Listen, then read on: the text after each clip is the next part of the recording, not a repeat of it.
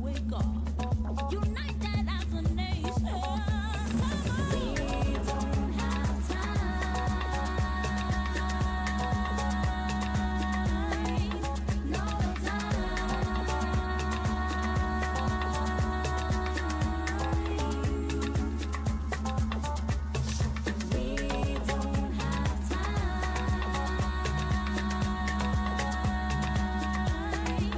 No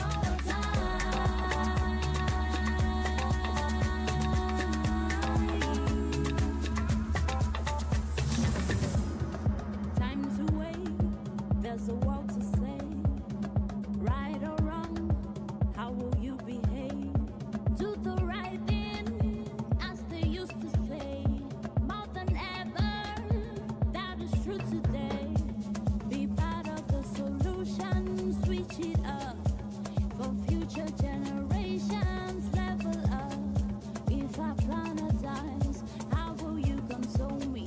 We don't have time to ignore the signs. We don't have time. No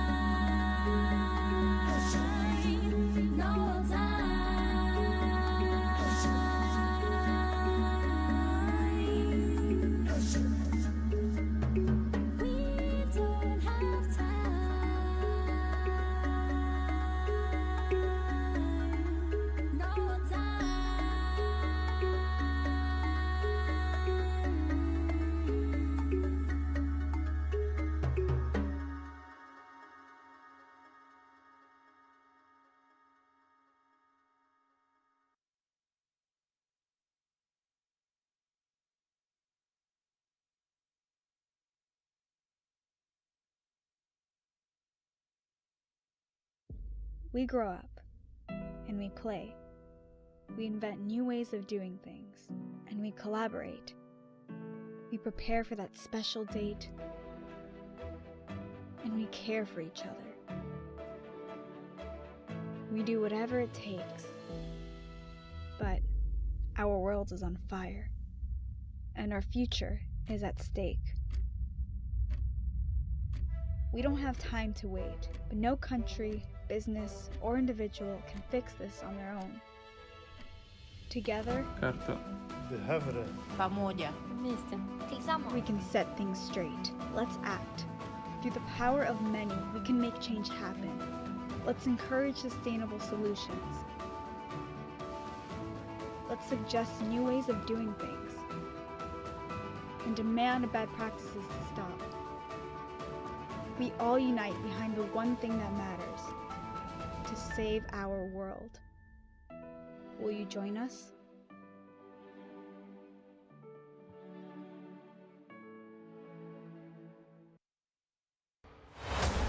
We are in a climate emergency, and we are very far from where we need to be. Welcome to the second Exponential Climate Action Summit. This decade of us all. The outcomes for humanity could actually spell disaster. There are no jobs on a dead planet. And that's why waiting is not an option. We're not recovering in a green way as we had hoped last Earth Day. Poor communities are the one really facing the biggest burden of climate effects. World Bank estimates that every year we need $4 trillion of capital in emerging and developing economies to pay for the mitigation and adaptation needs. Personally, I don't believe the fossil fuel industry should continue to be allowed to operate the way it's been operating for the last several decades. The vast majority of green products on the market today create new profits for investment firms that do absolutely nothing to fight climate change.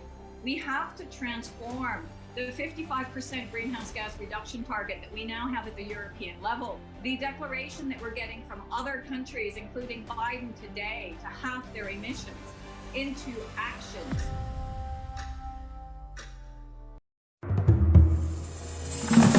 Climate action from business, we need strong climate action from finance.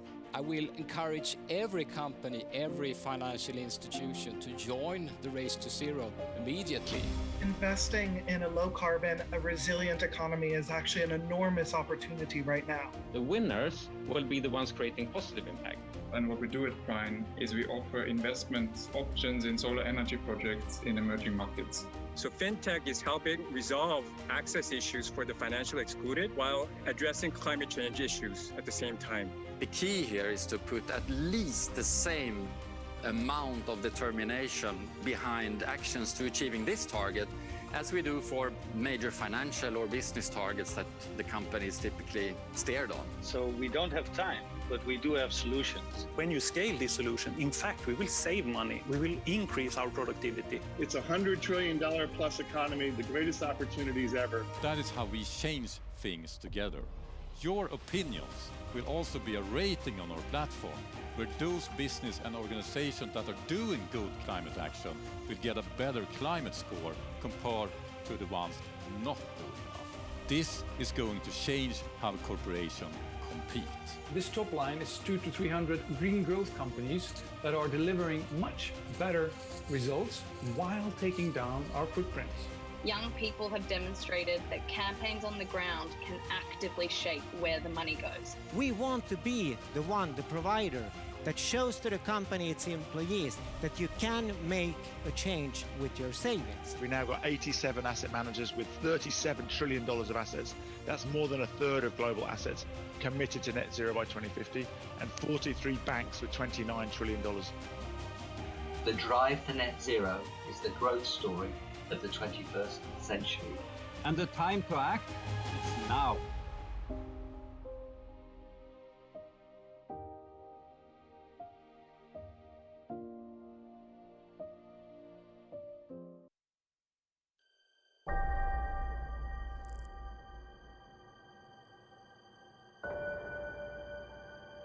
And about 73% globally of all used clothing is being incinerated or landfilled today. Our food systems are failing massively, both people and planet.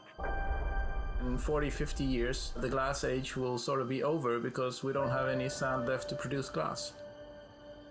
So ultimately, over 90% of all that hard-won stuff we use slips through our fingers and ends up as waste. Welcome to the third Exponential Climate Action Summit broadcast. All together, we have an amazing opportunity to create a sustainable future by transitioning to a society based on circular principles. We use 95% less water than traditional farming. Reusing products has given us a revenue growth of, on average, 20% per year. So we decided to design for circularity and eliminate the concept of waste. We want to create a climate neutral car by 2030. It's removing 1.54 kilos of carbon per bottle. You have to understand the life cycle impact to know if it's better to use and reuse or if it's better to recycle and use the material another time. The problem, though, is that the nitrogen that we produce are we not allowed to use today. Because today's legislation, if you're going to use something, it depends on origin and not the quality. And if it has been waste, it is banned. What governments should do is to ban like landfill possibilities. Today, reused materials very often are more expensive than virgin materials. Cars have now absorbed almost all the space in cities, all the rights of way, all the parking space. We can't wait for 2025, 2030. We need to change now. Digitalization is one of the great opportunities to actually transform the world as we know it right now. We need to have a behavioral change and mindset, not only in the companies, but also in the consumers and in the governments. What if we could change the system together? We believe by rewarding climate solutions and warning all the polluters, we will make it profitable to save our planet and super expensive to destroy it. The circular economy is gaining traction around the world.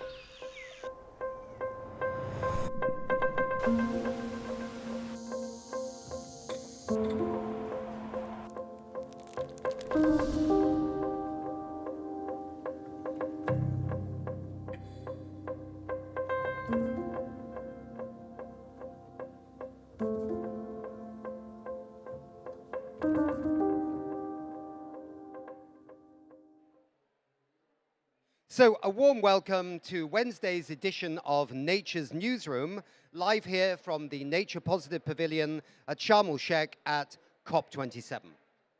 While most people took the plane to COP27, or if they were very lucky and they were based in a desert region, they may have taken a camel, who knows.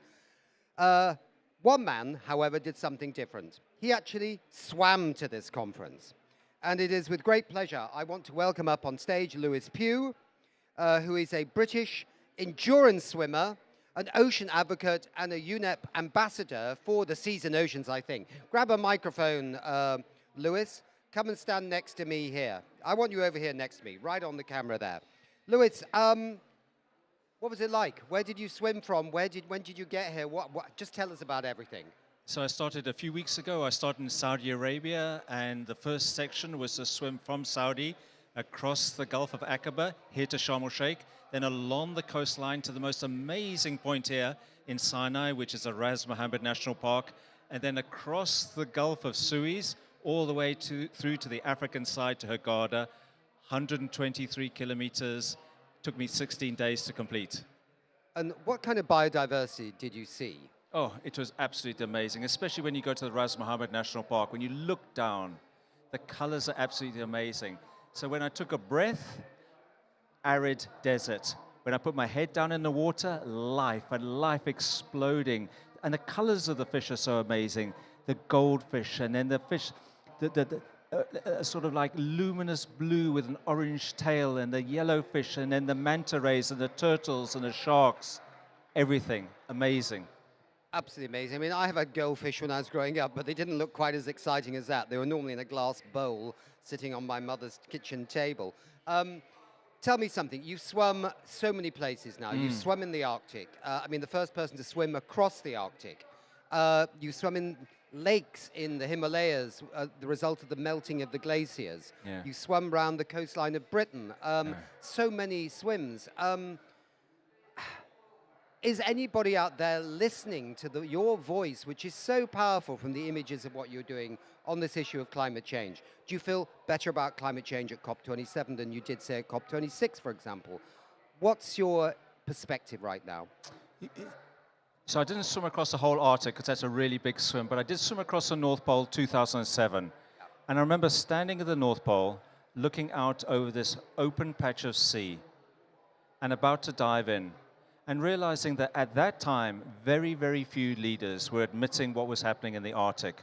I see the Arctic and I see coral reefs as the two ground zeros of the climate crisis, ice and coral, because the ice is melting and coral, the waters around coral reefs are warming. And so what I'm trying to do is I'm trying to take people to the scene of the crime to show them what's happening.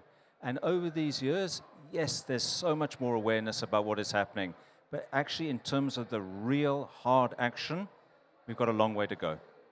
Do you know, funnily enough, and it feels a bit odd right now, but I'm actually quite optimistic that we can do it, right? We got a new campaign called We Can Do It, by the way, which isn't just a push, a promo for that. But I just was hearing, you know, the size of some of the wind investments and the renewable investments going on right now is absolutely massive. From the UK, a big one coming in China. There was a super report out from somebody called the Exponential Roadmap, Johan Rockström, the scientist, and Conservation International, talking about how much nature-based solutions could contribute to actually halving emissions very quickly by 2030. And suddenly I thought, hold on a second here. It's not all doom and gloom. Actually, we can really do something right now. And so I'm a bit more optimistic, not about the negotiations, but about people like you, people like the nature groups that are here right now. I think there's a lot going on with business too. Yes, you're absolutely right, but the science is very, very stark. And the science is that if we heat the planet by 1.5 degrees, then we will lose 70% of the world's coral. If we heat the planet by 2 degrees, we lose 99% of the world's coral. And currently we're on track for 2.8 degrees. And so my message to world leaders is we've got to get these investments moving fast now, because every single fraction of a degree matters. That's a very good point. And we also don't want what we heard the other day, which was some governments actually thinking maybe we just forget the 1.5. And I don't know what's going on there, but I've got a little bit of concern that there might be our old friends, the fossil fuel industry, trying to whip up a little bit of uncertainty in the system right now. But let's hope that by the end of this week, 1.5 is still well preserved, that we know that is the limit, not just the target, but the limit that we can take on this planet. Yeah. I mean, last year I was in Greenland and I swam across the face of the Ilulissat Glacier. That's moving at a speed of 40 meters per day in summer. So when we start shooting, and this is at 1.2 degrees of warming, if we shoot past 1.5, we're in a very, very different world. Yep. And we've got to avoid that at all costs. So, Lewis, we've got 2 more minutes before I have to say arrivederci until next time. So what are you going to be doing over the next few days that you're here?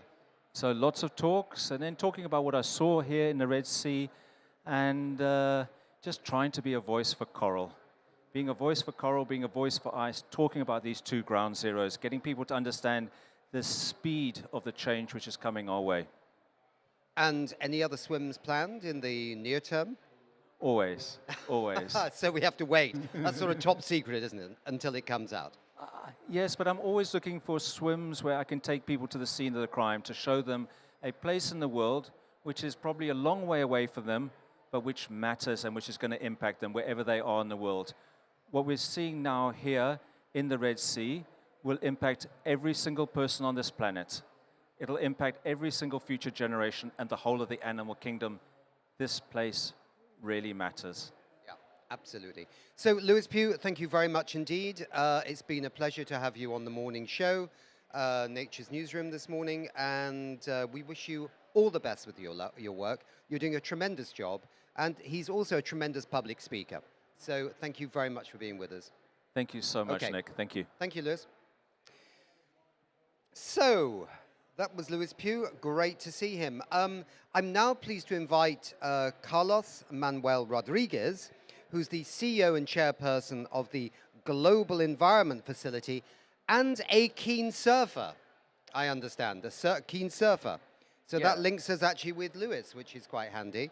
How long have you been surfing, Carlos? Well, let's just ask you that question. I've been surfing for 45 close. years. 45 years? Yeah. And where's your favorite spot? So, let me tell you something. Surfing is not a sport, it's a lifestyle. It's very different to what we think about surfing. So I'm a surfer and then many other different things. Okay. All right, I'm going to have to look into this. My favorite place, well, probably my country, Costa Rica, but definitely by far the best waves are located in Indonesia. Many different islands, Bali, Sumbawa, Sumatra, Mentawai. I mean, you name it. Indonesia is unique because of they're looking towards the Indian Ocean, and they got beautiful, beautiful reefs that makes the waves really special. Right, okay. Well, I've been to Costa Rica, I've been to Indonesia, but I also found out the other day that the home country of We Don't Have Time TV has the most number of islands in the world. But I think they're about this big, Sweden. But it's just one of those strange facts. Carlos, 3 days left in negotiations. 3 days left on the negotiations, if they don't go on over the weekend. How well has nature become integrated in these discussions? Very much. First, let me say that for the first time, we are not negotiating in a climate COP. We are assessing progress in terms of implementing what we already negotiated a few years ago, which is the very famous, well-known Paris Agreement. So finally, we are in a implementation mood. And this is the most relevant, important thing in this COP, being able to really understand how do we implement our commitment to curb down emissions. This is the greatest opportunity to hear from countries on how do we find ways, cost-effective ways, by which we can, on one side, curb down emissions, but on the other side, do those very strategic investments to become much more resilient to the impact of climate change, because climate change is coming, it's coming strong, it's going to be here for the long run. Very good point. I was just mentioning, I think, just earlier that there is this tremendous, if you haven't seen it, I would highly recommend you see it, report by the Exponential Roadmap out of Stockholm, and that's involved with Johan Rockström, you know, the scientist at the Potsdam Institute now in Berlin, and Conservation International, on just how amazing nature-based solutions and regenerative agriculture combined could be in helping us get to our 2030 targets, because there's no new technology. Yes. It can happen very quickly if we switch. So it is a very optimistic story if we can actually get ourselves moving on it. Definitely. I remember a couple of years ago talking with my kids, my young kids, in between 15 and 25, and they were telling me, Dad, don't worry so much about climate change. You know why? Because a scientist will design a machine that will offset all those carbon emissions up in the atmosphere, and we will be safe. And I told my kids, you're wrong. That technology is already there, and the name of that technology is nature. We need to use nature to mitigate and adapt ourselves to climate change. So it's the best technology, has proven to be effective through billions of years, and it is cost effective. So I'm super delighted that nature is very much embedded in the Climate Convention. And probably people don't remember, 15 years ago, forest was not even considered part of the climate solution. Now we're not just talking about forests, we're talking about restoration, we're talking about biodiversity, because biodiversity loss and climate change are two sides of the same coin. No. It was always, everything was always parked in little bunkers, wasn't it? So we had climate change over here, we had biodiversity over with the Convention on Biological Diversity, we had chemicals somewhere else. Bringing them all together has always been a dream, and it seems like it's starting to happen, which is a very positive thing. You provide finance for biodiversity projects. Just briefly illuminate, how does that finance flow into biodiversity? Well, the Global Environment Facility has been working for the last 30 years with around 165 developing countries in helping and supporting them implement their international environmental commitments. And one key element where the GEF has been instrumental is in protecting biodiversity.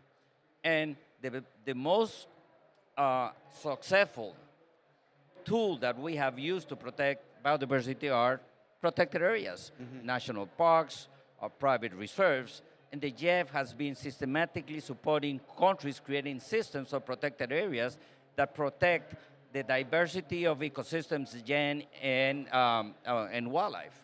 The GEF has the fingerprints all over the place in terms of protected areas. Now, protected areas by themselves will not be enough to protect a global representation of biodiversity. So we need to go beyond protected areas, helping countries creating the systems of biological corridors. We need to engage with private owners of the land so we can increase biomass, so we can connect protected areas at the landscape level. And this is what we do around the world. I grew up working on conservation. Unfortunately, my kids will work in the future in restoration because of the damage we have done to the planet.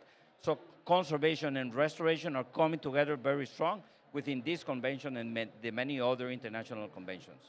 So it strikes me, because we're going to have to wrap up a little bit here, kind of run out of time, but because the conversation is interesting, and we're not going to go back to surfing, but I did want to ask you, I get the perspective that the GEF and a few others have been holding the thin line of keeping things moving for many, many years, keeping things together against some very high odds, right? Impacts coming from all around.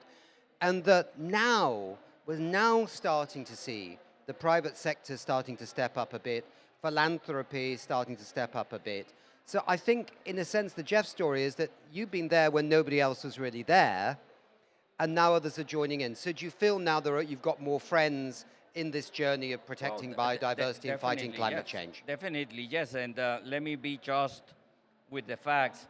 The philanthropic community has been there before anybody else is doing the conservation effort. The NGOs and some of the for-profit organizations that create philanthropic organizations that has been supporting nature conservation.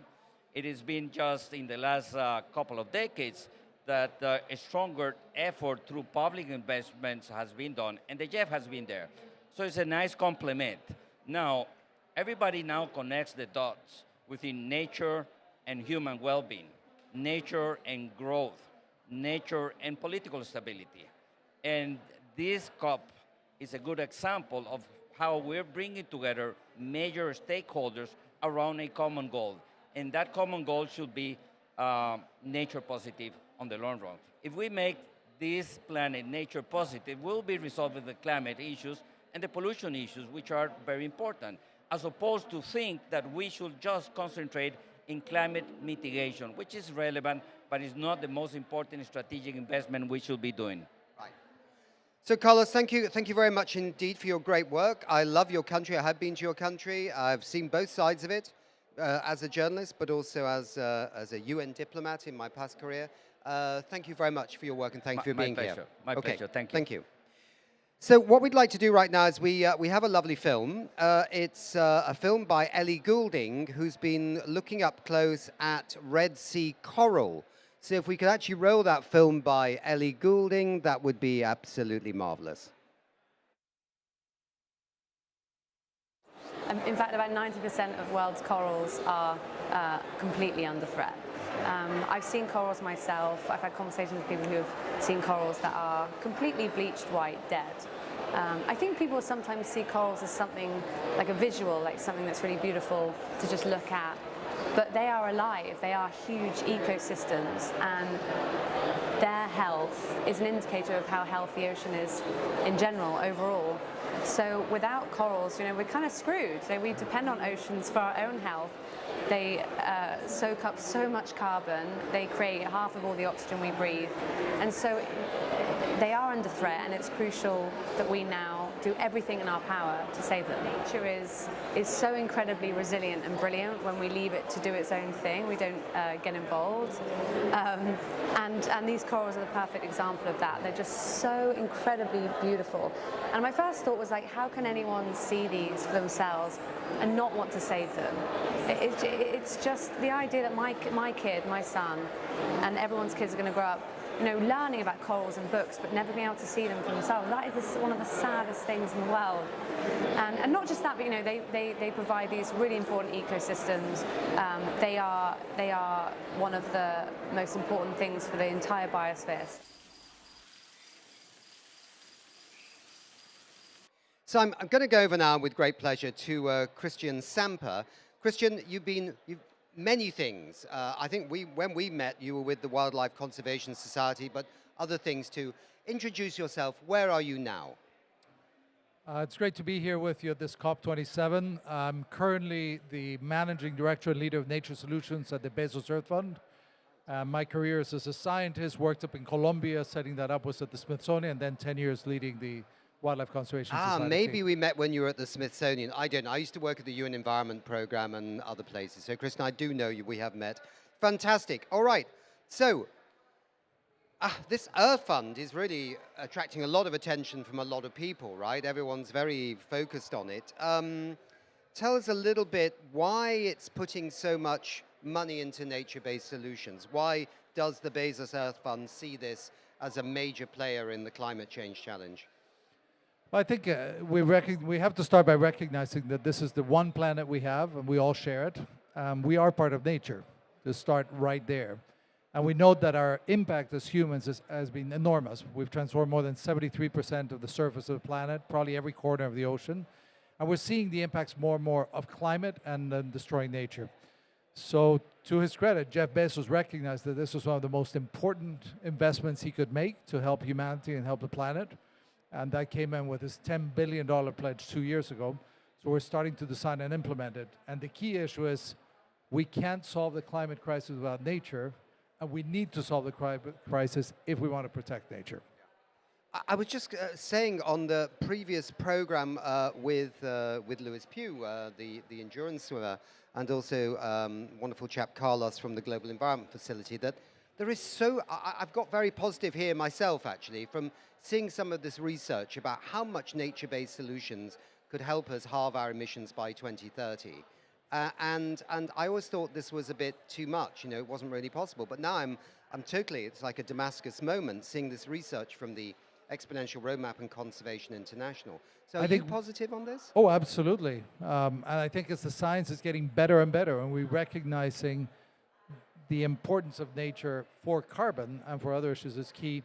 But I actually want to move beyond. I think we need to move beyond the word nature-based solutions. We need to come to nature-positive solutions. Solutions that are not only striving to a carbon-neutral future, but a carbon-neutral and a nature-positive solution. In 2030 and 2050, we need a planet that is greener, that is better for people and for biodiversity. Yeah, nature-based solution sounds a little bit mechanical, doesn't it? You think there's some technology there, it seems a bit clunky, yeah. Is the Bezos Earth Fund just investing in land, or are you also looking at oceans as well? No, we're looking at the whole planet. And as a matter of fact, we're sort of looking at several issues. I'd summarize what we're doing right now on the nature side in 3 key words: protect, restore, transform. We need to protect the key places that we have. We need to restore the areas that we have lost, and we need to transform the way we live. And that includes, in particular, changing our food systems and changing our energy systems.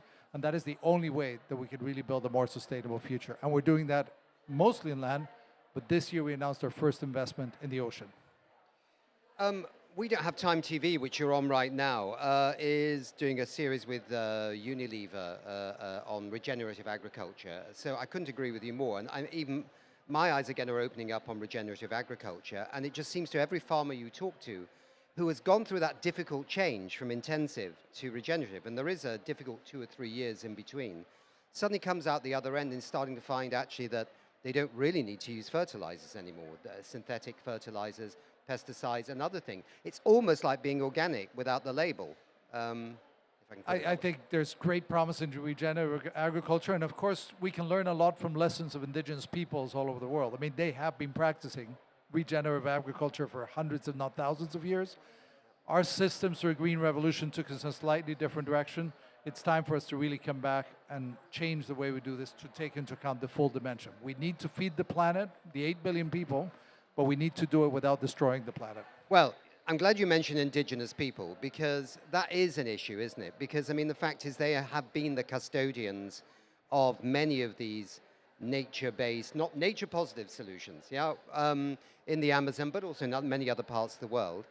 But because they're not sort of like, they fall outside the national government systems sometimes, so they don't benefit from the investments that might be coming. How are you going to target them down to the indigenous people if you're going in that direction? So let me just start by saying that I was very happy to see at COP26 in Glasgow and hear the voices of the indigenous peoples telling their story and the importance.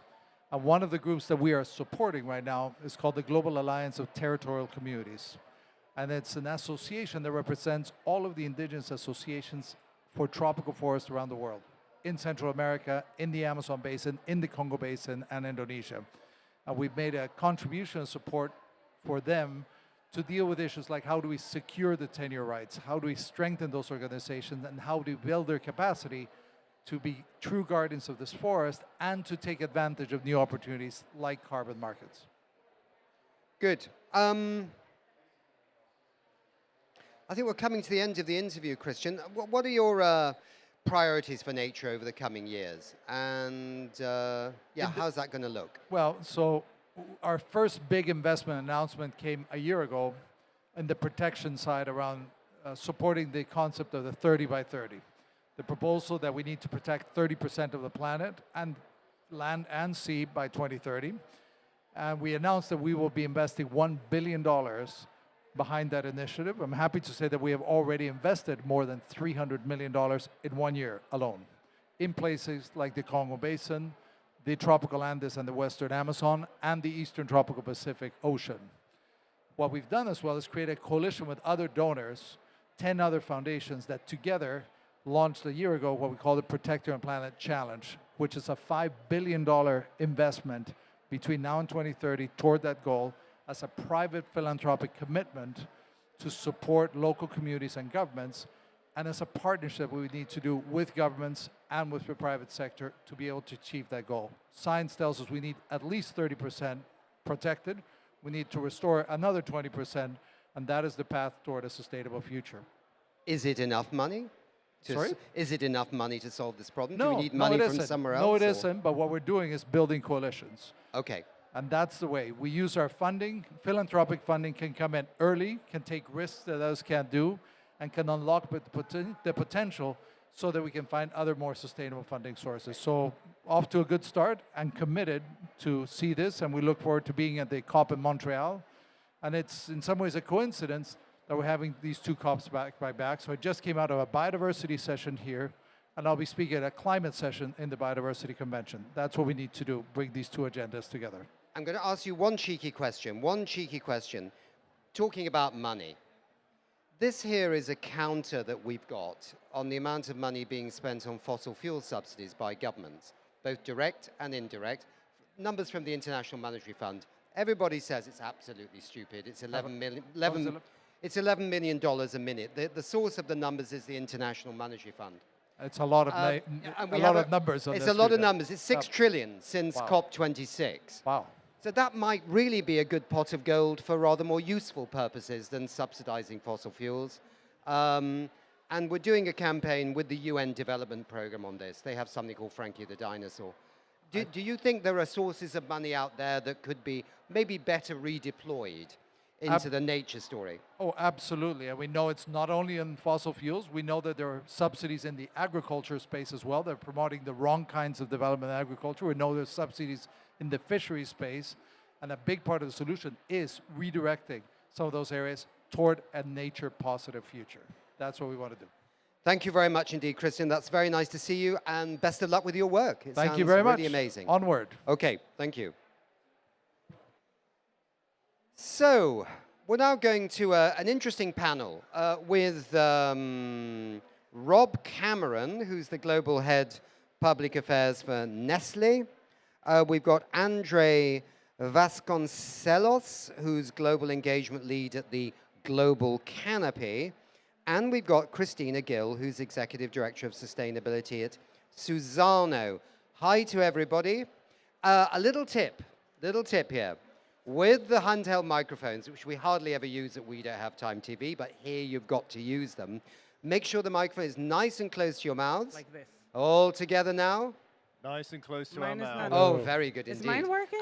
And, and the reason is because the room's very noisy. But you need to know the actual broadcast going out is very clear and good. So that's the main thing. All right, now we've got that little bit of admin sorted out. I'm going to ask Andre to speak first because Andre's going to tell us about a survey that they did, I think on behalf of the UN Champions Office or whatever. You can tell us more. Exactly. On companies doing well or not doing well on deforestation commitments. Over to you, Andre. Thanks, Nick. I mean, what I bring here is not really positive news. So we did this analysis by the UN climate change champions. And what we found is we drew on Global Canopy's Forest 500 data.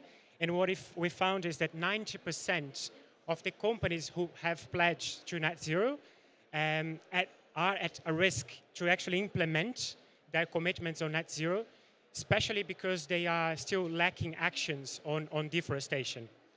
I mean, on the positive side, though, there are a few number of companies that are really delivering good progress and are really taking actions to decouple their supply chains from deforestation. And I'm super happy to be with two of them here. So that's great. Before we get to these two heroes of the deforestation or fighting deforestation story, let me ask, did you get any clues as to why? Because companies have been promising to do things on deforestation almost as long as I've been alive, right? At so many summits in the past 20-odd years, Rio Plus 20 and COP this and COP that. Why are they not stepping up? Is it because they were waiting for the Science-Based Targets Initiative to put that in, deforestation and stuff like that in their targets? I mean, was there some reason?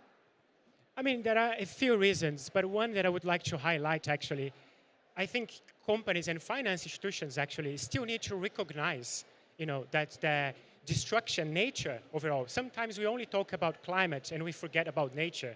And I mean, it's clear that there is no way to achieve net zero without ending deforestation.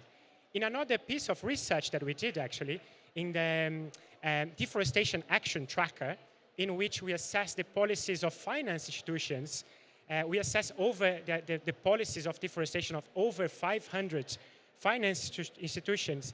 And what we saw is that over 80% of the finance institutions, even though they have net zero commitments, they still don't recognize deforestation as a business risk. So, which makes us to think to what extent they are really committed to net zero. Right. So, one company or companies that do recognize there is a risk to their business model from deforestation are certainly the food companies. So I'm going to go to Nestle first here. Rob, you're Global Head of Public Affairs. Are you A, astonished at the findings, but B, quite pleased that you're not on the wrong side of history? Well, thank you very much indeed. And we welcomed the report. Sadly, I'm not astonished by the findings, but I am extremely disappointed because when it came down to it, Nestle was one of only a handful, I think 9 companies that had made serious progress on addressing deforestation. And many companies had made a commitment as long as 10 years ago, as we did, in fact. Now, we've made huge progress on deforestation. We started 10 years ago. We've made the focus on 5 key commodities where the risk is at its greatest. What we found, interestingly, instead of getting to the 100% by 2020, which was what we originally committed to, one of the things we found that was interesting was that the last bit to close the gap really was where we were sourcing where there were a lot of smallholders. And we need to put people at the center of this whole debate. So we slowed it down just a little bit to make sure that we weren't disadvantaging people in our value chain, smallholders in our value chain. So that's got us to a point now where we're very, very close to 100% now on those 5 key commodities. And we know, since we made that commitment, we also know that forests are absolutely essential to us achieving our net zero targets. We're not going to get there unless not only are we ending deforestation, but also we're doing something positive about forests and restoring degraded land. That's going to be an essential component moving forward.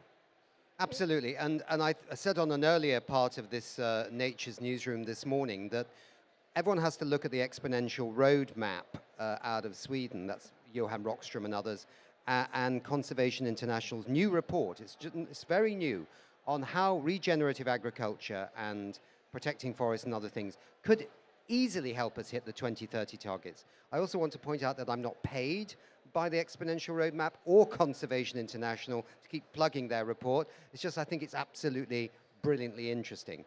All right. Thank you very much indeed, Rob. I'm going to go over now to Christina Gill, who's Executive Director of Sustainability at Suzano. I don't know Suzano. I'm very sorry about that. So if you could say, who is Suzano, what is Suzano, and why you're on the positive side of this report survey. So you know Nestlé better than Suzano? Is that what I'm understanding? Sorry, yeah, I was raised on some chocolate that they produced when a little kid, So Suzano is a Brazil-based company. It produces 11 million tons of pulp per year. We also produce paper. We reach 2 billion people with the final products. And think of pulp as toilet paper, paper towels, printing and writing paper, packaging. It's very essential to our daily lives. Suzano owns 2.3 million hectares of land. Of those, 40%, almost 1 million hectares, are native habitats under conservation. So you must be absolutely thrilled that President Lula's back, because I tell you, the reason why it's so noisy in this room here is the Brazilian Climate Action Hub is just around the corner. So every time they start up, they're all whooping and cheering, and he's actually coming tomorrow, and we're hoping to interview President Lula. So you're based in Brazil. Are there other companies in Brazil that you feel are starting to step up a little bit on this issue? I think there must have been. Do you think it's just starting, in a sense, for the world to understand we need to act much faster and much further? Good question, and Andre is Brazilian, I'm not, he might know better, but I've seen the Brazilian forestry sector in general behave quite well. Yeah. Most of us, or all of us, have certification of our forestry practices. I think the landscape in Brazil has also helped a lot. It's a very biodiverse country, water-rich, and at the same time, Brazil has some of the most stringent laws for nature protection. So if you abide to the law, you're already doing a much better job than maybe if you operated in any other country. Suzano goes further. We go further than just abiding by the law. For instance, we monitor biodiversity in our land. We have committed to establish 500,000 hectares of biodiversity corridors in 3 biomes. We have also committed to uplift 200,000 people out of poverty. And we do this very much in harmony with nature. For instance, we have 60,000 hectares of regenerative agriculture with the communities we work with. We've also trained communities and helped develop infrastructure and so forth for beekeeping and honey production, sustainable extractivism, and so forth. So I do believe Brazil is a country that enables, harmonious businesses with nature. Let me ask you, Rob, a question. You may not have the answer to this, which is absolutely fine, but I mentioned earlier, and I hope it's not offensive or anything like that, because I know you have shared the stage together before. We're running a little bit of a series with Unilever, just trying to focus on regenerative agriculture.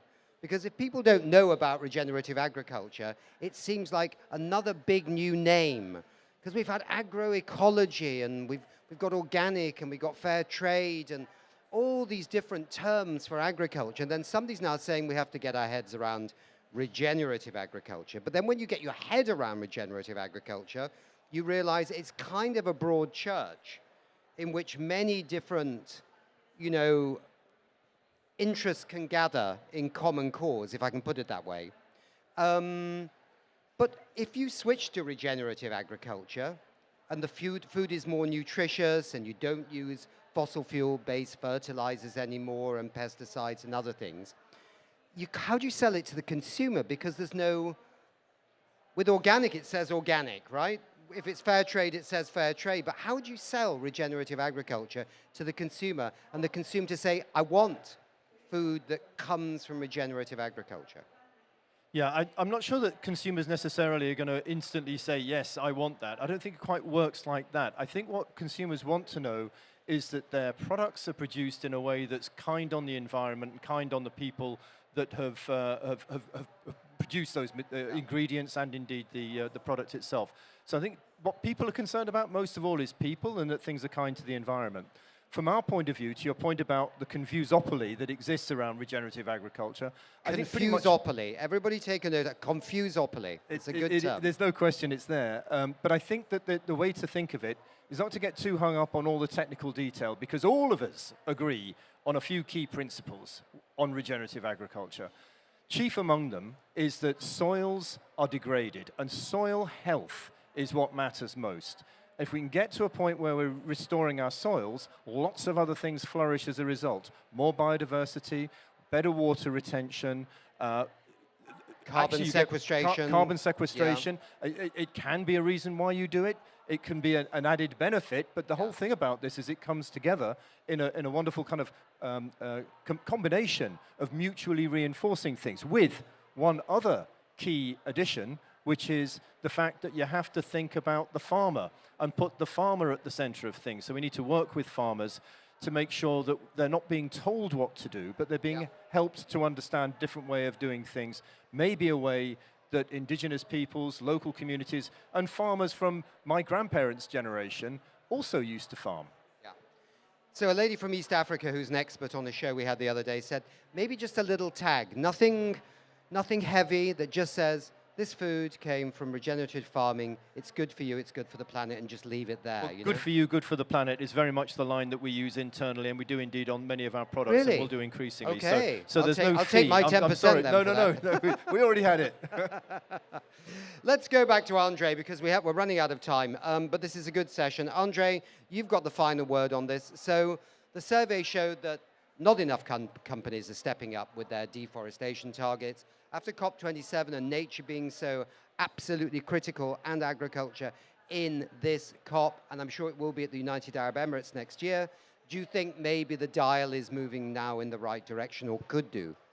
I mean, look, we are in the COP27, which means it's the 27th time. I covered the first COP for the Times newspaper with Angela Merkel as environment minister. Wow, that's amazing. But anyways, so I think there is progress happening, but as we saw, in these new insights, we still have a lot to do. So companies, finance institutions need to go further, need to go faster, not just to incorporate regenerative agriculture into their supply chains, but actually eliminate deforestation, protecting what we have left. Instead of turning carbon sinks, our forests, which are carbon sinks, into carbon sources. So we really need to protect what we have left. So companies really need to go quicker, faster, to eliminate deforestation from their supply chains. Okay, Rob's going to make sure you don't get the last word, because I can see the microphone slipping I have towards to say, his one lips. of the things that business is often accused of is not delivering on its promises, which is exactly what your report was about. And today, thinking about the Forest Positive agenda, in Australia, we've made an announcement today that we will be planting 10 million trees on a sprint with Canopy in Australia, Greening Australia, and 1 tree planted. 10 million trees by 2025. That's the equivalent of 25,000 cars off the road. It's going to be super quick to get it done, but that's what we're aiming to achieve. Okay, maybe we give the last word to the lady, actually. So, you got any plans for the next 12 months, 2 years? What are you going to do? Many plans, and I think a key message for the audience today is there is no bioeconomy without bioconsumers. I think the end consumer can help us all do a better job as businesses, and just to provide some information, just like Nestlé, Suzano made an announcement this week of a new company that we're partnering in with 5 other companies called Biomas, where we aim to restore 2 million hectares and protect 2 million hectares of ecosystems in Brazil, of threatened ecosystems in Brazil, the Amazon and other ecosystems. Congratulations. Thank you very much indeed, everybody. I have to say au revoir, arrivederci, and shukran.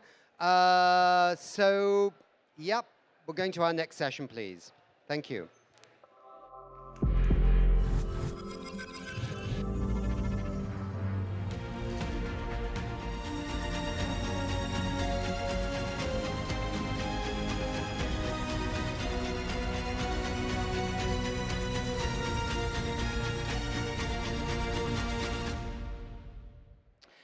So we're going to go to our next session here on this wonderful segment of Nature's Newsroom, here from the Nature Positive Pavilion at COP27 in Sharm El-Sheikh.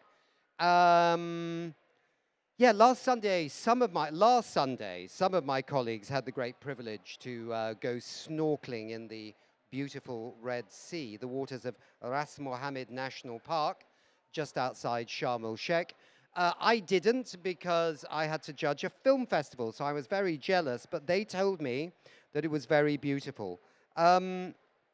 We know that this beauty is not guaranteed in places like the waters off this wonderful country because we have to think about something called the dangers of the deep. And I've got some very distinguished guests to talk about this. I think we're going to be looking a little bit at what we call deep sea mining. And this is a threat, I think, that's been around for a while, but is starting to become more intense in terms of a real risk assessment. I've got Sean Owen, who's director of the Deep Sea Conservation Coalition. That's you, is it? Okay. And I've got Lisa Levine, who's distinguished professor of biological oceanography and marine ecology at the Scripps Institution of Oceanography in the United States. That's over there. And I've got Daniel Batra, founder and leader of the Sustainable Ocean Alliance Hub in Peru, and co-founder of the Taking Care of the Ocean Collective. And this is going to be a tough one, sir. We're going to have a go. It's Tolesa Lu. Just use Cedric. Oh, wow, okay. Cedric, I can do. Schuster, Minister of Natural Resources and Environment at Samoa. Fantastic, we've got them all here.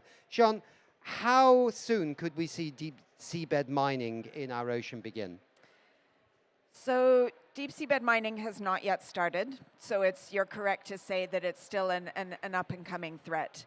It could, it's being negotiated at the International Seabed Authority, and if movements to call for a moratorium on seabed mining are not successful, it could happen as soon as 2023, 2024. What are they after? What are they after from under the seabed? What do people want from there? So the four main minerals that people are looking at the moment are cobalt, copper, manganese, and nickel, which are all important metals at the moment, given our current state of technology, important metals for renewable energy, for battery storage, for electric vehicles, for our tablets, and our connectivity and mobility needs at this point in time. Okay. Maybe we'll come back on this and ask ourselves whether there's a lot of cobalt and copper above ground now in rubbish tips all around the world that means that we don't have to go digging it out of the seabed, but that's another matter. We'll pause that thought. Last thing is main actors. Who wants to do this? Who wants to do this drilling? So the main authority that is responsible for regulating the deep seabed on behalf of humankind is the International Seabed Authority, which was set up about 30 years ago under the UN Convention on the Law of the Sea. So they're based in Kingston, Jamaica, and they are mandated both to regulate the resources of the deep seabed and to protect the environment on behalf of humankind. Well, who are the main governments in this? So there are 168 member states. So it's hard to point the finger right now. It is hard to point fingers. There are 31 exploration contacts that have been granted. So there is a handful of countries and a handful of companies as well associated with those contracts. Lisa, over to you. How important is the deep sea from a climate perspective? Why should we be concerned about people digging down there? Well, the deep sea plays really critical roles in keeping our planet healthy. It basically is absorbing heat out of the atmosphere and carbon, and all of it ends up at the bottom in the deep ocean. And the biology, the life, what we call the biodiversity, there is really critical in bringing that carbon from the surface down into the deep water. The deep sea regenerates all the organic matter into the nutrients that allow phytoplankton to grow and pull carbon out. So it's one big functional system that we rely on. So Daniel, by the way, the noise that you're hearing over here, you just need to know that the quality of the microphone and the cameras going out is very good. But the sound here is a bit challenging because we've got Brazil next door and they're very happy about having President Lula. So just don't worry about it. Daniel, you were just in Jamaica at the International Seabed Authority Council. Apparently, there is some talk about deep seabed mining happening as soon as June 2023. You hear at COP27 about the climate. Yeah, what is the disconnect here? And how do youth perceive this between climate action and then some people wanting to go down and start drilling in the seabed? So we as youth, we have a big role in the ISA. First, thanks to the SEC that we are able to be present, that we were able to have a youth representation at the ISA. And it's very important because being youth, it's more than being an age limit. It's an essence, it's a way of behaving, it's a vision. And in the ISA currently, what we're trying to see is make incidents in our region. For example, currently in the ISA, the countries leading are Chile and Costa Rica, are leading the precautionary pause narrative, which means we cannot start in June of 2023. We cannot have the regulations done by then, and if they are done, we cannot have the activities starting in June of 2023. So we as youth, we have been moving the narrative, talking to different countries. For example, Ecuador in my region was not present during the ISA meeting, and immediately we were like, why are you not here? Why is Ruben, why are you not here? And they're like, my ambassador didn't send me, but can you send him an email and tell him that we need to be there present the next time? Paraguay was not there also. Uruguay was not there also. And I'm a representative for Latin America as a youth. So I think regionally, we have a very strategic place in the ISA, also helping create pressure from the outside. One of the things we saw as youth is that there's not mobilization. The Jamaican youth in there have the most important meetings currently going on in their country. And they're not aware of what's going on, of what negotiations are going on over there. So we think it's very important for us youth to push the narrative in Jamaica, create a mobilization, and that's why we also had Khadija Stewart, who's a representative of SOA in the Caribbean, and why we also had Anne, who's a representative from France. So we have a very strategic position in there as youth that we have to be also moving and talking to delegations and speaking on behalf. Thank you. Minister Schuster from Samoa. So obviously this is an issue that's kind of coming up on the radar of challenges. Obviously some people see it as an opportunity. The question is it? And if it's not, and it's actually a genuine threat here, how do you mobilize other countries behind it? I presume that Samoa is part of the Alliance of Small Island Developing States. For example, that's one forum. What are you doing, sir? Thank you. Yep, it's okay. Hi, sorry. Keep it nice and close to the mouth and yeah, use okay. the power of your voice. Okay. Well, we've just, as you say, it's a new issue that's starting to come up amongst the many issues that we are fighting for in the Pacific, especially with climate change. So for us, anything that is going to look like it's going to create more impact on the survivability of our countries, we need to look at, and needing to have good science for us to determine if this is a good thing is what we're trying, why we're after the moratorium at least, and to stop seabed mining at this stage, trying to build up the capacity and constituents of the Pacific Island countries, because we as Alliance, as you mentioned, a Alliance of Small Island States, we will be impacted. We do have a lot at stake. We're big ocean states, although we're small islands, but we have we have about 30% of the global ocean. So our voice would be very important in trying to control or limit this issue of seabed mining, because the benefits can be great as well. Yeah, I mean, on one side, you know, many countries like Samoa, like Palau and many of the Pacific small islands and in the Indian Ocean and in the Caribbean are trying to protect their oceans for fishery reasons, which is going to be of great value as the years go by, but also for nature-based tourism and many, many other things. And deep seabed mining runs the risk of it being highly polluting, or at least the danger that there could be some problem down there and you end up polluting all the water. So it's probably in the interest of the small islands not to give this the go-ahead, yeah? Yes, it is, because we don't know the science of it. No. We don't know what the impacts. We also don't know what we have down there. The biodiversity. We need to understand the ecosystem, the interdependency that is at the deep sea and how it relates to our nearshore, our pelagic, and the impacts it will have on our islands. So for us to understand and know what's down in the deep sea, to know in terms of how it affects the biodiversity and globally, we can't be on the forefront or supporting seabed mining at this stage. So we're running out of time, but it's a really interesting topic. Two overarching questions. So normally there are governments behind things, but normally there's always some industry or companies that see an economic benefit from doing something. And deep sea mining would seem to me to require the skills of a certain sector of companies, probably quite well known to us, who have the capability to deliver on something deep in the water, and that would be the oil and gas industry.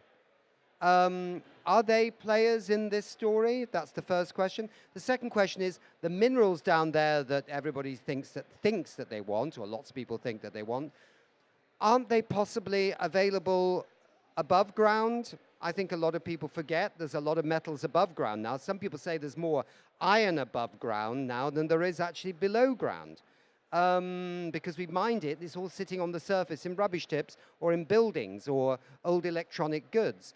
So do we really need those metals from under the earth? Okay, that's the first question, and then we'll ask about the companies involved in the deep sea drilling. Okay, let me just speak to whether we need the metals. Basically, battery technology is evolving, and many companies have already committed to not using deep sea metals. Yep. And so there's lithium phosphate and other battery forms that aren't going to require cobalt and nickel and so on. So that's one thing. We do have land reserves to see us through the next 10 years as we transition. And we have new methods of recycling and recovering these metals from what we already have on land. So my feeling is that we don't actually need the metals out of the deep ocean. Thank you. And yes, Sean. Just to pick up on that, Tesla, now more than half of Tesla's vehicles don't use copper or cobalt or nickel at all. See. And BYD, another massive EV manufacturer, is also fully on lithium iron phosphate batteries. So Lisa's absolutely right. Yeah. On the question of what companies are interested in this, it's really fascinating because none of the big mining companies, the big terrestrial mining companies that we all know and love, none of them are involved in deep sea mining. So the speculators that are looking at getting into deep sea mining is a different group of companies altogether. Last week here, Andrew Forrest, who represents the Minderoo Foundation, a huge mining magnate from Australia, made a strong call for a moratorium on deep seabed mining. So the miners, the land-based miners themselves, are not looking at this as an opportunity, as far as we've seen. Okay. I just noticed now, actually, we have the pleasure and the privilege of 3 more minutes. So that's incredible. So let's maybe just have the last words, really, from the youth and the Minister. Minister, how are you feeling about COP27 generally, now that we're here? Do you think things are moving in the right direction? What are your thoughts? I'd like to say at the end of this, it will be a successful one. But so far, we're optimistic, but it's moving very slow. We've come here from the Pacific with the intention of holding on to the 1.5, to getting loss and damage activity sorted out. Those aren't moving as well as we'd like to see. So we really would like to in a sense of your question, whether it's going well. Exactly. Now, this 1.5 discussion is absolutely absurd. I mean, as a lot of businesses have said, it's a limit, not a target. That we can't go beyond 1.5. The only other thing I would say, Minister, is that everyone worries about the money, but here is a counter that we've had since COP26 in Glasgow that shows how much the world has been spending on fossil fuel subsidies since the last UN climate conference. These numbers are from the International Monetary Fund, so they're not our numbers. I mean, they combine impacts of fossil fuels on the global economies and direct fossil fuel subsidies. So it's a bit of a complex calculation, but it's there. It's over $6 trillion now. So people need to fund loss and damage, need to stop supporting the oil and gas companies because they're not startups, right? They don't need subsidies to start up their new business. They're old companies, and that money could be deployed on loss and damage or something like that. We'd like to get some of that to support our adaptation and mitigation work in the region. Exactly, easily. So, I mean, it's about redistributing money. It's not about whether it's there or not. So, fingers crossed that 1.5 is not messed around with by the end of this COP. And then on the youth perspective, I mean, you're here talking about deep sea mining. This is a very important topic, but how are you feeling about COP27? Well, one of the things, this is my 5th COP, the 5th time that I've come as part of the Peruvian delegation. And one of the things that I'm seeing in each time is I think we're transitioning from a very broad view to a very social view, and we're isolating the social issue from the ecological component. And I think that makes me worry a lot on behalf of that. Because first of all, for example, I hear a lot benefits to humanity. And what we need to be talking about is benefits to all kinds, not to humankind, but to all kinds. And for example, in the ISA, it's the same thing. In the ISAs, we need to get the minerals for the benefits of humankind, for the benefits of humanity. And we don't know that, and we don't see that the deep sea is already benefiting us. It's already giving us services, but not only us. They're giving services to all living beings. So we're isolating the human component, and you're seeing the human economical benefits of the deep sea ecosystems. And I see the same thing happening at COP. We're isolating the ecological components to see just the human benefits when we're talking in many, for example, I'm from Peru, a developing country.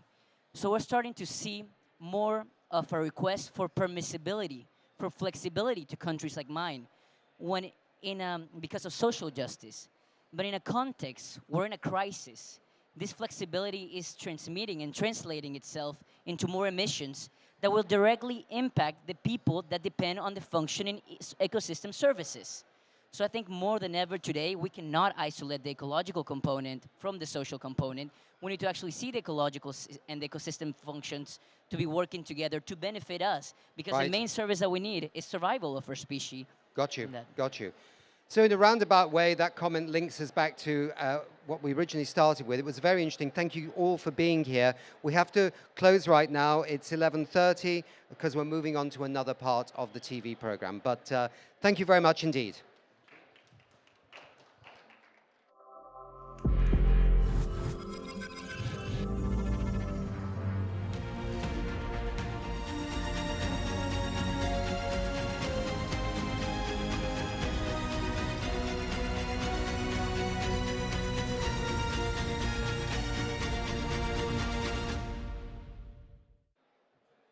Sorry, could everybody who wants to talk just please leave the room because the cameras are there.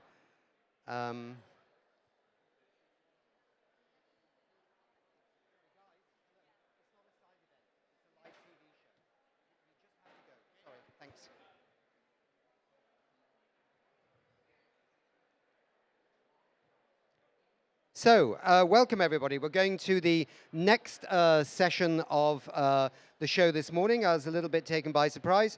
We're going to now welcome 3 incredible mayors who are all members of ICLEI. ICLEI is a global alliance of cities, sustainable cities from around the world. If I can ask the 3 mayors to take their place on stage. We are live, ladies. People are actually watching this from 160 countries right now, and an audience of about 4 to 5 million people. So that's why we all have to take our seats. Technicians, can you tell me if there are any bumpers here, or am I just doing this on my own? Okay, we're good to go. So we thought it was absolutely critical to have cities on our show at some moment. The big day on cities is tomorrow, where it's human settlements. But we were lucky to get three wonderful mayors, three wonderful female mayors on our stage here for 30 minutes. And they are all members of ICLEI, as I just mentioned. ICLEI is a global network of cities all around the world. It's been going for many years right now. Maybe I can ask you all a little question about ICLEI at some moment here. But I want to thank them for their work to get these three amazing mayors on board. So welcome, mayors. Hello. Can you basically, I mean, one by one, briefly describe how are you as cities trying to set targets and meet targets in respect to climate action? Maybe if I could go with you first, and you could say who you are and where you're from. Sure. My name is Libby Schaff. I'm the mayor of Oakland, California in the United States. Oakland has long been a climate champion. We have city-specific goals for carbon neutrality by the year 2045. Also, 5 years ago, we switched from a corporate utility to a community-owned utility. And that utility is on track to have 100% clean renewable energy by 2030. So 5 years before the United States goal. We're doing a million things to try and reach those targets. So I'll just give one example. Okay. We switched, to a zero waste contract every week. I take the rotted food in my little stinky pail and I put it in a green bin that's picked up right at my curbside at my house. But this last year, we started to work to divert food waste, not just to composting, but to address hunger in our city. We now have 180 partners, every single grocery store, all of our hotels, our convention centers, even small corner markets that regularly contact us when they have food that could be wasted. And then we deliver that food to organizations that bring it to the community.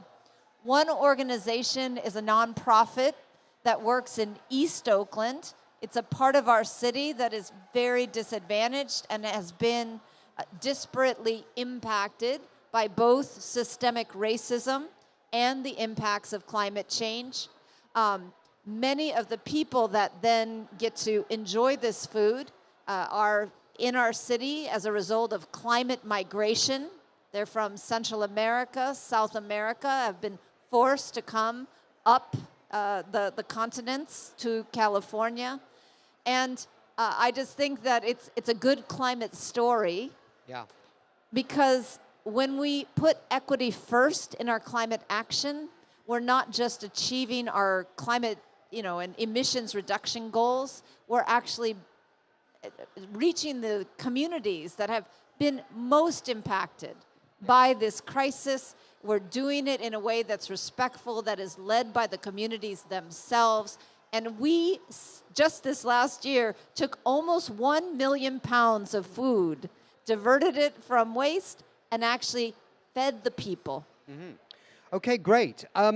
I just want to say to our wonderful guests, by the way, the quality of the sound in our studio here is a bit challenging, but the actual quality going out is very high. So if you put the microphone very close to your mouth, then it actually broadcasts very nicely. And the noise that's coming from the other side, of course, is Brazil, the Brazilian pavilion. They're very excited about President Lula and really show it. So don't worry about that. You just carry on with what you're saying. I think I'm pretty sure here I've got Chilando Chitangala, who's the mayor of Lusaka in Zambia. Mayor, what are you doing in terms of trying to achieve, do you have a climate target? Are you working towards a climate target? Give us some idea of some of the things you're doing to achieve what you want. Okay, thank you very much. I'm Chilando Chitangala from Lusaka, Zambia, in the southern parts of Africa. And my city has about 3.5 million people with a lot of urbanization happening. So we have, well, it's growing at 5% per annum, but also 70% of the city is peri-urban.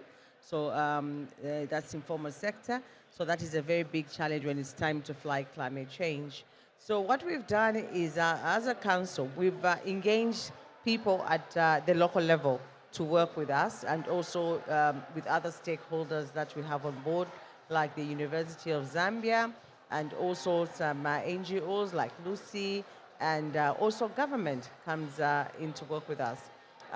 We found that it's important to do a lot of sensitization with the people at the ground level to prepare them and just sensitize them on how important it is to fight climate change together. Having 70% of the informal sector means that we suffer from bad drainages in the city, and so most of the city doesn't have good drainages. But we were lucky that 2018, somewhere there, 2015, 2018, we had the American government built a very big drainage for us that goes across the city. So that has helped with a bit of flooding, but we need another drainage as big as the very one. But at the same time, because we have a very fast-growing cities and a lot of people coming to live in the city, we have a challenge of waste management. And the biggest challenge is most of the people don't manage their waste properly. So in that very new drainage, they'll dump waste because they don't want to pay for the waste. And the waste goes and blocks the drainages, and when we have heavy rains, we have flooding. So now what we have been doing is sensitization. So it's continuous sensitization, and that costs a lot of money for the council. This is where now we need our partners to come in and, help us. So we also have what we call Keep Lusaka Clean. This is a campaign that every last Saturday of the month, everybody must take part in the cleaning, because we think it's very important for the people that live in the city to own that campaign, because they need to learn how to manage waste. It hasn't been very successful because people start and then they fall off the bandwagon, which has been very, very sad. But as mayor, I try to take part by going to different communities, different wards. We have wards, 38 wards. So I try to go to different wards and just encourage the people to manage their waste and not throw the garbage in the drainages. Right. And apart from that, being a city and an economic hub, the neighboring districts have bring their food to sell to the biggest market in the city, which is, we call it Soweto Market, and it's the biggest market. So now also managing Soweto Market has been a challenge. We don't have a storage for our farmers now to store their food after a long day of sales when the food remains. So the food goes to waste. And then that is also another challenge that we have in the city. So we all have to come together and try and find a solution. So University of Zambia has been working with us to try and find a solution, but we would like to have a big storage, like a storage where our farmers that can't sell the food can store the food and continue selling than wasting the food. And then at the same time, we have what we call a junior council, where we deal now with the children.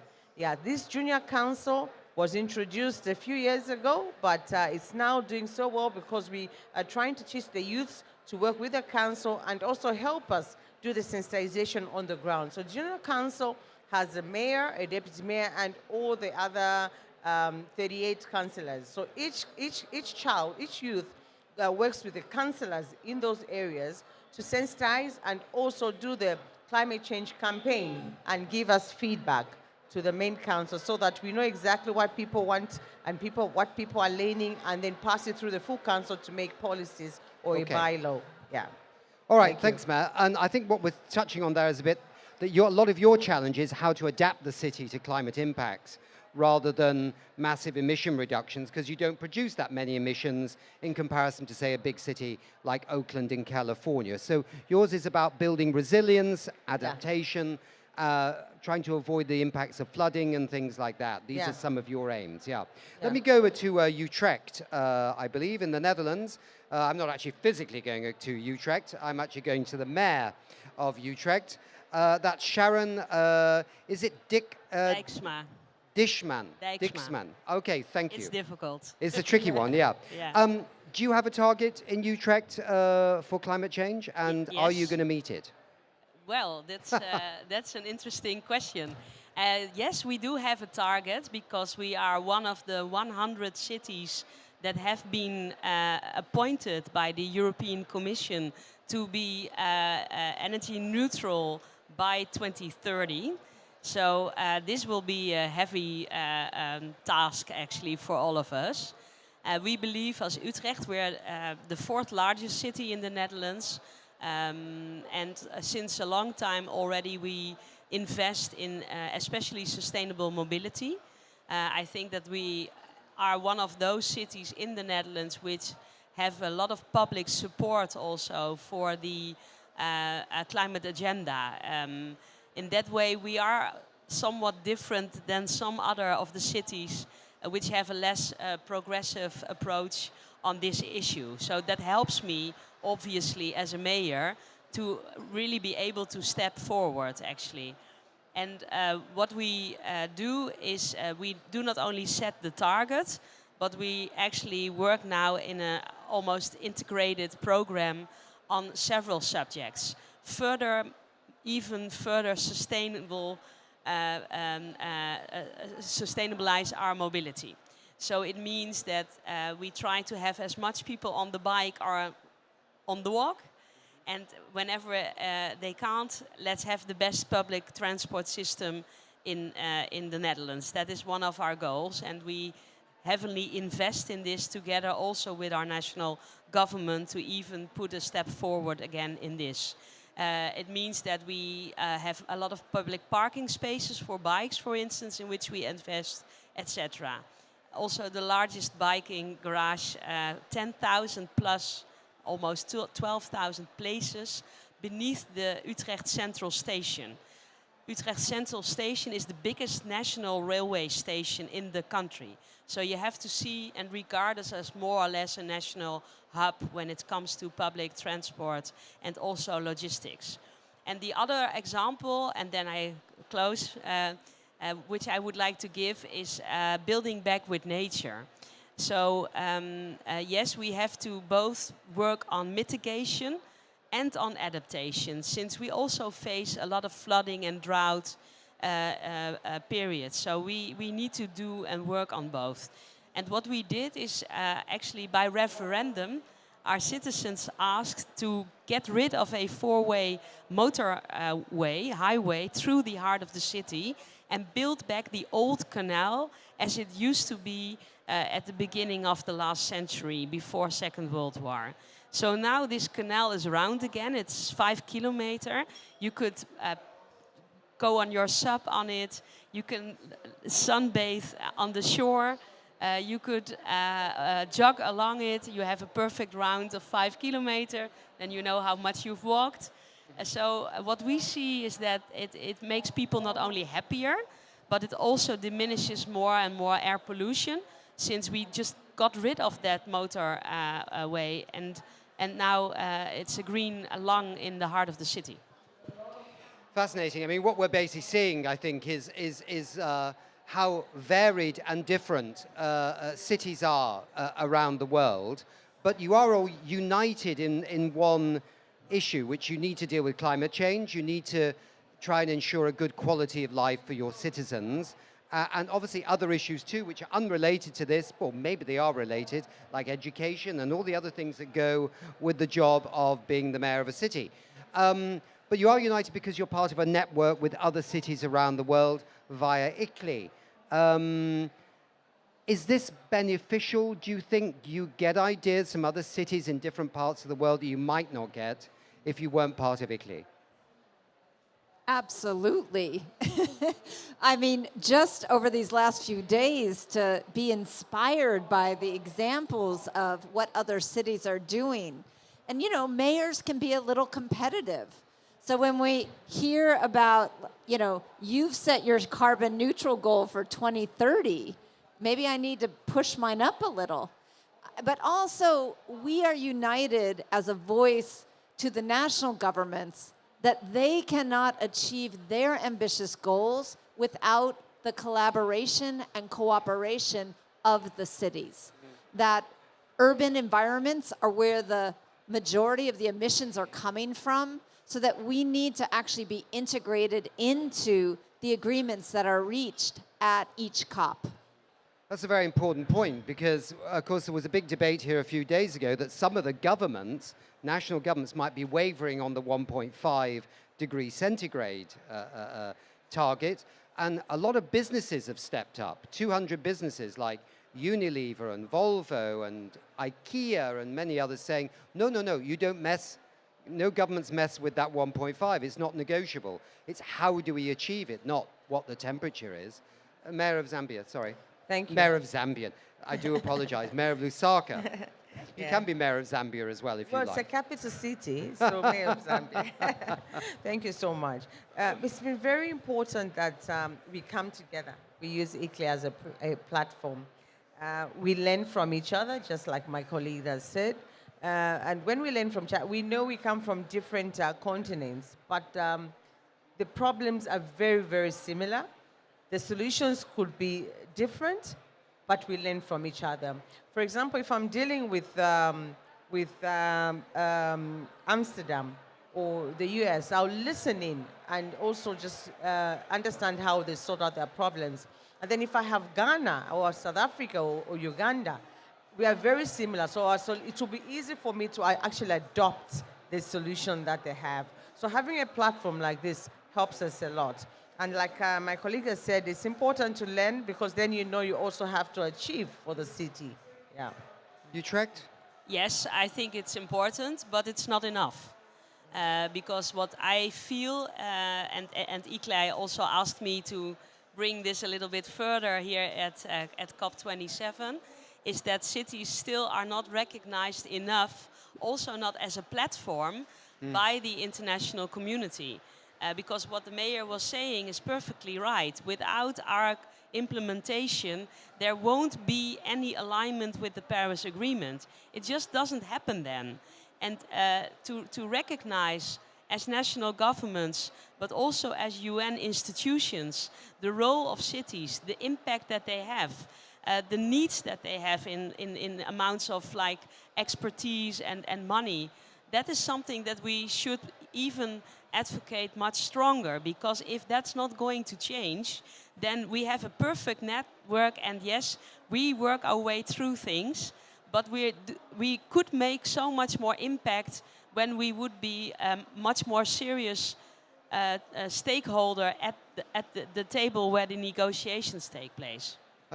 I totally agree. It's been a long-standing issue as well, a long-standing issue. I mean, yeah. I think it's got a little bit better with both business and cities in terms of supporting governments, but the governments don't seem to be giving back as much in terms of raising that relationship, in a sense. Yeah, but you need actually for this, I think, some real changes in the way that we work.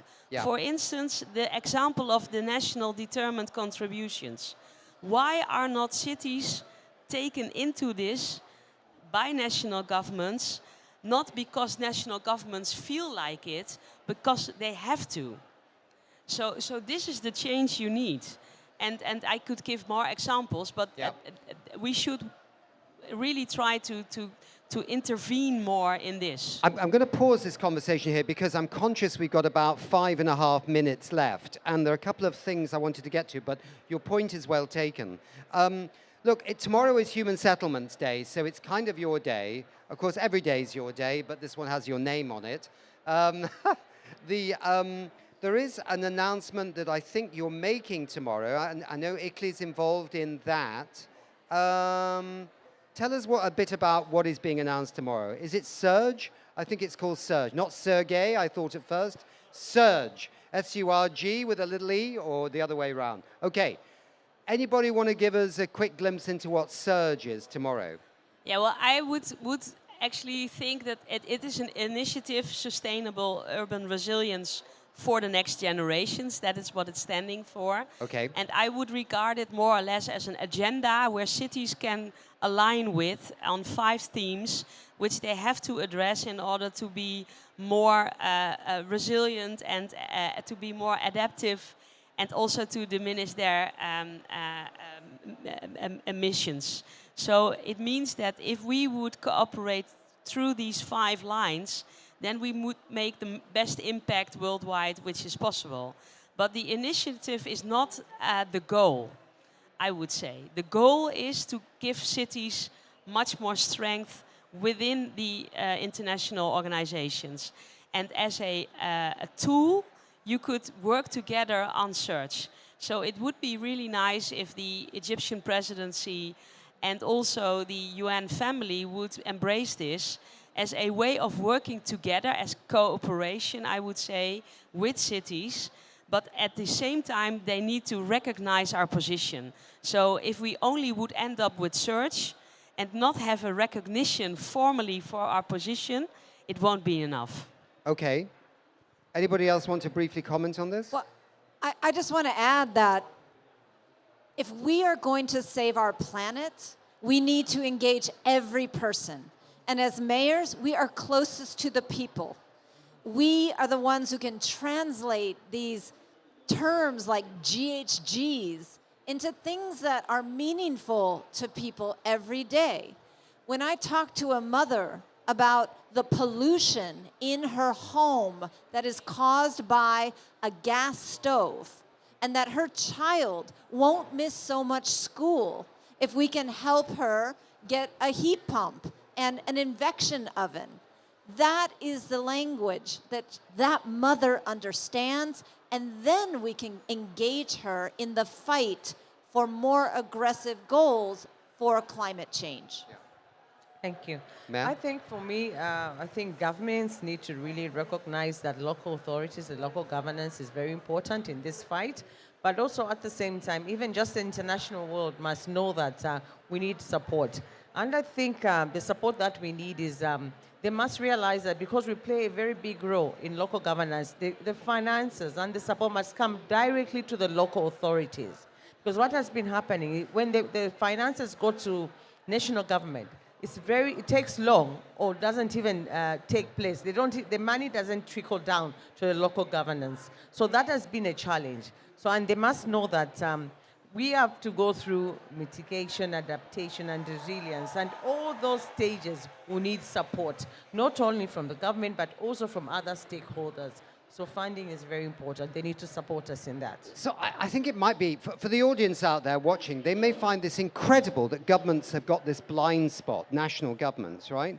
Because as you say, most people now are living in cities in the world. Let's not forget the rural areas, of course, or the countryside, as they call it in some countries like mine, Britain. But why do you think that the money coming in for climate action, for example, stops at the borders of the national government and is not trickling down to the urban environments as much as it should? Is it for political reasons?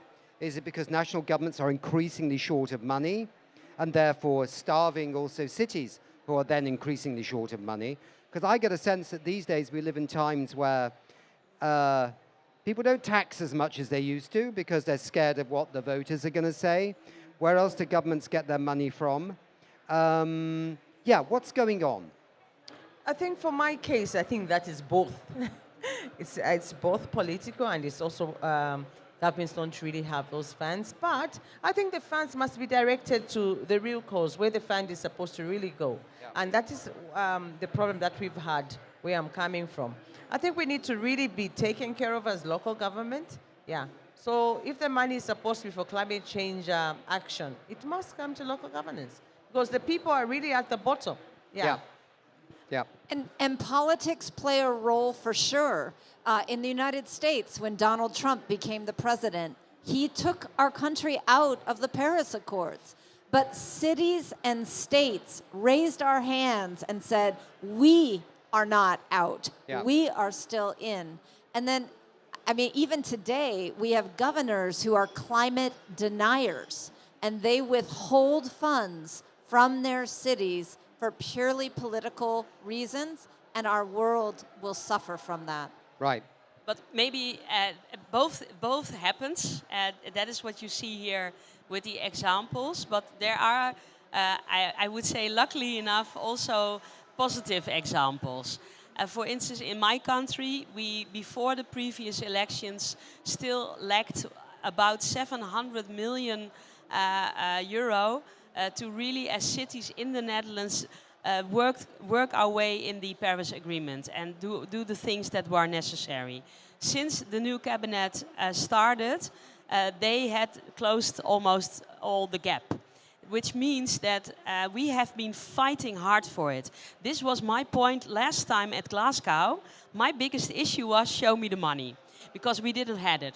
And now we succeeded. So you can see sometimes that if there is enough pressure on national governments, that you can really reach a change. So this is something I would also bring into the discussion, because if we put the pressure together, we're much stronger. And I would be remiss if I did not recognize the current national government in the United States that just got 3 major bills passed that will put more than $1 trillion with a T dollars. And many of those dollars are coming straight to cities with tremendous collaboration between the city, the state, especially states like California, where I am blessed to live, and the federal government. No, so this is thank absolutely, you, Joe Biden. That's absolutely brilliant. But we'd also like Joe Biden, but we'd also like Ursula van, whatever her name is, at the Commission, not to forget the developing countries as well. Because, I mean, you know, it's great that domestically things can be looking up, but in terms of Africa, we need overseas development aid, and it needs to flow at the appropriate level to countries and to cities so that you can get doing your work better in making your city more sustainable and contributing to the climate action around the world. Yes, I will actually say something. For example, if we're going to talk about deforestation in my country, if we have to move from that, because most of the people that are doing it, that's their livelihood. So what's the alternative? We need to save their lives. They need a livelihood. So what do? We need to plan for them. So they need to move from that to clean energy. So that needs money. It needs so money. Yes, those are some of Let the me just things. mention one pot of gold over here, which maybe if national governments would do something about it, helped by cities to persuade them to do it. This is now $6 trillion that has been spent by governments on propping up fossil fuel subsidies. These are numbers from the International Monetary Fund, not from us. So it's $11 million a minute. I mean, fossil fuel industry is hardly a startup, so it probably doesn't really need that much subsidy to get moving. Couldn't that be better deployed on saving our planet rather than killing it? Absolutely, but I think that you need not only cooperation with national governments, but also with the private sector, because a lot of those money is probably also private money, I suppose. Well, no, that's actually what governments give. Is this only give. government's yes, money? government. Okay. Both subsidizing the damage, but also directly subsidizing the consumer to have a lower oil price or gas price, or the fossil fuel industry to go exploring and, you know. No, I agree with you. I think that it is important to put pressure on governments, but you also need to do this then as a local government yourself.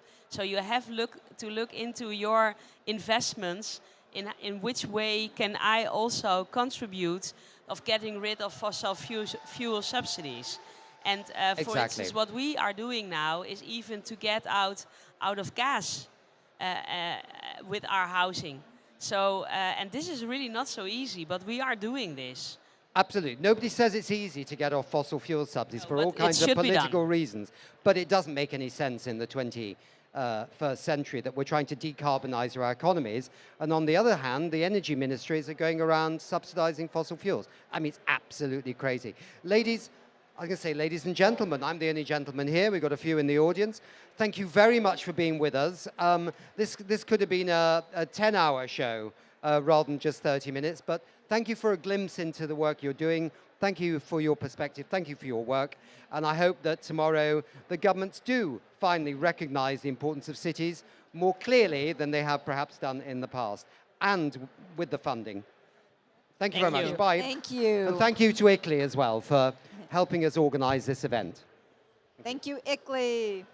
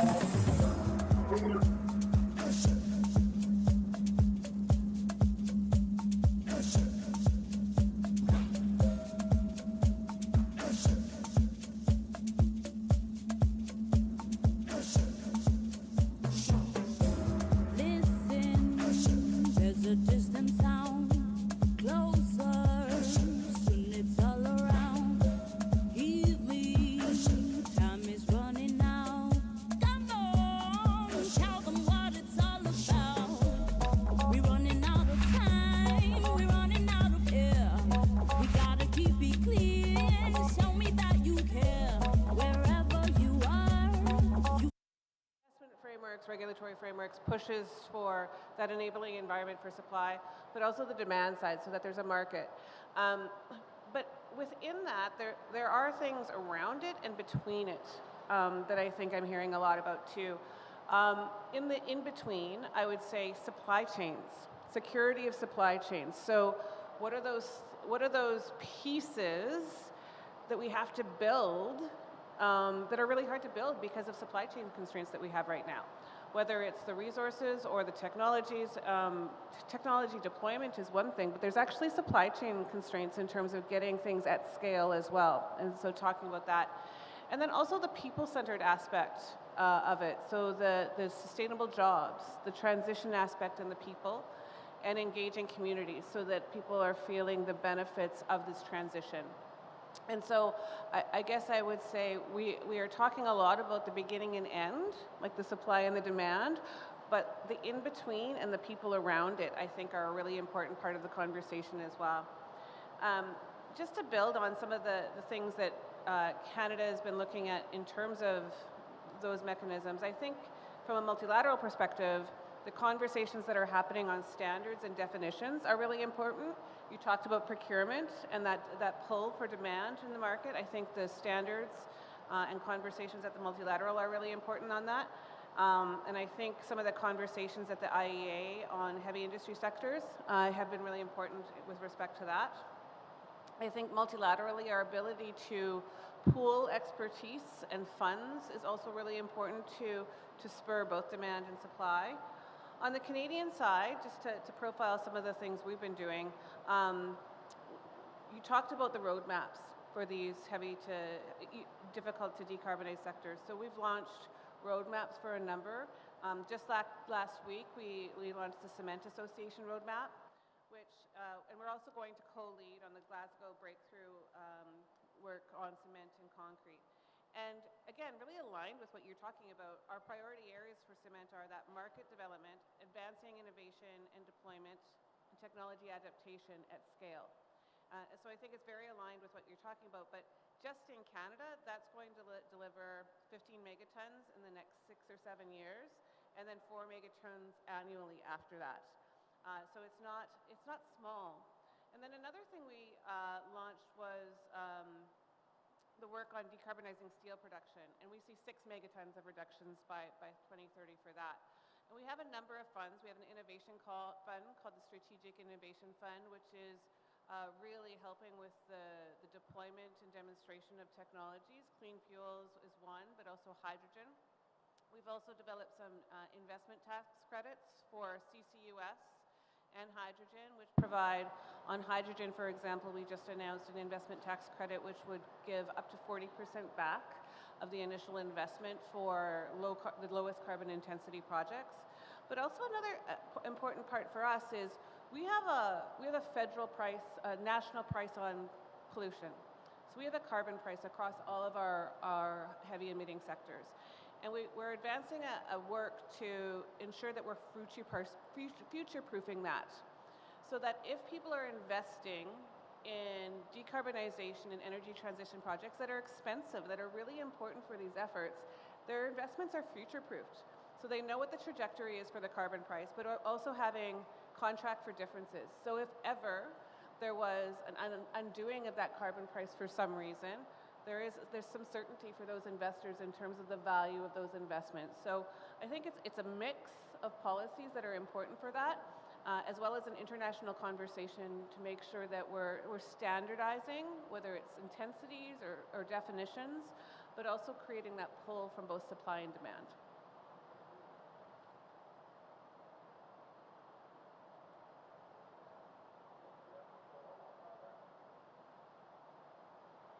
Thank you, Nancy. Thank you for inviting me. Actually, I would like to take the discussion into a more profound level. The fact is that ever since Paris Agreement urged the 1.5 degree challenge, we are regressing on it. So when we're talking about decarbonization, we have to admit that we are not there on a global level, and we need to address the foundations and the roots of it. The fact of the matter is, even in part of the globe where there are policies, where there are funds, where there are technology, they are the least progressing with regards to decarbonization, right? So it's not an emerging or least developed countries. It's a global issue. And I'm sharing with you this cartoon that I had yesterday on a panel, because we have to address the foundation. The foundation is that our accounting is very archaic. It's very much the remnant of the 20th century that did not account for externalities. The resources are not factored into our business model, and this is still the case. The other thing is education. Education still, I mean, if you have a sustainable development course, it's an add-on. It's not integrated into the curriculum. So the foundations of our system are still very much retro, the remains of the 20th century. That's why we'll never be there. This being said, so it's not policy. Believe me, it's not policy. From where I come in Egypt, we have witnessed real cases, on-ground cases, whereby once the externalities are internalized, the client is there and very much enthusiastic about decarbonization, and it has a win-win scenario for the bank. I mean, I can figure out or identify 3 corporates in Abu Qir for cement. They decarbonized, and it was a very profitable investment. And I think why? Because now the resources are starting to have cost. They did it because of the business case, not because of policy, neither because of regulations. And they achieved something like 17 million savings in 17 million tons in carbon emission savings. Another point is the cement, which is subsidiary of Suez Cement, subsidiary of Heidelberg. They did the same thing, and they invested $20 million for waste heat recovery. So I can mention several cases on our portfolio where the client started to figure out that it's much more cost efficient, and it would trickle down into his single bottom line if he decarbonizes. And this is the way to go. Decarbonization, or the business case, will take a policy, will take market dynamics, because even if the government doesn't move, there are other factors. I mean, now resources have a price, whether the governments admit it or not, whether policies are there or not. So, and sometimes it's the governance of the institution itself. For example, Commercial International Bank, we joined the Net Zero Banking Alliance as a founding signatory, although it was not mandated by the government. Actually, we were going somehow against the government because we have investors, we have a business case.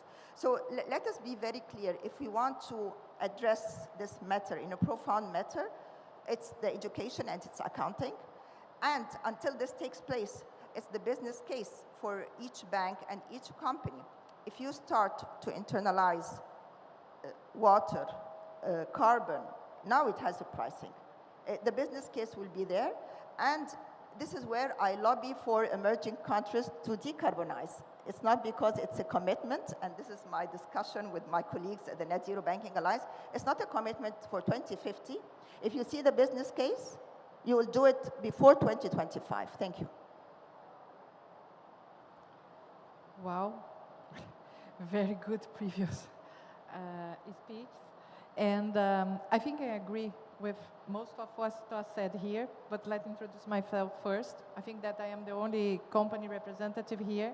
I work for Vale, one of the largest mining companies in the world. I am the head of sustainability. And well, we think we need all the hands on deck to make it happen. We need the policy framework, we need the value chain, we need the finance, how we are dealing with it.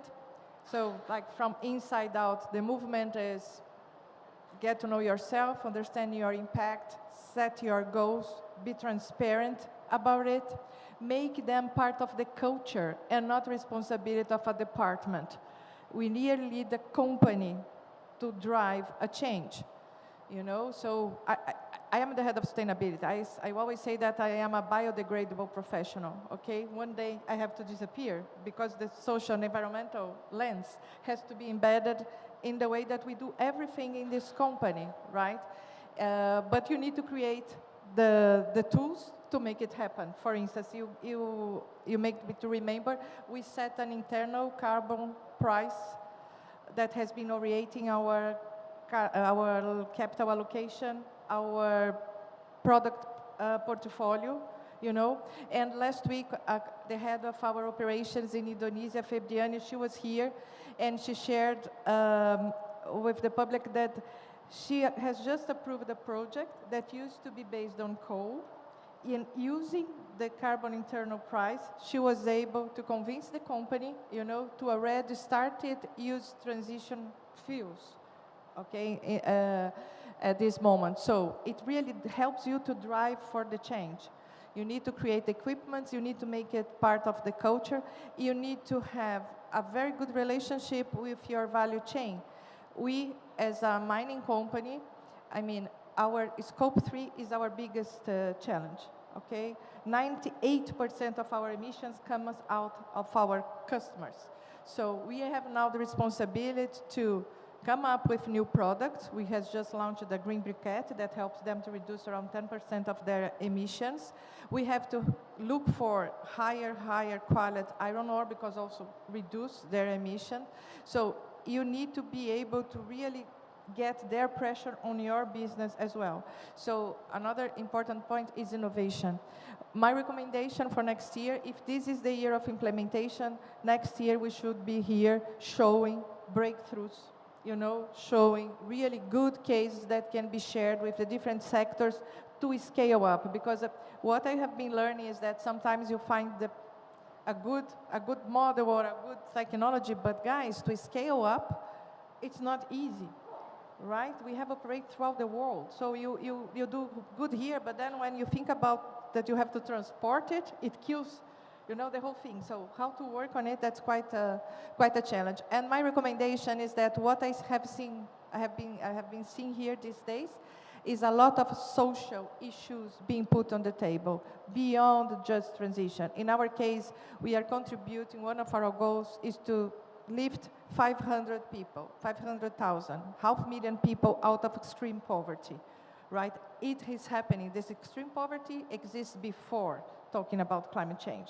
So it's about conveying agendas, it's going beyond the just transition. So I hope to see next year much more integration about the debate on climate and people.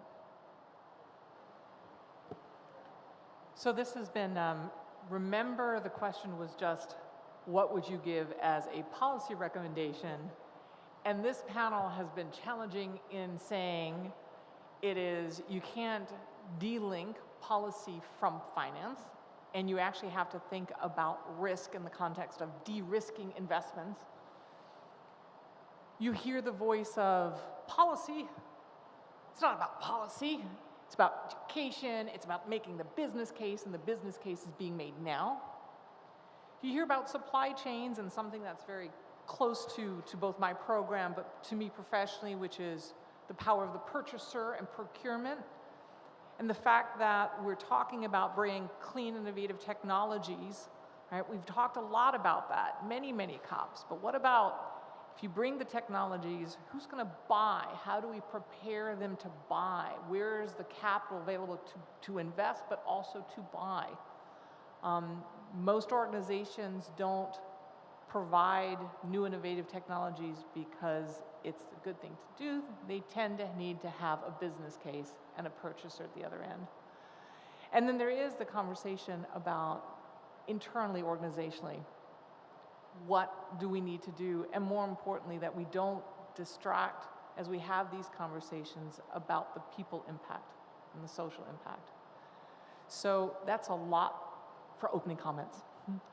But we are here at the closing days of the COP, right? And we've heard from our panelists here that this is an interplay between policy, private sector, financiers, insurers, and we're talking about not just actually emerging and developing economies, this is a global problem that we need to address.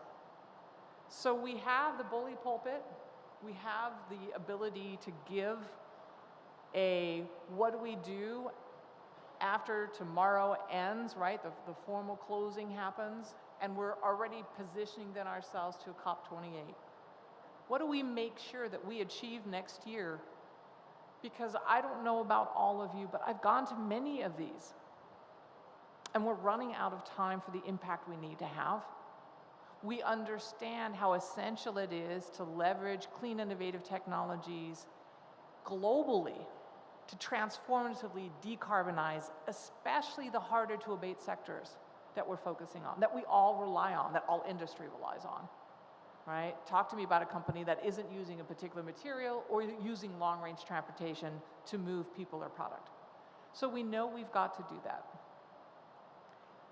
So let's imagine we have the final say. We can say, okay, this is what really needs to happen. Pretend that you have behind yourself all the governments. They're listening to you. Think that you have financial resources that you just need to direct. You have organizations, private industry, who's just waiting for you to say, this is what needs to happen, and they will make it happen. Wouldn't that be a perfect world? But let's just imagine that. So what is the guidance that we do? What's the practical thing for next year that if we don't get that done, let's not even consider a COP28? With that, who would like to start first? I will start. I will tell you, I don't need governments. I need decarbonization technology to be mainstreamed and democratized. That's it. If we have the decarbonization technology, as a bank, we'll be able to demonstrate the business case for our client, which is already taking place, and the transition is taking place. We have a vested interest to decarbonize our portfolio as risk management and as revenue generation. So it's decarbonization technology to be mainstreamed across the world as soon as possible. It's very elitist so far. May I complete? Next. Okay. Everything you said, plus people-centric, nature positive. So good, proven technologies, okay? Decarbonizing, people-centric, and nature positive.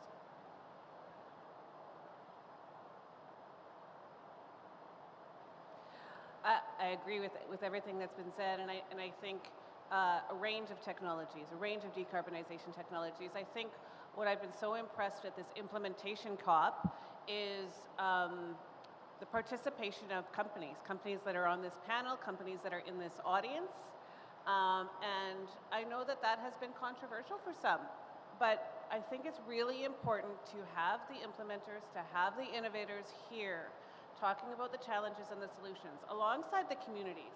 We have a significant portion of our Canadian delegation is representing Indigenous communities in Canada. Talking about nature-forward solutions, we're very much supporting looking at sustainable critical minerals development. Those minerals that are really essential to developing some of these technologies that are required, these decarbonization technologies that are required. We have to think about not just the energy transition aspects, but reclamation, engagement with communities, jobs and prosperity that comes with it. So it really has to be a whole of ecosystem approach, and those ecosystems include people. So it's the technology, but it's also the engagement. Closing comment. So, well, the advantage of going last is that I'm obliged to agree with my fellow panelists, but maybe just to add a few thoughts, right? We've had a lot of discussion around moving from ambition to action, but all of us in the business world know that what gets measured gets done. So the ambition shouldn't just be conceptual, as has been said. At least on my part, within my span of control, what I'm going to be tracking is then the megawatts of energy from renewable energy sources that my own organization is enabling. And when I come to COP, the number for 2023 should obviously be higher than the number for 2022. I like that, very practical goal myself. So with that, I want to thank our panel. If I could ask you to remain here, we still have a closing speaker. As I mentioned in the introduction, we are super excited to have the CEO of Hitachi Energy, who's going to not only build upon all that was here stated on the panel, but more importantly, we talk about policy, we talked about private sector, we talked about finance, but really what is the technology perspective that is necessary to actually bring a net zero future to us globally. So with that, if I may welcome up.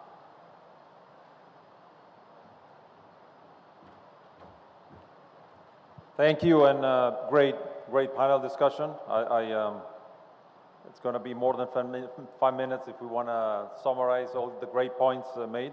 What I really like also of this panel is that it's across stakeholders. Some perspectives, of course, from some of the industries that need a lot of technology to decarbonize, but also on the financial side and on the insurance.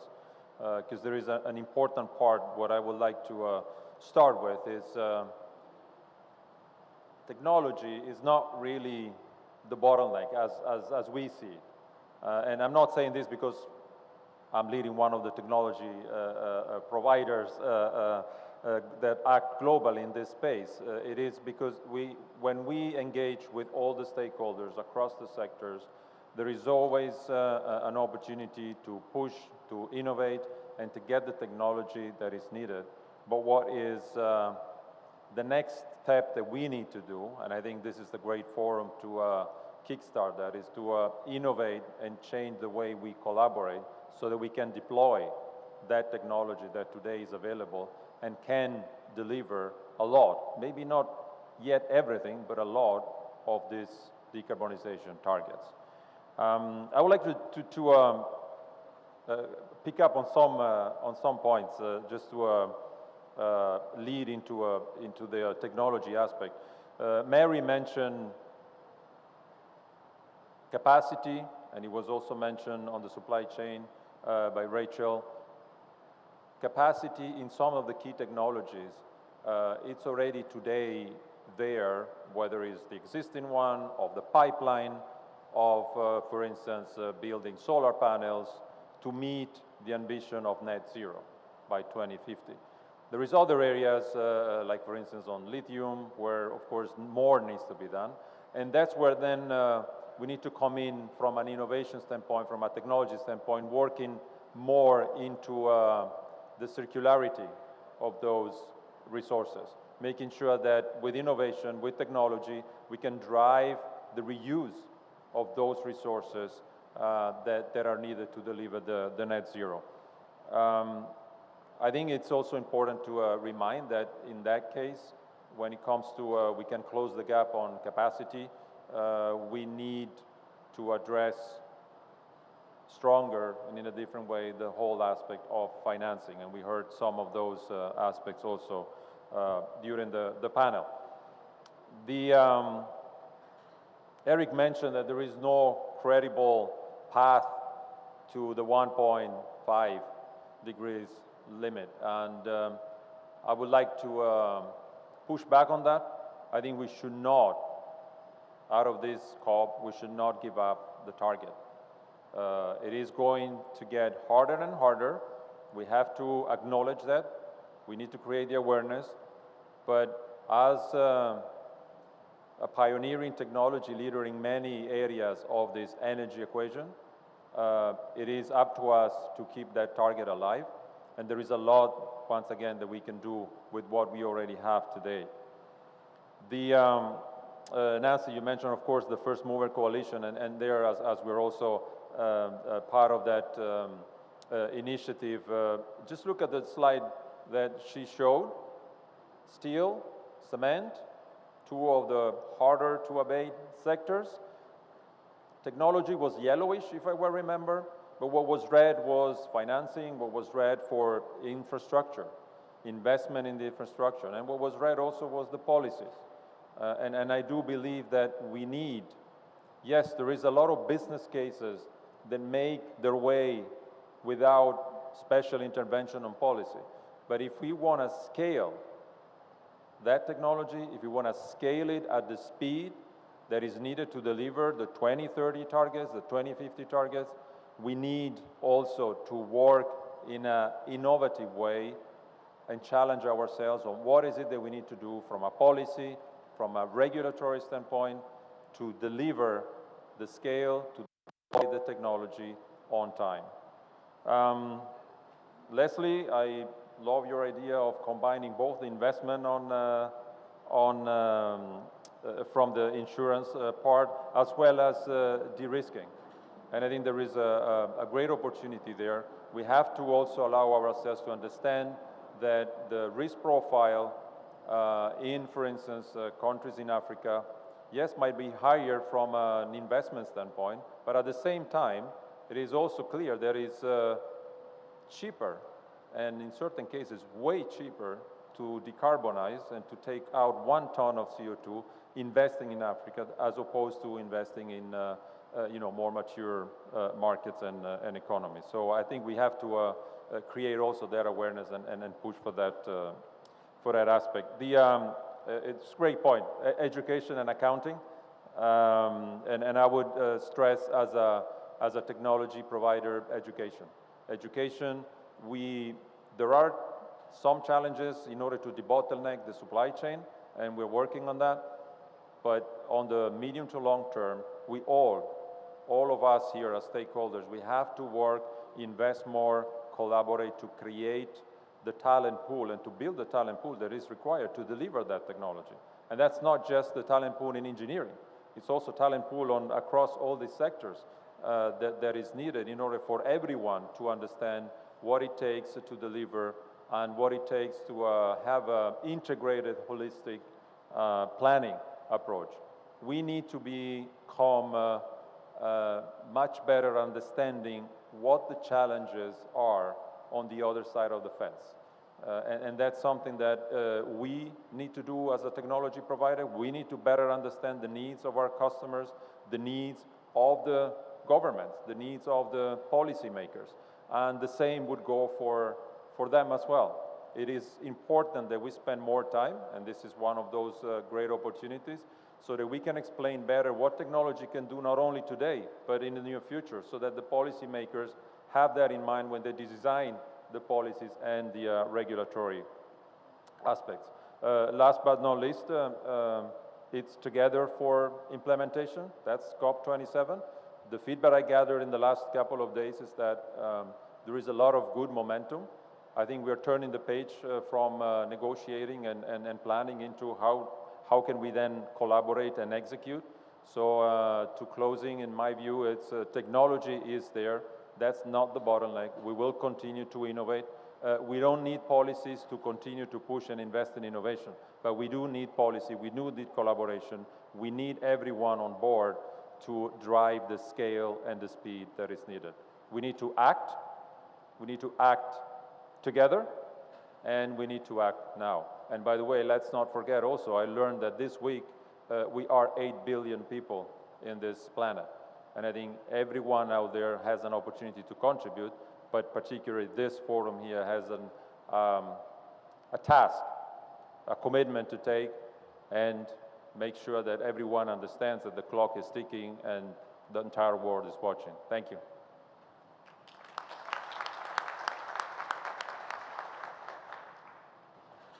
Well, with that, we've come to the closing time of our discussion today. I hope that you appreciated the thoughts that were shared by our two opening speakers. Tremendous conversation by our panelists. Thank you all for the time that you've taken to engage in the different perspectives that you raised. Obviously, thanks very much to our closing speaker in bringing that incredible call to action as a closing conversation. So thank you very much, you audience. For those of you who've been watching us live streamed, appreciate your time and attention. And go ye forth, do good work, make COP27 matter. So with that, thank you very much.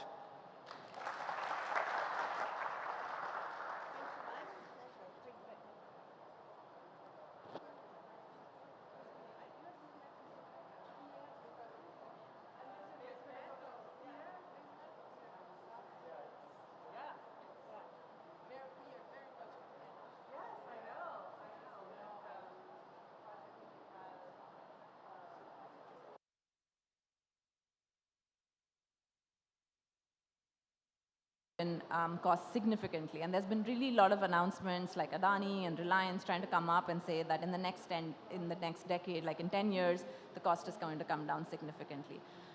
I think I see it as two ways. First, I see it as displacing gas a little bit, and second, I do see it as a positive development for sectoral focus. So first, they are talking about blending in hydrogen with gas, and we're not a supporter of gas at all. But I do see it as displacing the consumption of gas a little bit when they're talking about blending it for cooking purposes. Because as you understand, like most cities in India are now going towards, transitioning towards pipe cooking gas, which is fossil gas. And the second way I see it is it's really targeting some sectors like cement and fertilizer and really helping them, which are really hard to abate sectors, and helping them transition away from fossil fuels. So I do see it as like a positive development, but it remains to be seen how much we still stay locked in with fossil gas. Yeah, thank you.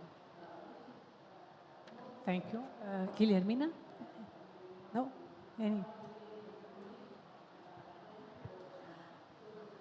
I'm going to, from the perspective of the Global North, just push back against the hydrogen narrative a bit.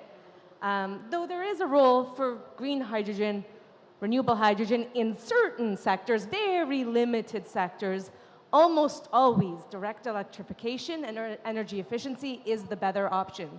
And from the Global North perspective, the way we're seeing the hydrogen hype being rolled out, it's not about a climate solution. It is about gas companies pushing a false narrative to keep their interests there. So we hear about blended hydrogen for home heating and cooking in Canada. That's about locking in fossil gas infrastructure. It is not about reducing emissions. So these oil and gas companies, they're smart. They've been doing this for 30, 40 years. They're pretending they care about renewable hydrogen. They're building renewable hydrogen projects in Canada. It's not a climate solution. It is entirely about locking us into fossil gas, and we have to be really careful that the small areas where we do need renewable hydrogen, we should be investing in it, we should be researching it. We're not letting that get blown up into this larger conversation that will really delay the energy transition. Hydrogen itself acts as an indirect greenhouse gas. It's a tiny, the smallest molecule. It leaks. We cannot ever build a hydrogen system that won't leak. That creates global warming. There's just a lot of issues to unpack with hydrogen. To the comment, though, about northern remote communities in Canada and relevant elsewhere, first pushing back on the it's too cold for renewables. That's not real. I was part of a solar install in Nunavut, probably one of the communities that was farthest north communities in the world, one of them. We can build renewables everywhere. It's tricky, there's technical challenges, but that is entirely where our money needs to go. Diesel for these communities isn't just about emissions, it's really about health. Diesel is impacting the health of communities, remote communities, indigenous communities in Canada, around the world, and we need a fast transition off of diesel. I would say that is one area the government of Canada is putting money, and in Canada, so-called Canada, indigenous communities are at the forefront of all of the renewable energy build-out that we're seeing. I'll leave it. Thank you, Julia. I would just add something to the Brazilian's question, excuse me, just to say something. I think what Lula is bringing is the democracy, the atmosphere of democracy. That is a lot in a country where we were living a very authoritarian system until now. For us, this is our feeling. Lula will open space, we hope, open space, transparency, you know, and not only in Brazil. We fight for transparency everywhere, here in COP, in the spaces of the IFIs, in the spaces of the WTO, all these spaces. We want democracy, we want participation, we want transparency. That's, I think, the package of the civil society organization. We want to be part of the solution of the decision.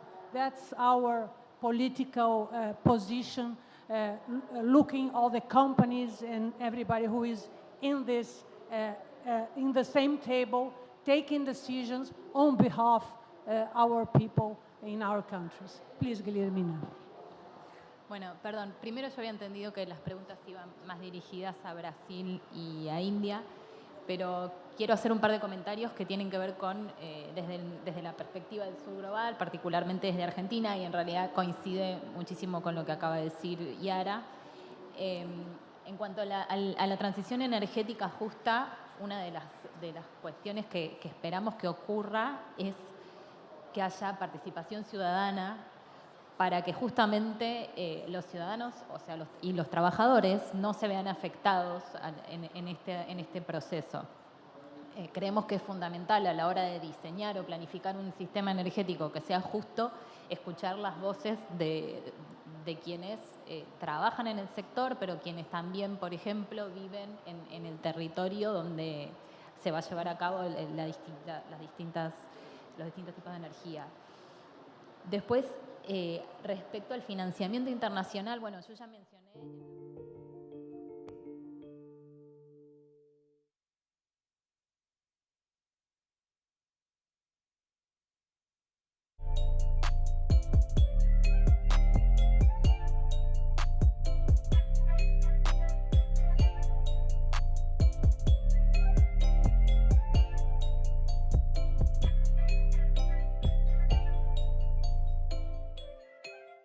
For many years, we thought that the oil, coal, and gas, the fossil fuel industry, the transport, the telco industry, that was the biggest cause of human suffering and greenhouse gas emissions.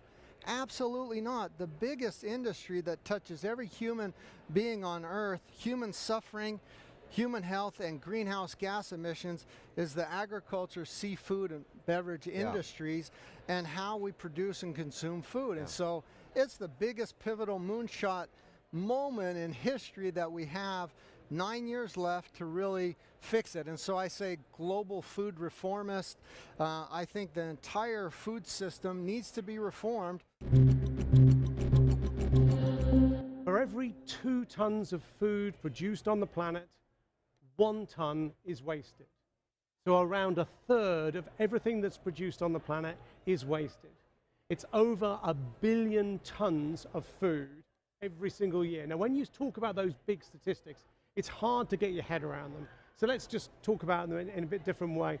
You need an area the size of China to grow the food that we throw away every single year.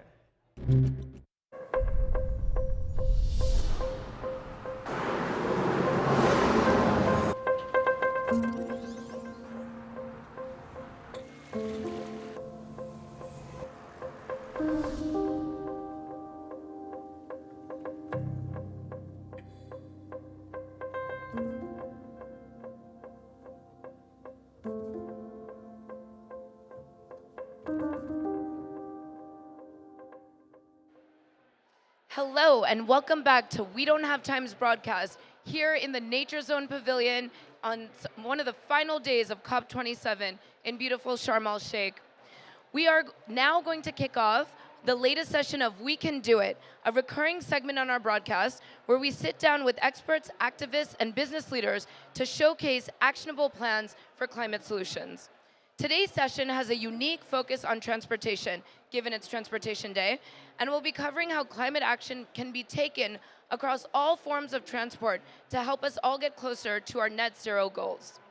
Whether it's public transport, electric vehicles, or business policy, this session will be looking at these local changes and how, if they're applied worldwide, we can actually see massive impact. So to start off this conversation, I can think of no one better to join me than Kristen Seaman, who is Vice President of Sustainable Workplaces and Chief Sustainability Officer for General Motors. Welcome, Kristen. It's so good to have you in the studio with us. Thank you. So great to be here. So Kristen, for those of you who've watched previous broadcasts, is tenured now with We Don't Have Time. But just to remind you, she's helping to lead General Motors to a future with zero emissions at a company as the company continues to take bold actions against climate change, including GM's commitment to become carbon neutral in its products and operations by 2040. Ambitious but very doable goals. Here's what you might not know about Kristen. She's also passionate about promoting inclusion and gender equality. She was instrumental in creating GM's career reentry program, Take Two. And she serves as GM's key executive for the Society of Women Engineers and is the co-lead of the GM Women Ally Program. I love that so much, to have women in leadership roles that are really paving the way for the next generation of women leaders too. Thank you for all that you do. Oh, thank you. It's really a joy and a pleasure, and such a great passion of what GM talks about with being the most inclusive company in the world. So it's a great place to be, to have that passion. Between you and your CEO, I feel like this is a very attractive workplace for women to kick off their careers. Not that we're trying to do any career promotions here, but let's get into transportation, and let's get viewers around the world who are interested in working in transportation and are looking to companies that they might want to not just be consumers for, but also would want to engage with, work with in the future. So to the hundreds of thousands that are tuning in, many of them young women, let's talk about the future of transportation and what we can look forward to. Great, yeah. So, I mean, you mentioned some of our big goals in the intro of being carbon neutral in our products and operations by 2040. We have a plan to eliminate tailpipe emissions in new light-duty U.S. vehicles by 2035. And those are really big, bold goals that are going to take some really innovative products and solutions. And so, but we're really looking at transportation across all segments. We've got our Bright Drop technology that is transportation delivery, electric delivery vehicles that are being in use today to really take, again, carbon out of that segment, as well as a utility cart that's part of that solution that some of our partners who have done trials with them have seen over a 25% efficiency in delivery time. So now we're not just electrifying the vehicle to do the delivery, but we're also using the vehicles less. So just innovation continues to spur innovation. We've got our cruise technology, that's our AV vehicles that are, today offering driverless taxi rides out in California. So again, an EV future being an AV future, and the things that it provides from a flexibility and accessibility for people that maybe aren't focused on their own personal utility vehicle. I love that. There's so much innovation here that we can get excited about. How do we work on this together? How do we make this something collaborative so we can scale these technologies and innovations? And what is the role for, female engineers in this process too? Can we, obviously GM is all about inclusivity, but from your additional role in supporting young women, how can we make sure that we encourage women to pursue STEM and careers in STEM? Well, you're just touching at my heartstrings there, because I am an engineer by degree. I actually spent most of my career in product development. So I just came over into kind of the climate and environmental space about 1.5 years ago, and it really is an exciting place to be for female engineers, or engineers in general. I mean, engineers are trained to solve problems, and there's no bigger problem than climate change. And so having an opportunity to really make a difference in that space has been fantastic. it's become a company culture and very focused on what that all-electric future is going to look like. You talked about collaboration, and it really does take everybody in. We talk a lot at GM, it's kind of our theme around everybody in, that this future needs to be inclusive. And so it's going to take partnerships with public and private sector. We're really excited with the new clean energy tax credits and what that does for affordability for our customers to be able to provide tax credits, not just on new electric vehicles, but on used vehicles, what it does for our ability to transform our manufacturing facilities and tax credits there to be able to really keep the jobs where they are today and do that transition. So it's a really exciting time. I mean, STEM at the base of this, again, where it's about solving a big problem. So you talked about some of the passions I have in the STEM field, and there's always a need for more engineers in the world. And especially those women that are tuning in, what incredible opportunities exist if science, technology, engineering, math disciplines are pursued. Stay in those disciplines, regardless of any challenges you might be facing, because you can be a Kristen Seaman potentially in the future. So you are just exuding pride in the work that you're doing at GM. And the question for you is, what makes you most proud to be affiliated with GM, to have these different hats that you're wearing? What can we provide as wisdom to those that are tuning in to also have pride in their work? Well, thank you. And I am proud. I'm very proud to be at a company that focuses on its people, focuses on inclusivity, and focuses on a better future for all of us. So, probably most proud, besides, I could sit here all day and talk about our products, and the products are incredible. But it's not just what we do at GM, it's how we do it. And one of our big initiatives is around equitable climate action. And that's really focused in 4 key areas. One is the future of work, and that's bringing our current workforce along with us and making sure that we're training and developing the future workforce, maybe not with the exact same skills that we were always looking for. We used to, require 4-year degrees for a number of positions. We've taken a second look and said, some of those positions require leadership. You can develop leadership in many different ways. It's not just with a 4-year degree. Second area is around EV access and having products across every price point and segment. I talked about the shared AV rides. We talked about delivery. It's really about making sure everyone can live in a future all-electric world and that it's affordable for people to be able to succeed.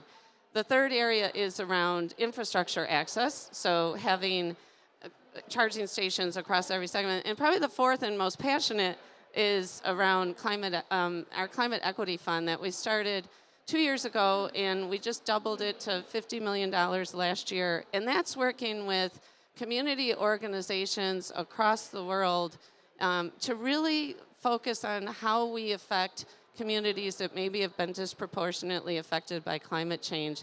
And it's everything from grassroots organizations that are training technicians in California to work on EVs to another organizations that's providing ride shares to senior citizens using EVs. And then this morning, as we walk around here and hear the noise and excitement over the president from Brazil being here, we actually have done a partnership with Conservation International about protecting the Amazon. And as we look at that, it's not just, one of the focus areas is making sure that we're providing jobs and opportunities for the leaders, and particularly female leaders in that region. So it's really exciting. That is exciting. And I was just going to ask you why you being at COP was so important to the company, but you've covered some of that. I'd love you to go into it a little bit more. You've been here for some time. I've seen you at dinners and other functions over the course of this COP, and we're coming up to these final days. So what are your reflections on COP? Why was it so critical for GM to have a presence? And what are your takeaways from being here that will really benefit the company and all that it's hoping to achieve? Yeah, as we talk about everybody in, I think COP is a perfect example. It's about continuing to develop, build those relationships and those partnerships that are going to be able to address these problems and create solutions in the future. We've had some great interactions here. We announced early in our attendance here that we joined the First Movers Coalition for for concrete. And so, you know, that's another sign of our partnership with the government on what it's going to take to get to a net zero future. And so whether it's meeting our partnerships, I did a partnership with our battery partners, LG Energy Solutions, meeting with some of the NGOs, great leaders like you. It really is about continuing those conversations and finding those partnerships and ways that we can address this together. We can't do it alone. We only have one planet, and we've got to find a way to solve the challenge together. GM is setting such a good example for the sector in terms of what these collaborations need to look like to really accelerate the solutions, to really achieve the ambitious goals that have been set by your company, by your sector, and really by this global collective that we're seeing come together at this COP. So do you think from what you're seeing here that we're going to achieve our grander goals? Yeah, I was on a panel earlier this week with a gentleman from the Smithsonian, and he was talking about optimism and about that optimists are doers. And as he was talking, it was such a powerful reflection for me of, we talk a lot of times in catastrophes, look for the helpers. And as he was talking, I said, we need to keep looking for the optimists. We got to focus on what we can do and how quickly we can do there. Set these ambitious goals that we can all strive for. We can talk all day about the challenges and the issues of the past and how it's going to be difficult, but I think we've got to continue to focus on what we can do today and how we can solve tomorrow as well. I love that. Okay, so thank you for your reflections. Those were some fantastic words to end our conversation and to be kicking off the next hour and a half that we are going to be devoting to transportation. So we're gonna have some more talks with more representatives from this sector and see what we can do to really achieve these ambitious transportation goals that we've collectively set forth. Thank you for the role you're playing in all of this, Kristen. You are such a rock star. Continue to enjoy COP. I look forward to seeing you back stateside. Thank you. Thank you so much for having me.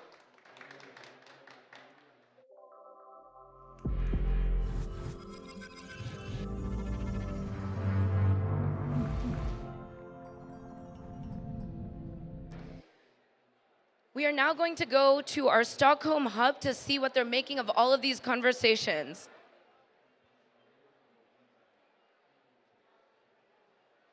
Hello. Hello, Christina. Hello. Hello, can you hear me from Yes. Egypt? Fantastic. I can hear you. Fantastic. Perfect. Check out our technology holding up all these days. Mm-hmm. So over to you, Christina. Thank you. It's really interesting listening to the last session you had about engineers creating a future that is all electric and what is it going to look like, and getting even female and male engineers to do the transition that we have to do. And what is happening in Stockholm today, we have one of our partners at the venue. It's a company called Candela. The CEO will be on the partner session in an hour or two. They're here to talk to the students, to explain that they're doing things in a completely different way. Because they're doing motorboats electric that are flying. They're not even in the water. They're flying on something, which means that there are suddenly zero emissions. There is zero noise. It's super speed because there's zero friction, and there are zero waves. And the waves is actually a problem if you go by boat in a city. So they have private boats and they have ferry boats.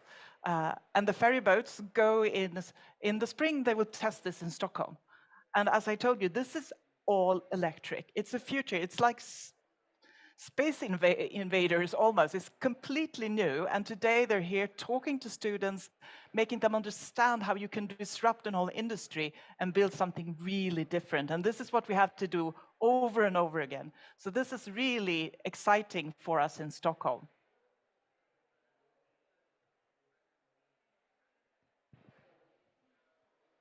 Okay, so would you like to bring in some of... No, I can't hear you. Hello, testing. Can you hear me? Now I hear you. Perfect. Okay, fantastic. So what are some of those in the audience thinking about what we've been hearing so far today? Would we like to get some remarks from the studio audience in Stockholm? Well, let's do that. Let's talk. Those of you who've been talking to Candela, do we have reflections on that? We'll see if we have a microphone. Do we have a microphone? We were not really set up for that. Okay, so what else has been discussed in Stockholm regarding what we heard this morning? Yes. Yes. Okay, now I have a microphone here, and some of these, the audience we have right here, they've been talking to Candela this morning. So do we have any insight on the disruption of creating a completely new way of transportation? Who wants to share your insights with the whole world on Candela's new disruptive way of having a boat? Have you ever seen a boat like this before? I've never seen a boat like this before. I don't know if you can hear me right now. Okay. Sadly, I didn't have like the time or the opportunity to talk to those people. But I would be curious to know, because of course, like, it's a great innovation. There is no friction. There's a lot of great things about this boat, and it's like zero emission on the paper. But I'd be glad to know, like, where do they like source their raw minerals, for instance, to create those batteries, because it's electric, of course. So I'm going to ask them the question afterwards. That's I'm good. sure like they came up with like good solutions, I guess. That's good. Thank you. Do we have a reflection from somebody else who's talked to Candela?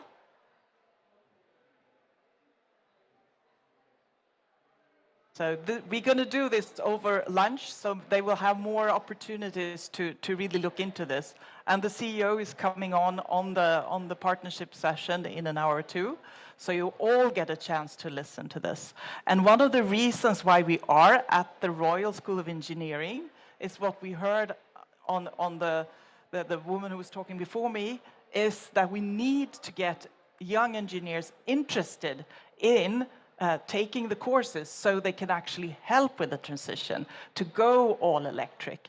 And I was talking to one young student this morning who was studying engineering and business. It's a combination, and you can there study sustainability. And he was not quite sure if he was going to do that. So I definitely convinced him and said, there are going to be so many opportunities in business if you take that course as well. And I know he came back to talk to Candela. So this is a way for us to bring our partners live so that the students can actually see what's the disruption of innovation taking place that I can actually take part of. And I know that Candela is also here to hire new students to keep the company growing. So this is one of the things we're doing, and that's really making me happy, because I'm convinced that knowledge, spreading the knowledge, is key to get the transition going. Fantastic, Christina. Thank you for providing the insights from yourself and the studio audience in Stockholm. We are now going to turn our attention to Zachary Alfred, who will be joining us via Zoom. Hello, Zachary. Can you hear me? I can. Thank you. It's really nice to be here. Do you hear me, I hope? Okay, fantastic. Looking forward to getting into this conversation with you. So, you are the head of communications and marketing at Commercial Vehicle Charging Europe. You're responsible for communications at Commercial Vehicle Charging Europe, which is a joint venture that was established in July of 2022 by Daimler Truck, Traton Group, and Volvo Group. And prior to joining Charging Europe, you were responsible for leading communications projects at Scania. So, Zachary, why don't you start by telling us a little bit about your role and the challenges and opportunities for heavy trucks in Europe? Sure. So, yeah, as you mentioned, we were established just in July of this year as a joint venture between three of the biggest commercial vehicle manufacturers in Europe. And really, our goal is to build at least 1,700 public charge points for heavy-duty electric trucks and coaches over the next 5 years. And those are public charging stations or public charge points open to all brands. And the purpose really of our company is to help accelerate and support Europe's transition to zero-emission vehicles by really enabling more transports to go electric throughout Europe. So what are some of the unique challenges that face heavy vehicle companies when it comes to reducing the carbon footprint? Obviously, it's not necessarily intuitive to those who don't work in the space what the variations or different levels are across vehicles. So maybe if you could elucidate that first, what is the difference between heavy vehicles versus other types of vehicles, and then why would one be more complicated than the other? Sure, I think that's an interesting question. You know, we've seen over the last few years that the attitude within the heavy-duty vehicle industry has changed a lot in terms of attitude towards electrification and different technologies. There was, I think, an expectation even a few years ago that producing battery electric heavy-duty trucks that would be able to, have vehicle weights of up to sort of 40 tons was not possible due to the weight of the batteries. But there's been a really tremendous improvement in the technology over the last few years. And so now we really see battery electric taking a leading role in enabling the zero emission transformation when compared to, for example, the alternatives like hydrogen or even biofuels. So we really see that battery electric should be a leading technology in this transformation. But for transport companies nowadays, this is quite difficult. There isn't much charging infrastructure for heavy duty trucks. There aren't yet a lot of electric trucks available. But we can see really in the market that the number of electric trucks on the road is going to expand rapidly in the coming years. And also the ranges of those vehicles will expand. So nowadays, it's possible to buy an electric truck with a range of sort of 300 to 350 kilometers. And we know that in the next 2 years, so by 2024, there will be trucks with ranges of 400 to 500 kilometers more widely available on the market, which will then really allow long-haul transportation to take place. But nowadays, transport providers have two challenges. One is the charging times. So to charge a vehicle with that type of range, nowadays, with sort of the fastest chargers available, you can do it in about 90 minutes. But starting soon with the new megawatt charging system, that will be cut to sort of 30 to 45 minutes. So that takes transport providers or takes the trucks and the charging speeds in line with the current regulation, which is that every 4.5 hours, drivers should take a 45-minute break. So they can drive 4.5 hours, take a break, charge, and then continue driving.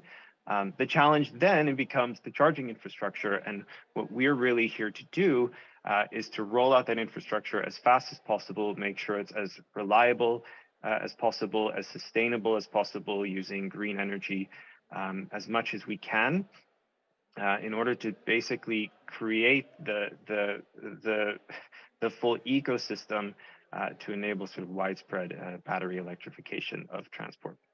But nowadays, we're not quite there yet, but it's coming really, really fast.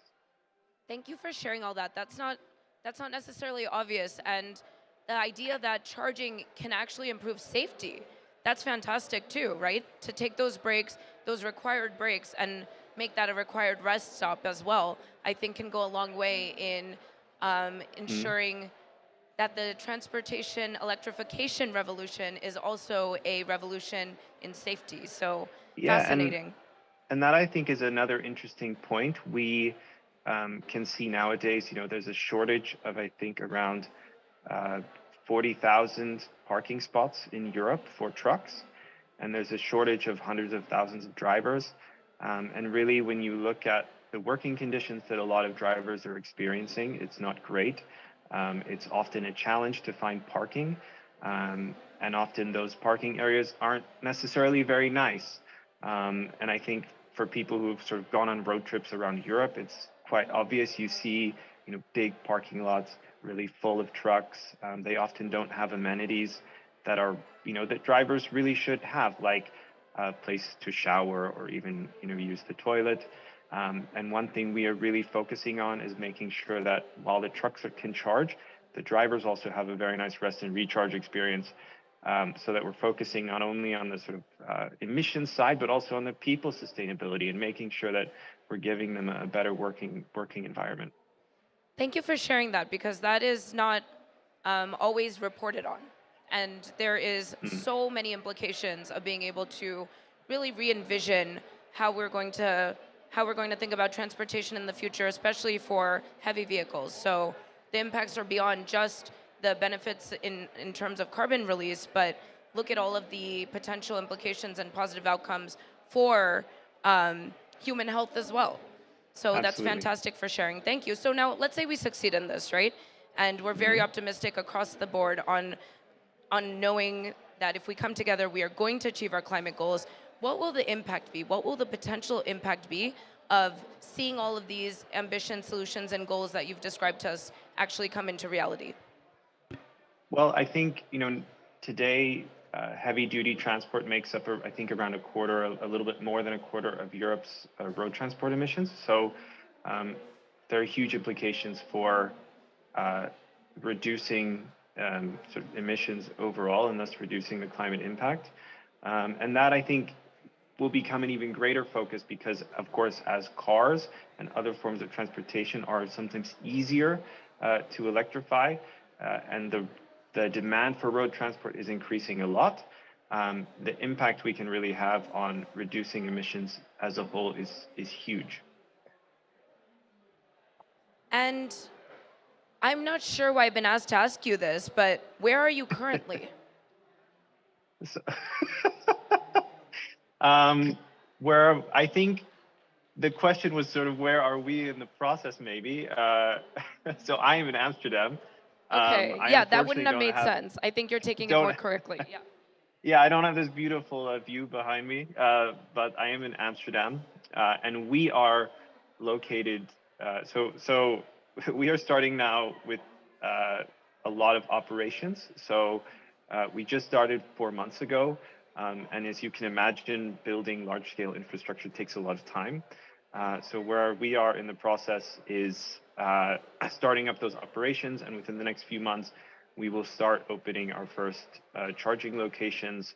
And we are now really focusing on sort of areas in the Netherlands, Germany, Belgium, France, and then Scandinavia, where we do expect this demand for electric transports and the number of electric trucks to grow very rapidly. So that's where we are. And then, of course, our goal is to have sort of hundreds of charging stations with more than 1,700 charge points in 5 years.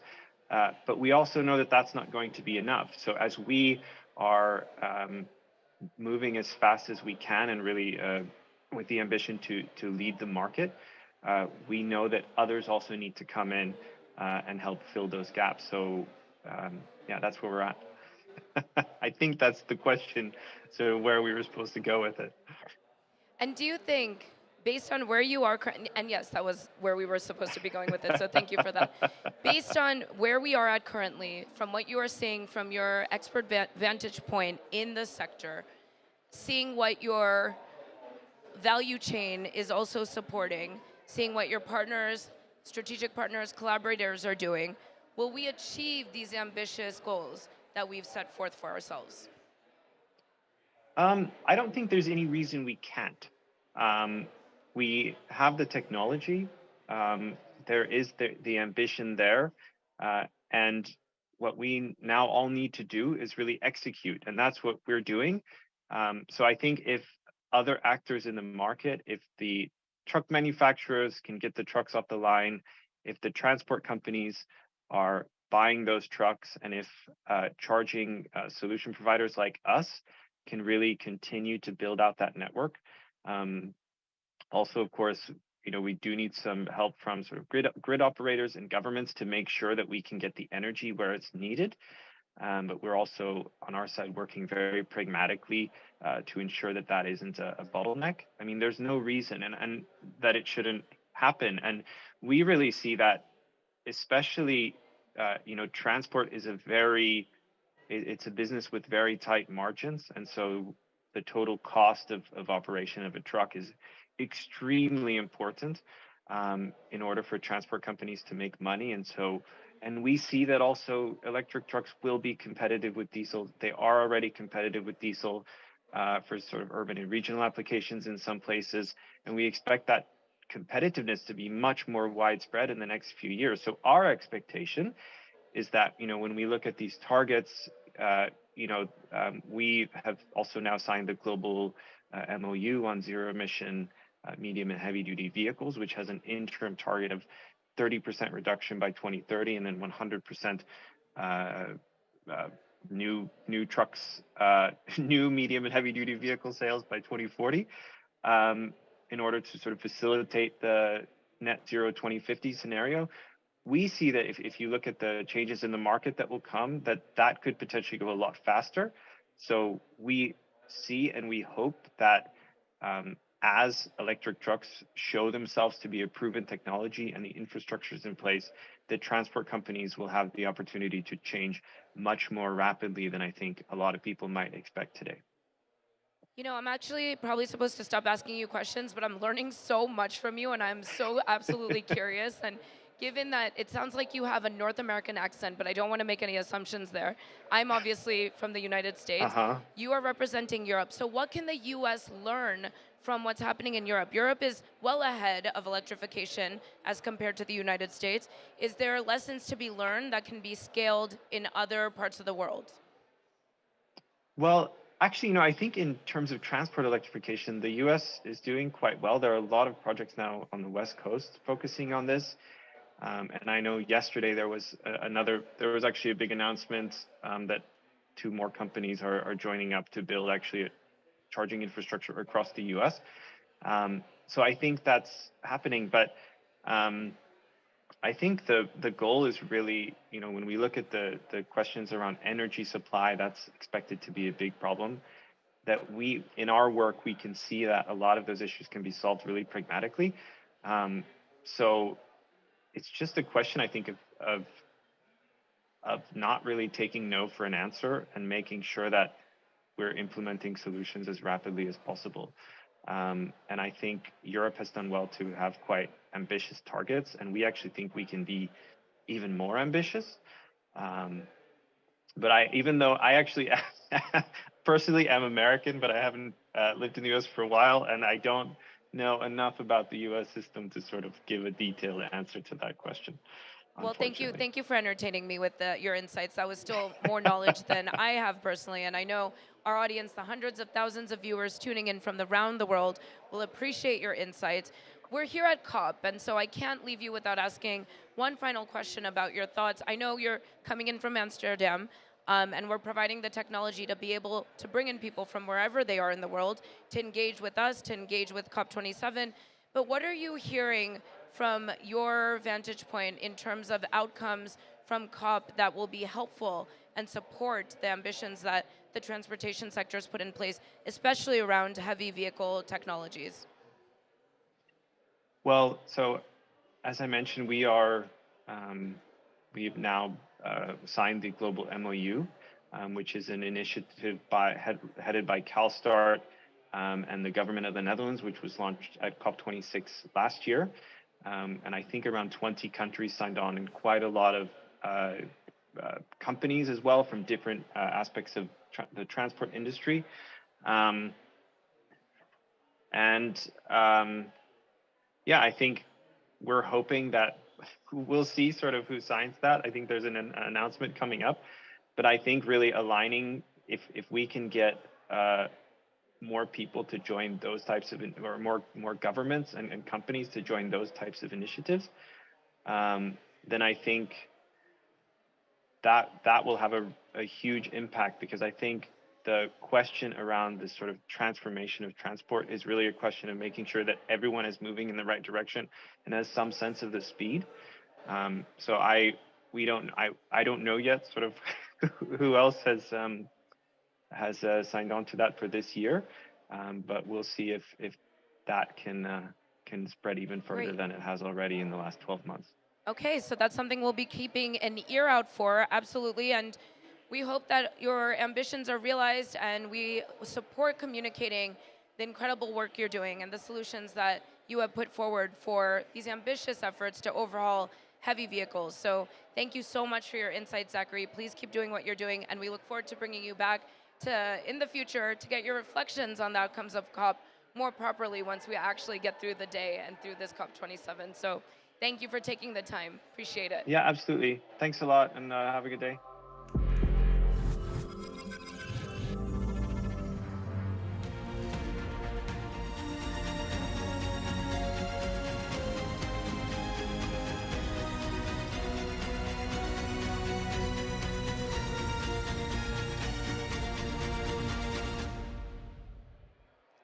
Welcome back to the studio. We are now going to kick off a conversation in studio with Stuart Templer. Hello, sir. Welcome for joining me.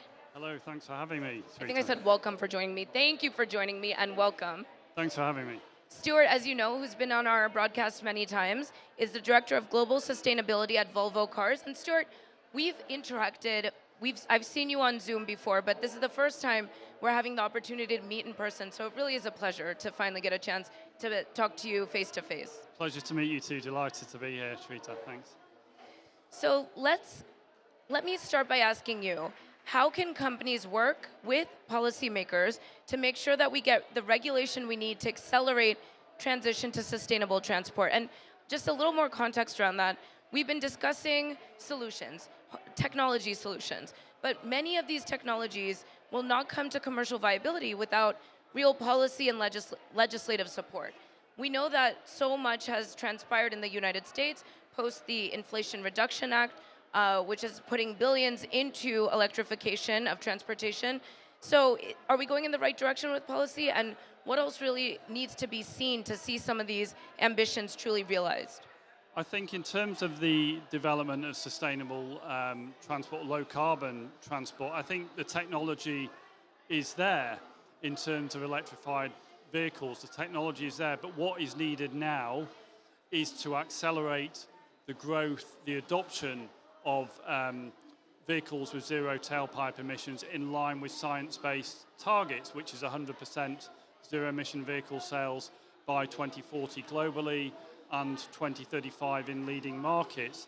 And in terms of what policymakers need to do, there needs to be clear policy direction, and that principally means in terms of a clear end date for the sales of fossil fuel engine vehicles.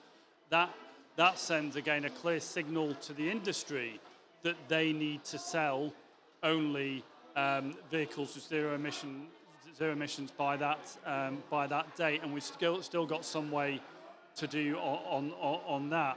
I think incentives as well for people to buy fully electric vehicles. At the moment, they are currently more expensive than fossil fuel vehicles. We expect price parity to be reached by 2025, 2026. Infrastructure as well is critical towards the adoption of more sustainable transport. So we need widespread charging infrastructure in countries, and even in Europe, the situation is far from ideal. 70% of all the charging points in Europe are only in 3 countries.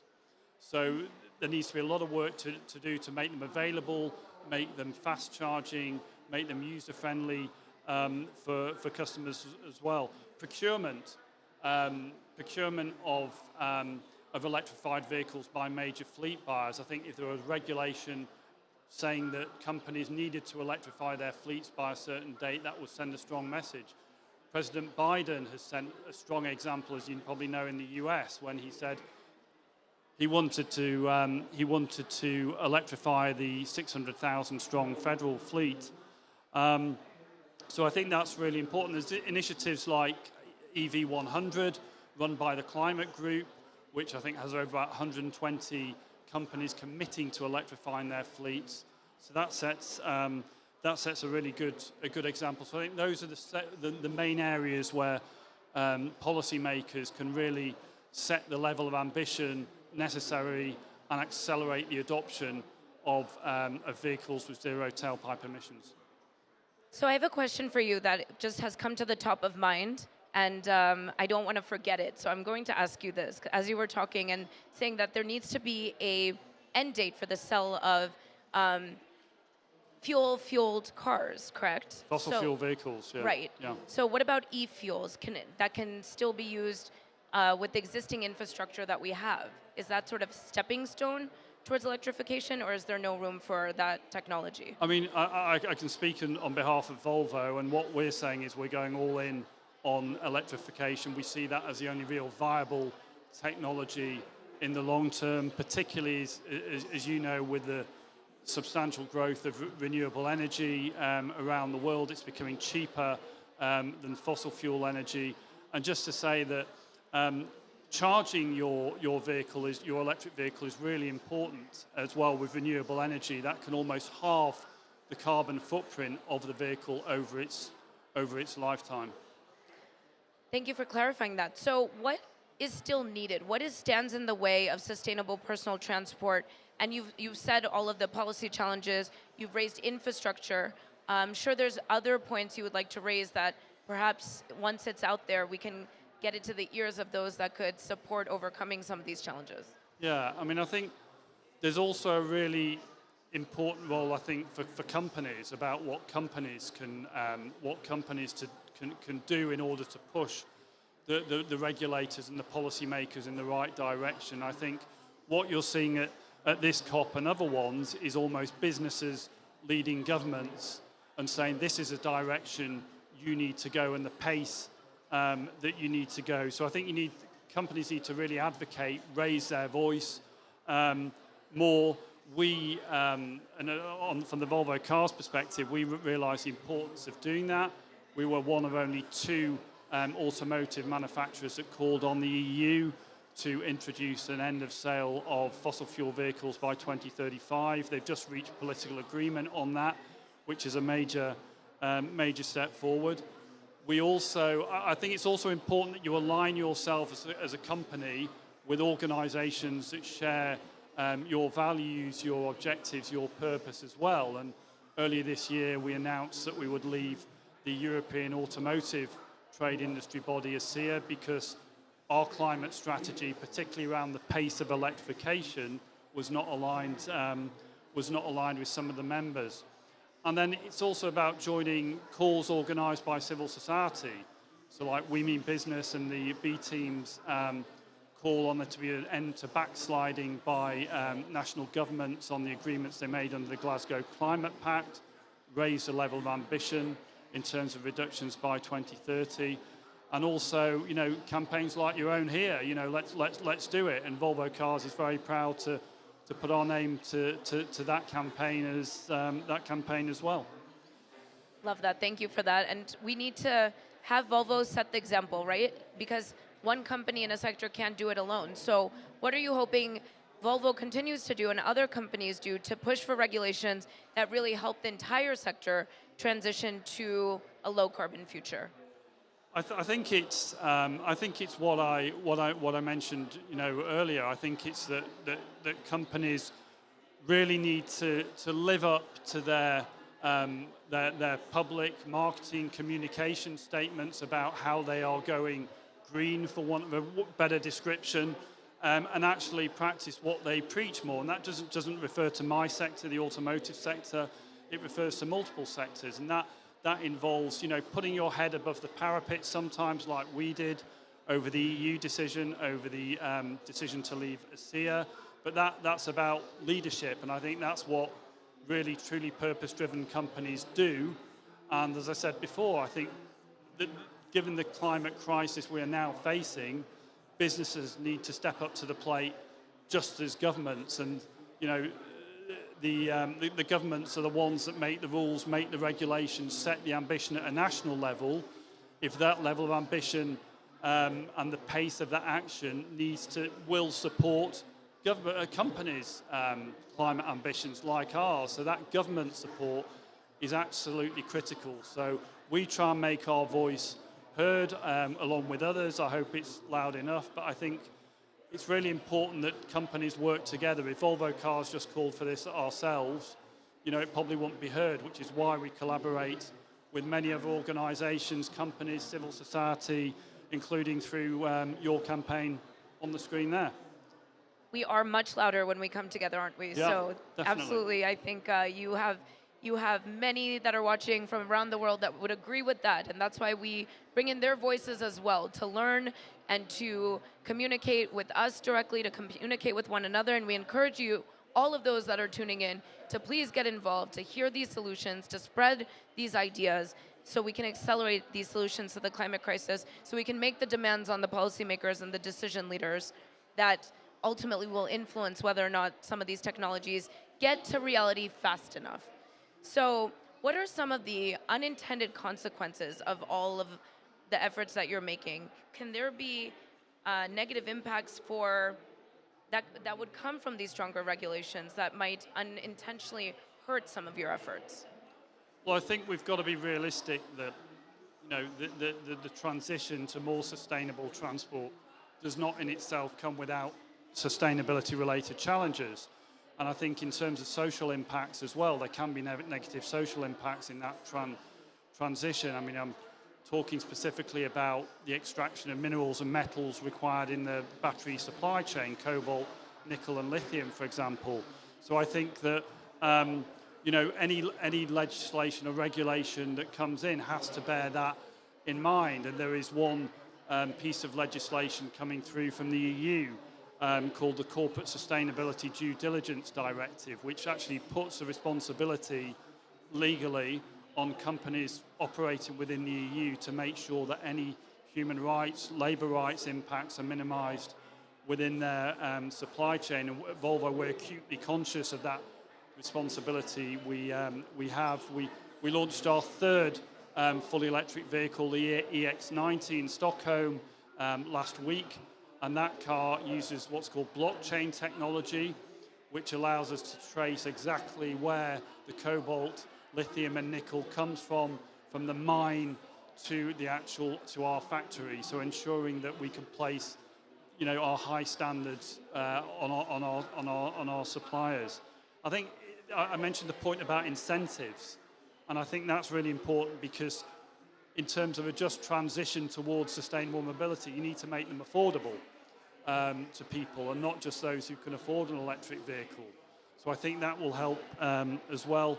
As I talked about infrastructure, one of the things that we're pushing for with the European Commission is to make sure that charging points are available in public housing projects as well. So again, it makes it accessible to people and not just those who have their own homes and can charge through their own power supply. But I think looking on sort of the positive side as well, and I think this is reflected in your campaign, We Can Do It, is that the low carbon transition represents a really fantastic opportunity in terms of jobs and growth. I read something the other day that apparently it can create around 40 million jobs within the EU, create them. And at Volvo, we announced recently we're building a gigafactory, a battery factory, in conjunction with Northvolt, a big Swedish battery provider, powered entirely by clean energy, again to reduce the carbon footprint of the vehicle, and that will create around 3,000 jobs in Gothenburg. So I think we're experiencing that ourselves, our low carbon transition. To quote President Biden, he's good for green jobs and growth. Exactly. There's really positive consequences, some unintended ones that we can get ahead of. And I would love to have an entire session on critical minerals mining. My gosh, there is so much to unpack there. Yeah. But thank you for ending on that note of, wait, look at the unintended positives that are also going to be realized. So, we just need to be thoughtful, and you're clearly leading the way at Volvo. As the company is really paving the path for what we hope to see happen throughout the personal sustainable transport efforts. So, final question as we close out this segment. Since you're here at COP, why was it so important for Volvo to really have a presence here? And what are your reflections thus far? In terms of why we're here, I think it's a lot of what we've been discussing. Making sure our voice is heard as a leader within the automotive industry in terms of climate action, Again, you know, we're intending to be fully electric by 2030 without conditions, the most ambitious strategy within the industry. We're trying to encourage other automotive manufacturers to come with us, but also encourage governments to create the conditions to realise the full potential of zero tailpipe emission vehicles. And also, I think COP is one of those places where you get everybody who is involved in this space in the same place at the same time. So it's really important in order to get that voice heard. What are my general impressions? I think this is a really important COP in terms of making sure that that we have a just transition, and that also that a critical COP in ensuring that, as I said before, that governments don't backslide on the commitments that they made in Glasgow a year ago. Only 29 out of 194 countries have currently upgraded their climate commitments as they agreed to do so at Glasgow. So hopefully in the next week we'll see some good movement on that, because, you know, 1.5 is a limit. You know, it's not a target, and they need to step up to the plate too. I love that you're saying that it's a limit, not a target. We actually have planetary limitations here that we cannot exceed. So thank you for sharing your insights. It's been an absolute pleasure to have this conversation finally with you in person. Thanks. And looking forward to hearing your reflections in future broadcasts. Thank you very much, Stuart. Thanks very much, Rita. Thank you. Bye-bye.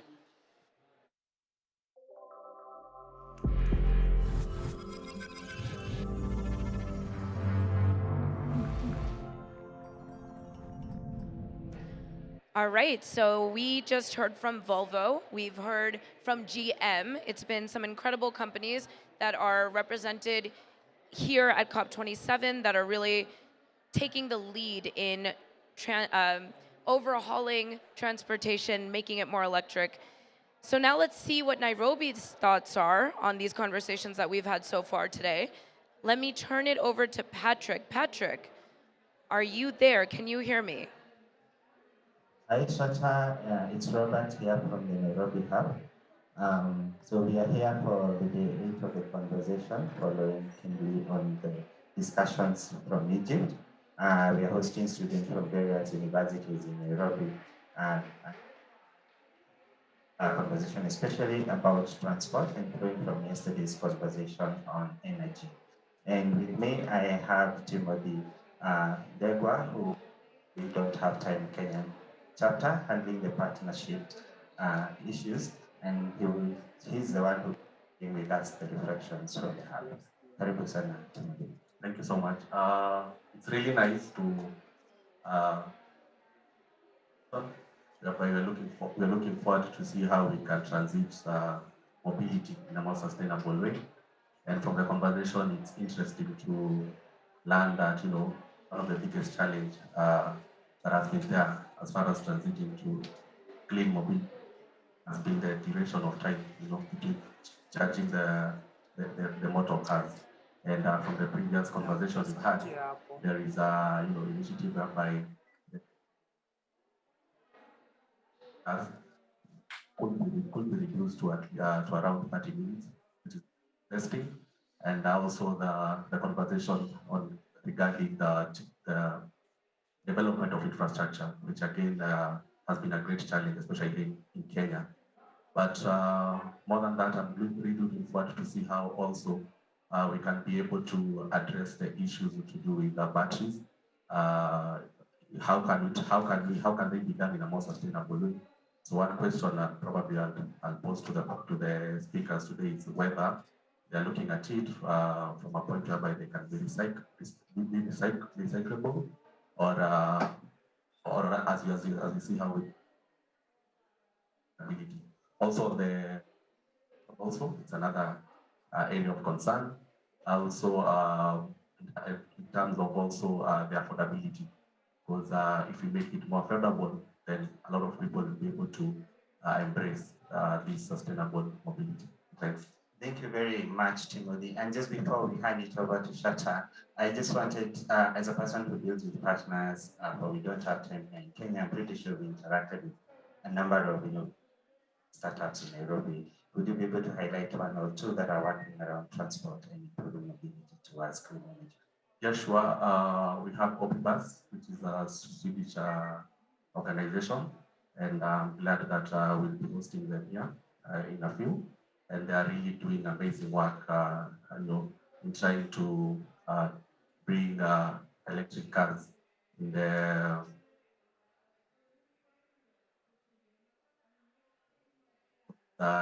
there's hope, and the progress is good. And as you're saying, we can do it. It's just a matter of time. It's just a matter of doing some few adjustments, and we'll be able to realize the work. All right, thank you very much, Timothy, and thank you very much, everyone else watching us. I would like to hand it over to Shata, and then we can proceed with the program.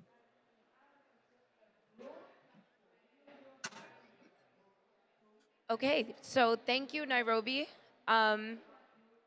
Would love to hear your reflections. Would love to hear your reflections on how transportation electrification is going to impact Kenya and Africa more broadly.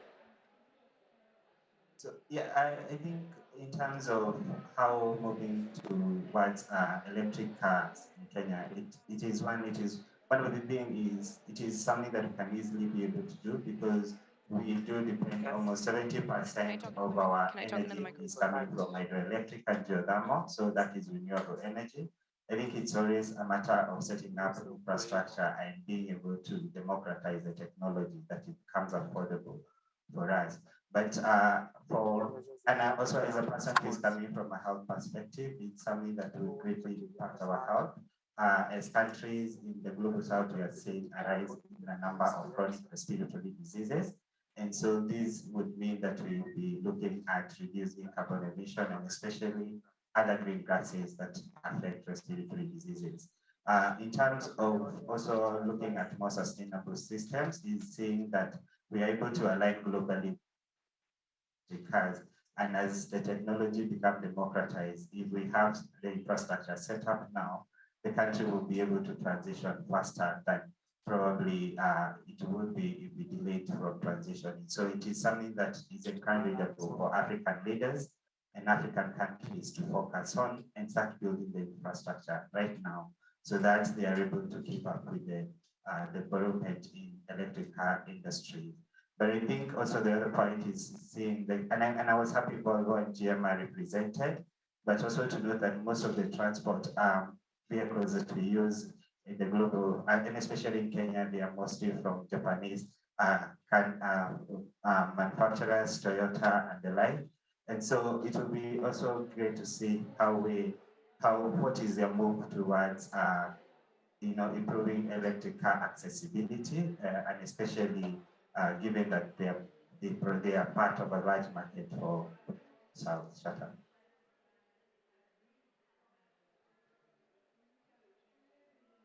Thank you so much, Robert. Appreciate your insights, and we look forward to checking back in with Nairobi soon. Thank you. Thank you very much.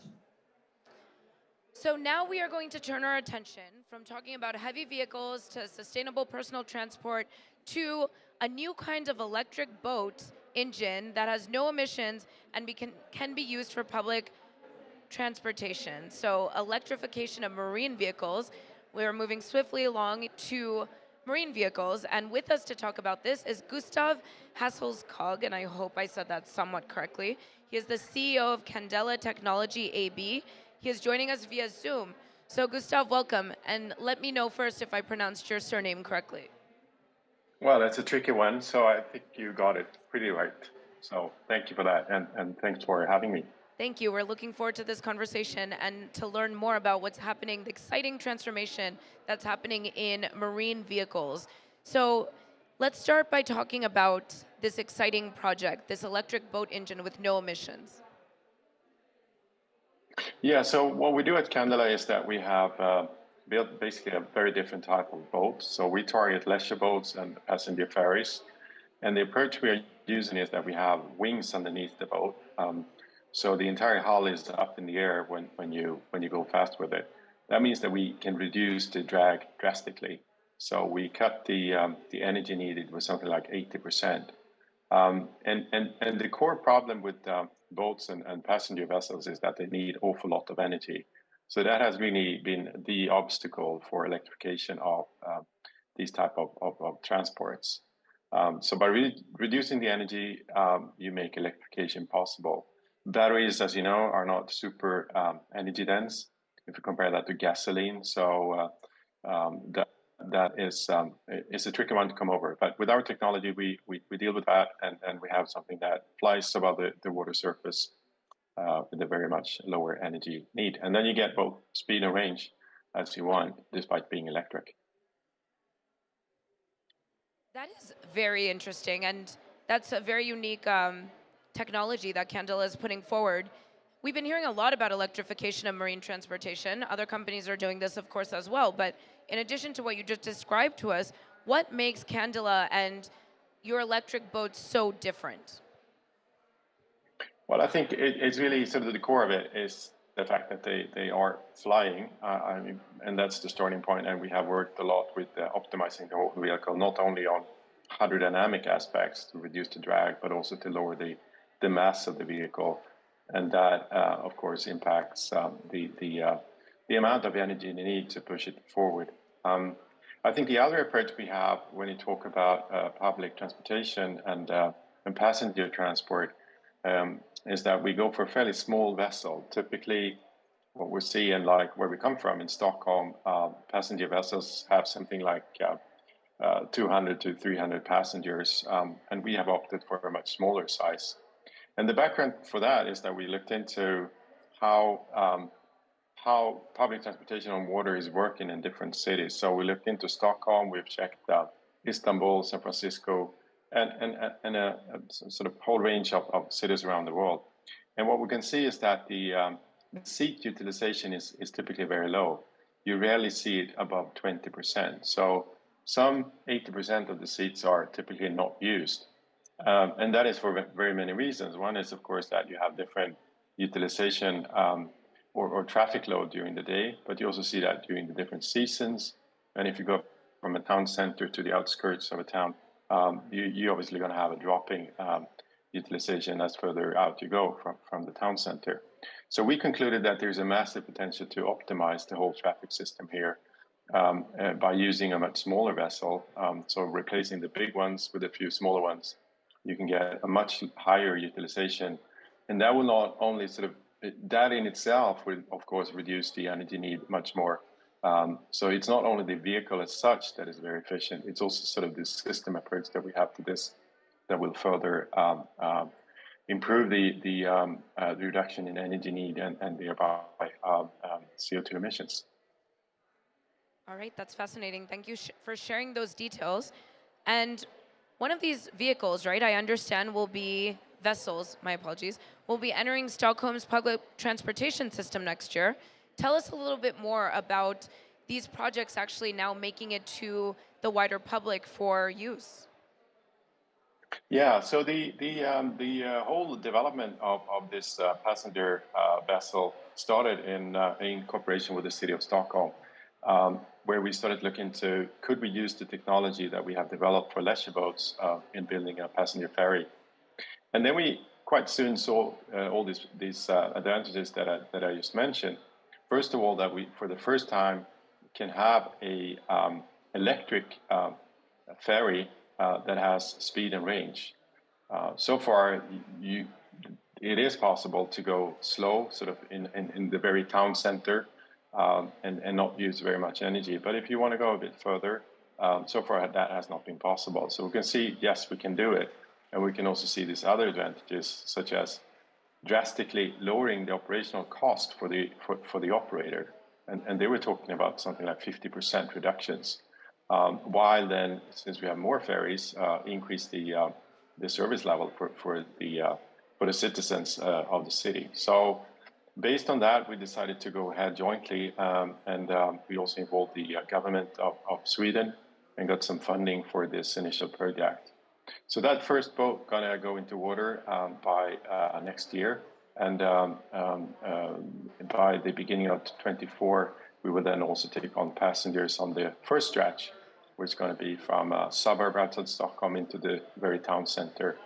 And a key feature of this stretch and this technology is that we're going to be able to run much faster than subway and bus or by car. So we're going to cut commuting times with 50%, from a bit more than 50 minutes to something around 25 minutes. So we expect the boat to be fully loaded at every run.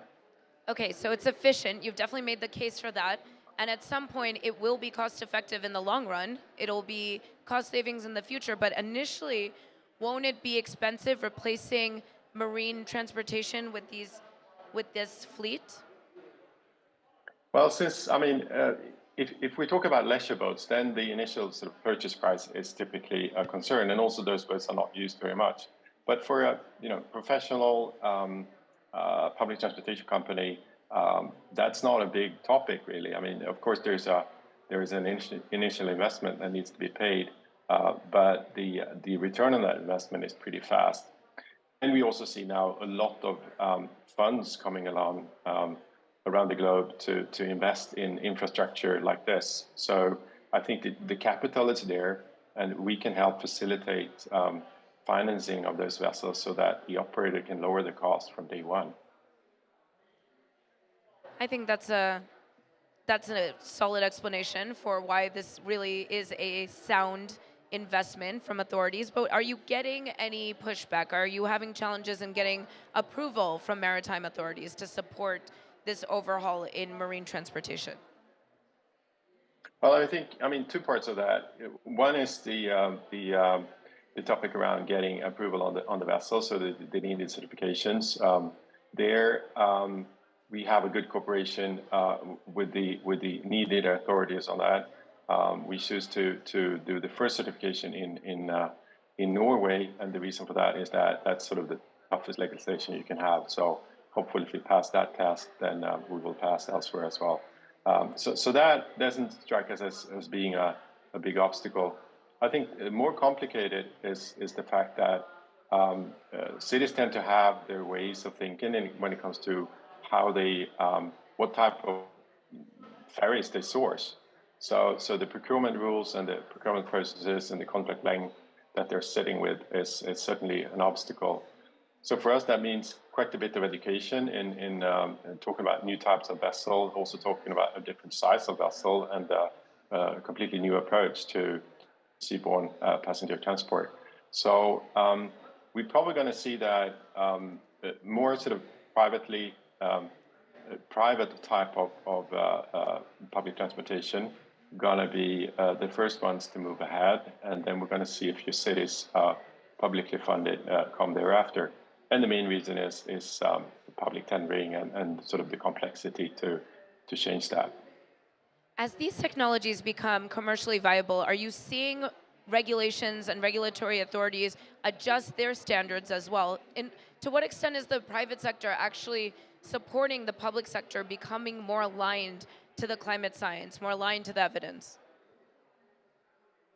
Well, we haven't seen so much obstacles there when it comes to sort of the regulatory aspects. So I don't think that's really a key topic. I think our help here can be really if we can drive it the way we do, that we don't only make something that is reducing the energy needed massively, we can also make a service that is both better and cheaper. Then we believe the transition is going to be pretty fast. One comparison you can do is if you look at sort of the bus transportation system in Europe, and there something like 90% of public transportation with bus is now converted to non-fossil fuel solutions. And compare that to private cars, where it's probably like 10% that has converted to electrical cars. So, and the key driver for that, except for governments and cities having a political will to change, I think it's also the fact that you can, with the electric propulsion, lower the cost of operations, and then that will itself drive the change much faster. And the good thing there is, of course, that you're not then dependent on sort of a political will to change, whether you believe in climate change being a real thing or not. You can also go to places where that drive to deal with climate change is lower and still have that transition there.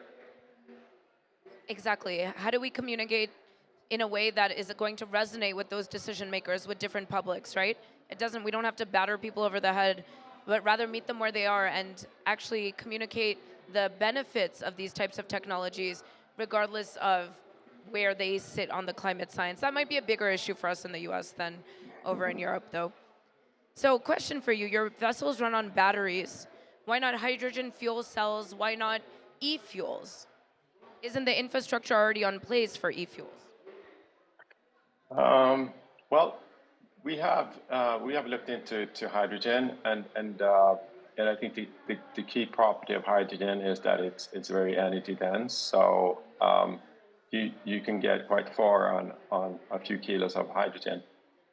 So that is, if you look at marine transport as a whole, I think we're going to see a lot of hydrogen, especially in global shipping going over the big oceans. There, the batteries are not energy dense enough, so you will not be able to carry the amount of energy you need to cross, the Indian Ocean or wherever you. But for shorter type of transportation that we are into, the drawbacks with hydrogen is that it's super expensive. So you have price levels which are above the levels for fossil fuels. I think that's number one. And as we have discussed, I think to get a fast transition, you need to work with the price incentive here. And the other one is that those solutions are fairly heavy, so they don't really fit us too well. You need a lot of machinery before you put in sort of the first kilo of hydrogen. And then you have the energy usage, the conversion in an electric drivetrain. It's very efficient. So from electric energy to mechanical energy, you lose something like 10% only. But in hydrogen, the whole conversion from electricity to hydrogen and back to electric and then to mechanical energy, you lose something like at least 70%. So from a global perspective, you should really minimize the use of hydrogen for that, since we need to produce all that energy, and the amount of sort of renewable energy is obviously limited. Okay, well, thank you for that, Gustav. That was a lot of information you've shared with our audience tuning in from around the world, and those of us that are here in studio at COP27. We thank you for sharing your insights. We look forward to bringing you onto future broadcasts to hear what's next for Candela. Maybe autonomous marine transfer, but we'll bring you in for a future broadcast to have those continued discussions. Thank you for your time, Gustav. It was a pleasure joining. Thank you. And now,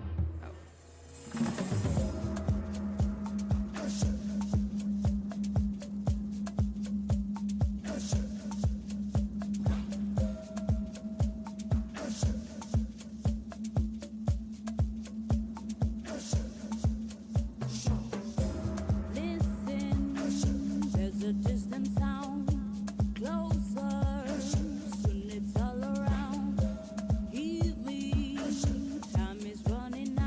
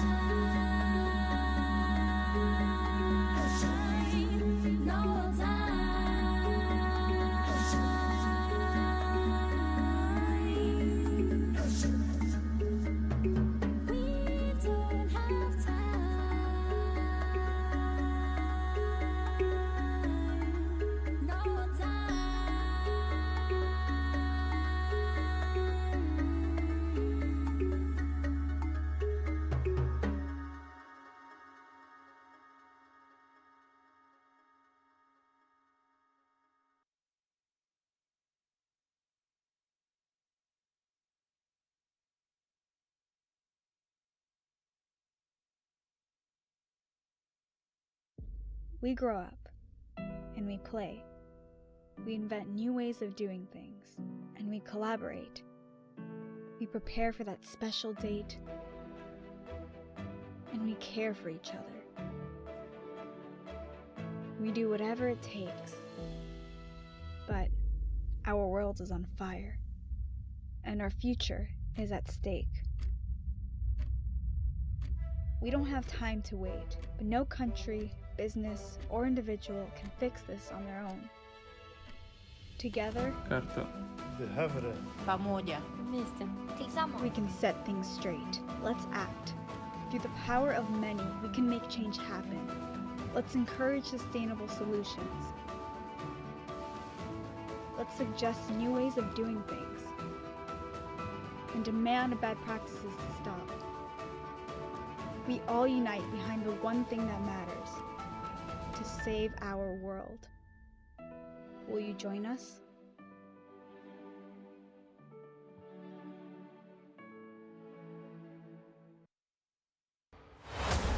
We are in a climate emergency, and we are very far from where we need to be. Welcome to the second Exponential Climate Action Summit. This decade is crucial for the future of us all. The outcome for humanity could actually spell disaster. There are no jobs on a dead planet. And that's why waiting is not an option. We're not recovering in a green way as we had hoped last Earth Day. Poor communities are the one really facing the biggest burden of climate effects. World Bank estimates that every year we need $4 trillion of capital in emerging and developing economies to pay for the mitigation and adaptation needs. Personally, I don't believe the fossil fuel industry should continue to be allowed to operate the way it's been operating for the last several decades. The vast majority of green products on the market today create new profits for investment firms.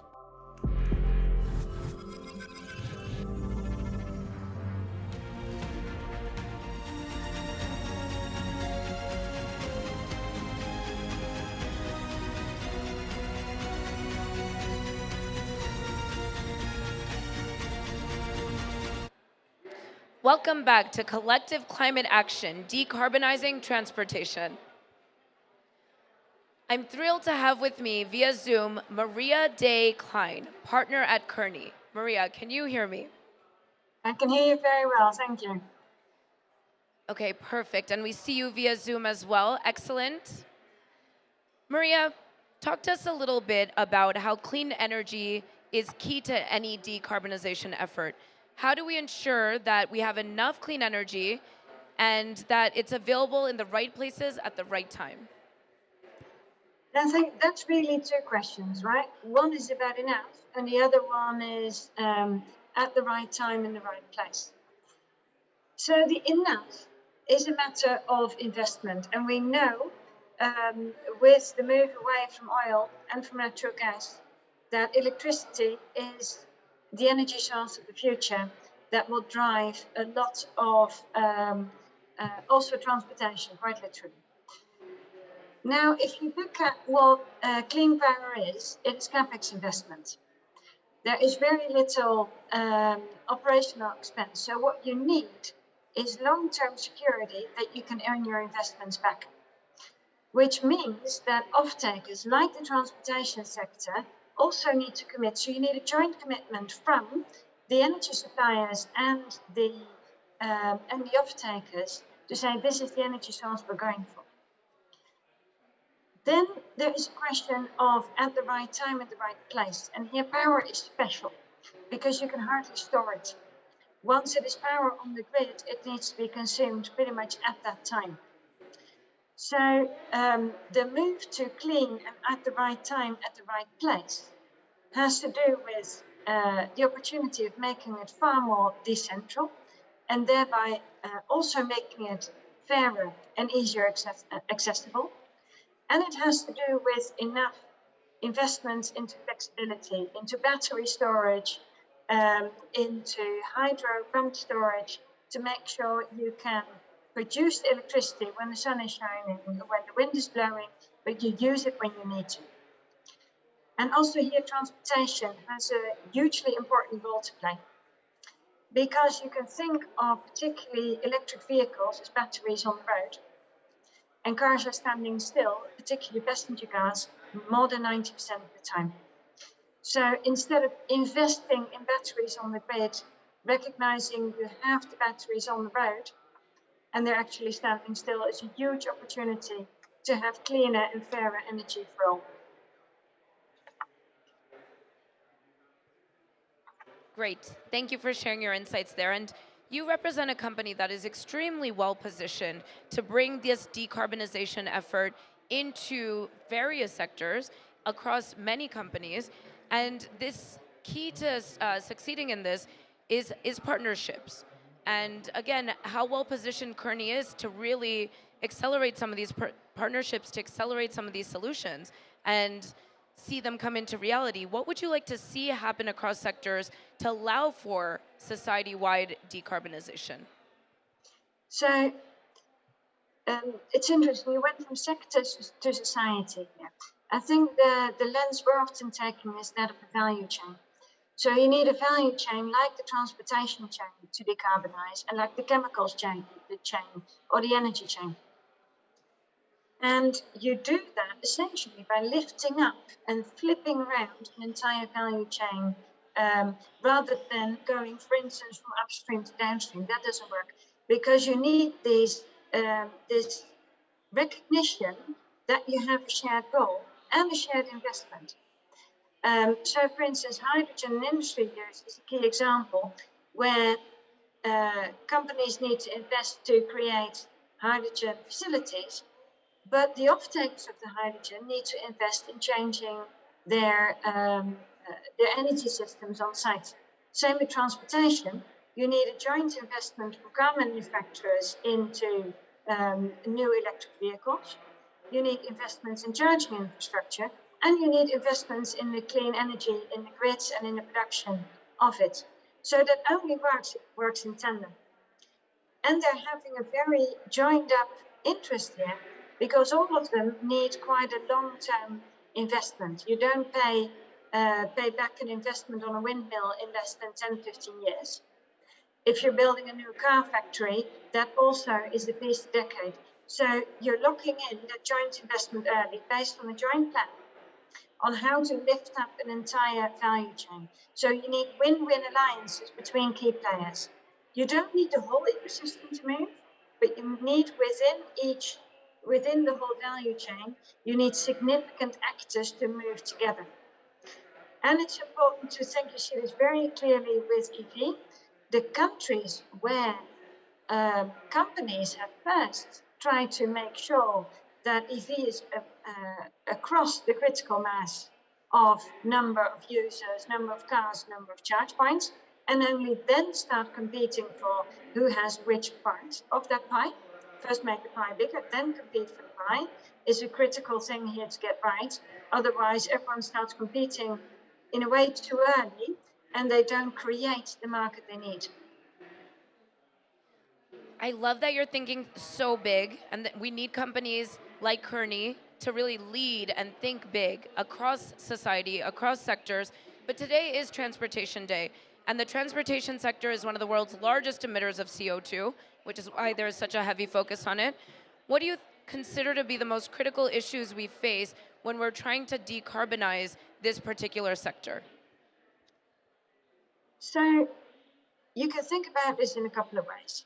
One is, and you see this with a lot of energy, the first question is always what to reduce. So when you're thinking about transportation, you think of the opportunities that are there now to really produce on demand. Do we really need all the major global flows?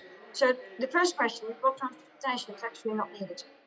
If you really price in the carbon, if you really take the environmental effects into account, would you make a different decision on where to manufacture versus where to sell? Second, we need a level playing field. One of the reasons why transportation and air are behind is because it is complicated from a governmental point of view to, for instance, put one CO2 pricing mechanism in play, because there's too many different governments involved. So this level playing field, you absolutely need to ensure that you can actually price in the environmental effects, the carbon effects across the various nations. And then that's really important, it's a challenge to avoid trying to bet on one single technology.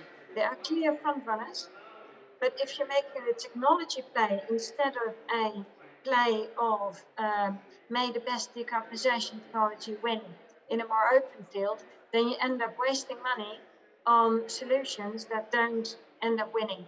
So creating a level playing field, actually reducing underlying need for logistics and not betting on a single technology are for me the key advice in this area. Thank you for that. Maria, we really appreciate your insights. We wish we could have you here at COP27, but you have excellent representation from Kearney physically here at COP. And we will be closing out now with you, Maria. Thank you for your thoughts. Thank you. And I look forward to welcoming my next panel on stage.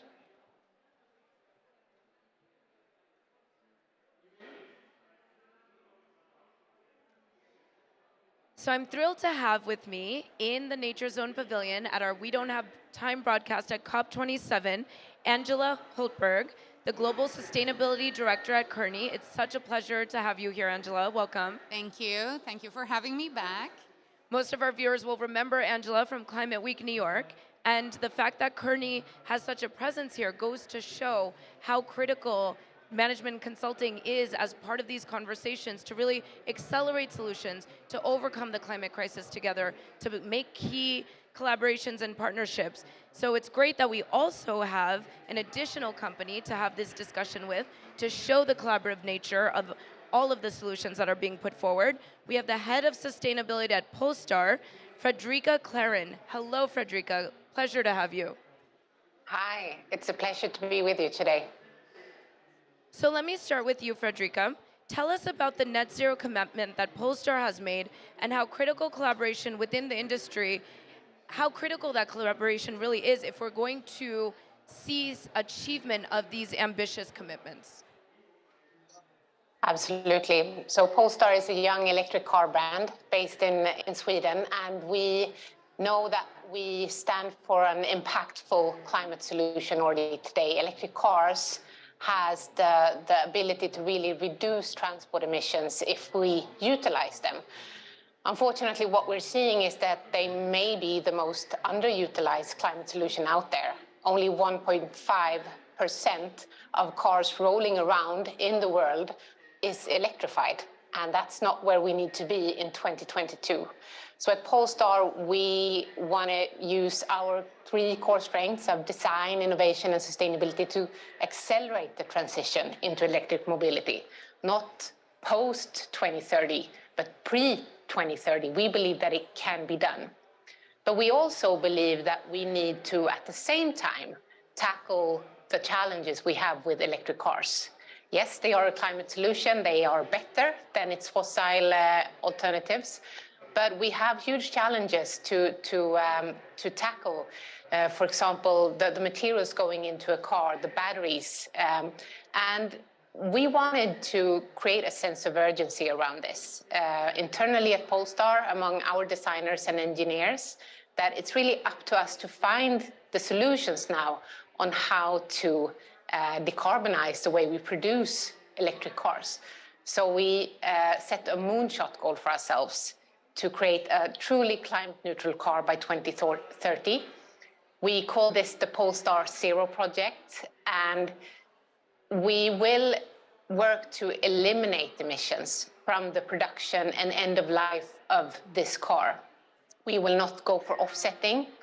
This is not a concept car. It's a commercial car that consumers can buy. It's going to have wheels. It's going to have tires.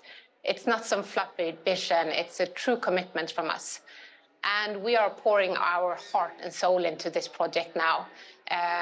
We have put out call to actions to find partners to work with. This is where we come into the need for collaboration.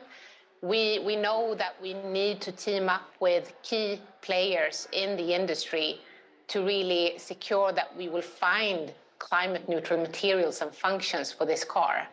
So to date, we have 16 amazing, brave partners who has joined us in this project.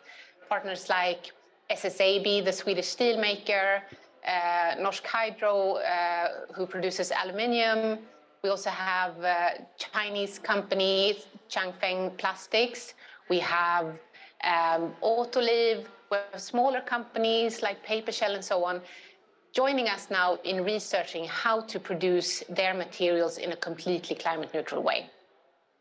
And we would love for other OEMs to join in as well, other car makers. We see that we collectively need to focus on this now. And we collectively need to set the same types of targets and start working within our companies, but also together with each other to solve these complex challenges. Fredrika, that's fantastic. What an exciting announcement, and the fact that you're really looking through the entirety of the value chain to produce this truly climate neutral net zero car. And it requires collaborations, as you've been saying. And let me turn to you, Angela. What an amazing example, right? But to do this, we need to see real collaboration throughout the transport industry. Will we be able to pull it off with what Fredrika described, or are we missing some components here? I mean, there's definitely no reason why we wouldn't be able to pull it off. And I like a lot what Fredrika is saying about, you know, we have a collective problem. We need to find collective solutions, and we'll find them by taking action together. And we do see collaboration in this fair, right? We see Honda working with GM. We see Ford, Volkswagen working together. We're seeing more and more now, which I think is even more important maybe. We see collaboration up and down the value chain. It's not enough to just stick with, you know, your one supplier and your one customer. You need to go further and deeper, and you need to innovate together to find those solutions. But I love Fredrika's, you know, call on the others to say, like, we would love you to join us in this. And I think that's sort of what we're ready for now. To be very frank, I think we've been a little bit stuck in discussions about, you know, should we have an end of ICE? Should we not have an end of ICE? You know, are we overshooting with, you know, this or that? Is it 1.5? Is it 2? It doesn't matter. None of that matters. I think the real question we need to ask ourselves today is, okay, what can we accomplish, you and I, if we hold hands and we decide we want to significantly decarbonize before 2030. That's the target date, right? For 1 second, let's set aside systematic change that will happen, you know, 10, 15, 20 years from now, and just say, okay, but if we saw more of the OEMs working together, like dream scenario, say we saw Polestar, GM, Ford, Mercedes, Honda, and all of them coming. Just spell out OEM for us. So the vehicle manufacturers, what if all of them just came together and say, okay, guys, we don't need to agree on, you know, end of ICE dates. We don't need to agree on everything. Can we agree to work together today on deploying charging infrastructure? Can we agree today on, you know, investing in green steel production? So I think these are the types of collaboration we need to be very practical, very hands-on. Not everything needs to be a long-term strategic discussion. Let's just get deep into the how and just reduce what we can 2023. I love that. So we've got this big picture goal, but ultimately in the short term, and it is the short term, 2030 is just 7 years away. Yeah. What do we need to do to really achieve the goals we've set out for ourselves by 2030? Exactly. So we hear you.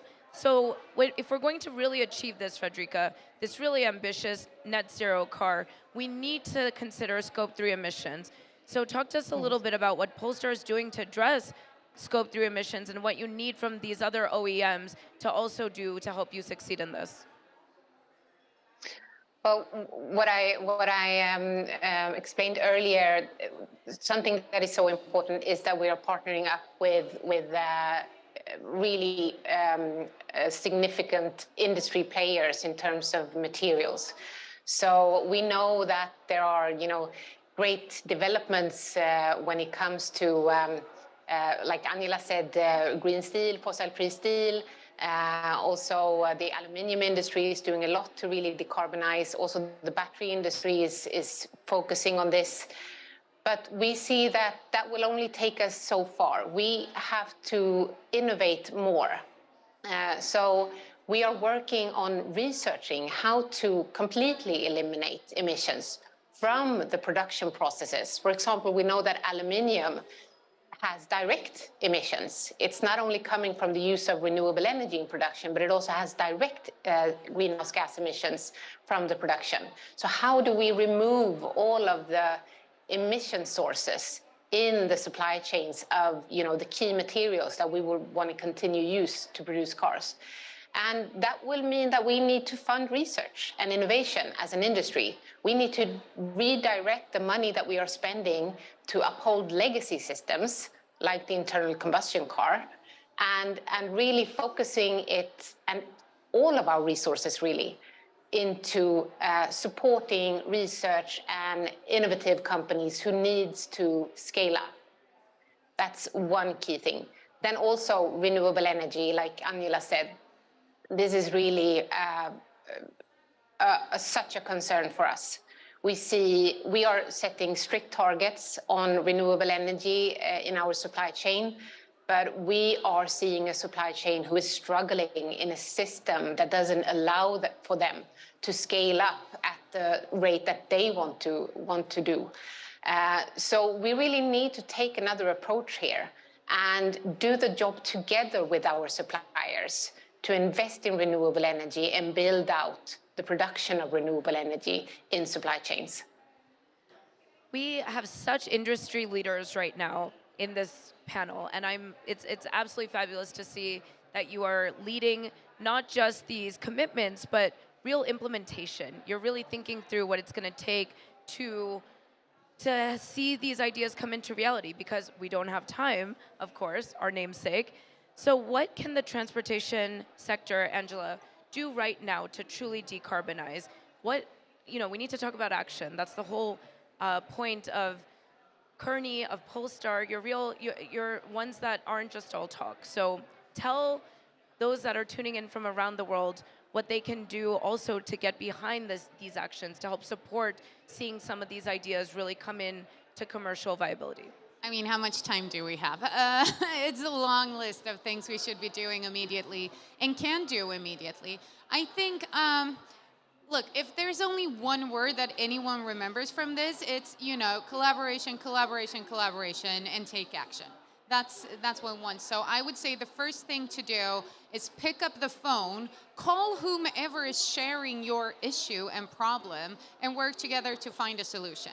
That would be my main go-to. But if we can only do a few things, at the end of the day, as with everything, it comes down to energy, right? It really is, to some extent, that simple. If we had an abundance of renewable energy to charge our vehicles, to produce our vehicles, and to do everything right, then yeah, obviously we would have come a long way. So how can the automotive industry invest in renewable energy, support the development of renewable energy, use renewable energy, and make that happen not only themselves, but throughout the supply chain, and most importantly, when the vehicles are in use. Electrification is fantastic, but it will only take us that far. We need to think about how we charge the vehicles, and like Fredrika said, we need to think about how we produce the vehicles. So if I can only say one thing to do today, renewable energy. That's the main solution.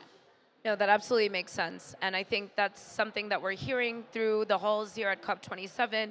So I would love your thoughts, Angela, to continue with you, since you're physically here and you're representing Kearney here. Why is it important to have a presence at COP27 to further these types of collaborations, to support the acceleration of these kinds of solutions? I mean, for us at Kearney, this is really where we want to be, because this is a place where we can talk about solutions.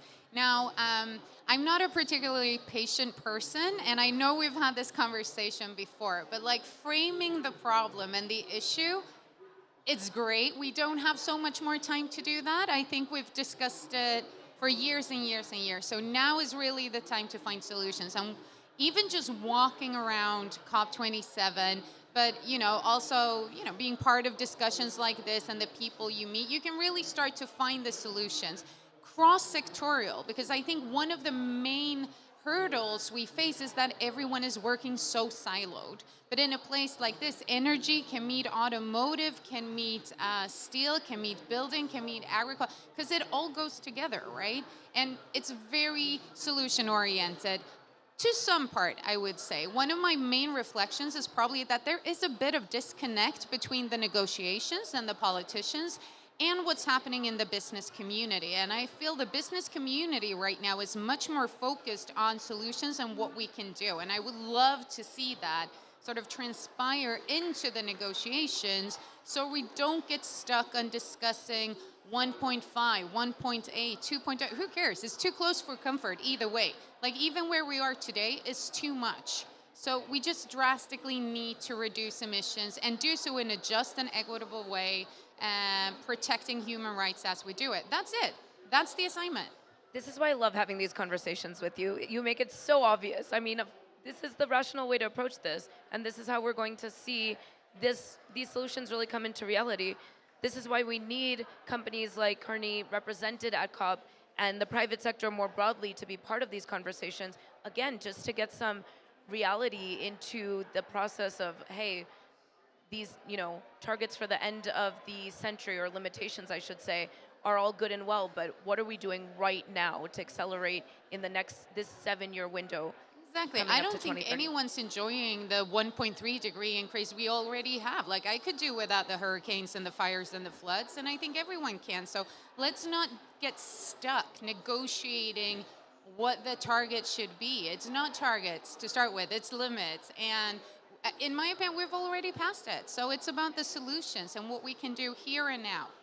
So let me go to Fredrika for the final word as we round out this segment. I've really enjoyed having this conversation with both of you. Thank you for your deep insights, and thank you for these concrete examples, and thank you for solutions we can really get excited about, and talking about the main takeaway that Angela said very clearly: collaboration, collaboration, collaboration. So let me end with you, Fredrika. Can we do it? Are we going to be able to achieve these goals? Will we ultimately overcome this climate crisis? We can absolutely do it if we get out of this sense of being stuck and in kind of an echo chamber. I think we're making it much harder than it is. I'm on the side of Angela that we can absolutely do it if we see that we have limits that we need to stay within, and it's not harder than every company really securing so that those limits are put into their strategies. And that will mean that we are working towards the same goals. And that means that we can build this huge force of, very actionable and progressive companies working to really tackle these challenges in an amazing way. So I believe that there's still time that we can do this, but we need to act now. Well, thank you for that. Appreciate those final words for the audience to take away. Thank you for tuning in, and stay tuned. We're coming up with a fantastic panel to continue this conversation on Transportation Day here at COP27.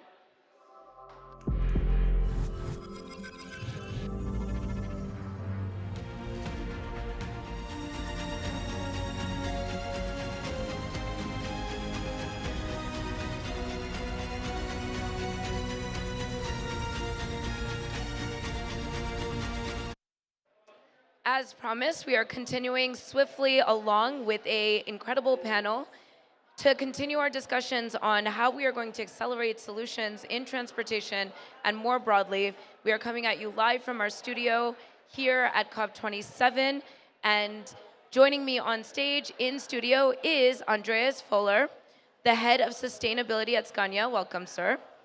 We have Owen Bethel, Environmental and Impact Lead at Global Public Affairs and ESG Management at Nestle. Welcome to you. And joining us via Zoom, which I hope we will be able to see them.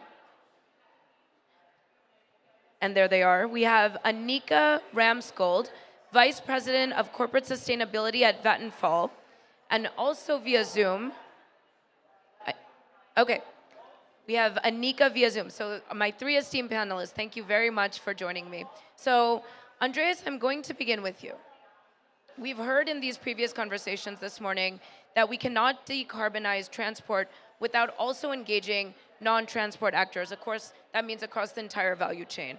So we need to also have conversations with those in energy, with the buyers, with policymakers, and talk to us a little bit about how that's actually playing out for Scania. What key partnerships are being built and being implemented to ensure that we really do decarbonize transportation?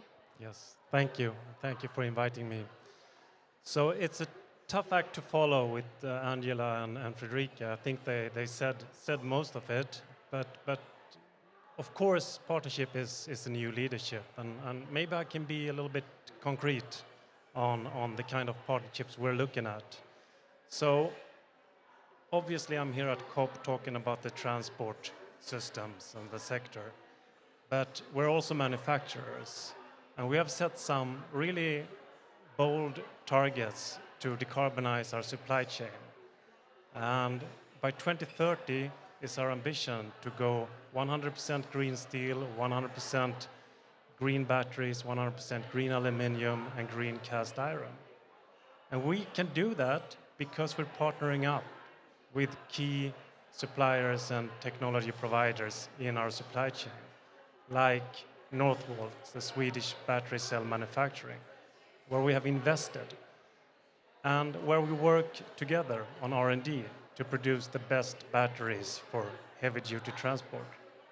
And we have also invested in steel companies, and we're working with steel suppliers to enable them and help them and send a really strong message to them that we're prepared to buy, we're prepared to get serious when it comes to these new technologies when it comes to steel manufacturing. So for instance, Annika's company is a part of the hybrid project in Sweden together with SSAB and LKAB, and that's really promising. And we're standing in line to buy this fantastic products. So I think it's very much about working together concretely to remove the barriers for decarbonizing both our supply chain and transport. When it comes to transport, just to finish that off, it's very much about charging infrastructure, which was mentioned also in the previous panel. And there we have also actually created a joint venture together with competition. So with Volvo and Daimler, we have set up a joint venture to set up 1,700 high voltage charging points across Europe. So that's another type of partnership where we believe we can't wait. We need to act. That's just a fraction of the charging that will be needed, but we can do it, so we're doing it together with our partners. So none of this will really be possible without fossil-free energy. You made that very clear too, and you're partnering with Vattenfall for exactly these reasons. So let me come to you, Annika. Why is it that Vattenfall, as an energy producer, is so critical to this process if we're going to be successful? What are you doing to help with this transition, and who are you partnering with? Can we expand a little bit on what we just heard? Well, it's just like you said, we need to fuel these new electric vehicles, and that's why we need to have access to a lot of electricity, and that should, of course, be fossil-free. And what are then we doing as a European energy company? Well, we are building, first of all, we are expanding a lot our electricity capacity. So we're building a lot of new renewable capacity, wind, solar, and also connecting, so building more of the electricity network that is needed to connect the fast charging boxes, as well as connecting the renewable capacity to ensure that we bring the electricity from the production sites to where it's going to be used. And just for you to understand the magnitude, we are fourfolding the investments in renewable energy. So only in 2 years' time, we're investing more than 3 billion euros into building new renewable capacity as well as the grid. But apart from that, we also we have a strategy saying that we want to enable a fossil-free living within 1 generation. And that means that we do not only look at sort of what can we do with our own activities, we also see what role can electricity and our district heating play to support society in decarbonizing. And there we've since early realized that the transport sector as well as heavy industries and heating sectors, there, in order for us to decarbonize, we will need to have fossil-free electricity. And since we are today then focusing on the transport part, there Vattenfall has been very active in a long row of different partnerships. Already back in 2009, we formed a joint venture with Volvo Car Corporation and brought the first ever plug-in diesel hybrid into the market. And then that joint venture has evolved over the years, and now you find the plug-in hybrid technology in all their car models. We have at the same time, also back around 2010-11, we ensured that we would get these electric vehicles into the market. So we joined forces with a lot of communities and cities in Sweden to have a public procurement bringing electric vehicles into the market. Similarly, we joined forces with up to 100 actors and formed what was called the Roadmap Sweden, identifying what is the role for every actor, the real estate companies, electricity companies, OEMs, and so forth. What is the different role? What are the hurdles that are need to overcome? What are the different policies that need to be in place? Something we presented to the government back in 2013. And then, so a lot of these things, we've had collaborations with Scania on electric buses, collaboration with AB Volvo, collaboration with Renault, a lot of these. And more recently now, we are involved in, if I take a few examples, we are involved in something that is bringing logistic patterns of heavy transport in Sweden, something called REEL, which is Regional Electrified Logistics. 60 different logistic value chains. Sort of how do we build that and how do we make this happen in an efficient way?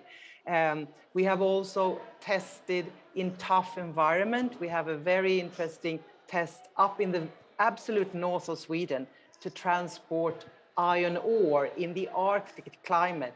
And how can we then use electric vehicles for that? That has been a huge success, and now they want to deploy even more. So an electric vehicle can really tackle also the toughest Arctic conditions that you can think of. And then we look at possibilities for storage to secure if you need to have charging solutions like Andreas was pointing out. We need those really high voltage, fast charging solutions. Sometimes the network is not so stable. Then we look at technical solutions to manage that.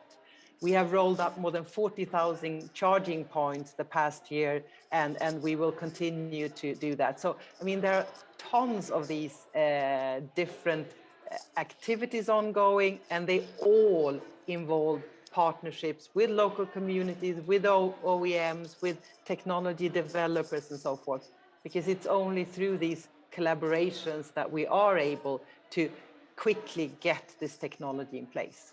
Sure, and thank you for sharing some of those examples. They really help illustrate how deeply you've been thinking about transportation. And so let me turn to you, Owen, because you don't necessarily think transportation as the first thing when you hear Nestle, right? But as the world's largest food and beverage company, Nestle uses a lot of power, a lot of energy, and can influence how goods are transported, right? So what are you doing to decarbonize the transportation of your products and encourage your logistics partners to become more sustainable? Sure, thanks very much. Thank you for the opportunity to be here. And you're right in that transport and logistics is maybe not the thing that first comes to mind when you think of Nestle. It makes up around 10% of our overall carbon footprint. But nonetheless, that is a significant amount, and we need to address that as part of our net zero journey. Some of the things we're doing include basically low-hanging fruit, switching from road to rail in Europe and using intermodal forms of transport as well to reduce emissions in the short term. And that's really important as volumes increase. So if your company's growing, we need to effectively compensate for those increases in volume by switching to different modes of transport that are less carbon intensive. So that's a kind of straightforward way to do it. And obviously that relies on infrastructure. You're not going to have an intermodal option everywhere you're operating. So you need to pick your locations. What we're also doing is just looking simply at being more efficient, making sure the trucks that we're hiring are actually full, you know, and that we're using the best best carbon intensity, if you like, of the transport system as things stand, and that we're not using basically transporting empty space around, because that's the worst possible thing we could be doing. And then in terms of kind of the more transformational side, we're working with some of our suppliers to look at alternative fueled vehicles. So we recently commissioned the first electric 40-ton truck in Germany, and we took that to Brussels as part of a show and tell day with European policymakers to say, look, we're moving, but it's a bit of a drop in the ocean until we start to see a bigger change at scale. So kind of co-investing in those types of projects with our suppliers.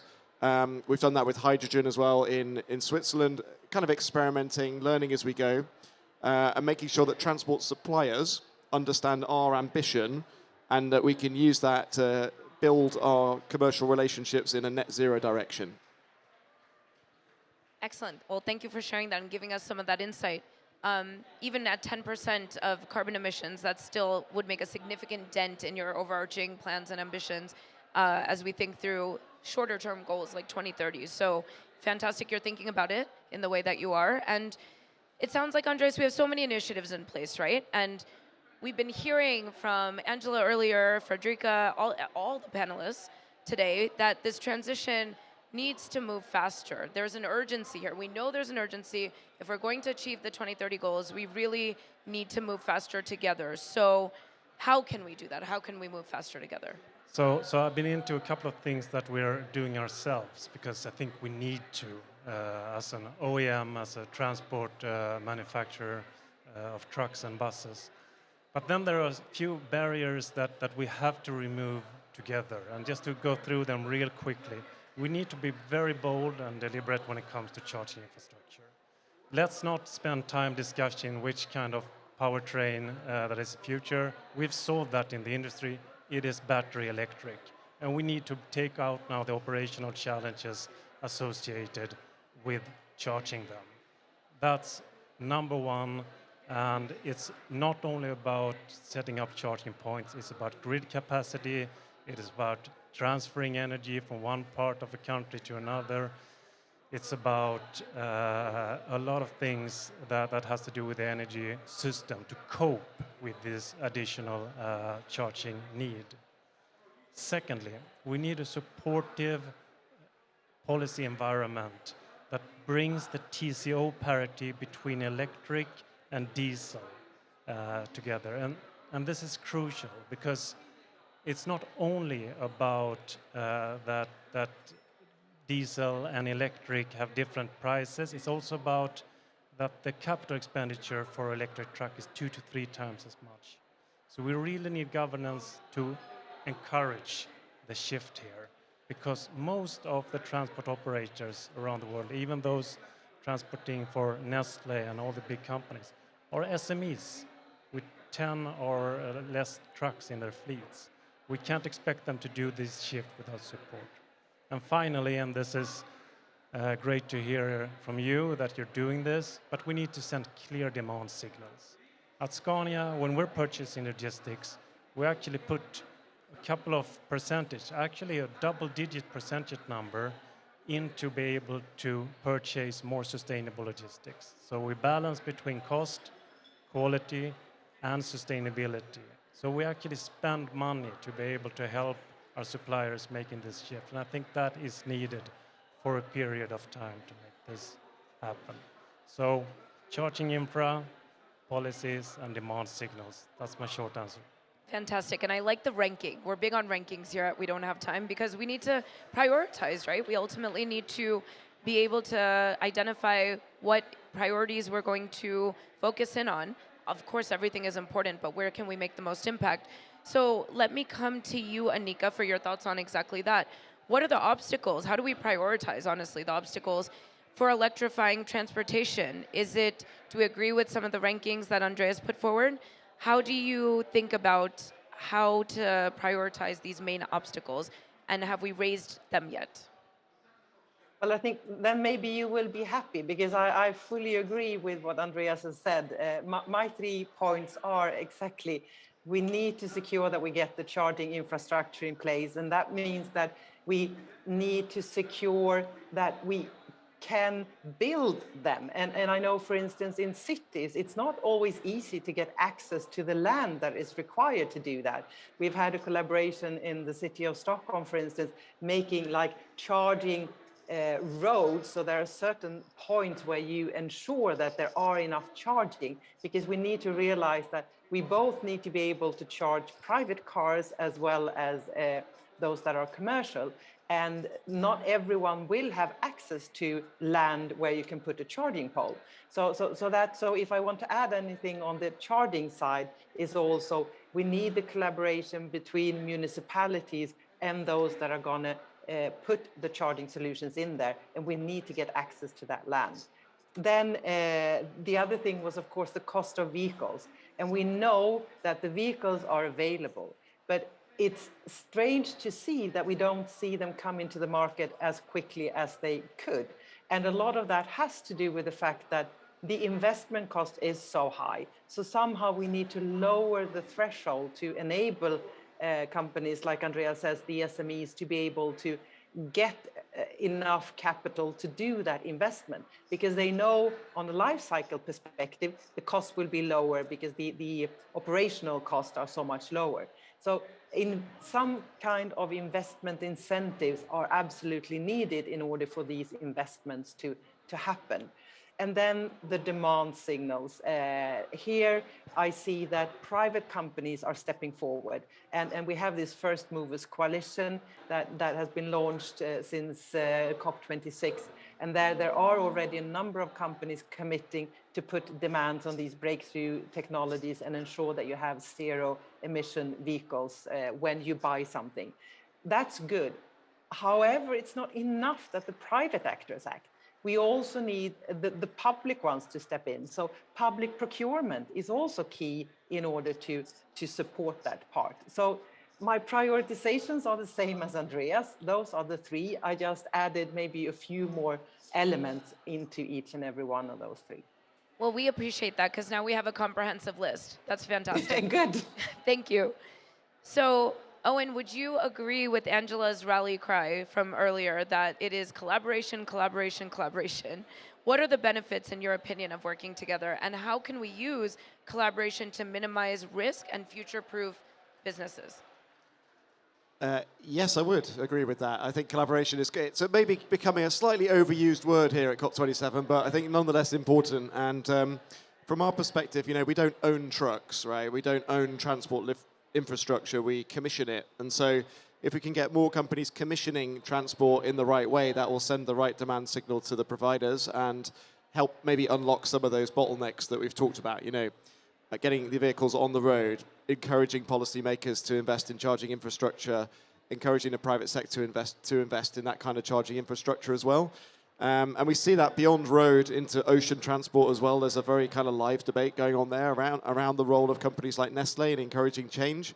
And we're starting to see some positive moves from major providers there. So collaborating with the providers in a non-competitive way, I think, is really important. I think the policy piece is also underdeveloped. So even if you electrify everything and you haven't decarbonized the grid, then you're limiting your impact. And again, these things need to be coordinated and brought together. We support something called the European Clean Trucking Alliance in Europe, which is a great collaborative platform. I mentioned the electric truck before, and we took that to Brussels along with other partners to show what's happening, how companies like Nestle are working with transport and logistics providers, and encouraging more of that to happen in the future. So yes, collaboration is the key word. I don't disagree with you on it being overused. We should create a bingo game around it. See what other words we add to the list. So while you have the microphone, let me also ask you to reflect on your time here. So why was it important for Nestle to physically be here at COP? What outcomes have come already from your presence here? And what are you hoping will come out of today, Transportation Day, and out of COP fully? Sure. Well, I would pivot slightly away from transport for a moment to say that our big call to action here has been around food systems. Of course, transport is part of the food system. We can't ignore it. Commodities are moved around the world, products are built in factories and then shipped to customers, and all of that needs to be decarbonized. And I think what we're starting to see is a movement around food systems thinking and making sure that policymakers actually consider the kind of end-to-end impact of food. The biggest impact, of course, is in agriculture, but then we need to think about how those products are actually being moved from one value chain to another. And we're hoping to see that momentum continue into COP28 next year, and for it to be really kind of a central focus for the negotiations around food systems management, and to turn that from being a carbon source to being a carbon sink. We hope transport will be part of that discussion. Absolutely, and thank you. We look forward to continuing conversations with you and Nestle to not just talk about transport, but how you're reducing emissions across your entire company. So thank you for sharing your insights today on transport. I'm going to come to you, Annika, to please give your thoughts on and reflections on how you think COP27 is going, what the role of Vattenfall will be in these multilateral conversations as we think forward to COP28 as well. Please go ahead. Well, I think my take, now I was physically present last week and now I'm back in Stockholm, but my big take from last week is that we see so much movement in the public sector. And just as Nestle, I mean, the purpose for us to be present at COP and then also participate like this digitally is to really make a push and encourage the breakthrough technologies to get into the market. Because we know that in order for us to cut the emissions and meet the net zero, 50% of the technologies that will be needed are not yet commercially out in the market. So and we're running out of time. We must ensure that those get into the market. And it's also very important to inspire and show others that things can be done in a short period, like the collaboration we have with the fossil-free steel. From the idea of doing something, getting the joint venture, building the pilot, that was just a few years. And now we have already produced a number of 100 tons of this fossil-free steel that already is in the cars and in the vehicles and are deployed already. So things are happening and we need to show that it is possible. But still what I'm struggling a bit with and what I react on is it's great that the private sector is so forward leaning and in particular the European part, but we need to get everyone on board and also the governments, public procurement and others, they have a role to play. So we need to secure that we do not only have the private sector running, but the public need to go hand in hand because we need the regulatory frameworks to support the transition very clearly. But I'm cautiously optimistic, and I have to say I got a lot of energy and inspiration from seeing that it's no longer only the forward-leaning Scandinavian, Northern European companies that are acting, but I saw great examples from India and other parts of the world as well. So I still think that we are keeping the 1.5 degree alive, but as has been said earlier, I mean, that's an upper limit and we need to do everything we can. And it's a matter of speed, speed, speed. Thank you, Annika. And if there's any need for an energy boost, all you need to do is be at the Brazil Pavilion when Lula is present at COP27. So there is so much energy around the conversations, around new leadership that is moving solutions to reality. And I'd love to close with you, Andreas, and your thoughts on how it's going, what we can look forward to, what we hope the road to COP28 will be. Well, I share Annika's, both optimism and sense of urgency. I think it wasn't long ago that thinking about an electric battery, electric truck was unfathomable. Now we're serial produce them. In 2025, there will be 10% of our volumes, 2030, maybe 50% of volumes, and by 2040, over 90% of our volumes. And that's despite that we had a pandemic and a war in Europe. So we are making progress, let's not forget that. But are we making progress fast enough to meet the 1.5 degree limit or to decarbonize the transport sector? It's often called a hard-to-abate sector, and it's up there together with steel and cement as something that is really difficult. I would slightly disagree with that. I think that we have the products, we have the roadmaps, but they will never be cleaner than the energy that powers them. And maybe that's what's make it hard to abate. So we will make this. The technology is superior. Customers love it. Will we make it fast enough to meet the climate targets? I think the jury is still out on that one. Thank you for those thoughts, Andres. Thank you to every single one of you panelists for joining me here today to have this discussion. We got a lot out of it, those in the studio and the hundreds of thousands tuning in from around the world, joining the We Don't Have Time broadcast from wherever they are, participating, engaging, learning, and hopefully taking some of these ideas and solutions and scaling them in their own work and their own communities. Thank you, panelists, for joining me today. Thank you.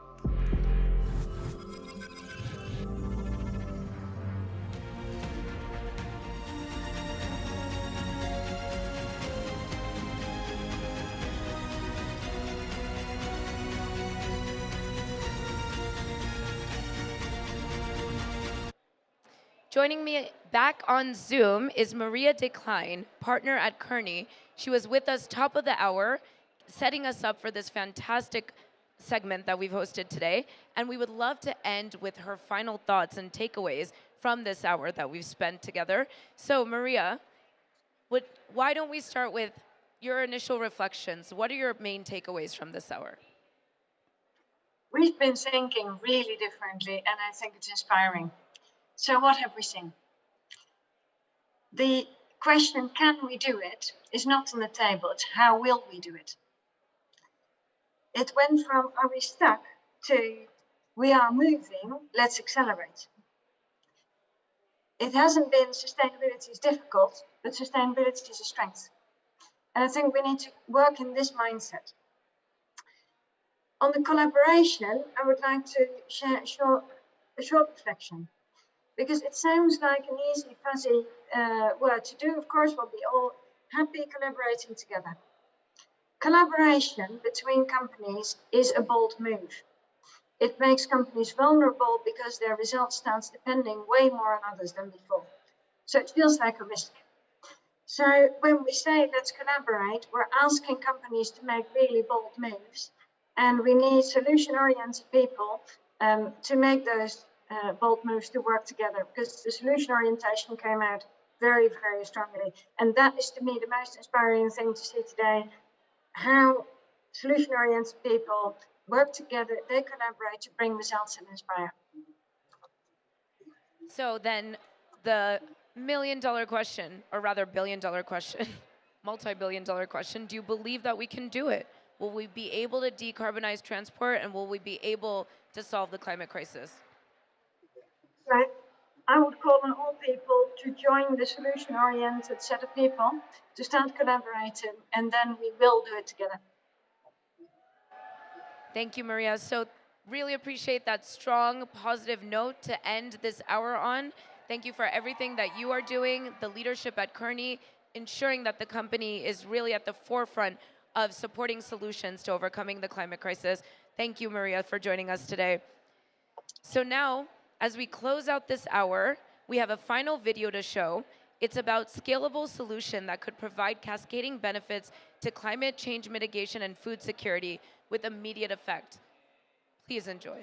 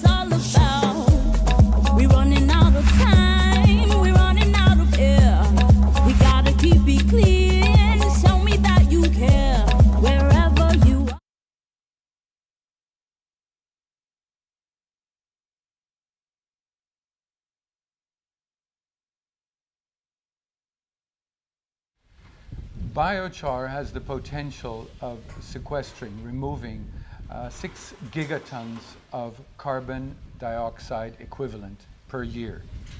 This is purely through applications in agriculture. If we were to include the application of biochar in other construction materials and materials development, we can easily surpass 50 gigatons of carbon removal. Biochar is this biomass that comes from waste residue, organic waste residue, and is converted to carbon through pyrolysis, which is the burning in low or no oxygen. And this creates this structure that is permanent, recalcitrant. So it stays in the ground or in the material where it's applied for thousands of years. When you apply biochar to agriculture, you're using the molecular structure of the biomass that has captured that carbon through photosynthesis, and you're opening up those pores and making them available to store water, nutrients, minerals, and microorganisms.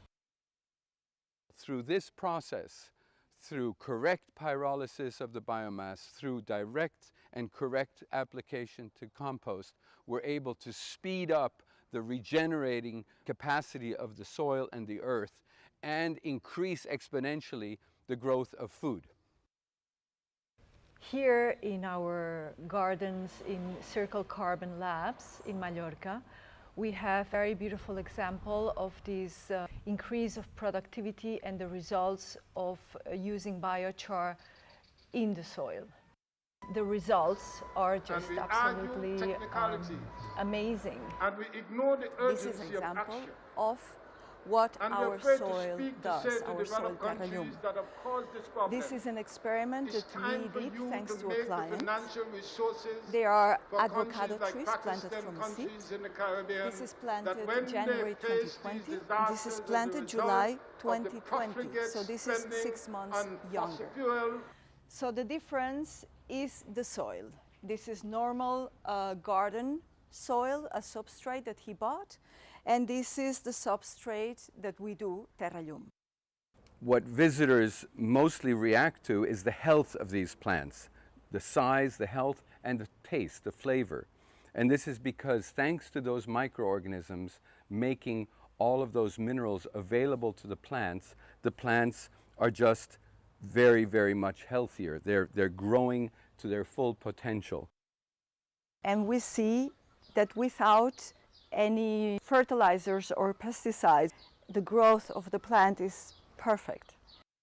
We get farmers visiting us, and they look and they just shake their heads and they say, well, you know, what is happening? That's the power of biochar when it's applied in agriculture. But less pure biomasses, organic material, like sludge from water treatment plants, can also be converted to biochar and then used as an additive in construction materials. So when you add up all of those potential applications, you can easily reach or surpass 50 gigatons of carbon removal per year. Biochar, as has been shown scientifically and through innumerable studies, is perhaps the most promising technology, millenary technology, that can remove carbon from the atmosphere using a natural pathways technology, which is basically photosynthesis. All what we are looking for is actually here within this practice of regenerating the soils, the planet, the people. Nature is showing us that if we just do the basic physical, material application, nature will reward us. Not tenfold, not 100-fold, but 1,000-fold. And for me, being a little bit of a doomsday prophet for many, many years, because I really didn't see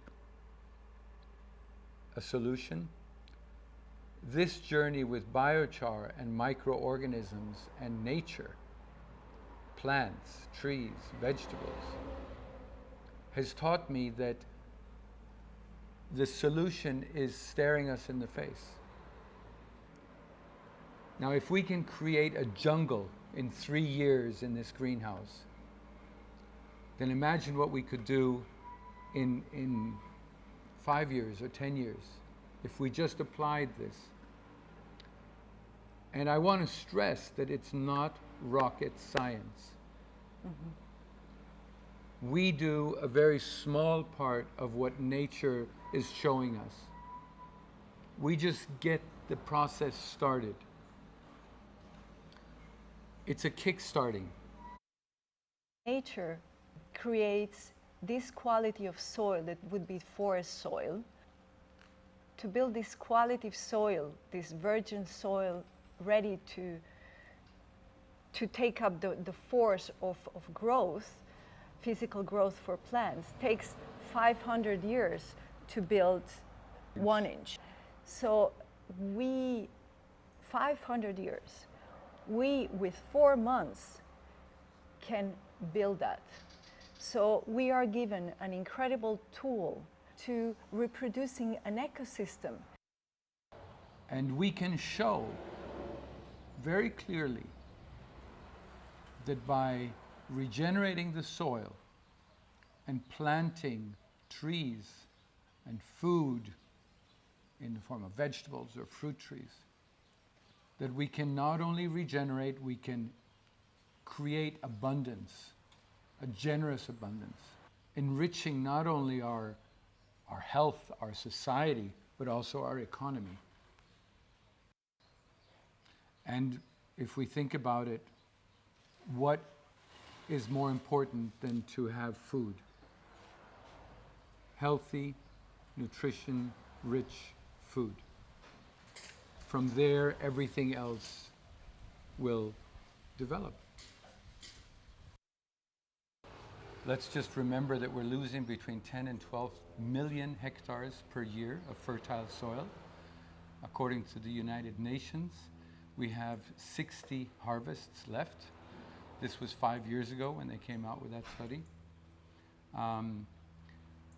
We also know that 4 billion people will be experiencing severe water scarcity within the next 5 years. So whatever we've been doing has created this situation. And we know that there are alternatives.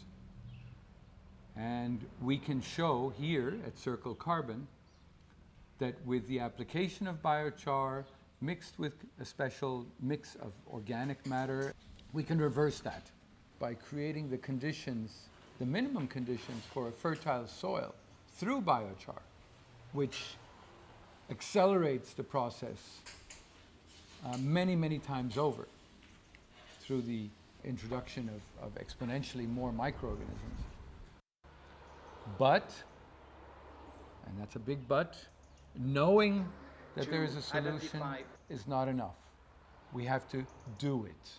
We have to apply our knowledge, and we have to share that knowledge, and we have to make sure that that knowledge reaches many people. It's really about how do we see ourselves in this environment? Do we see ourselves in this Garden of Eden, in this paradise, just harvesting the abundance, or creating a desert? That's the question. It's up to us. It's up to us. It's our choice. And we have to act. Fast.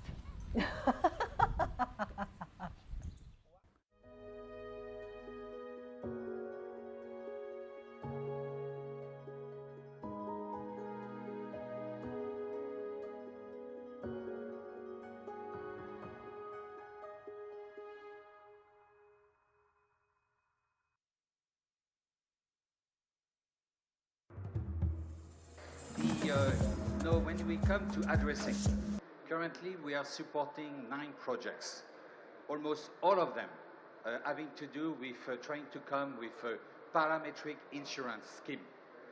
The advantage of parametric insurance scheme is that you don't have to spend 2 or 3 years to try to estimate the damage.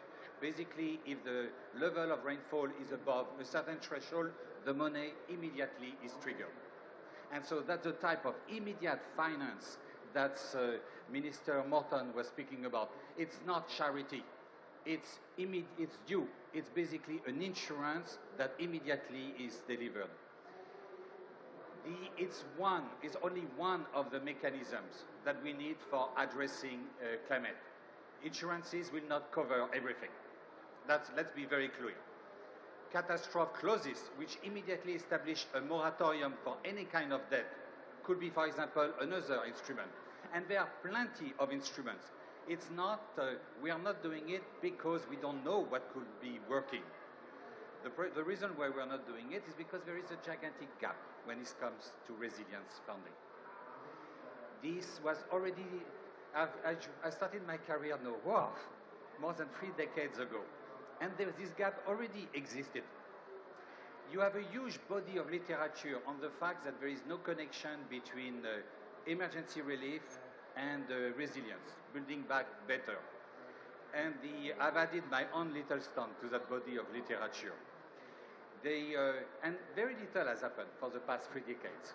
We have known that you have humanitarian fund, and when this humanitarian fund stops, after you wait, as already mentioned by all the ministers today, you wait for development assistance.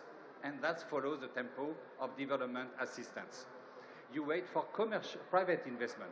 And in the aftermath of a major phenomenon, you're actually a higher risk. So this private investment will take plenty of time before coming.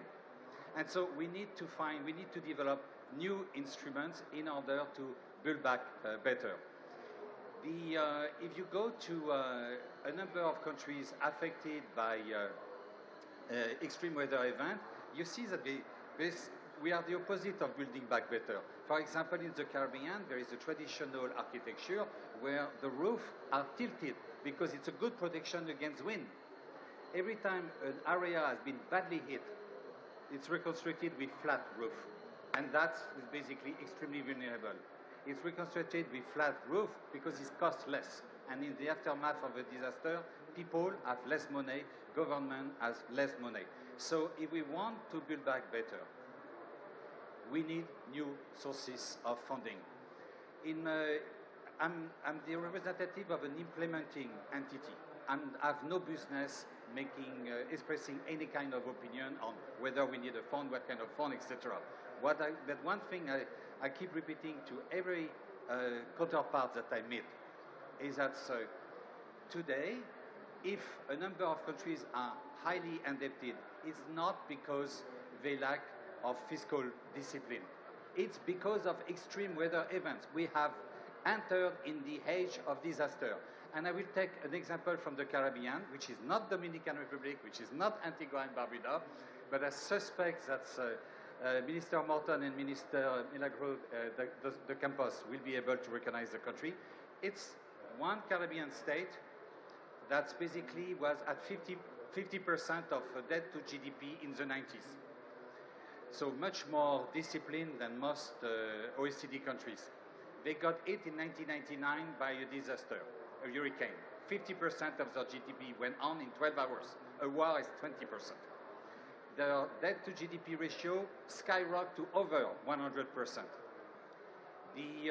For 11 years, they basically went through 11 years of austerity in order to go back to below 50%. They got hit by 2 typhoons in a matter of 3 years during this last decade. The last typhoon cost 200% of their GDP. They are now well above 100% of debt to GDP ratio. There is no way we can break this vicious cycle if we do not plug the resilience finance gap. Thank you very much. Thank you very much. Next, I'd like to request Mr. Saber Chaudhry, the Honourable Member of Parliament from Bangladesh, to kindly give an intervention.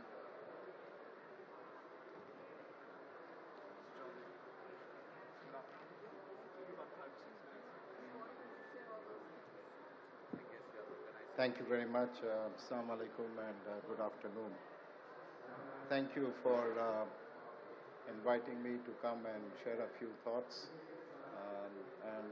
I acknowledge the very distinguished panelists and in particular Minister Sherry Rahman, who has the very difficult task of trying to further along the negotiations that we are having here in Sharm El-Sheikh. But I salute her for her advocacy, for her passion and for her eloquence when she very articulately holds up the position of countries at the receiving end of climate change. I'm from Bangladesh, and every morning when I walk to my pavilion, I go past the Pakistan pavilion. And there is a slogan in big letters: whatever happens in Pakistan doesn't stay in Pakistan. And Pakistan can be interchanged with any other country in the world. Whatever happens in Bangladesh, whatever happens in the Maldives, even whatever happens in the US and whatever happens in Europe doesn't stay there, because this is one planet, one environment and one atmosphere. But I thought what I would just do is take a slightly different approach. I just heard two of our distinguished panelists, so I'm not in sync with the flow of the conversation. But if you look at the UNFCCC process, how it all started 30 years ago, the focus was on mitigation. And very interestingly, what it talked about was taking action even when the science was not conclusive. That was 30 years ago. We didn't take that action. So the next 10 years, we started talking about adaptation, because mitigation was not happening fast enough and the needs of adaptation were rising. 10 years later, now on to the third decade, we realized that even adaptation and mitigation is not happening fast enough. So now we are in the era of loss and damage. A very simple example of what happens when a multilateral process fails to deliver. If we had delivered as per the UNFCCC, then we wouldn't be where we are today. So what we have in the course of COP27 is not just the COP process, but also the integrity of the UNFCCC is in question. Because the basic objective of that treaty was to stabilize greenhouse gas concentrations in the atmosphere, something that we have patently failed to do. Because quite often, the World Cup is going to start in a few days, and already in our hotels they are putting up the big posters, and I'm sure there'll be a lot of controversial decisions as to whether there was a penalty, was it a penalty or was it not a penalty. So you don't look at where the player fell, you look at where the player tripped. And where did we trip when it comes to these events? We tripped, why? Because in Pakistan, along with, I think, countries, downstream countries like Bangladesh and the others, will also have this impact. The glaciers have melted far more quickly than they should have. We have glacial melt, we have glacial retreat. So whence the water, where does the water from the glaciers go? They form lakes. We call them glacial lakes. And once the lakes cannot hold the water that is in there, the dams burst and you get floods. And think of the amount of damage, destruction and death, the force and energy of those floods downstream are going to cause, not just to livelihoods but also to infrastructure. So this is what is happening in Pakistan. And the other very important takeaway, not just from this event, but from the COP process as a whole, we have to solve the problem of climate change faster than we are creating it. There is no point talking about loss and damage adaptation if you continue to increase emissions, if you continue to give subsidy of $1 trillion on fossil fuels. So on the one hand, we are trying to solve the problem, and on the other, we are doing everything possible to create it. So the more of these problems we have, the more of these events you are going to have. And I think the other big point is what we spend today, whether it is investment in resilience, whether it is in rehabilitation, is always going to be less than what we have to spend tomorrow. So whether or not some countries like it, the reality is that these are damages that will have to be paid for. The emissions in Pakistan, I don't know exactly, but I heard Minister Rahman mention that it was only 0.8% of global emissions. The emissions of Bangladesh are less than 5.5% of global emissions. And yet we are the most impacted. And you know the really interesting statistic? 80% of the emissions are caused by a handful of countries we know. And look at their pledges. They are at 3 degrees above. The reason why we are on a global basis below 3 degrees Celsius rise is because precisely of countries like Pakistan, Bangladesh, climate vulnerable countries, LDC countries, small island developing countries, they are within 1.5. So the most impacted countries are within 1.5, and the biggest polluters are at double that target. So how can you reduce your emissions and still be consistent with 1.5 when 80% of the countries are way off their targets? So it's no good just talking about 1.5. We must have a roadmap that takes us there. Because what has happened in Pakistan will happen again in other parts of the world. Other countries will be equally affected. So other than the funding need, and we are completely in agreement with the G77 and China, there can be no compromise. You know, there are a few red lines that we cannot cross. One red line is the 1.5 degrees Celsius cannot be breached under any circumstance. Think of what is happening at 1.1. Think of what will happen at 1.15. Forget about 1.5. So even 1.5 is not a comfort zone. 1.5 is not a comfort zone, but still we are trying to be realistic. This is going to cause millions of people suffering. So we really need action. We need COP27 to clearly state that a loss and damage fund has been established. We can look at the modalities 1 year down the road. And the extent to which COP27 will be deemed to be a success is, one, going to be on whether they officially set up a loss and damage fund. That is a litmus test. Whether we are able to adhere to 1.5 degrees Celsius, that is a litmus test. Whether we are able to provide fund for adaptation, that will be a litmus test. So the numbers, I don't think we need to go into the numbers because this is not a numbers game. We are in full solidarity with Pakistan. And when we say we are in full solidarity with you, we are in solidarity with planetary boundaries. And I think that is the message that we take back from today. Thank you very much. Thank you, Mr. Chowdhury. We are also joined by Mr. Simon Steele, the Executive Secretary of the UNFCCC. Sir, all eyes are on you for today. And for this COP, I would like you to give an intervention, actually not an intervention, more of a closing statement on how you see the progress on all issues on the agenda, but of course, specifically loss and damage.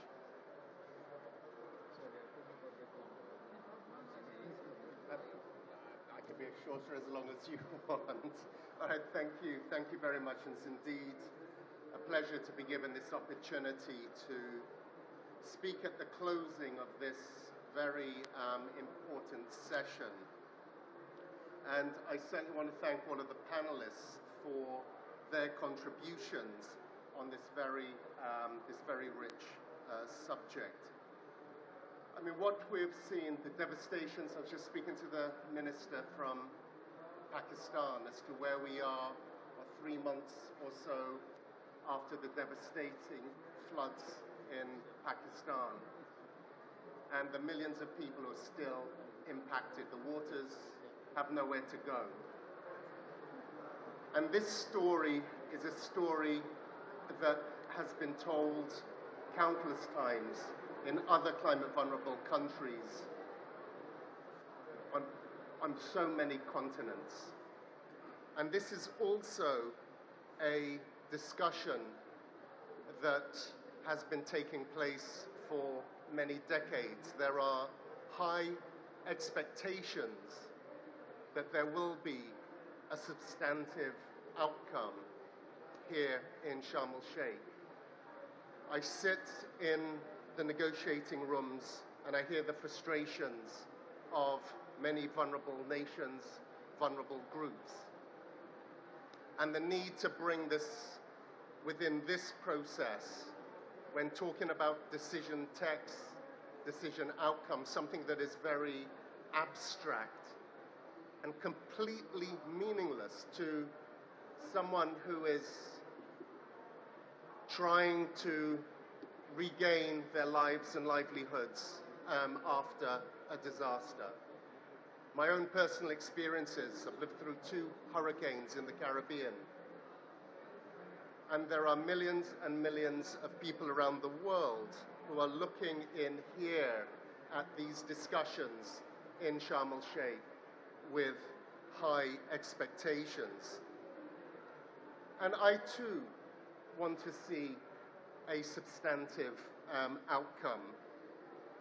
And from where I sit in those negotiating rooms and listening to parties, there is a path forward.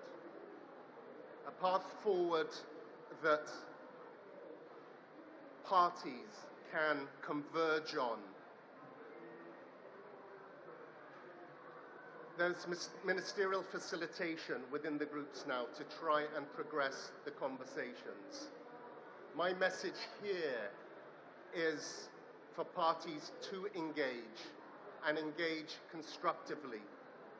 Seek out those paths of convergence where parties feel sufficiently comfortable in a very uncomfortable conversation. Support the presidency and the presidency's efforts to facilitate this also. And I am personally reaching out to all parties to find that way. It is difficult. It is complicated. There are no quick fixes to it. But engaging constructively, the development of a process that moves this agenda item along with an expectation that there will be a meaningful outcome is what is on the table. I believe it can be done once parties engage and come together. And I believe that we can get this done. And if we're able to leave Sharm El-Sheikh with something that has meaning, that has substance, that the minister can go home and tell her people that the world has come together in recognition and making positive steps to address their dire circumstances. And then those in the next disaster, and the disaster that will follow, and the disaster that will follow that, I think we could all leave here feeling proud that we have moved things forward. And that is my call to all parties. I thank you.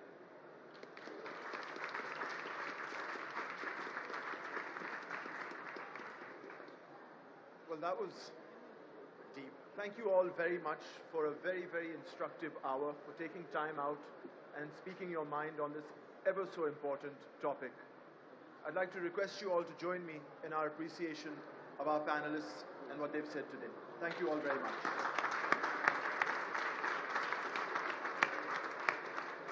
Thank you.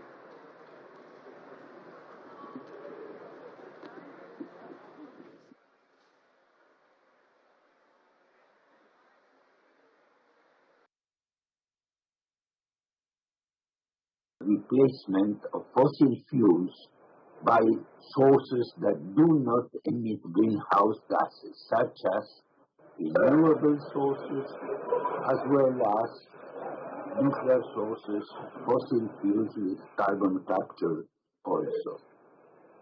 How will this affect sustainability?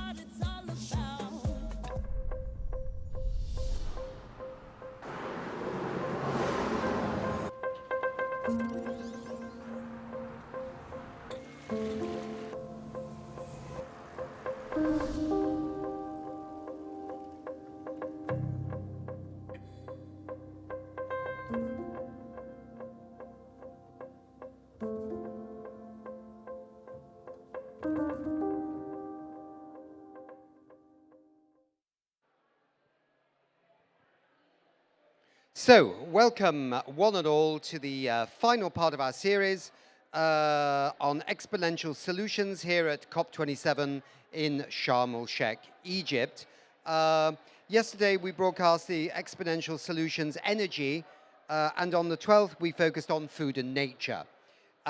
We have some great speakers lined up today, sharing their perspectives on scaling solutions to halve emissions by 2030.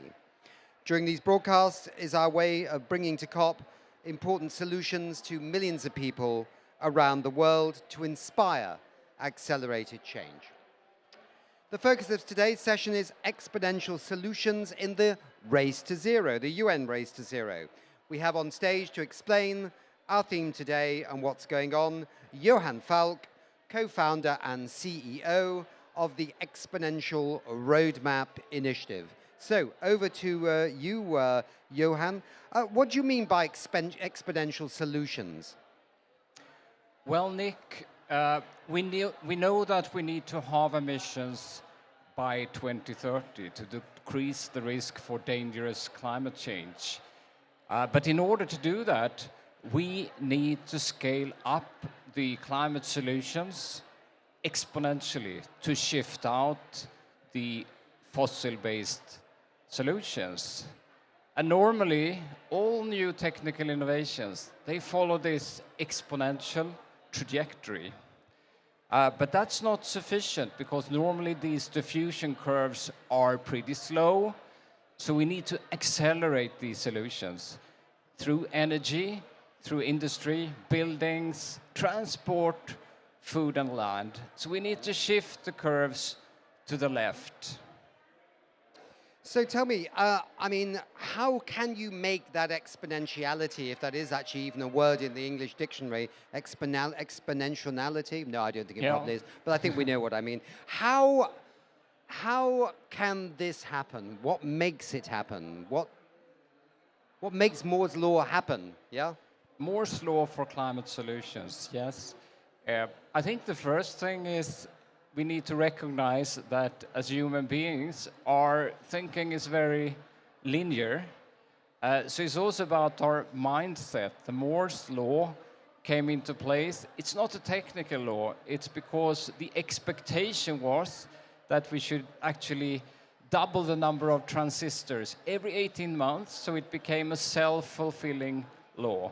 So first is basically our thinking in society that this is achievable, but we need to accelerate the solutions. And how do we do that? Well, we do that through progressive, strong policy, removing blocking policies and pushing enabling policies. We need to shift finance towards climate solutions. We need to apply technology like digitalization to scale up these solutions. And finally, we need climate leadership everywhere. We need a mission-critical mass of companies, people, governments, cities actually pushing in the same direction.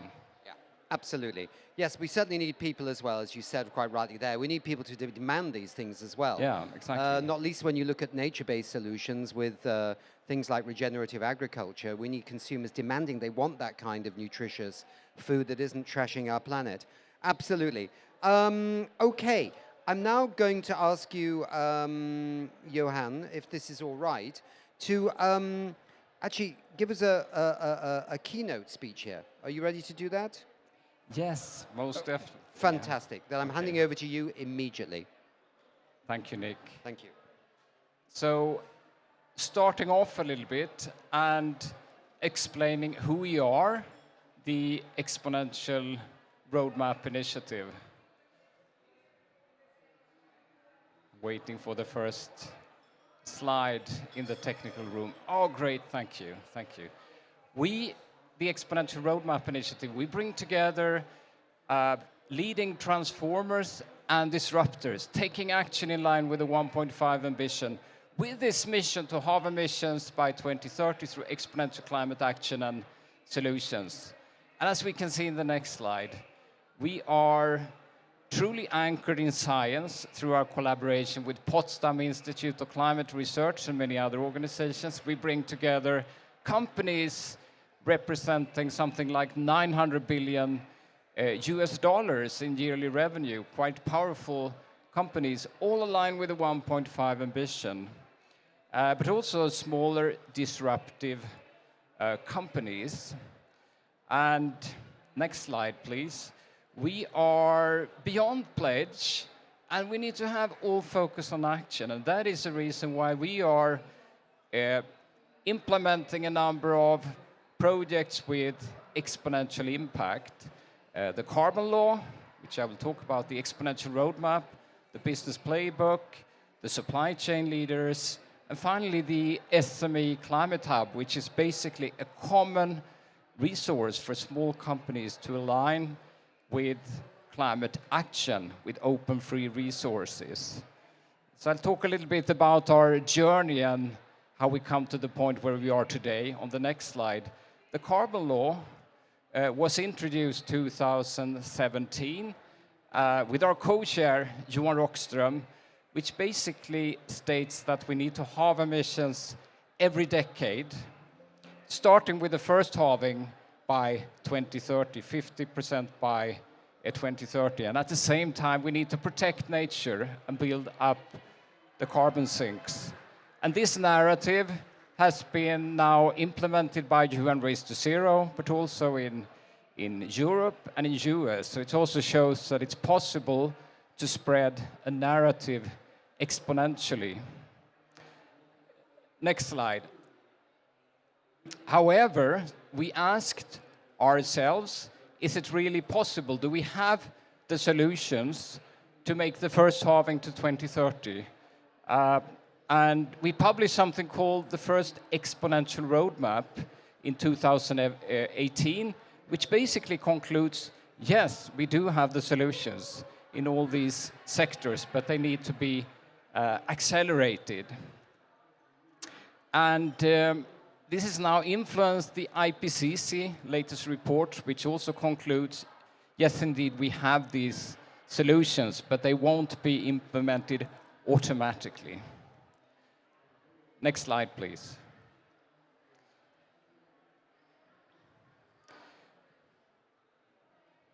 But what does it mean for businesses? I talked about the business playbook previously as one of our key projects. We came to the conclusion that it's really, really important to provide some guidance for companies.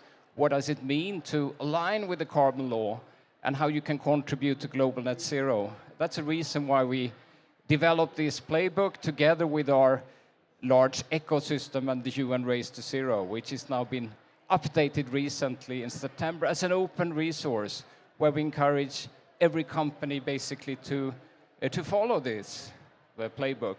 And it basically implements a framework of the 4 pillars on the next slide. Which means that as a company, you should halve your own emissions before 2030. It's normally what we call the scope 1 and 2 emissions, which is normally straightforward for companies, most companies I would say. But it's also about halving your value chain emissions, your upstream emissions and your downstream emissions, aiming for 2030 or before that point. And the third pillar is what we really will focus on as well today, is actually scaling up the climate solutions and shift your portfolio towards climate solutions, which helps to avoid emissions in other sectors and for your customers. And finally, the fourth pillar, that is about contributing to the global net zero, because as a leading company, you can't stop at your own company or even at your value chain. You have to do a contribution to the global net zero, because we can only reach that together. We can't do it on our own. And how do you do that? Well, it's of course by showing the best and sharing the best practices, as we'll talk about today. Could also be about investing in nature and also actually demanding strong policy from governments that can enable this scaling. So we are really excited today to have a number of these really transformative and disruptive companies showing how this is being made into reality. Thank you, Nick. So I think that's really part of the point here, isn't it? Because you've got these pillars and 4 climate pillars, and how are companies actually approaching it? I think that's a key question, and you kind of, in a sense, had a segue to that question at the end of what you were saying. You mentioned your focus on innovators, transformers, and disruptors. Yeah. Who are these people? I mean, who are these companies? I mean, who would you think of as an innovator? What is an example of a transformer? What's an example of, say, a disruptor? Or maybe they're all one and the same, I don't know. I would say a transformer is a company in a quite traditional industry, which realized that you need to shift your complete business model, going in the front line, both taking care of your own emissions, but actually shifting your business model and your portfolio going the absolute front line. So these companies are absolutely essential to drive the transformation. But we also need, I would say, disruptive companies.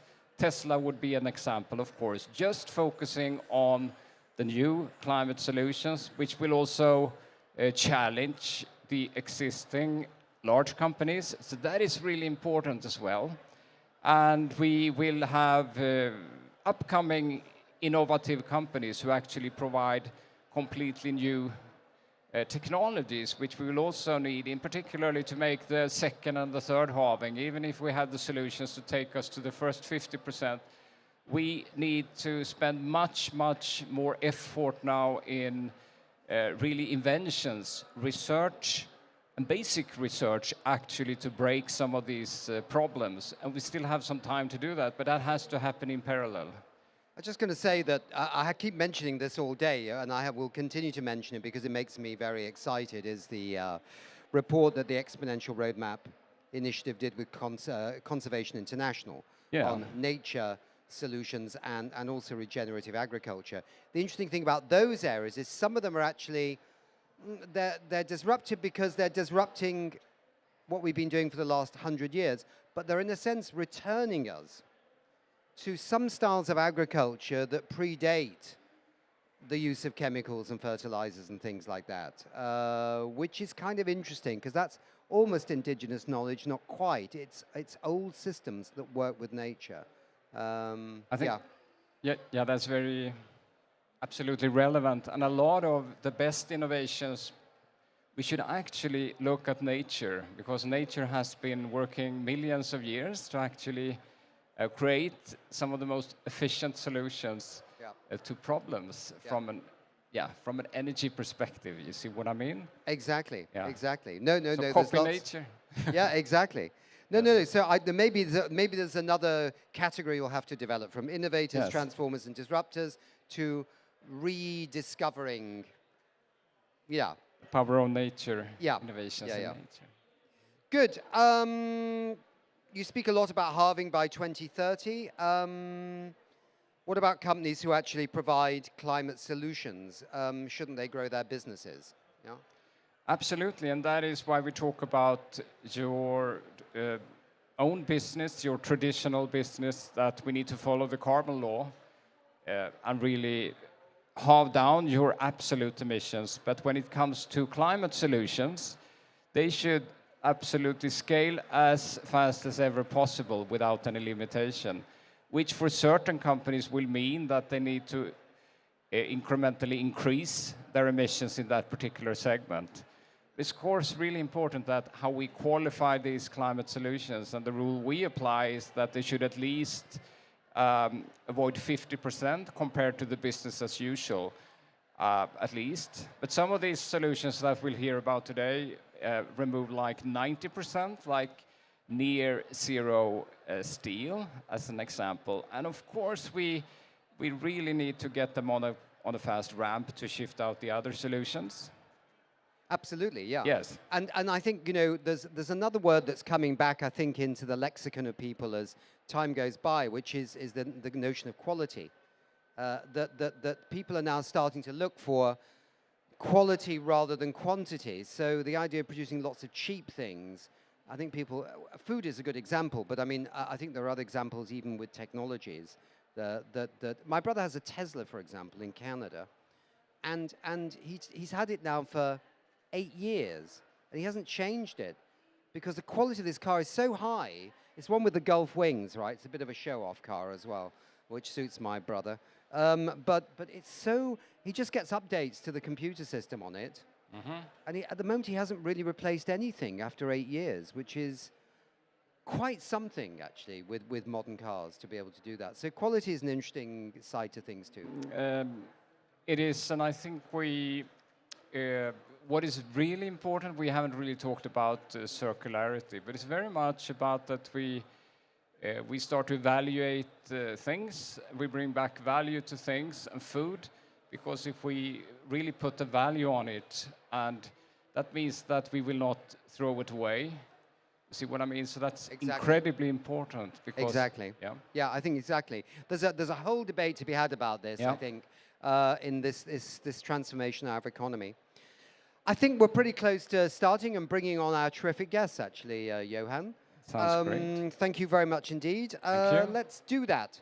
We're going to hear from 3 innovative, transformative, and disruptive companies, all taking action in line with the 1.5 degrees centigrade target, which we're now told by many companies is not a target, it's a limit, and we're not going to go beyond that. Let me first welcome on stage Andreas Fuller, who's head of sustainability at the truck manufacturer Scania. Just to say, Andreas, you can feel that the conditions in our studio here in Sharm El-Sheikh are very challenging, but the quality of the broadcast going out is good. And so don't be disrupted by the Brazilian pavilion, who are having parties every day, which no is great. problem. Andres, the floor is yours. Tell us about what you're up to.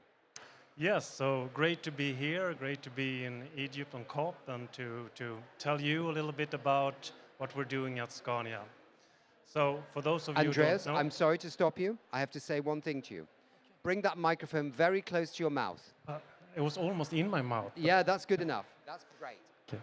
So for those of you who don't know us, we are a global truck and bus manufacturing operating in more than 100 markets. And the basis of our climate work is our science-based climate reduction targets. Those are the core, those are strategic targets that we are doing everything to reach. And we set them really short to ensure that we will meet them on our shift and avoid procrastination. The first part, and this is really much aligned with the 4 pillars here, is our own emissions. So we will halve our own emissions between 2015 and 2025, the so-called Scope 1 and 2 emissions. That we will do, and I expect that the next halving will not be another 10 years away after that, but be quicker than that. Secondly, our Scope 3 emissions. 96% of Scania's value chain emissions comes from when our trucks and buses are on the road and being used. We have set a target also on those emissions. And the way we reach them is through new technology, investments, research, and partnerships. Just to give one example, we are actually building out infrastructure to be able to charge battery electric vehicles in Europe. 1,700 high-capacity charging points will be built out before 2025. Just to give one example of how seriously we take reducing those goals through new technology. What is happening with our climate picture is interesting, because as these zero-emission vehicles, zero-emission tailpipe vehicles, I should say, starts to hit the roads, our emissions moves from use phase, downstream, upstream to our supply chain, because we will bring in a lot of batteries into our production systems. So we have also started now to really make a plan to mitigate those emissions. We analyzed that 4 material hotspots, accounts for 90% of our supply chain emissions. Batteries, steel, aluminium, and cast iron. And we have committed to only source green batteries, green steel, green aluminium, and green cast iron to 2030. And the way we're handling that is, again, through investments into suppliers and to working together with suppliers on R&D to ensure that we together can create the volumes and the capacity needed into 2030. So that's basically scope 1 and 2, pillar 1 and 2 behind me. Pillar 3, of course, making it real. This is our purpose as a company. We have invested billions into this technology shift. We will hit our targets. 10% will be electrified by 2025. 50% might well be electrified by 2030, and by 2040 we believe that over 90% of our volumes will be battery electric. So that's really, in a nutshell, how we are handling the climate urgency from a truck manufacturing point of view. So Andreas, thank you very much indeed, and please stay with us for a short panel. Why don't you grab a chair over there? That will be absolutely perfect. So, building a truck, and I don't know if anybody's seen a Scania truck. I have, I'm sure many people have. They're big, and they require a lot of steel. The steel industry is one of the most fossil fuel intensive industries in the world. But we will now hear from a disruptive company that has found a way to produce and sell fossil-free steel. And this is very, very exciting. With us from our Stockholm hub, we have, wait for it, Lars Lundström, who's Chief Sustainability Officer at H2 Green Steel. Lars, yes, there you are. So Lars, you got the floor for 5 minutes to tell us what you're up to. Thank you very much, Nick. And thanks, Andreas. It was a pleasure to hear you also.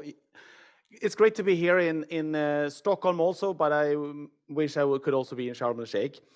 But let's then dive into the steel industry and how we are approaching transformation from H2GS. As you might have heard, H2GS was launched in 2021 with the ambition to accelerate the decarbonization of the steel industry. And we're building our first plant up in the northern parts of Sweden, where we will produce 2.5 megatons of steel starting in 2025, and then ramping that up towards 2030 and doubling it to 5 million tons. Maybe you can give me the next slide and just the first click. Thank you. This is actually our plant that we are now building in the northern parts of Sweden. Because steel is, as Andreas also said, is a foundation for our way of living, and it's also a foundation for transition, but it also comes with a huge cost. It's a huge cost in terms of CO2. The steel industry produces 3.5 billion tons of CO2 annually, which is like 7 to 9% of all man-made emissions. So we decided to address this, and steel has actually the commercial and technical maturity that we need to set up this as an industrial startup. And you might say we're an industrial startup on steroids, but we're also driven by a strong purpose. So if you can click to the next. This is our purpose. We decarbonize hard-to-abate industries, and as said, we start with steel. So I will give you a very, very brief overview of our case. As a startup, we can try and do this correctly from the start, building sustainability into our DNA. And we do this also with 4 pillars, slightly different. We call them governance, planet, people, and prosperity. And this is how we build our company, and this is also how we govern our growth. But sustainability is also at the core of our business case and how we attract customers like Scania and also investors. And an important actually condition for this huge 4 billion euros investment that we're going to make in the northern parts of Sweden is the interest from the customer market. And we have already sold approximately 60% of our first phase production. And that is, of course, helping us then to finance this huge bill for this investment. But it's more than about our pillars and customers and investors. It's also about chemistry, engineering, digitization, collaboration, talent, and speed. So first, chemistry. What we do is actually we replace the coking coal of the traditional steelmaking with hydrogen, thus producing water instead of CO2 out of our process. So we're building it up from a hydrogen production base and from a reduction of virgin iron ore base, and then we make steel out of that. And we actually, what we do is we scale up, quickly scale up already existing technologies. And with no legacy, we can also start making ourselves a digital native from the start. And we actually have an obsession of data. And we use this data to optimize our future plant, but also to communicate throughout our value chain. And we're actually trying to build a accounting system where we can use CO2 as our second currency. But we are also accelerating the transition of the entire society that we work in up in northern Sweden, in other communities where we will be. And this is also based, of course, on people. People around us in our communities and also people in our company. And we aim for a very, very mixed team coming from all over the world. And we're also trying to get gender equality with 50-50 women and men. And we believe that this is really good for success, actually. And the final click, thank you there. We are on a fast mission. No, if you can go back. We are on a fast mission. Already then in 2025, we will produce steel with more than 90% abatement potential. And this is just a start for us. We start in northern Sweden and we prove this concept, and then we will actually continue to roll it out throughout the world, but also we will get into other hard to abate industries. Thank you very much. Over to you, Nick. Thank you very much indeed. Yeah, I've got a couple of questions here before we go to our panel, but just you mentioned scaling there in a sense from Boden, Sweden. Is there already plans where you might go after that, not just within Sweden, but other parts of the world? Are you getting an interest from, I don't know, Asia, Africa, North America, Latin America, other parts of Europe? Or are people waiting? We are on a fast mission, so in parallel with proving our case in northern Sweden, we're also looking at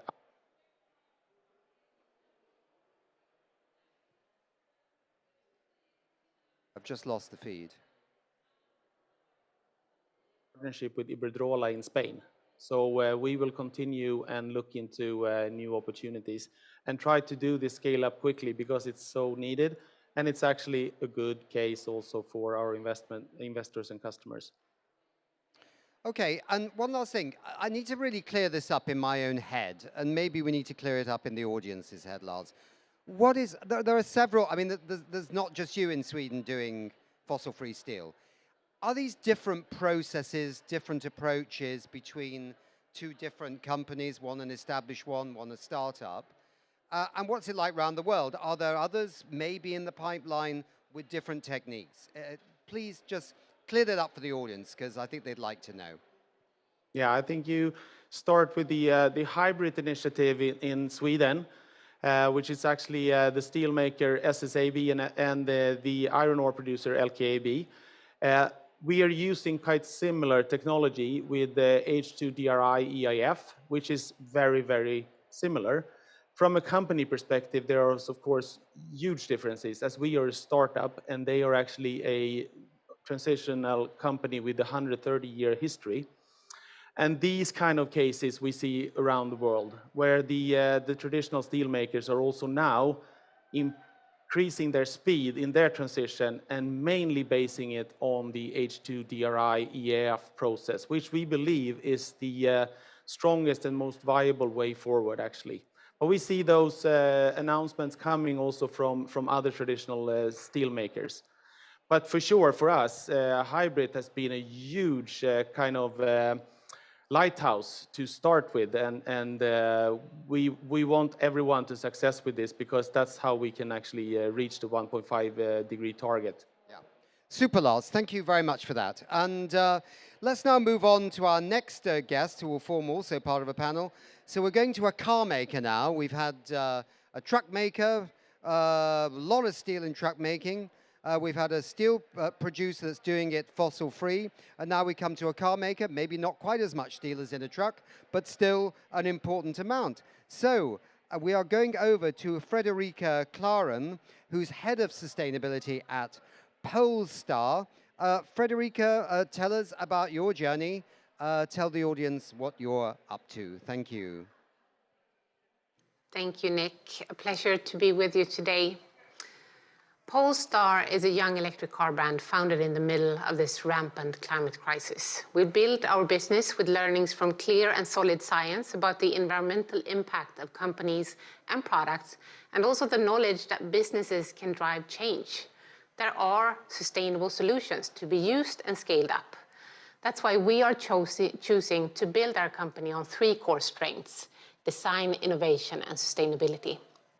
We offer a powerful climate solution. Over its lifetime, a Polestar 2 emits less than half of the greenhouse gases than its fossil alternative. That's an incredible impact that consumers can already have in these technology stages. Where we are now as a society, dealing with a climate crisis and running against the clock to stop the temperature from rising more than 1.5 degrees, all of us, industries, authorities, and consumers, need to rally behind these solutions. That's why it's so sad to see how the electric car, still in 2022, is perhaps the most underutilized climate solution. Looking at the headlines in media, it's easy to think that we are in an electric vehicle boom. And yes, we see significant consumer interest, and a clear shift in sales is happening in many markets. But if we look at all cars rolling around on the streets globally, only 1.5% are electrified, meaning road transport emissions are still rising. The automotive industry is simply moving too slowly, and that it's notoriously siloed, silent, and reactive doesn't make it better. We need to start taking bold collective action, to dare to set targets in line with science, even though we don't have all of the answers, to signal to authorities and consumers that we will change. Automakers are still investing in legacy technology. Imagine if we instead could collectively invest that money in and all of our abundant resources into the electric transition, making it happen globally during this decade. It's within our grasp, and we at Polestar are determined to collaborate and act together to enable a speedier transition.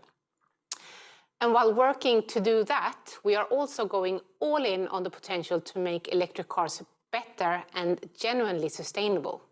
Climate neutral, circular, ethical, and inclusive. Regarding climate, we have set ourselves a moonshot goal to create a truly climate neutral car by 2030. We call it the Polestar Zero project. We say truly climate neutral because we will not rely on offsetting. Instead, we will focus on eliminating emissions and changing how we make cars today, meaning all materials and functions in Polestar Zero will be produced with net zero climate emissions.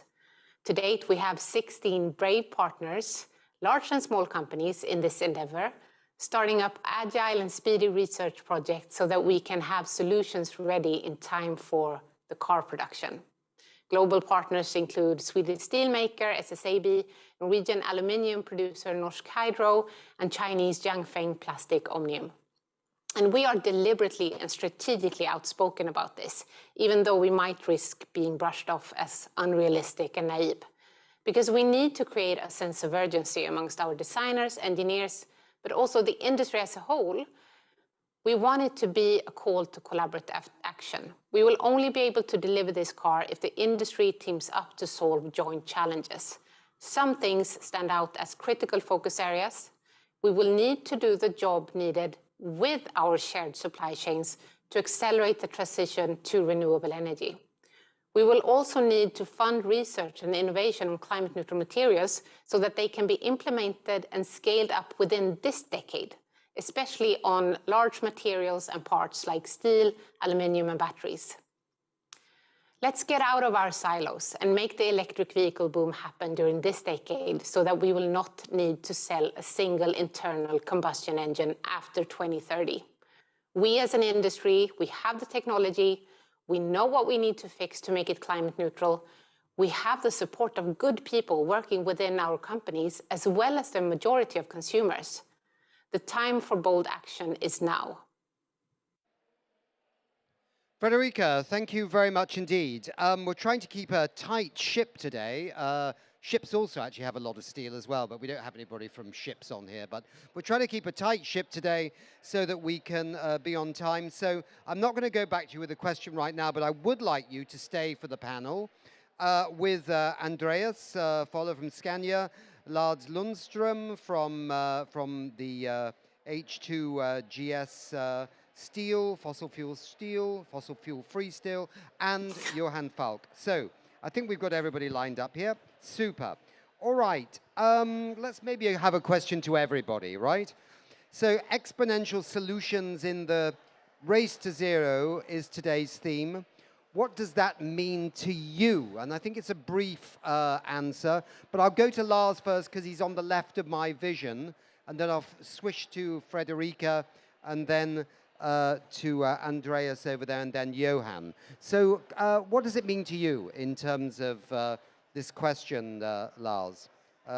What's your take on this? I mean, race to zero. It's coming back to speed in building a project, and also speed in getting to decarbonization and reaching this more than 90% abatement in only 3 years. To me, that is the core for us. Right, yeah. What does it mean to you, Frederica, this UN Race to Zero, exponential solutions? I agree. I think it's about really not making it harder than it really is. Often we talk about, vague collaboration. We talk about policymakers needs to create an even playing field. But I mean, we have exciting projects that can be scaled up already now, and we have exponential tech as proof that it can be done. So it's really, like the previous speaker said, I mean, just speedily acting on it, putting it into your strategy. You don't have to have all of the answers. You don't have to set up, huge collaboration networks. It's really about acting on it as a company and being very bold in that. Very good. Andreas?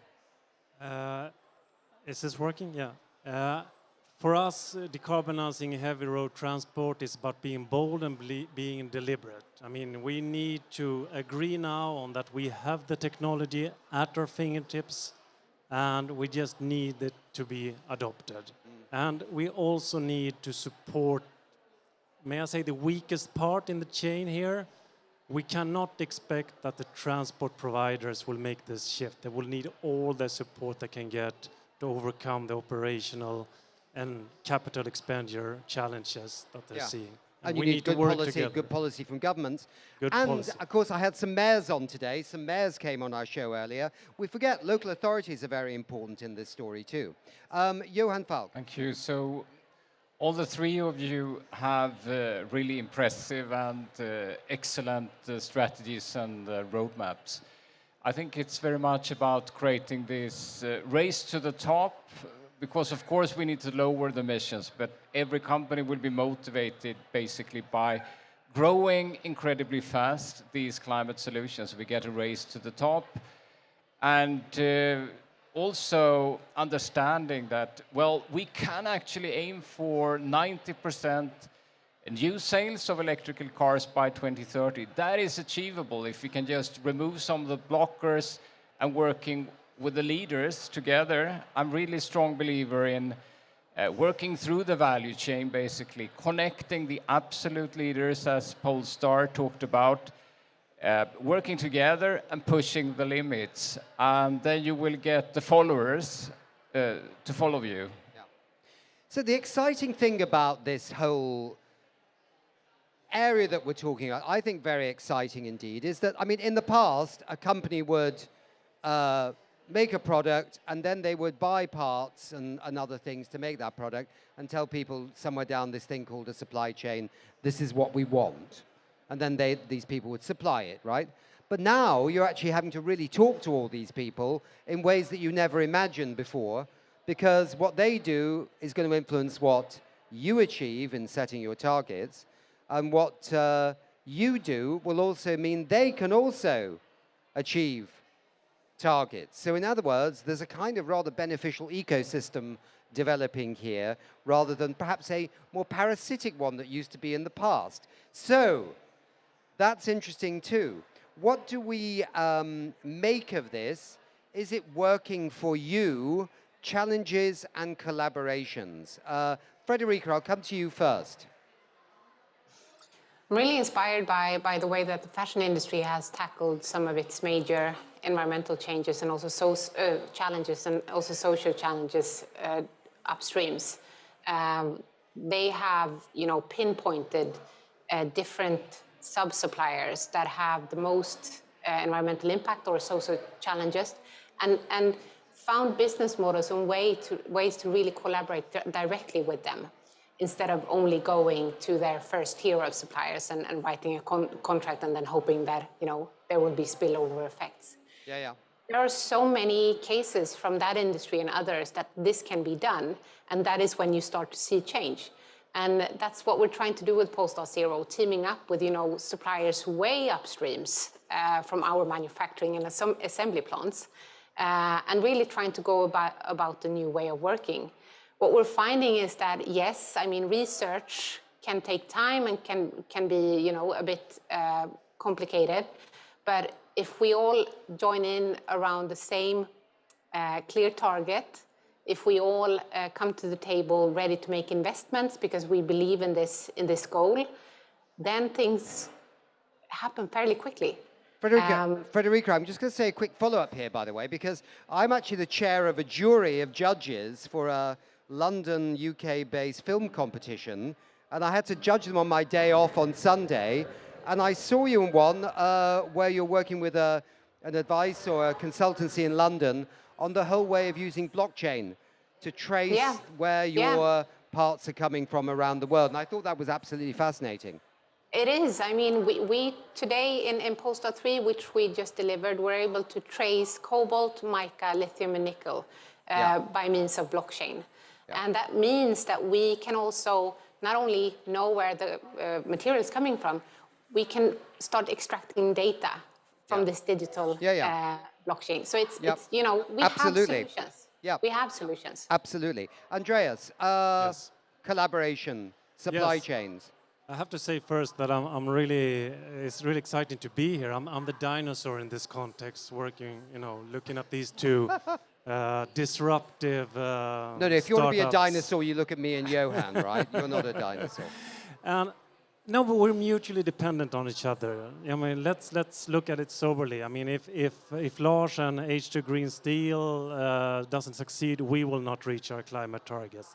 It's as simple as that. And we are working together, and we need to do it. The same goes for the battery cells. If they don't get their act together, we won't get the vehicles on the roads, and we won't reach our targets. And let's not forget that the basis for all this, and where we need to have laser focus, is green energy. Lars will not succeed without the green energy. Neither will Frederica, and our vehicles will not be worth much if they are powered by fossil-based electricity. So it's about the energy, stupid. Not to you, Nick, but no, to Al Gore. Transpose a famous note.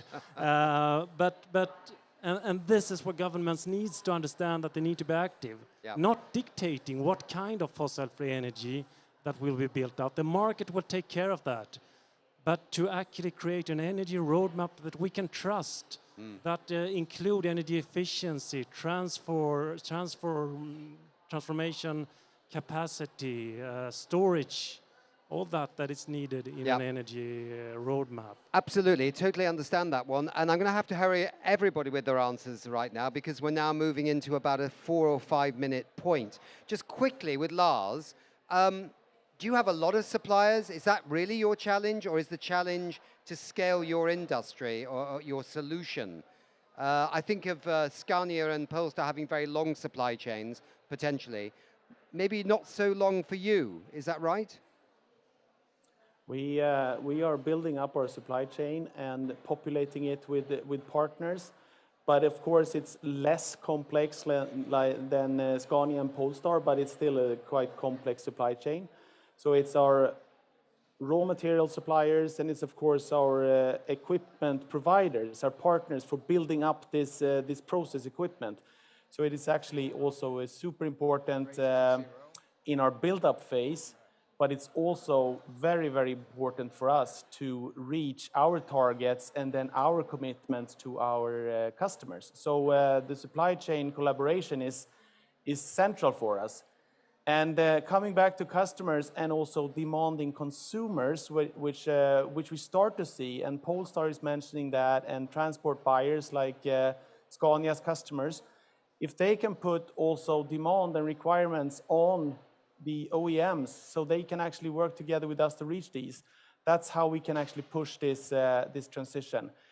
So a collaborative, integrated, data-driven value chain is absolutely key. Okay. On challenges, just one word. I think right now we are working with a lot of challenges, of course, in a quick startup phase, but I think also talent is not to be forgotten. Ensuring that we have enough talent with engineers and all other parts of this transition is going to be key, actually, and not to be forgotten. I still personally believe that in a few years that will be our biggest challenge to solve. Yeah, very good point. Green skills and training. Johan, you're happy to come in here, but we've got 3 minutes left on this part of the segment. So tell me, what would you like to say? Yeah. I think we need hyper-growth of these climate solutions. And the challenge is, if you look at digital service like TikTok, well, it can scale to 100 million in 5 months. Well, that's also because we built an infrastructure of the internet, mobile networks, and so on over decades, which is not the case here. So exponential scaling in a system environment is much more challenging. So it requires a completely new way of thinking, but we need to aim for that. Hyper-growth of all these solutions. Yeah. And one really deep concern is that governments doesn't understand it. We have a lot of blockers in place, like the fossil subsidies, $11 million per minute, which is devastating. So even though we have these blockers, renewable energy is scaling exponentially, but we have to get onto that problem, and we need to ensure that governments actually help to enable this scaling. Otherwise, it won't be possible. But I'm absolutely optimistic. But we also, as a businesses, need to drive much stronger policies to remove the blockers. That was my point. Very good. Well, we've actually run out of time. I'm supposed to ask you top 3 things that need to happen to scale up in time. The top 3 things. Maybe the top 1 thing is allowable with 1 minute to go. Lars, what's the top thing that would make your life easier? I'd cheat and say 2. Oh, renewable okay. energy and provision of renewable energy is number 1. And then also smart and clear policy making, like set the cost of carbon, work together across regions of the world so we actually get incentives on industry to be better. Okay, carbon price and renewable energy. Frederica? Renewable energy is one of my answers as well. This is a huge blocker for us in terms of scaling up. Companies setting the same targets and applying the same strategies. So, for example, the automotive industry is, very fractioned. If we would start setting the same targets, we would enable a scaling up also. And then the last thing is really to redirect money from legacy technology into R&D on innovative new solutions that needs to be scaled up. Supportive regulation and incentives and charging infrastructure and strong demand signals from the transport buyers. You cheated there. You did 3. Okay, you're probably going Weren't to we say. supposed to say 3? I know. Well, you know you can, but Lars played the said game. 3. No, I said 2, but no, I said 1 actually, and then Lars Oh, took I said 2, them and then fast. I don't know. It doesn't matter. And Andres, did you say renewable energy or not? No, I didn't, because she did. Okay, then Yeah. that's 4. Okay, so Johan, you can. You can say 1. Okay, we need a massive redirection of finance. We still have, which is shocking, financial institutions even funding fossil projects. We need to redirect these funds to climate solutions. So I we totally really, agree. Yeah, I exactly. So totally that's- agree. And we also need to make sure that some companies in some of these sectors who have science-based targets don't lobby through their business associations to try and reduce ambition. That's something that needs to be addressed too. All right, good. Thank you very much, everybody, for being on the show. And talk to you later. Thank you very much. Thank you.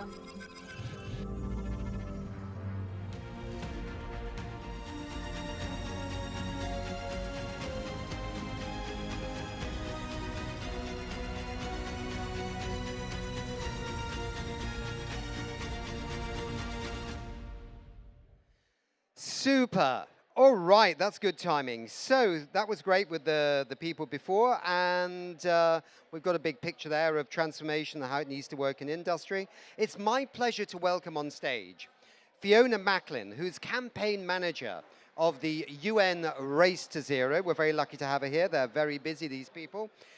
Fiona, you're going to give us a keynote, and I'd like you to give me a keynote from this table, looking at our audience out there. It's only about 5 million right now in 160 countries. But yeah, I'm also going to do you a big favor as well, because what I'm going to do is I'm going to take this microphone back, and as part of my very skilled job, I'm going to give you an even more attractive microphone that's got a longer lead. Over to you, Fiona. Thank you so much. Well, it's fantastic to be here. Thank you for watching, and I hope that you've all enjoyed COP so far.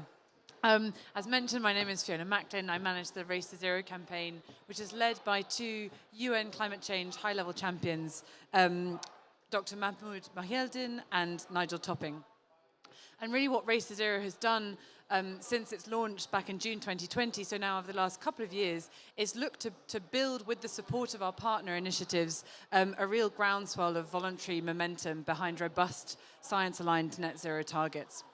And we do this with the support of our fantastic 26 partners, of which Exponential Roadmap Initiative is one, and really look to separate the wheat from the chaff in terms of net zero targets. So look to see and set very credible, very robust guidelines and guidance for what net zero should look like. And then support partners in turn support their non-state actor members, so the businesses, the cities, the financial institutions and others to get on that pathway and race to halve global emissions by 2030. I think what's been fantastic to see this week during COP, in fact it was last week already, time is flying by, but the UN Secretary General's high-level expert group on net zero targets really announcing 10 recommendations for what a solid net zero should look like, and those have absolutely endorsed and recognized the validity and importance of the criteria that Race to Zero has set out with its partners to do so. And we now are really seeing this universal definition in the UN Secretary General's words of what good looks like. And now it's up to us to really deliver that. This is the COP of implementation. It's really time to mark a pivot from those commitments and the momentum that's come behind that really into accelerated, exponentially accelerated delivery. And one of the things that is particularly exciting from my perspective to have within Race to Zero is Exponential Roadmap Initiative as one of our partners leading that charge for the exponentiality of implementation, really looking to see not just how we reduce emissions at pace, but in doing so scale solutions so that we achieve a global net zero state rather than just individual net zero at our own levels. And this is really critical to the just transition and to enabling smaller actors, actors from different regions, actors from different sectors to getting to their targets on time. With this momentum and with the progress that we're seeing, and it's fantastic to have already heard from many Exponential Roadmap Initiative members on the progress that they are making, we do still know that voluntary action is not enough. It's nowhere near enough. We've seen many UN reports come out over recent weeks showing the gap still that is left between the Paris target of 1.5 degrees and what we're on track for. And I think this therefore emphasizes the real critical importance of policy activation and lobbying. This is one aspect that came out very strongly in the UN Secretary General's the high-level expert group's recommendations earlier last week, and it's also something that we have strengthened with our Race to Zero campaign by introducing another criterion for members to really align their policy activation with their net zero targets.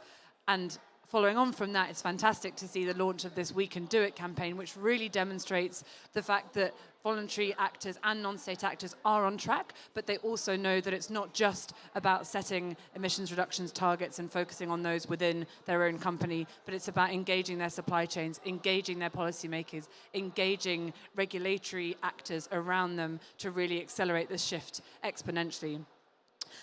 So that's what we need. We need critically this lobbying and this policy engagement to shift and really mark a pivot from this groundswell of voluntary ambition and momentum into ground rules for the global economy, and really look forward to seeing that being done in support by our Exponential Roadmap Initiative members. Thank you.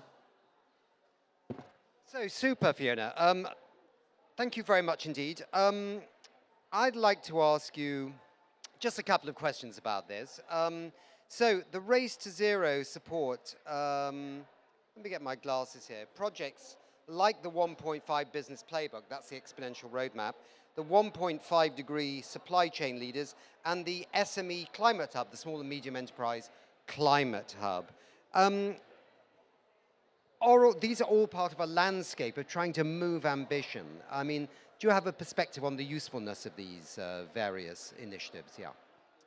Absolutely, thank you so much for that question. And look, I think what's really clear, and particularly a sort of a mantra that lies within Race to Zero, is this need for absolute radical collaboration. So all actors in this ecosystem play a part. There are different tools, different approaches to do so. You've mentioned three. I think the business playbook for 1.5 degrees is a fantastic example of very concrete guidance to support members in implementing the Race to Zero criteria, and through doing so, really importantly, driving that systems change. So having clear pillars for companies to understand what it is they need to do and be guided through that action is phenomenally helpful to provide clarity in what's often a quite disparate and dissonant field.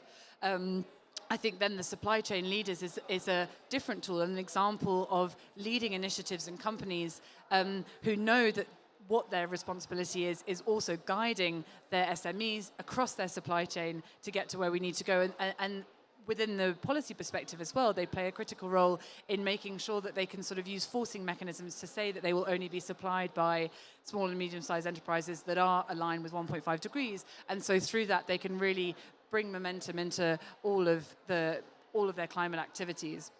And thirdly, you mentioned the SME Climate Hub. I mean, the SMEs represent a phenomenal percentage of the global economy, so it's critical to bring them on board, but also they have often limited capacities and are by nature smaller businesses, so they need even more support. And so I think what the SME Climate Hub is doing in terms of that support, providing the tools, providing libraries for resources, and translating those, really importantly, seeing that they've expanded into Latin America and Spain, is a great example of how this is a global movement that we need to get through. Exactly. We're running a little bit out of time right now because I'm just getting little whisperings in my ears from the tech crew that we're down to about a minute and a half. So where do you want to be by COP28? And by the way, if you can clear up one thing, what percentage of GDP is the UN Race to Zero right now? Well, actually, that ties into what we need, where we want to go by COP28. Look, it's data disclosure is one thing that we are absolutely prioritizing for Race to Zero, and it's an incredibly complex field to manage. So that's one of the things that we want to clarify. But conservatively, it represents at least a quarter of GDP. It depends how you calculate it. So there are lots of deduplications and double counting. That's fine, because I know there's been a lot of calculation going on just recently. Absolutely. And we were all just trying to work out what it was. We understand that you have to shift the analysis because new information comes along and exactly what we precisely doing. So you've got more accurate in a sense. And that's the key thing, yeah. And for COP28, we want to become more accurate. We want to better transparently track progress. We want to support members in this delivery and implementation. And we want to help them mark this pivot into more mature regulatory infrastructure. And probably getting a lot more members from like the sort of Middle Eastern regions and things like this is a real opportunity as well, I think. And there's some big ones there.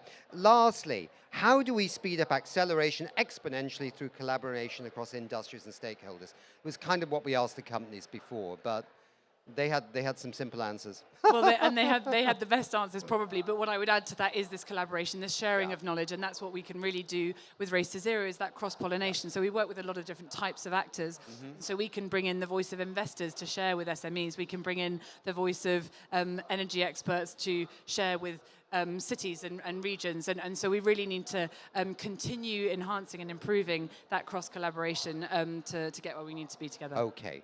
Well, look, it's an absolute delight to meet you. We have actually exchanged emails in the past, so now I'm actually seeing the real person. There is a real Fiona Macklin, which is absolutely fantastic. Well done with the work that you're involved in, and we look forward to seeing where things are next year at COP28 in the United Arab Emirates. Thanks very much, Fiona. Okay.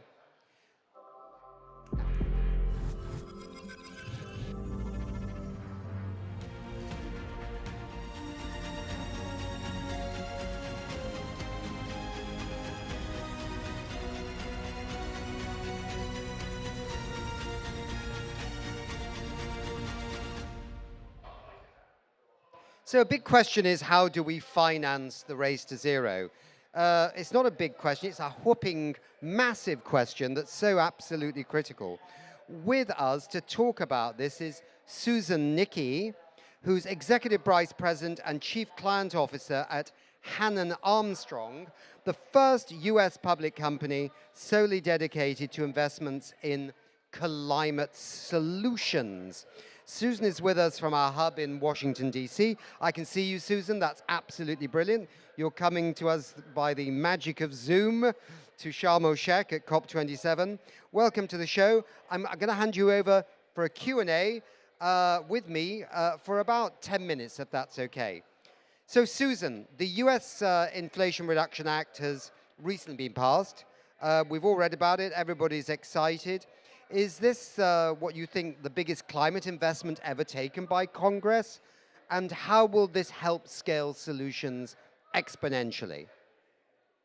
Well, first, thank you. I'm honored to be here and joining you via Zoom to talk about, obviously, the most important challenge of our day. And yes, I think that it is important to focus on what we've done here in the U.S. finally with the Inflation Reduction Act. And it's also coupled with other important policies that have been enacted in Congress and enabled by President Biden's executive orders, because it gives us a long-term, for the first time, national policy to really drive investment, development, and capital markets to achieve the 50% reduction that the U.S. is committed to, and President Biden is here by 2030.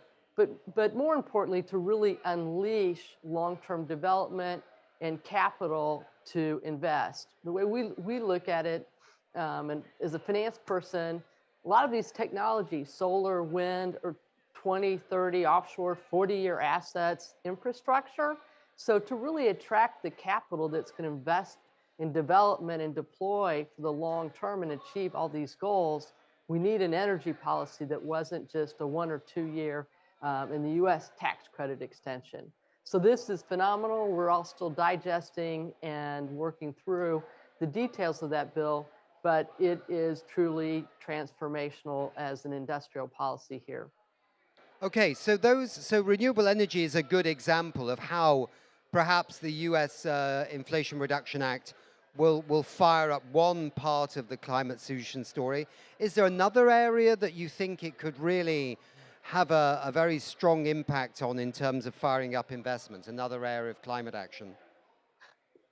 Well, I do that the bill, it not only has tax extensions and tax credits for wind and solar, maturing technologies that are also becoming very mainstream, but importantly, it also has new incentives for emerging technologies, hydrogen, renewable natural gas, energy efficiency, things also that are important not only to decarbonize the power sector, but also we have significant opportunities to decarbonize and must address the carbon in the built environment, in buildings here, in transportation and other sectors.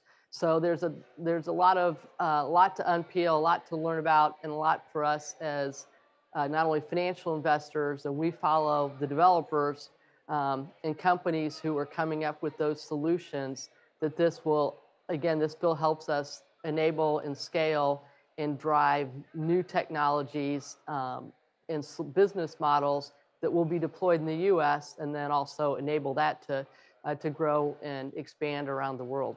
Yeah. So tell me a little, Susan, I mean, Hannon Armstrong, I mean, what have you been investing in? What do you want to invest in that can help the United States meet its climate goals? And if you want to be even futuristic about it, it's absolutely fine. But just give us a sense of what you're looking at, what you're investing in, and how this might be of benefit to the US. Well, Hannon Armstrong, as you noted at the beginning, we went public to invest in climate solutions. And that can be diversified, and we look at every investment that we make up front. Our first screen or pre-screen is this really going to be a climate solution? Is it going to reduce carbon? Is it going to improve other climate attributes or aspects like water? So we invest across all sectors. We have renewable energy, which, grid connected, big utility scale projects, but as importantly, and sometimes more importantly, is figuring out how to drive behind the meter, distributed, renewable energy storage, as well as energy efficiency. So it includes not only the power side of bringing in clean energy, but also reduction. The less energy we need through energy efficiency is an important part of the equation. So we like to see coupling all that together as part of a diversified portfolio, which provides an attractive, again, our investment thesis is investing on the right side of climate change will produce better risk-adjusted returns for our investors. So we continue to bring capital and more capital to drive the climate solution financial objectives we all need and increase capital. So we invest today, we've approximately about $2 billion across all these opportunities, and we continue to look to grow that, and this bill will help as our clients or partners are now doubling and tripling because of this bill, their development pipelines and objectives. We embed ourselves and work to follow and bring the capital they'll need to build all these projects. Thanks, Susan. Maybe just because we are in Egypt here right now, we are in Africa, we're not in the USA, so we have to think about the developing countries. I mean, just to put this on the table, I'm just really getting your thoughts about it. I mean, a lot of developing countries in Africa and other places say, we really need a lot of these climate solutions. It could be renewable energy, etc. And some, of course, have them are really deploying them very well, like Kenya. Kenya was saying to us that they actually got too much renewable energy now. They just need to store it. So they're all at different levels of activity. But one resounding thing that comes through everywhere in, say, Africa, from the people we've been talking to, is that the cost of a loan is so high for many of the African countries, they can't access the solutions, or the cost of the loan is high because people don't trust that they can repay them back. And that, to me, is about de-risking. That seems to me that's the job of the World Bank, the multilateral development banks, export credit agencies, and also, governments with their overseas development aid policies. Does that chime with some of your thinking that you've got the solutions in America, they've got the solutions in Sweden too and other places, but getting them into some of the developing countries is tough because there's excessive barriers to their deployment? Absolutely. Climate change and greenhouse gas emissions, there's no borders. It's a global issue that we all need to come together. Yeah. As a long time, my whole career in decades of being a financier and in capital markets, think one, as we continue to mature and you start with the technologies being proven is key. Two is then also driving down the cost of those technologies and having innovative solutions that are more distributed, digitalized. I think enables that deployment around the world, including in countries that aren't, in fact, have the benefit of not having some of the aging infrastructure. We all have to figure out how to transition to really start and adopt these technologies with a clean slate. So I think as capital markets also are sometimes called a wall of capital, increasingly wanting to deploy their capital across the globe in combination with, I hope you're all solving those issues of doing that in conjunction with the multilaterals and World Bank and others. I think the excitement, the energy, and the urgency is I see it there. I feel it there, and we do partner with the global engineering and clean energy companies who do have the ability, and I say what I call the boots on the ground, to help lead that charge and bring the capital along with them. Super. Well, Susan, look, thanks so much for being with us on the show, live from Washington, D.C., here to Sharm El-Sheikh in Egypt. Best of luck with your work, and hope to see you again sometime soon. Thank you very much indeed. Thank you for having us. Okay, bye. Okay, we're going to go to a bit of a wrap-up here, and I'm going to invite to the stage Johan Falk, who you've seen before, but also Ingmar Rentzhog, who is the CEO and founder of We Don't Have Time, wrapping up and reflecting on this session, and also to tell us about a new and very important campaign, which you may have heard of, but maybe not, which is about to officially launch from COP27 here, perhaps tomorrow. So, Johan and Ingmar, takeaways from this session. Maybe you start off, Johan.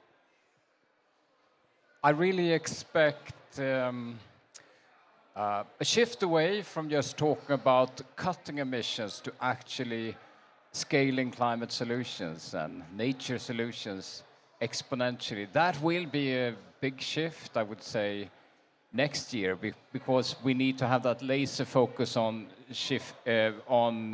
really scaling up the solutions so we can shift out the old economy. And I think the examples here were incredibly good, really strong company examples of companies moving in the absolute front line, showing that is achievable. But we need many, many more companies shifting, making that mind shift. So that's something we will drive, as far as I see it. Another thing is that the shift to clean, renewable energy is a foundation for all these sectors. So we need to do our absolutely utmost to help remove the blockers for the scaling, because we heard the other day that all solutions for renewable energy basically exist. It's only about ensure that we can scale them much faster. So that was the second thing. Well, I think that's a very good point, because we had exponential growth. We have exponential growth in renewable energy, but we need super exponential growth right now, because it's actually the backbone of this whole transition in many ways. It's the workhorse of the transformation that we need in many other areas. And there are blockers, aren't there? There's interconnectors, there's permits for renewable energy, whether it's on land or in the oceans. There's some technological issues maybe with the ocean issue. We need more floating platforms. But whatever it is, those have got to go very quickly, right? Because absolutely nothing's going to happen without renewable energy scaling even more exponential than it is right now. Yeah. Exactly. Yeah. Ingmar, did you have any takeaway messages in terms of this, or in terms of COP27 itself? I mean, what we have seen today is companies working on the solutions, scaling the solutions. That's not the problem. The problem we have seen during the whole COP is the political system. It's not making progress enough.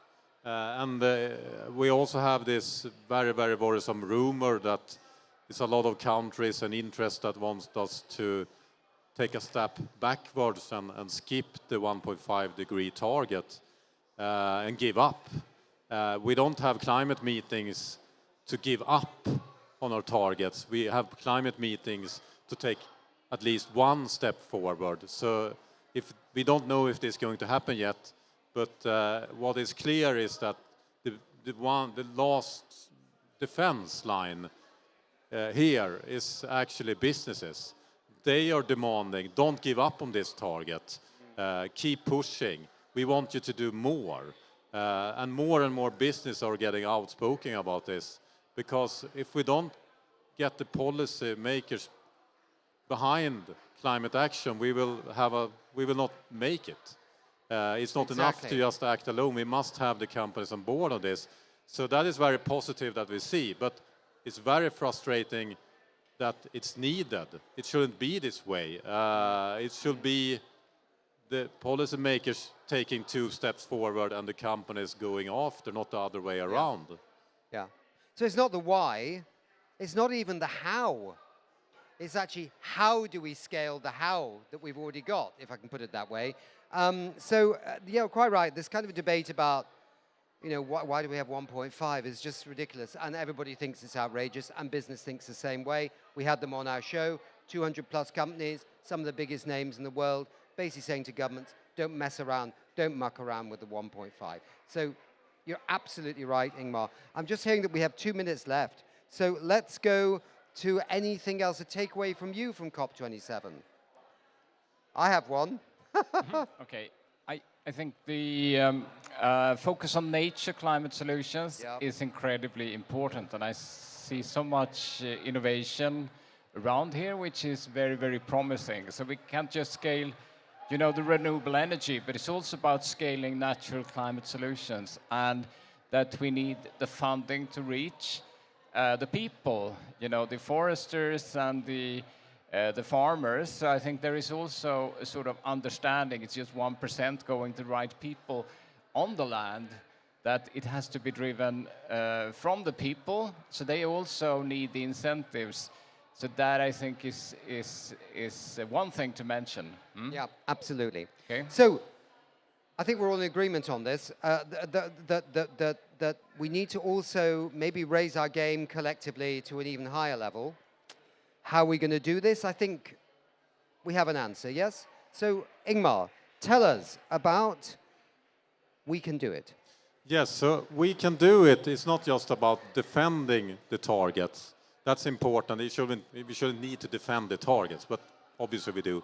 What We Can Do It is about is to take it to the next level, to demand bolder targets, better climate regulation, and especially removing those fossil fuel subsidies.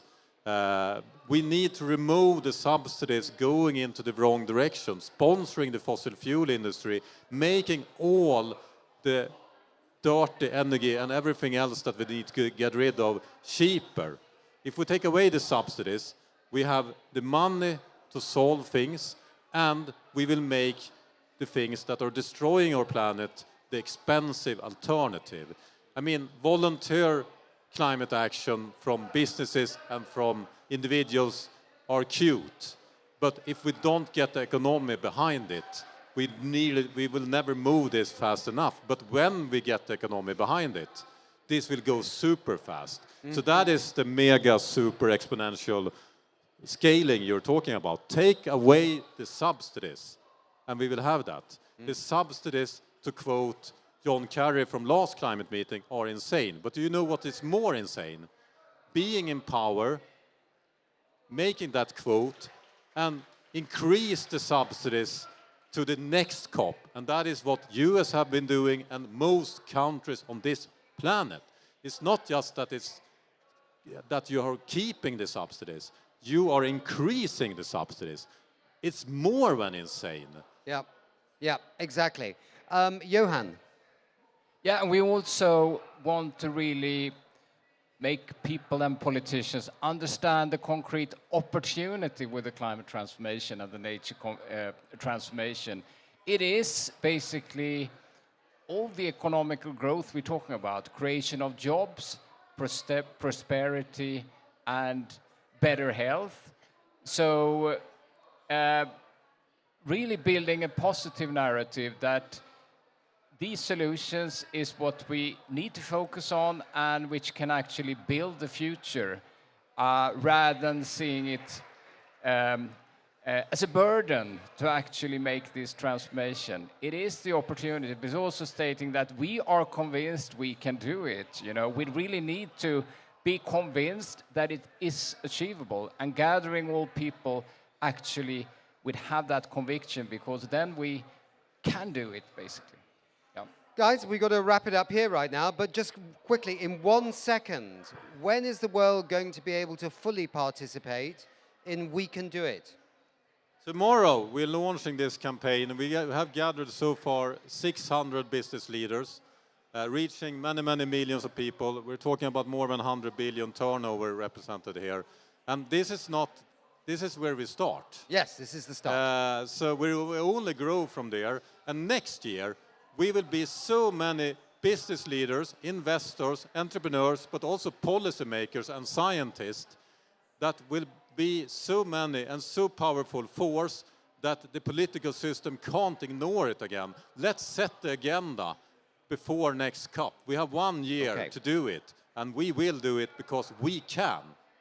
Right, we can do it, and you'll learn more tomorrow, so get involved. Thank you very much, Ingmar. Thank you, Johan. Lovely session as well, very interesting, and yeah, we can definitely do it if we want to. Bye. Let's do it. Let's do it. Thank you, let's do it.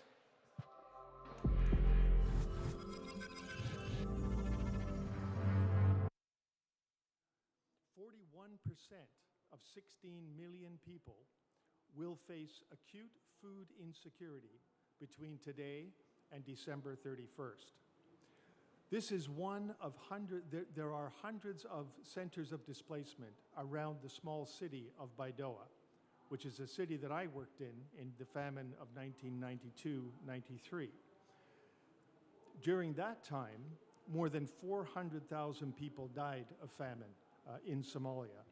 And in 2011, another 260,000 people died of famine in Somalia. Now, meteorologic analysis suggests very strongly that drought will be a recurrent reality as global warming and climate change accelerate. The human famine in Somalia is an outcome amplified by drought, an extreme weather event that is a consequence of human-induced global warming. I could just as easily talk about people in Malawi or India or South America. Today, more than 800 million people in 43 countries around the world live with food insecurity or on the precipice of famine-like conditions and go to bed hungry every single night. With increasing climate and political instability, these numbers are expected to worsen. Now, Somalis are a small fraction of the more than 300 million people who need humanitarian assistance today. This is more than at any time since World War II. And that global number is growing every day and far outstrips the capacities of humanitarian organizations to assist them. Indeed, actual per capita humanitarian assistance relative to growing need is actually falling. It's not increasing. We fundamentally need to rethink and redesign our approach to humanitarian assistance. Now, it goes without saying that we must understand the causes and conditions created by global warming in order to meaningfully address them. Global warming is occurring in a complex ecology that includes us and is caused by us. Indeed, this is the age of the Anthropocene and of the sixth great extinction. Global warming amplifies other crises and has cascade effects, which include food insecurity, infectious diseases, extreme weather events, rising sea levels and salinization, failure of supply and infrastructure systems at local, regional, and global scales, migration, accelerated displacement, social upheaval, migration, and war. We're talking about nature-based solutions in cities. Globally, we are now, as of yesterday, 8 billion people on the planet. and we are still growing by 1 billion people every 13 years. The majority of us today, 56% of us, now live in cities. Rural to urban migration is now so great that 66% of us will live in cities by 2050, or at least 1 billion people more will be in cities in 2050 than there are today. Of these people, half to 3/4 will live not in the relatively well-managed municipalities of, for example, most capital cities, with established building codes and infrastructure services, but like Kibera, the slum Kibera outside the city of Nairobi, the majority of people will live in informal slums, in barrios and squatter settlements that are already the defining feature of most cities today globally. I'd like to highlight that 58% of refugees today now live in cities, not in refugee camps. And the majority of humanitarian needs are actually now in cities. Nature-based solutions must include these people who are the most vulnerable among us. Now, I'm definitely preaching to the converted when I say the idea that we are separate from or above nature, that we have dominion over it, and that nature is endlessly abundant, that this is a dangerous relic of an age of arrogance and ignorance. We are part of nature. We depend on ecological systems to sustain us. This is a dependent, not a symbiotic, and not even an interdependent relationship. It is absolutely dependent. Human civilization depends on our natural biosphere. Our natural biosphere does not depend on human civilization. Planetary health as a concept is an explicit recognition of this, and explicitly recognizes that the health of human civilization is dependent on the health of natural systems. Now, Margaret Mead, the great anthropologist, was asked by a student what, in her opinion, was the first evidence of civilization among Homo sapiens. Now, most expected her to answer with a reference to early clay pots or to hunting tools. Instead, she talked about discovering a 15,000-year-old human femur or leg bone that had evidence of a severe but well-healed fracture. It indicated to her that others had carried the injured to safety, had cared and fed and nurtured him or her, and had supported them as they returned to some function, perhaps disabled, within the group.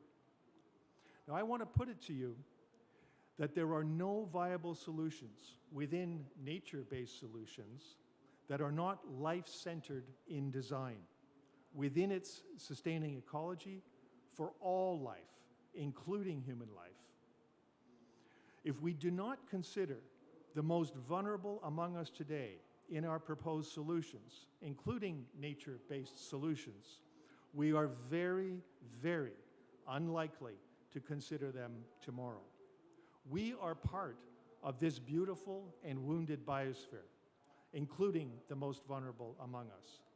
Let me close by saying that we cannot negotiate with the melting point of ice. The famine in Somalia is but one example of the consequences we are now facing and will face on a much wider scale. There is no escape from this. There's no bubble retreat. It is truly reality as it is.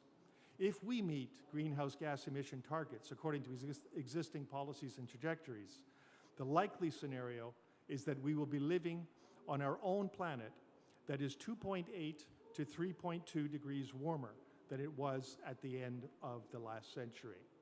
This is the likely scenario. This portends vast and what are now fully imaginable global social upheavals over the next 70 years, to which we will adapt one way or another, with all of us or with some of us. A planetary health for both human civilization and the biosphere on which it depends for all life and for all of us, including the most vulnerable.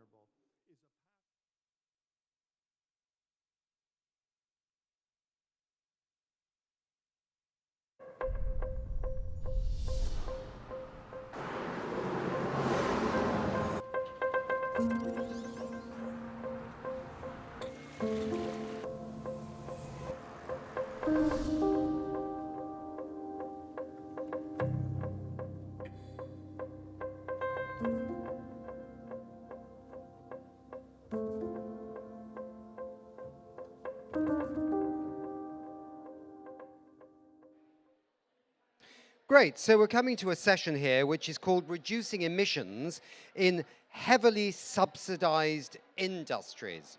And it's a really important topic. It kind of segues a little bit with what we were talking about before.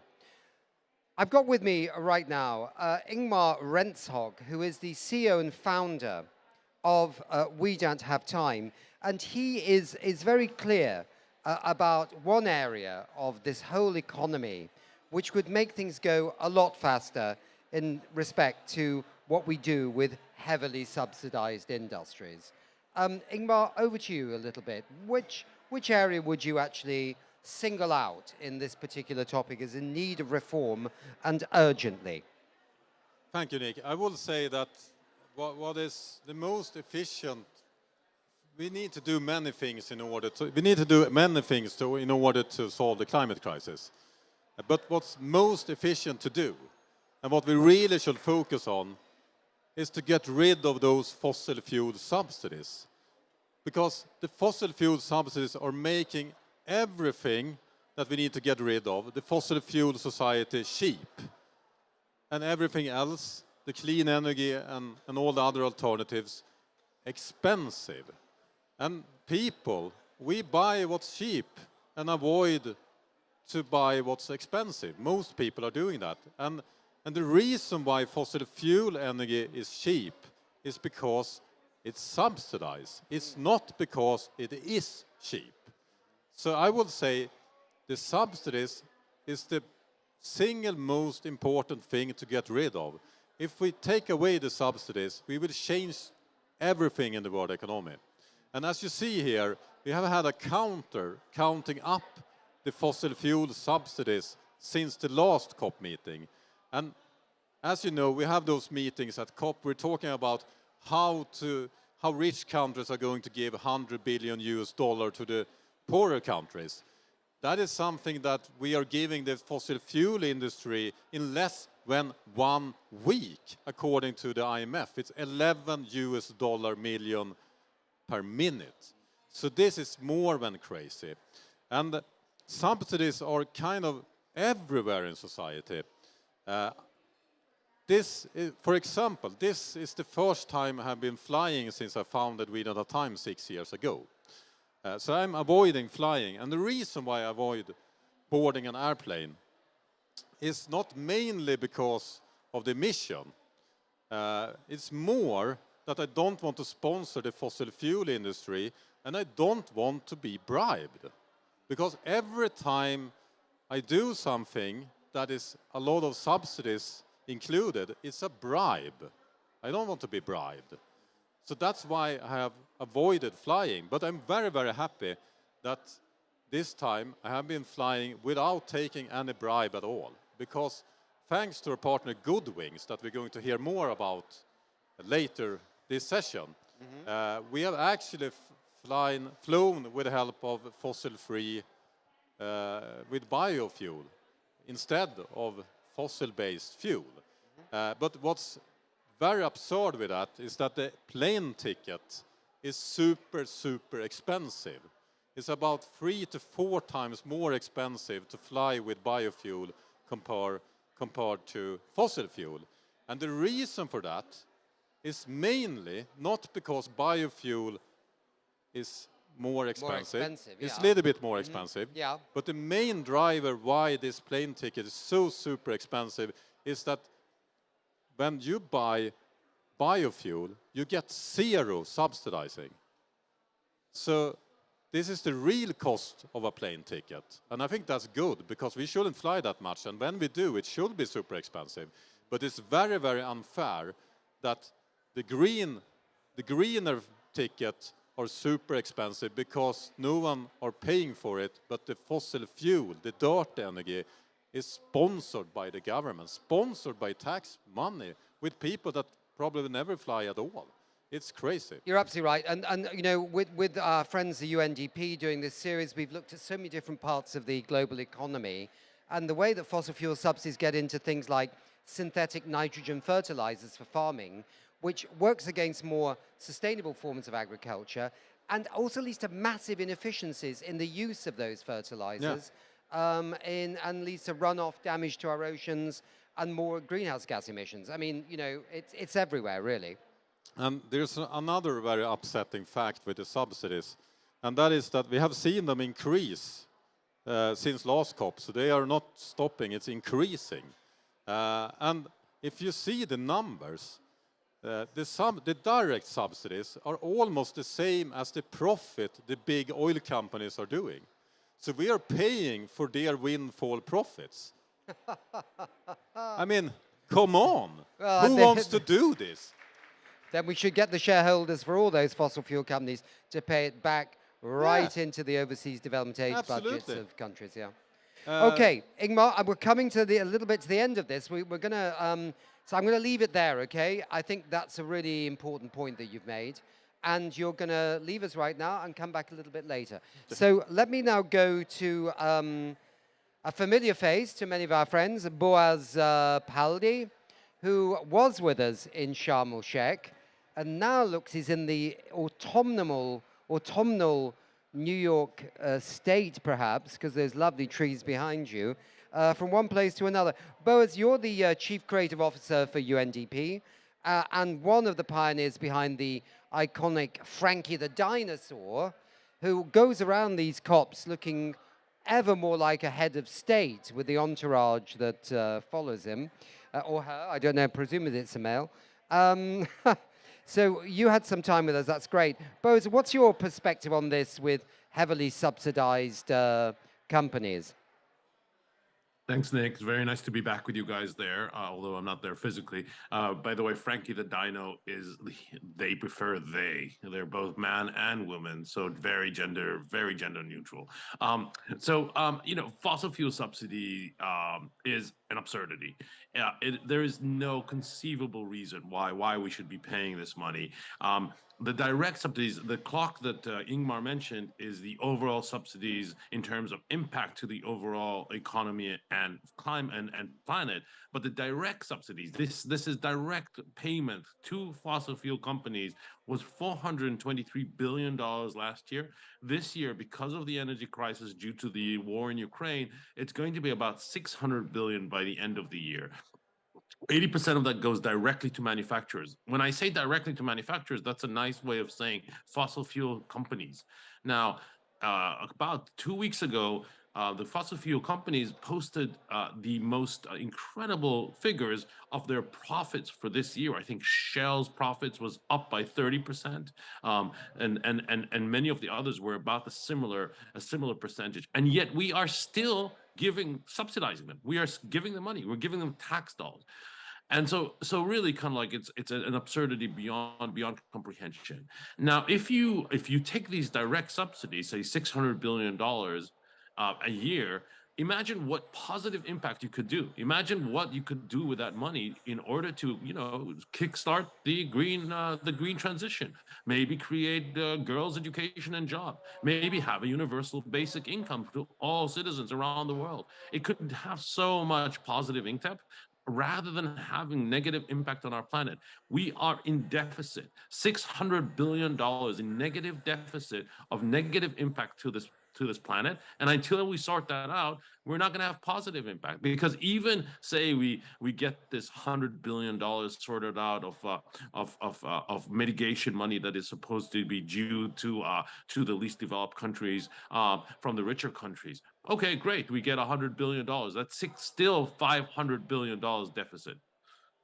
Okay, Boaz, thank you very much indeed. Stay with us with that, because of course, somewhere in all this story is the governments and, in a sense, what they're doing. So we're going to be joined from our Stockholm hub by Per Bolund again, the former Swedish Minister of Climate and Environment and co-spokesperson for the Swedish Green Party. Per, I don't know if you caught that. Hi, Per. I don't know if you caught that conversation we had before. We're looking at fossil fuel subsidies, and maybe we could have your remarks on that. What can we do about these subsidies? It's not been easy for governments to get off them, but then neither are very hard drugs either. So what can be done? Yeah, well, I think that comparison is actually quite correct. This is, as well as illegal substances are easy to start with, but very hard to quit. I think the same thing follows for fossil fuel subsidies. And we can see that when there are obstacles that are arising in the international environment or in the economy, a very easy solution is often to increase the fossil fuel subsidies. And that is what we've seen both in Sweden nationally, but also internationally in the past year. So we've tried to move in the opposite direction, having a long-term objective to decrease and phase out fossil fuel subsidies, both on a national level, but also in cooperation with other nations working together to achieve this goal. Because just as we heard, there are quite obscene numbers of money that is invested in fossil fuel subsidies that are not leading our economy in the right direction and are not beneficial to the population or to the economy as a whole. So in Sweden, we of course worked for a very long time with the objective to have the polluters pay principle being the general principle in Swedish economy, so that if you actually, you devastate the climate, you should have to pay the cost for that as well. So for that reason, we introduced the carbon tax already in 1991, and we've increased it stepwise ever since that, so that we now have the highest price on carbon. But on the negative side of that is that we also have a lot of tax deductions and tax breaks for fossil fuel activities, which are a sort of fossil fuel subsidy. And this is something that we've tried very hard to work our way out of. So in Sweden, we generally count that we have about 30 billion Swedish kronor of subsidies every year for fossil fuels. So that is about 3 billion euros. And that is, of course, way too much, even though it's not a very high amount in the international perspective. But we can see that also now in Sweden during the last year, this number has actually increased because there has been an increase in fossil fuel subsidies. And if you look at an international scale, there are observations that this actually has doubled in the last year in 2021. So we are far from achieving the goal of decreasing fossil fuel subsidies on a general level. So some of the examples that I would like to mention, we know that there are large tax exemptions from, for example, aviation, which is untaxed on an international level. So for that reason, we introduced an aviation tax in Sweden, which was very heavily contested, and the opposition all tried to replace the government, mainly because they wanted to impose these aviation tax. Fortunately, we managed to ride the storm out, and we now have an aviation tax in Sweden at a quite low level, but still, it's a start to actually make also the aviation sector pay for the pollution they contribute with. And now we also have actually a public opinion that is pro an aviation tax, which is a great step forward, of course. We've also reduced fossil fuel subsidies for the coal-fired power plants in Sweden, which immediately led to that the last few coal power plants shut down in Sweden, so that we now have zero fossil fuel use in the power sector of Sweden. And we also took away the deduction for the mining sector. And of course, in all these examples, we've heard stories about how the sector will be negatively affected, they will lay people off, and the jobs will move to foreign countries. But when we've tried it, we actually see that that isn't the case. Actually, the economy moves much smoother and is more well-functioning when we reduce fossil fuel subsidies. So that is from a national perspective. We've also worked internationally in cooperation with other countries to achieve an international development. So we were one of the co-founders for the UNEP, Friends of Fossil Fuel Subsidy Reform. And we're working there, countries that are non-G20 countries, to get an international movement on reducing fossil fuel subsidies. So countries, except from Sweden, there's Costa Rica, Denmark, Ethiopia, Finland, Netherlands, New Zealand, Norway, Switzerland, and Uruguay, working together to raise awareness and to also show by political means that it is possible to reduce fossil fuel subsidies. We're also in the Global Subsidies Initiative, which is also trying to build capacity, working with reducing fossil fuel subsidies and also raising awareness on an international level. So there are opportunities to also work together, because we know that there is so much to gain from reducing fossil fuel subsidies, not least making sure that the taxpayers' money is well spent and gets most benefit for the population. Okay. So looking forward, we also should look at trying to have tax shifts, moving away from fossil fuel subsidies and moving towards, well, subsidies that are more for the general economy and for not leading to increased fossil fuel use. And we see opportunities for that, for example, in the transportation sector, transforming the travel deduction that is in Sweden to be a more general deduction for all transport modes, and also for the agricultural sector that still has a tax break. So there are opportunities moving forward, both in the national perspective, but also internationally. Thank you. Okay, super. Per, thank you very much indeed. That was very helpful indeed. Stay with us. Talking of big industries, we also have to look at something like, say, agriculture and milk production and dairy production as one of the larger industries in the world, if not the largest industries in the world. And also one of the biggest polluters in the sense of gases like methane and carbon dioxide. Transitioning to smarter alternatives is perhaps of paramount importance. And we have Celia McElvey, the Director of Sustainable Eating and Public Affairs at Oatly, the world's original and largest oat drink company, with us in the studio here in Sharm El-Sheikh to deliver her keynote on what can be done for this specific industry. So Cecilia, come and join me here on the table, and that'll help with your notes as well. If you could grab a mic, I'd go for the middle one actually, because that's quite a good one. I think it's long enough too. And there we go. So over to you, Cecilia. Thank you very much, and thanks for... I think the main thing is to look in this direction. That's where the audience are sitting. Hello. Hello. So thanks a lot for inviting me here today, and thanks for raising this important topic. As you know, we are at COP27, and yesterday was quite an interesting day, because that was also when we reached a day of 8 billion people. Which means that we have a lot to do to supply all human beings with food. As I'm sure many of you know, the food system or food sector is responsible for about a third of emission of greenhouse gases. And you mentioned also the methane. And I must say that is one of the things we would like to urge policymakers to include livestock and agriculture in the methane pledge, because actually it's also responsible for a third of the methanes globally. So this third is kind of a key figure.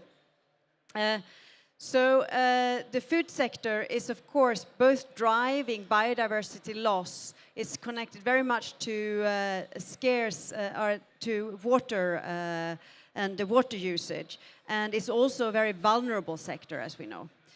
So it's both causing climate change, but it's also very badly impacted by climate change. And as we know, food security has been really top of mind for many over the past months, not least due to the war in Ukraine, disrupted food supply chains. We have had a pandemic, energy crisis with food prices rising, rocketing through the roof. And there is actually the number of people suffering from acute food insecurity has increased from 135 million in 2019 to 345 million in 82 countries between 2019 and 2022. So that is like, I just want to lay the ground. I know many of you know this, but in parallel, we also have the public health challenges, right? Where actually unhealthy diet is one of the leading causes of death globally. It's one of the major drivers, along with alcohol and lack of exercise and smoking, of non-communicable diseases such as cancer, diabetes type 2, and cardiovascular diseases. So what we need is an accelerated transition to tackle this. And we need to move away from an animal-centric food system towards a plant-centric food system. Research is really clear on this. There is no doubt about it. And they say that better eating could prevent, research shows that better eating could prevent 1 in 5 early deaths. And I think food subsidies, agriculture subsidies, actually one of the biggest subsidy grant that exists, and that is really influencing food production and food consumption.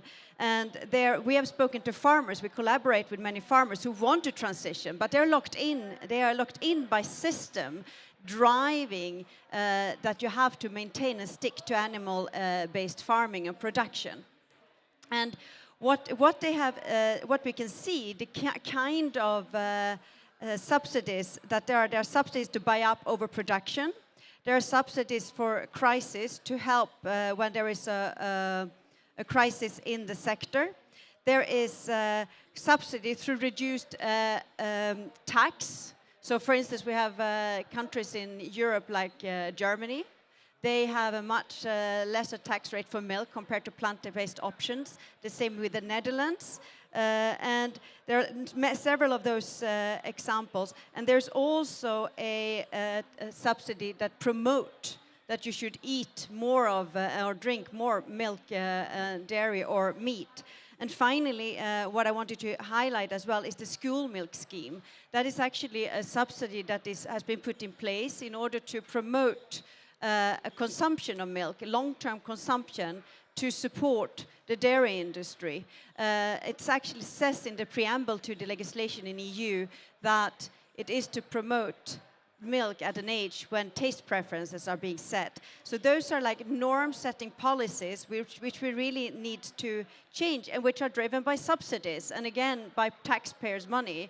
So in school you need to have a medical certificate in order to get a plant-based option, for instance. And we just think that that is ridiculous at this point of time. With all the knowledge we have, we cannot have that. And this is actually a global matter because we have I think it's more than, I have to check my numbers here, you see, that's what I'm looking at.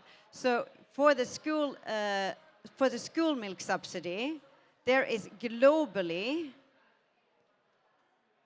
something like 160 million children around the world get school milk, are served school milk, despite the fact that the majority of the population of the world suffers from lactose intolerance. I find that very fascinating. It is fascinating, yeah, absolutely. Well, look, Cecilia, we're going to dive, we can jump in a bit more on this, this issue in our panel discussion, but I think you've set up the question in a sense. You know, fossil fuel subsidies are one thing, and then on the other hand, we have crazy subsidies in terms of promoting certain kinds of agricultural production systems. So join us on the chair over there. Thank you. All right, the magic of Zoom again. Let's go to that. It's Christian Muller-Holst. He's CEO and founder for Goodwings. Goodwings are making travel sustainable by helping to remove the emissions from business travel with biofuels, for example. And we heard about that from Ingmar of We Don't Have Time. Christian, you can take the floor here. You've got 6 minutes to tell us what's going on in this department. Thank you so much, Nick. Good to see you again. And thank you for bringing up this very important topic of reducing emissions in heavily subsidized industries. Aviation is such an industry, increasing its emissions year on year, and subsidies playing a vital role in hindering the transition to renewables.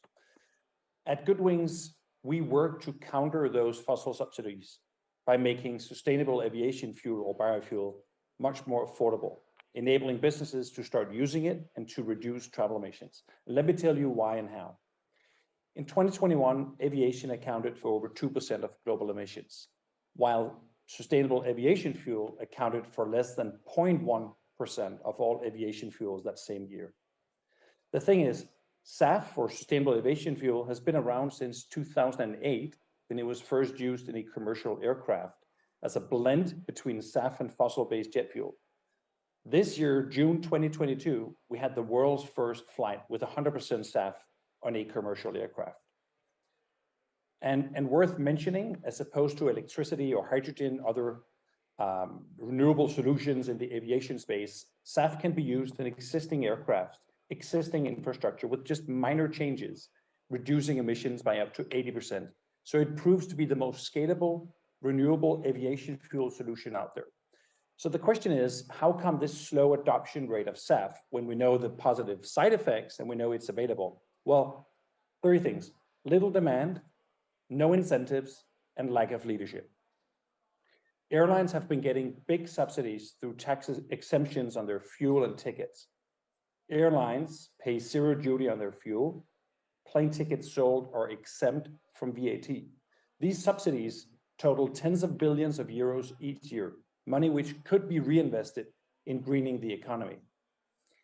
In addition to that, Europe's carbon market for aviation, the emissions trading system, exempts the majority of flights departing from Europe, plus provides generous free allowances to airlines. Then came COVID.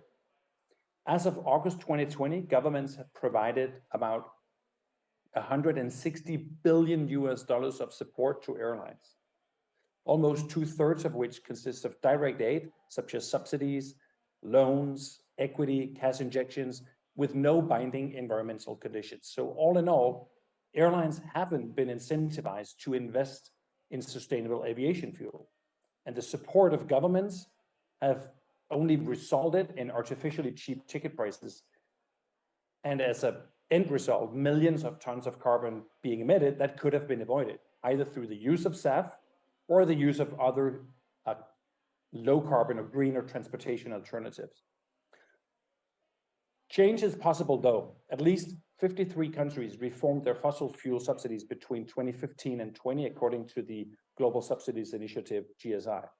However, it's going way too slow. The new EU directive around corporate sustainability reporting, the CSRD, means that more and more businesses are starting to measure their greenhouse gas emissions. And as a result of that, many are starting to set reduction targets as well. The problem is, as Ingmar mentioned in his introduction, few businesses or business travelers are willing to pay the $2,000 or $2,500 SAF premium onto their $400 ticket between London and New York. So the task for us is to make SAF much more affordable, to accelerate the adoption. And that's why we exist. At Goodwings, we designed our business model so that we can allocate all our booking revenues from hotel bookings to make SAF easy and affordable for businesses to start using, businesses of all sizes, and thereby start reducing their travel emissions. We are lowering the cost. We're making it not only affordable, but also accessible for businesses. Because the more we use, the bigger production volumes, and hence the lower prices. So our aim, our work, is to fast track this evolution in sustainable aviation. Thank you. Great. Okay, well, that's a real contribution to one sector that's proving very hard to abate, and as you said, getting the cost down. So super. Now stay with us, because we're going to have a little bit of a conversation with everybody, if that is possible. We've got Boaz there, I've got Cecilia here in Sharm El-Sheikh, we've got Christian up there. Okay, fine. That looks like the panel we've got. Super. So subsidies, I think we Ah, yeah, Per Boland's come back, fantastic. So we've got everybody here right now, super. So I think, firstly, can we just say, you know, we're not against subsidies, right? Nobody's against subsidies if they're the right kinds of subsidies that, for example, trigger innovation towards the goals that overall society wants, like, say, fighting climate change. We know with renewable energy, it required subsidies very much at the beginning. It got moving, there were leaders, and then it started scaling and going exponential. So we're not against those. What I think we're against is what they used to call perverse subsidies and what we might just call stupid subsidies right now. So let's, I want to come to Per Boland just very briefly for a second, because Cecilia also mentioned the issue of, you know, farming subsidies, right? And now, obviously, Cecilia represents an alternative to milk, and that's fair enough. She's saying that maybe there should be a level playing field vis-a-vis milk and an oat-based product, right? They both come from agriculture, so the farmers will benefit whichever happens. So why would there still be a milk subsidy, for example? What do you think, Per? What's your thinking on this? Well, I think that's a very good question, and it's a very clear illustration as well on how you can provide subsidies that are perverse and that are destroying the markets, but you can also provide subsidies that are beneficial to the population. For example, from the Green Party, we are very critical about the common agricultural policy from the European Union, which is very much destroying the agricultural markets and are providing funding mostly for providing as much food production as possible and as intense food production as possible. Whereas we believe that it will be possible to have the same subsidies, but trying to make them support environmental performance instead, so that we pay farmers for the environmental positive impacts that they have. For example, increasing biodiversity, decreasing eutrophication of streams and lakes, and providing a healthy environment on their farms. So that would be possible. It's a political decision. But so far, there's been very high opposition from parts of the farmers' movements and part of the political establishment that has proven to be very difficult to take these direct supports away. But we also think that it's possible to act on a national level. For example, in Sweden, we still have a fossil fuel subsidy directed towards the agricultural sector and also the forestry sector. And we believe that this should be replaced with a more general deduction for the whole sector, so that it actually you encourage the companies that are moving away from fossil fuels, so that they get a better economic situation, rather than the situation we have now, where we support the ones who are still stuck in fossil fuel use. So that would be a more beneficial way to subsidize the agricultural sector. I mean, it's quite interesting with regenerative agriculture being a very popular topic here at COP27. And in fact, we don't have time. It's even running a mini-series with Unilever and experts on the issue of regenerative agriculture and the benefits that can come with it. That where you see, there's only 15% of the world's agricultural lands broadly regenerative, and they are mostly in North America and Latin America, growing a bit in Africa, but not so high in the European Union. And I'm wondering whether that's because of these subsidies in the European Union that are just carrying on kind of promoting a system of agriculture that we've had for the last 50-odd years, rather than actually really benefiting a switch to more environmentally friendly, sustainable agriculture. Cecilia, do you have a thought on that? Well, I think it's quite interesting. Springman and Freund, they just presented a report where they've been mapping subsidies globally, which is quite interesting. And that does show that EU is among the highest on subsidies in the world to agriculture. And it's also, one should remember, there's always a history, like where we come from. And there was a reason at that point of time. The problem is when we get stuck in old norms, which we know today are unsustainable. There are new facts on the table. We have a crisis. There is an urgency. And what I'm worried about, because we are collaborating and are involved in several research projects with farmers, North America, Canada, US, Finland, Sweden, and there's a clear willingness. And I find it really ironic that they're locked in by system. They want, they're businessmen and women as well. They want to, and like Adam, a Swedish farmer, which I'm sure you know of as well, Per, he's calling himself a provider of ecosystem services, which is beautiful. He really does want to do something good for the planet. And we had a really nice farmers panel here where all expressed the same thing. Whereas they don't, what they all say is that they lack a platform to discuss transition. Because all the stakeholders that are involved in the dialogue on agriculture, they are basing it on crisis and on old norms instead of seeing this as an opportunity. Why should we uphold and support an industry when there is a crisis? When there are opportunities in the other end, we should help the transition. The subsidies should be used to drive the transition. That's my very firm opinion.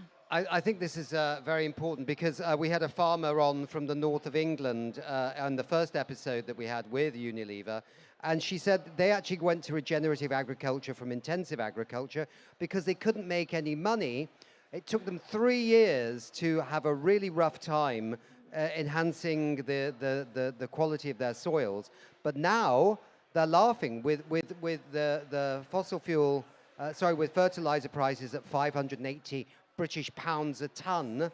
They don't need fertilizers because their soil is producing the fertilizer naturally. So, I mean, I think regenerative is not organic, but it's very close to it without the certification issues.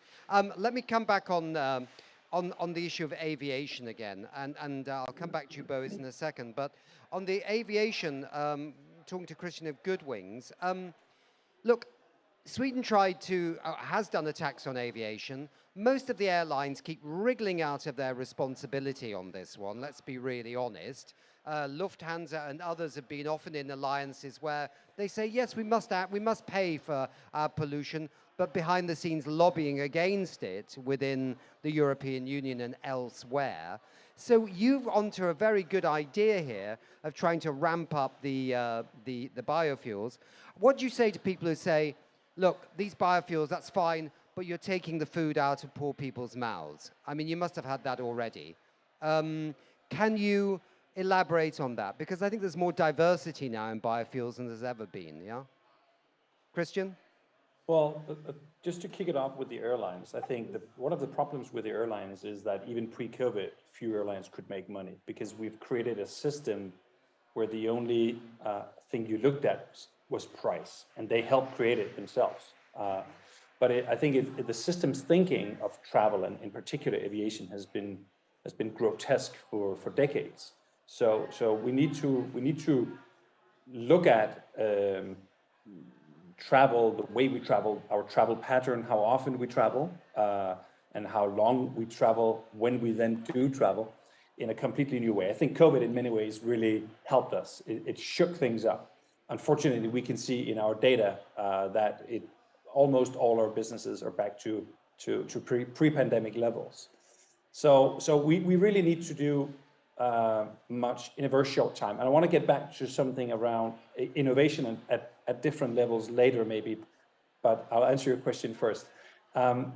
We invest in sustainable aviation fuel produced from waste such as used cooking oil or waste crops from industrial use only. So none of the materials used for the types of SAF that we produce has been taken out of anybody's mouth.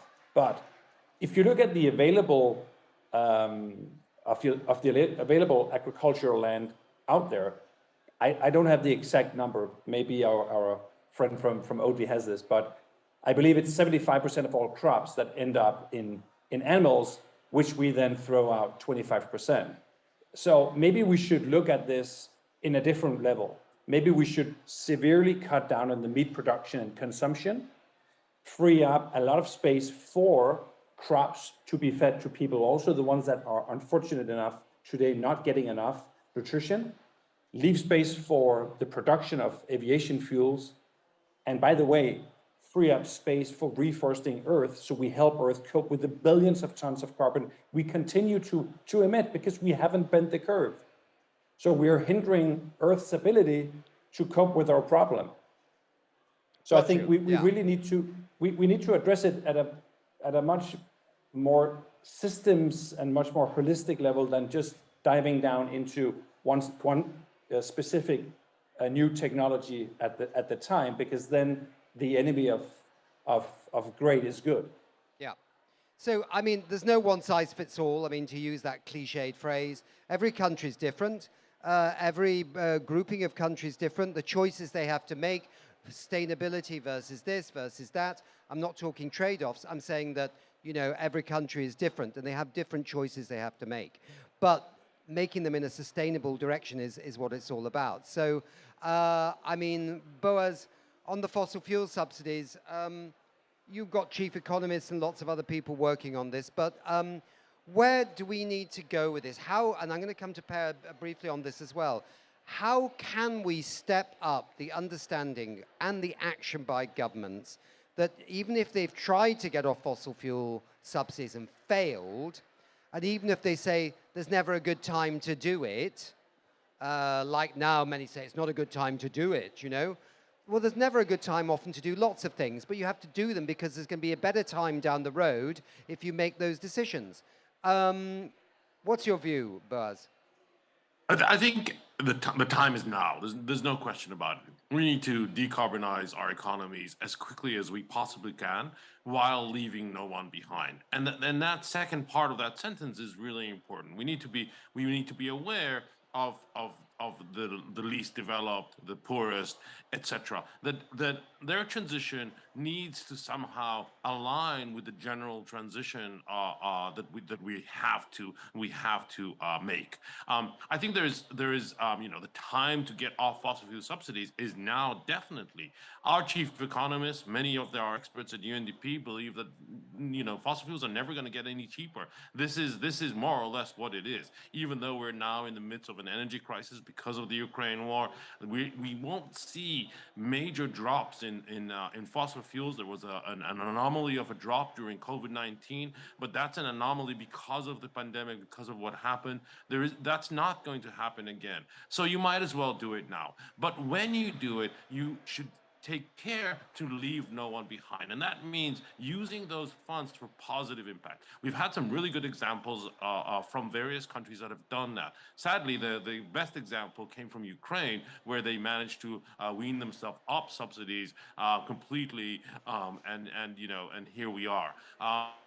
But there's other very, very good examples. There's countries that are working with UNDP, about 30 of them right now, with our energy offer to try and see how they can achieve this. What's really important is that, you know, the average citizen out there doesn't have to pay to bear the burden of the price by themselves, that they will have help from their government. And that help can come in direct payment. Why are we going through a middleman of the fossil fuel companies when we can just give money directly to people, you know, have that impact the economy in a positive way, and yet we cut out the subsidies that, you know, obviously, you know, exactly.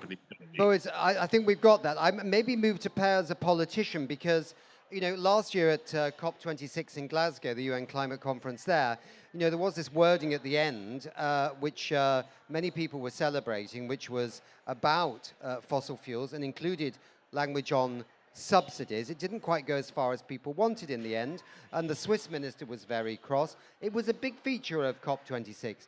Here in Sharm El-Sheikh, it's not a big feature. There's not much talk about the fossil fuel subsidies, and I think we're all a little bit shocked. It might be the location we're in. It might be the fact we've got 600 fossil fuel lobbyists running around the corridor. So it's like the old days of COPs when there were always fossil fuel lobbyists.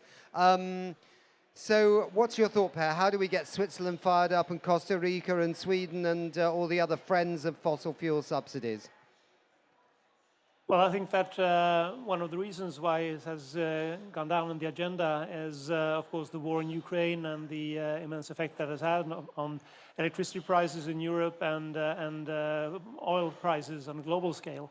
And then it's been a too easy solution for many governments to increase fossil fuel subsidies, trying to at least well, show that they are trying to help people. But we know from several studies that fossil fuel subsidies is a very poor way to help the poorest part of the population. Actually, the main part, the line part, goes to quite wealthy people in urban areas rather than in rural areas. Now we also have a second reason to end fossil fuel subsidies, and that is not just climate, but also the war in Ukraine, where we know that Putin is actually financing the war efforts through fossil fuels export. So if we could reduce fossil fuel subsidies, that would also give us a safer environment, a safer world. So I think that, of course, the main obstacle why it's so hard to get rid of fossil fuel subsidies is that those who actually take part of the fossil fuel subsidies, of course, adapt their companies and their main of production to these subsidies. And some farmers, for example, are almost better at getting subsidies than producing produce on their farms. But of course, then they will be in opposition towards ending fossil fuel subsidies. And I think the solution around that is to redirect the fossil fuels within the sector, so you don't take away the money from, for example, the agriculture sector or the transportation sector, but you redirect it in another way. And that is probably one of the best ways to get rid of the opposition and to get things moving. Exactly. People need to know, the companies, the industries, the sectors, but also the public need to know that this money is not just going into somebody's pocket somewhere, but it's actually going into something useful for society, whether it be healthcare or whether it be charging points for electric vehicles or whatever it's going to be. Absolutely. Nick, sorry, yeah. No, I just want to say in that regard, I think it's interesting to see the difference. We have the EU's Fit for 55 package, which basically enables obligations on fuel suppliers to distribute SAF.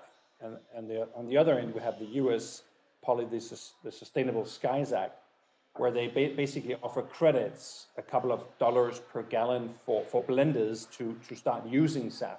So I very much agree with Per. I think we need to obviously reduce sponsoring the types of industries and solutions that we don't want and which is destroying our future. But we should look at subsidies not as something that we need to get rid of, but we need to shift it from black to green so we can help create the future we want, because we need the subsidies in the new green solutions. We need to hyper speed things if we are to avoid the worst scenarios. And one of the things that I think is missing in many of the debates is that when you develop new technologies, it often takes time. I wish we had started with electricity, hydrogen, hybrid solutions, SAF 50 years ago. Unfortunately, we didn't. And now production volumes are relatively low. One of the world's largest producers of SAF, Neste, the Finnish company, I believe this year or next year opens up a new plant in Singapore, 20xing their production capacity. But they've been waiting for demand. So one thing we can do is let's use the buying power of the public sector, municipalities, governments, states, to go and purchase, pre-buy all the green solutions that are not readily available today and give comfort and predictability for the investors and the entrepreneurs, because that's what they need. People are still talking. It might be good, it might be nice, but give them comfort that we want to show with our wallet or spending that if you can provide this, we will take this off you. Second, we talk of technology as something as if when we have developed it, we can deploy it. That's not the case. Hydrogen is the best example. Hydrogen would be a fantastic solution in aviation, but we need new aircraft. We need to replace the combustion engines and create the entire infrastructure. It will take 50 or 75 years. So we need to use business model innovation as well. And that's what we're trying to do in travel by reallocating our booking revenues to help subsidize SAF. Yeah. And it's what Airbnb did in 2008 when they innovated the accommodation market by finding value in something that was just standing there, our private homes. Right. This can be done in many ways. The Danish food waste app, Too Good To Go, is doing that as well. They're reducing emissions by finding value in in food that otherwise would have been wasted. So we need to really short-term give comfort and security to those who are willing to spend their career and money developing the technologies of the future by pre-buying, but we also need to look at business model innovation which can be deployed here and now. Okay, super, thank you, thank you. We've got Ingmar Rentzhog, the CEO and founder of We Don't Have Time, back with us. You've been listening to the chat. Any comments you want to make before I ask another question? I mean, this is, in one way, it's a boring panel because everyone agrees with each other. But I mean, it's so strange that we're sitting here year after year and talking about this, and the problem is only getting worse. But the fossil fuel subsidies was not so much well known 2 years ago. So I would like to give a big shout out to Boas because he has made the most brilliant campaign ever, that 2 billion people have seen the Dino movie about fossil fuel subsidies. Because the climate crisis and all those meetings, I mean, we are focusing on kind of have a target, 1.5 degree target, 2 degree target. It obviously doesn't work. We need to start in the other end. How do we achieve that target instead of the target? And how do we achieve it? With a lot of things, but the most basic things is with economy, with finance. And if you remove the subsidies, I actually don't agree with you, Christian. We don't need subsidies, all the green solutions, if we remove the fossil fuel subsidies. Because that will make the fossil fuel alternative, the expensive alternative, and the clean alternative, the cheap alternative. However, I think it's a faster route to start. Instead of removing the fossil fuel subsidies, we could increase the other subsidies, and in that way we will balance it out. I think that's a more realistic way to do it. Perhaps what we need is everything to be sliding in the right direction with a clear plan. In other words, the fossil fuel subsidies coming down in a nice organized way across the globe, all nations, while solutions ramping up in a similar organized, orderly progression. Yeah, but very, very fast. They cross over at some point very quickly before 2030. They cross over, and then we've got lambs dancing and petals falling and soft music. Add something to this. Yeah. And it's unfortunate that this COP is a missed opportunity for fossil fuel subsidies, because the host country, Egypt, is one of the few governments that have succeeded to reduce their fossil fuel subsidies with as much as half the subsidies. So instead they did. They certainly have had a go at this, haven't they? They've had a go at this, and so have some others. And I think you're right. It's an interesting place where we are right now. Maybe this is something we need to pick up after COP with the G7 and the G20. I think maybe there might be a different fora where we need to start hammering on this. What do you think, Per? Should we be shifting it to some of these more political areas of life? Well, I absolutely think so. And of course, we know that it's really bad economics. It also is bad policies, at least for the long-term results. And we all know that taxpayers' money are scarce, and we have an obligation to use them as efficiently as possible.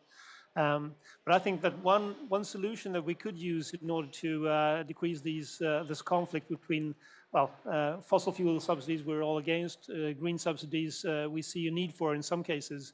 You could also combine them. For example, when it comes to new cars in Sweden, we have a bonus-malus system where we take a charge for the polluting cars. The higher you pollute, the more you pay.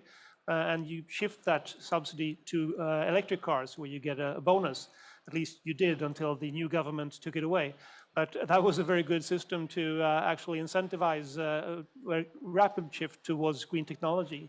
I think that also another way to get the market going, as we have previously, is to work with reduction quotas that we've used both on the transportation sector in cars and road vehicles, but also for aviation. So setting a reduction quota that is increased all the time so that the companies know that they have to reduce emissions by different means. And of course, one of them is to blend in biofuels of different kinds, but you can also use electrofuels, for example, and other means to reduce your emissions. So that is also one way to get get the market going and show that there is actually a market that industries can provide fuels for. Okay, I'm gonna have to give. I've given the politician the last word here. I normally try not to do that, ladies and gentlemen, but he made a good point. In fact, several good points. So he can, because we've run out of time. We don't have time anymore for this session. But I think what you just said, Per, and what we've all said on the fossil fuels, which has been more the dominant discussion here, equally could apply to the subsidies happening in the agricultural sector. We really need to look at these, Cecilia. I'm glad you raised them. And yeah, somebody's got to lead on this. Let's see if the European Union one day might wish to lead on it. It would be great for the rest of the world. Thank you very much indeed, everybody. Maybe talk to you later, maybe not, but it's been great having you. Bye.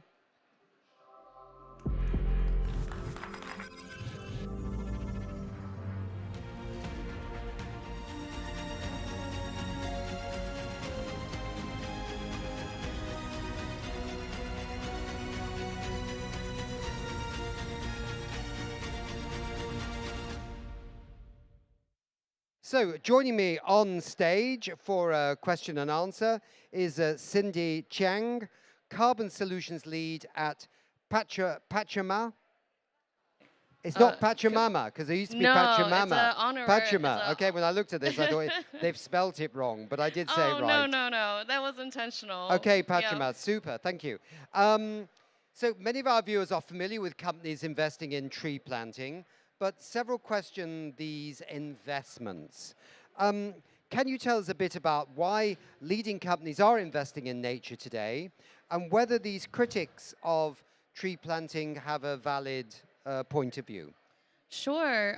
So I think I'll start off by saying that one of the main reasons companies are so keen on supporting these natural climate solutions is because they represent 30% of the mitigation opportunity that is necessary between today and 2030 in order to achieve a chance at achieving the Paris climate goals of keeping emissions and warming under 2.0. Nature and forests also represent livelihood opportunities for at least 25% of today's world population, and it's home to 80% of the biodiversity on the planet, not to mention all the medicinal and other amazing things that nature can do for us. And so this is why companies are really focused on figuring out how do we bring confidence into these investments, making sure that when I give you money, I am actually achieving a climate benefit that would not have been achieved otherwise. Exactly, yeah. There's very complex language behind that sort of thing in the UNFCCC process. So well done for avoiding that, yeah. So, Pachamama, I mean, when were you founded? Where are you based, and where are you operating in? Yeah. Okay. Great. So Pachamama, we are founded by two Argentinian founders. They're technology entrepreneurs, and Diego, he comes from an indigenous background in Argentina, and he really is driven by. He grew up watching the Argentinian forests, and beautiful as they were, traveled around the world, came back and realized that half of what he called home was gone. And so he came back and wanted to really harness all of the things that he learned as a tech entrepreneur and figure out how do we bring more investments in stopping deforestation and support restoration. And so that's really how we were founded. But we're a true tech company. We're fully dispersed. We don't have a physical office space. I'm personally in Los Angeles. Okay, you're personally in Los Angeles. Yes. Okay, that sounds fun. Cindy, that's great. That gives us an idea of the background there. Sure. So let me ask you then, you slightly touched on this issue of technologies, and I know that technology is at the heart of what you're doing. I mean, many people are aware that we need to obviously monitor forests to make sure they remain intact. But in the past, it was always very much about I don't know, people physically kind of going to forests and checking out trees and things like that, which I'm sure has its part to play, but there may be some streamlining of this and also reducing costs. Yeah. So satellite imagery, I think you're involved in, machine learning. Yeah, tell us a bit about this technology and the promise of all this remote sensing. Yeah, absolutely. And so you mentioned in the beginning, you know, are the critiques of the space valid? And it's not whether or not there were bad actors in the past, is simply that we as a society have new technology that was simply not available even 10 years ago. I didn't have I had a flip phone until 2014, embarrassingly. A what? A foot? Like a flip phone. Oh, a right? flip phone, like an old Motorola, right? Exactly. Like a Star and so Trek just to phone. give you a sense of how far we've come in all aspects of society and technology advancement. And so we now have hundreds of thousands of satellites that are orbiting the planet, observing what's going on in the ground. And we can harness all of that rich data and really, again, bring more confidence, not just to the companies, but to their stakeholders, their consumers, their employees, and all of us, I'm hoping folks who are tuning in here, to really understand what the forest is doing for us. And so the machine learning component really kicks in that we need a scale. You know, I threw out some numbers at the beginning of this conversation. 30% of mitigation opportunity is nothing to sneeze at. We have an urgency of the crisis that we can't leave that opportunity on the table. And so we have to move really fast. And machine learning and AI technology is going to do that for us. And it's tested technology. Like Google search drives on machine learning algorithms, exactly, right? yeah. So, yeah. But can it help with those, you know, some people, I don't want to oversay that, I mean, I think the principle of planting trees, finding ways of using markets to generate money and investment to local people, and obviously the people providing the technology is getting paid for what they do. I think that's perfectly reasonable. But the other question that critics would also raise would be, yeah, but, you know, forests are not permanent. You know, they can be taken out by fires. They can be taken out by pests. How do you ensure that your investment in these things is long-term? So two things I want to ask really was, one is, how do you address that? And second, does your technology offer anything in the way of early warning on forest fires, early warning on pest attack, probably not pest attack, but maybe forest fires, or early warning of, you know, the wrong kind of people coming in, hacking down that forest before the authorities can get there? Yeah. Yeah, those are great questions. On the durability of the climate impact of these investments, one thing that technology can bring is high-frequency information on your forest cover change. So that's another way of saying, where are you having deforestation happen? And we can tell you that on a quarterly basis. We can learn more and start using, give you that information on a 2.5-week basis, right? Like satellite orbits around the planet, depending on which one you use at different frequencies, we can use that data.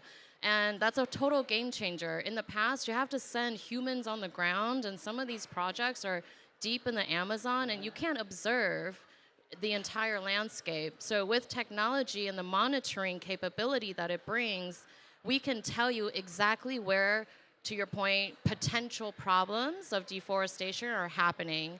And we can tell you exactly where that is. We can work with the communities on the ground and say, hey, go there. Some of these projects are like the size of a small country. So in a resource-constrained space, being able to help deploy that team to figure out, hey, what's going on here is incredibly efficient and needed. And so, you know, signals of whether or not your forest management activities are successful is something that we can observe because we're looking at the results. Is there deforestation happening or not, right? No, that's very useful, of course, Yeah. absolutely. And I mean, I think with machine learning and things like that, as you say, it could go even faster in terms of being able to track it.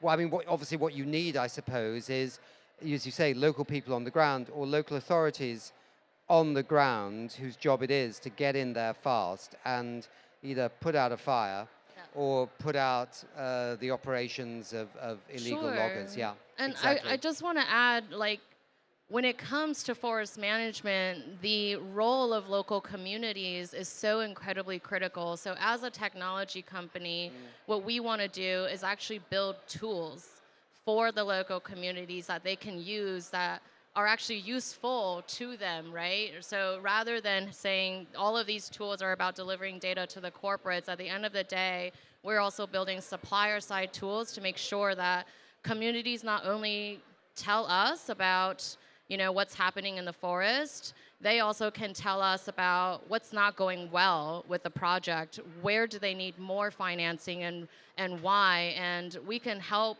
tell their story and deliver what it is that they need. And so I just want to really emphasize that sort of, dimension here on sort of the role of the local communities that we work with. That's a very good point. That's a very good point. I understand you've already launched some of these New Originals projects. Is New Originals actually a sort of brand name or something? Yeah, it is. Okay. It is a brand name. Yeah. It kind of just popped up in the questions. I was like, New Originals, because it sounds like a really cool biscuit or something. Yeah, so I think what this is really about is to say, we envision a new generation of forest carbon projects that harness this technology. And so we sort of borrowed a little bit from Netflix, right? Like Netflix started as a company that was streaming other people's really good quality content. Yeah. They learned a lot, and now they want to build their own content while also offering other content. It's about choice. And so that's really what Pachama Originals, sort of the inspiration came from. Okay. Yeah. So you've got some, you're working with a large technology company in Latin America, Mercado Libre. Yes. And what is happening with that then? What's so special about that? Yeah. So Mercado Libre is a Latin American company. They're an e-commerce company. They're like the Amazon for Latin Americans, and they have really invested in thinking about their sustainability strategy in a very cohesive way. And so they want to really focus on conservation and restoration of corridors. So when it comes to issues with land use is pretty fragmented if you just take a look at Brazil and what's happening there. And so they're working with Pachama now to deploy $18 million to help stand up small projects that can connect corridors of wildlife and really breathe new life into an entire ecosystem, and using our technology to make sure that their investment is producing the climate benefits that they're targeting. And so they really are a really amazing pilot partner of ours, and we've grown from a $2 million investment for a single project less than a year ago to $18 million for 5 projects in Brazil and also in Mexico. Okay, that's fantastic. And did this happen before or after President Lula came to power? This happened before. Or back to power. It happened before, okay. Yes. All the noise, by the way, often is coming from the Brazilian Climate Action Hub, which is so near our studio here. That's something else over there. But over there, occasionally you get waves of noise, as it's like a party almost every day. I know. It's been pretty intense, not going to lie, the last couple of days here at COP. So, let's have a look at, we've got a few more minutes, but not a long time. So the carbon reductions are fueling, or the work that you're doing is helping to get carbon reductions. They're fueling the majority of the financing for the type of the projects. So are they mainly coming from the voluntary carbon markets? There's a lot of funding coming from that to do what you're doing. Or are you seeing money coming in from other areas too, potentially? Yeah, I think we're at a point in this space where there's going to be private and public financing coming from all directions. As a technology company, we're building tools that can measure and estimate forest carbon, detect forest cover change, so that's your deforestation monitoring tool, and then ultimately and estimate what we call baseline. So it establishes a baseline to make sure that when you do deploy your money, you're making a net additional difference that would not have happened without your financing. From that perspective, our tools can serve both voluntary or compliance side of the market. And so at COP over the last couple of weeks, you asked about President Lula, he's supporting major initiatives at the government level to finance and help enforce deforestation laws. And they also have a stake here to make sure that their efforts are achieving results. And so our tools can be used for either side, and, you know, either the demand side or the supply side of the market, whether you're talking about voluntary actors or those that are coming from more of a compliance space. So in a sense, people are developing the projects, and then they hear about you and say, okay, can you monitor this to make sure it achieves the highest rigor in terms of what's going on? Yes, Yeah, so it's can you measure this? Yeah. Can you monitor it over Yeah. time? And Yeah. then can you report about it as well? Yeah, right? Can exactly. you verify it? Yeah. Okay. Because, I mean, the whole market, if anybody knows about the carbon markets, but lots of our audience don't, there's all kinds of certification agencies outside that, Exactly. and verifiers and blah, blah, blah, blah, and it's Yep. a massive ecosystem of players, isn't Yeah. it? Yeah, yeah, yeah. Yeah, and it's fragmented as well. It's complicated. It's not Yeah. easy to understand. And I don't know, some of your folks probably saw some of the John Oliver segments about what's happening in the forest carbon markets. And part of the challenge that I think we're all facing is how do we tell the story of really the impact, the amazing multiple impacts that these projects are having, and how do we use data to do that? How do we visualize the data, and how do we make nice GIFs that actually tell you what's happening in real time that can be shared to your Yeah. stakeholders, Yeah. right? No, absolutely. And I think the testimony of people on the ground as well is really important. I mean, this is always going to be a complex area, I think, for many Yeah. years to come. Yep. But the more we bring in veracity and reporting and transparency so that people that are doing these projects can see actually what's going on, and that the local people on the ground also get to say in how they're designed, but also a say in is it going well or badly, then it can only get better. And we don't want to throw the baby out with the bathwater. I Yeah, think that's the absolutely. Other, Just exactly. because this is hard doesn't mean it's not worth doing, Yeah, right? absolutely. Climate change Yeah. is hard. It's Yeah. damn hard to broadcast from COP27 for us. If Yeah. we can do that, we can solve climate change. Yeah. So great. So look, we didn't get through all the questions, but I Oh, think we that's all covered quite a right. lot, Cindy. Yeah. But thank you very much for being here. We've run out of time, but best of luck with your work. Thank and you. really hope Yes, you thank really you for everything succeed. you guys do and for the platform. Yeah. I'll hopefully see you out there at the party. Thank you very much Okay, indeed. thanks. Okay, bye.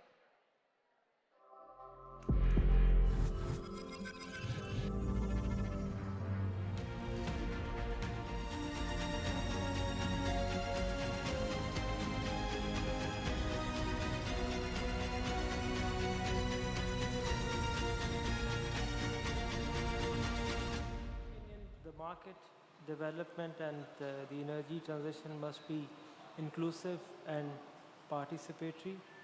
Local players must be given an additional chance to be in this energy transition, and local communities should be at the heart of this energy transition, and there should be dispersion of socio-economic benefits.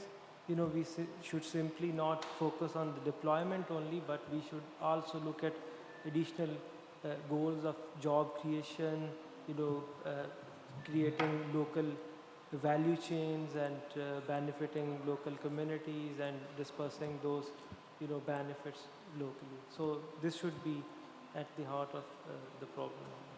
Thank you. Stefan, will you like to contribute? Yes, of course. Thank you for that question, which is a very good one.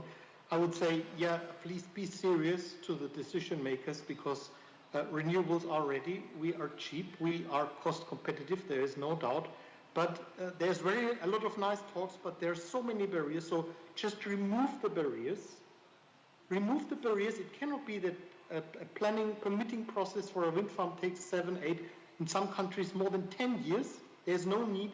And at the same time, we just got LNG, new terminals, infrastructure. Permission was done in weeks. So we are still in the process, although politicians are saying the opposite, that there are new subsidies, new privileges for fossil, also nuclear, and more barriers against renewables. Remove that. We do not have a cost problem. We have a finance problem in the developing world. That needs to be overcome. But otherwise, if the barriers are removed, then renewables will take over. Then there is no doubt. Thank you. Thank you very much. And just to give a little recap, so what we can take right now from this is policy consideration and instruments, policy stability, market inclusion, remove barriers, and basically listen and act, right?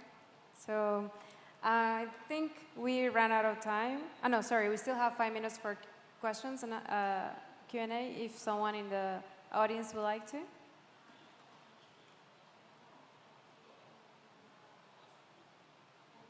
Is there is a question for our amazing panel? Yes.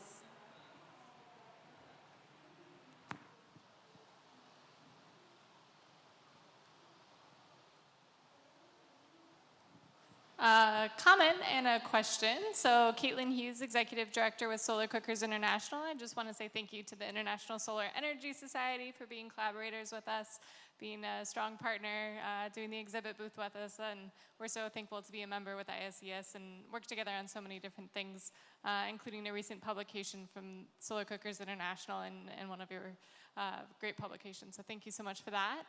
Yeah, and I'll leave it there. Thank you very much. We still have one more question option if someone would like to have an opportunity to ask. No? Well, we take 30 seconds extra for ourselves, and thank you very much for being here. And please, applause for this amazing panel and the wisdom they have shared today.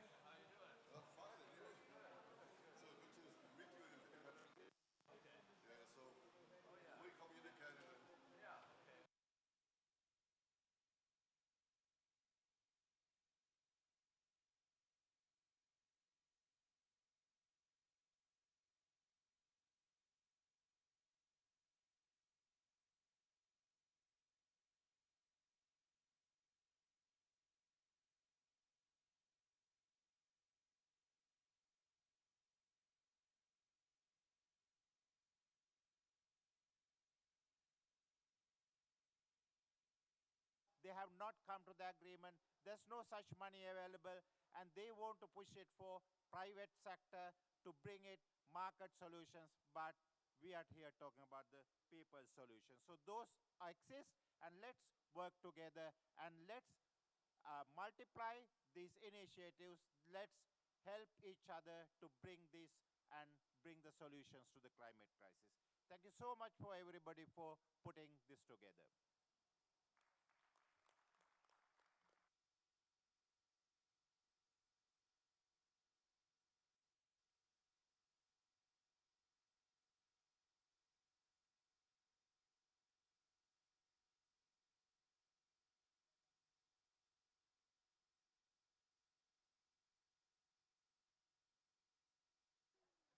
Just want to say one last thing. I encourage everyone to check UN Declaration on Peasant Rights that Via Campesina helped to push. So check it out. Peasant Rights UN Declaration. We have few publications there. If you are interested, please take them.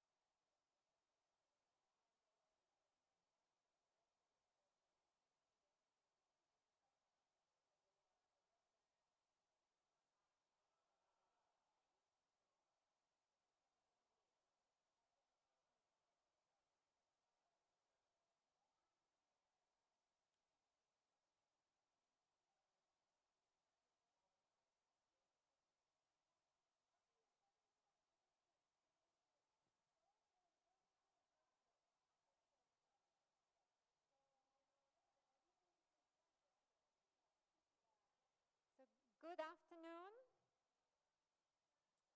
And thank you for being here.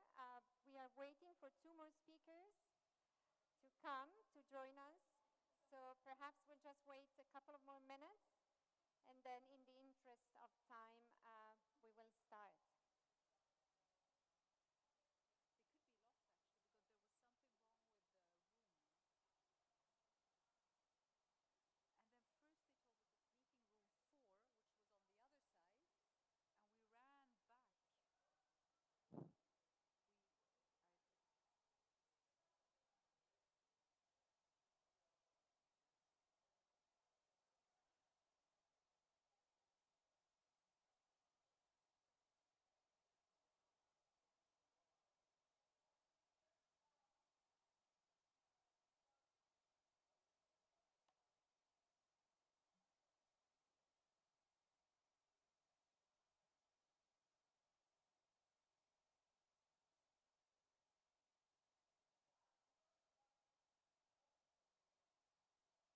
on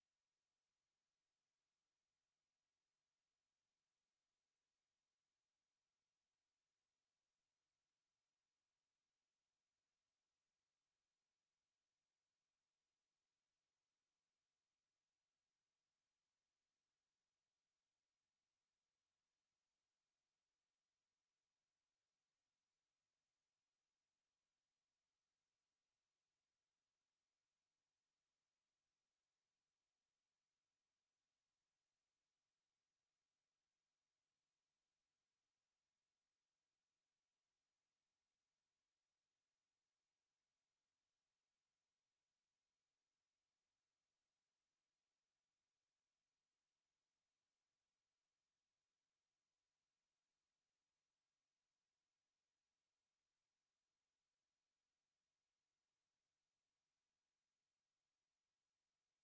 other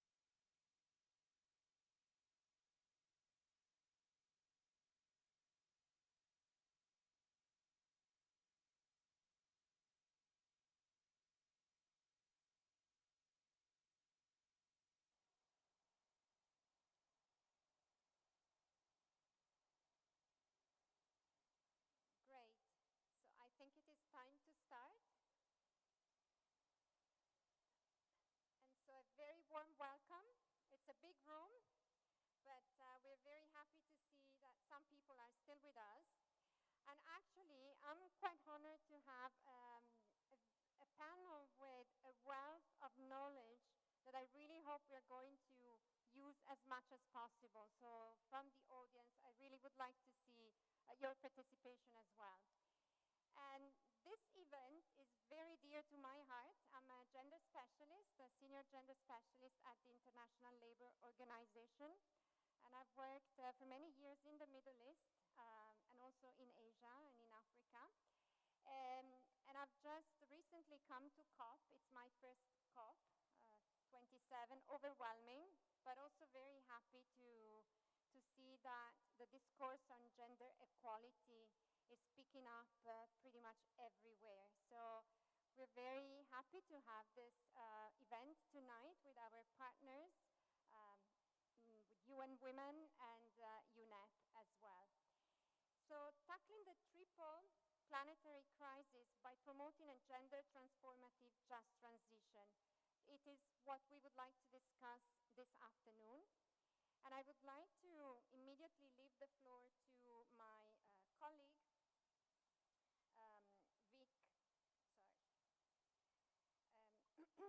Vic Varuren, who's currently the Assistant Director General for Jobs and Protection at the ILO, just for some welcoming remarks, just to set the tone of this conversation. And before Vic, you start, I think there's someone from the panel. Please join the panel. Thank you very much. Over to you, Vic. Thank you. Thank you, and good afternoon, everyone. You know, I've got some notes here which I'm going to refer to, but I was thinking when coming into this meeting, when it comes to the role of women in the workplace and the just transition, we haven't done ourselves proud. If I look back, it's, you know, when I was in the private sector, I used to be involved in human resources, and our companies managed human resources was to, you know, the managing director or CEO would say, right, we've got to make money, and they then put the human resources to a department on the side and say, right, you manage the human resources. And over time, I've learned that when it comes to gender, we say, well, go and manage gender, and people then want to manage the mainstream of the business, but leave it to someone else. In whatever organization they may be, or you know, use it as a cross-cutting theme. And we hear all these nice things about gender, but nothing really changes. When you look at the numbers out there, we've seen some progress and some pockets of excellence. But if we look at what climate change is going to do and the impact on women in these very vulnerable jobs that they do perform, they're going to bear the brunt of the negative side of climate change and the stuff that's happening. And what we need to do is look at the COP meetings as an opportunity to fast-track the role of women in the world of work. This is not a negative scenario that we're facing ourselves in COP. We're going to create many jobs under just transition. We're going to lose a lot, and many women will be impacted upon negatively. But on the positive side, we've got to get gender mainstreamed in the debate in part of the mainstream negotiations, and not as a side event that's going to plod along like we've done before. And what it needs is the leaders to recognize that this is an opportunity from within the UN system, from the private sector, from governments. And so the mainstreaming needs to start at the global debate. It's got to be carried through into the debate at national level and also in the UN system. And today we are a number of UN agencies that are represented here that work hand in hand. But we've got to make our voice stronger and make this debate a lot more serious.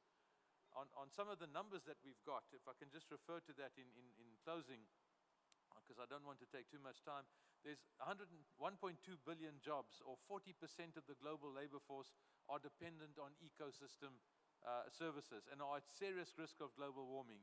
And women are expected to be severely affected. When we look at the numbers of renewable energy, of the jobs that we created, 12.7 million in 2021, I think it is, 1/3 were going to women. And we say that's encouraging. Why not 50%? Why are we satisfied with 1/3? It has been a big move to 1/3, but we've got to start hitting the 50% plus if we are really serious. So those opportunities are there to be had. The policies we need to respond to climate change. Just transition that we talk about at the ILO presents significant opportunities when we look at the 12 million new jobs by 2030. We need to have just transition policies in place, and we need to have substantial improvements for women in agriculture, reforestation, and similar activities which lend themselves to what we can do. We need to take a holistic approach in this gender response that can be guided by these just transition guidelines that we at the ILO have put together and which we share and which is part of the debate that's going on at the moment. The skills development side is going to be so important when we go forward. Governments in the developing economy haven't got their act together with the skills that are needed to match market needs. And that's where we need to mainstream and make sure that the young women coming through the new skills are part and parcel of what is needed in the market out there. We've got a program with LinkedIn where we're looking at what these future skills are. And that's where we need to pay attention. In closing, I'd like to say that there is a lot of good work that's being done, but it's like preaching in a church here today. We're preaching to the converted. We've got to get out there to the decision makers that are flying below the radar screen, that are ignoring these debates, and those are the people that we've got to get on board. 1 billion people, I think, are starting to learn about climate change. 7 billion haven't got a clue. So the task is enormous, and COP is the space that we can move from. And if we can take a few jewels from here and make it happen, we will see a big difference.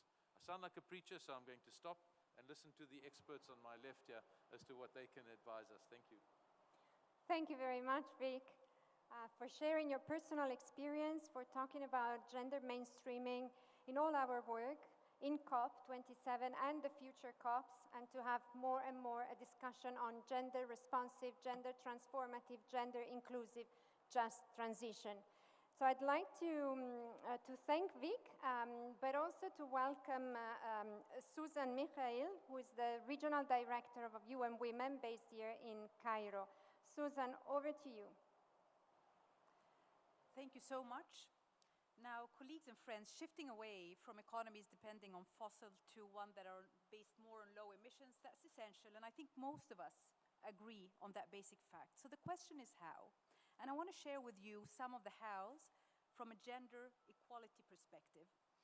To do so, I also want to share with you 3 distinct numbers that are very closely correlated. The first one is 5, the second one is 57, and the third is 21. 5 is the 5 degrees Celsius. This very region in which I work is expected to see before 2050. 5 degrees Celsius increase. However, if that's part of the problem, the part of the solution is the following: 57. 57 is the percentage of women in this very region, the Arab States region, graduating from 4 faculties that have traditionally and still are crucial for addressing climate change. Those 4 faculties are STEM, science, technology, engineering, and mathematics. But here we come to the third number, 21. 21, my friends, is the number or the percentage of women in labor force participation in this region. What does this mean? It means that there's a tremendous loss of opportunities. As you heard, you're here at the launch of the UN High-Level Expert Group's report on net zero commitments of non-state entities. Wow, that's quite a mouthful. It's even worse because our acronym is HLEG.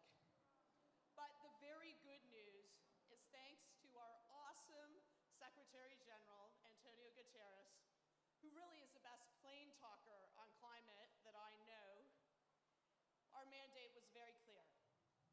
In the Secretary General's words, we urgently need every business, investor, city, state, and region to walk the talk on their net zero promises. We cannot afford any slow movers, fake movers, or any form of greenwashing. Well, Secretary General, I'm very proud to announce that our expert group has delivered. I want to give huge credit to our incredible expert group, many of who are here, and I see we have Malengo and Camilla joining us virtually. They really are extraordinary. Over 7 months, a group that comprises more women than men, that represents regions from around the world and a huge diversity of perspectives, and with an incredible range of expertise, from a scientist to a CEO, environmentalist to civil society head, former head of state, former regulators, and just generally awesome people, and of course, a recovering politician like me. You're fortunate to hear from a number of them later. And this was done in Mach speed, guys.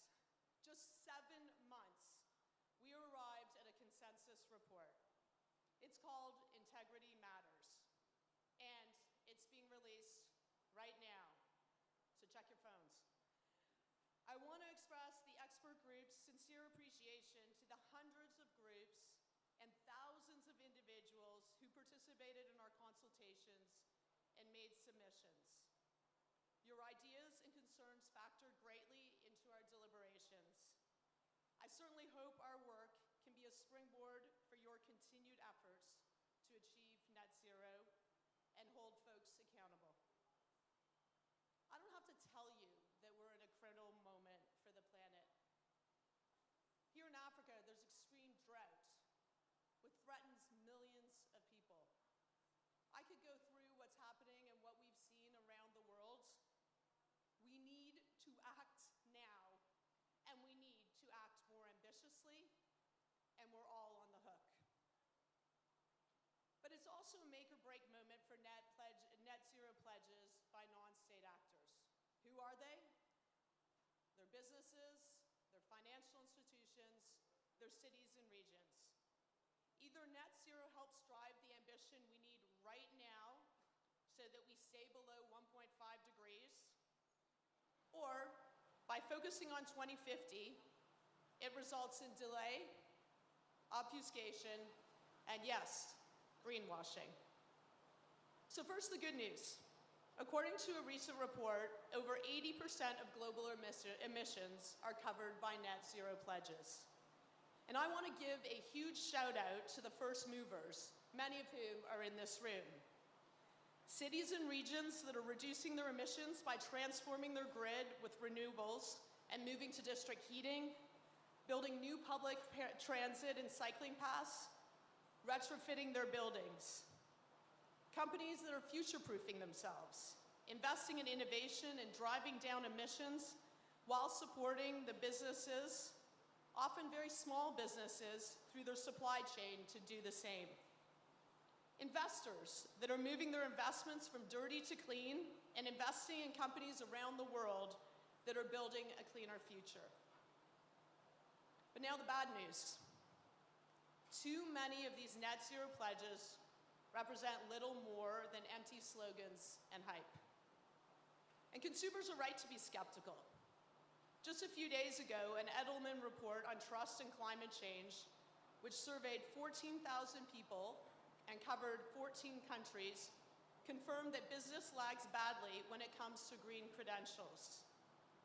Nearly 2/3 of respondents believe companies are mediocre or worse at delivering their climate commitments, and fewer than half of people trust CEOs to tell the truth about climate change.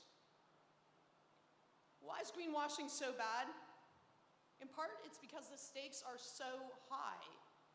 It's not just false advertising. Bogus net zero claims drive up the cost that ultimately everyone will pay, including people who will pay the most, who are not in these rooms. They will pay that through huge impacts, through climate migration, and with their very lives.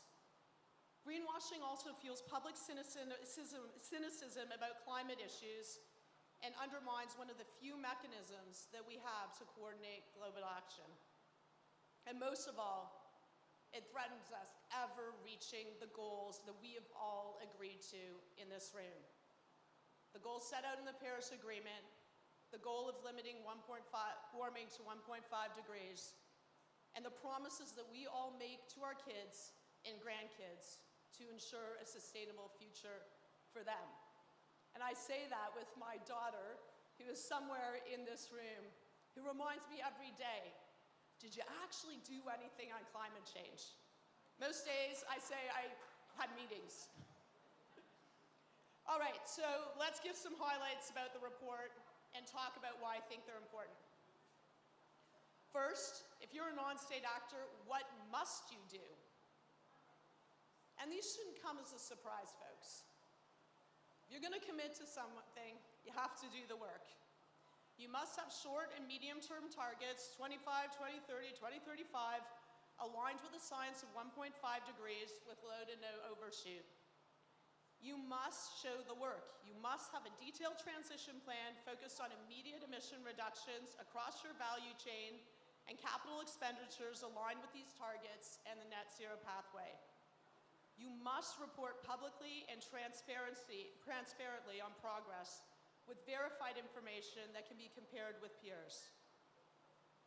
But second, we set very clear red lines in greenwashing. This is what you cannot do. If you announce publicly, you put up your hand and you say, I'm a climate leader, I'm committed to net zero. You cannot claim to be net zero while continuing to build or invest in new fossil fuel supply.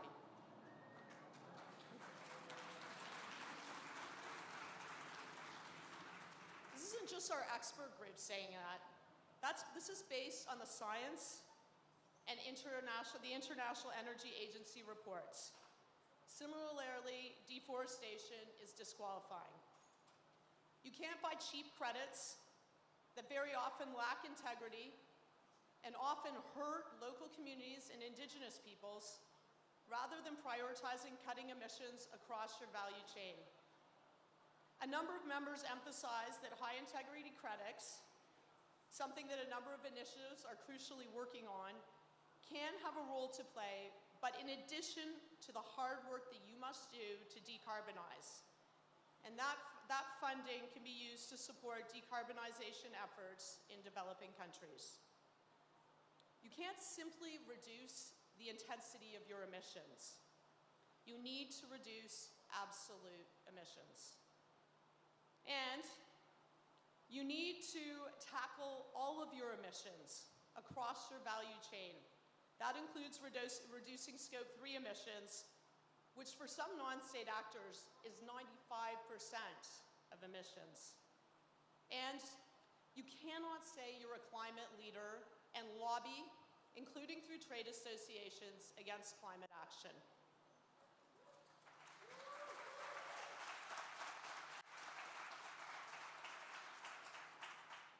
But of course, we need folks to be accountable. How can we ensure accountability? One, if you're committed to net zero, you need to meaningfully link incentives at the highest level, including executive compensation in a meaningful way to progress on a climate plan. Voluntary standard setters need to hold their members accountable. If your members do not comply with criteria and standards, including what we're setting out, there need to be consequences, including potentially removal. And we need way more transparency. And I want to give a shout out to a great initiative to create a net zero data public utility. This is an initiative spearheaded by President Macron and Mike Bloomberg in very close cooperation with the United Nations and its Global Climate Action Portal. Welcome, Simon, and get to work, as well as many others. And I want to give a special shout out to Mary Shapiro, who chairs this great initiative and runs GFANS. We need to create a public, open data climate portal that will provide transparent, comparable data that is verified, so that companies can be held accountable for net zero pledges. But let's be honest, there is a limit to voluntary pledges. To effectively ensure a level playing field and ensure that everyone is part of the net zero party, and to tackle greenwashing, we make a call for governments to regulate net zero commitments, starting with large emitters. But there's something else that's really important in this report, and it's a huge credit to the amazing members. This report also emphasizes the importance of just transitions. That the global transition to net zero is not going to happen if we're leaving countries and people behind. We need a new deal for developing countries that ensures a just transition for all and brings the scale of the resources required to achieve it. In part, this requires financial institutions and multinational corporations to work with governments and multinational development finance institutions to innovate, and let's be frank, take on more risk, as well as to set more ambitious targets that help to maximize their investment in clean energy and climate resilience in less developed countries. All right, so is all of this possible? Yes. Much of what we recommend is really about common sense and leveling up the playing field so that net zero pledges, on which so much our future depends, have integrity. And I've watched this change before. As Canada's former Minister of Environment and Climate Change, and hello to Stephen Guilbeault, the new minister, good luck, as well as Minister of Infrastructure and Communities, I saw the power of businesses, financial institutions, cities and regions to help enable and accelerate positive change by supporting our government to put a revenue-neutral price on carbon pollution across the country. Precedent, advocacy, and leadership created an ambition loop that became even more powerful when governments and non-state actors work together. Today, we need an ambition loop for net zero, one that accelerates the pace of global change. We believe that our report, worked so hard and diligently on over 7 months, and the recommendations can help propel our global ambitions for real and essential, ambitious and immediate climate action, and yes, put a red line around greenwashing. Thank you.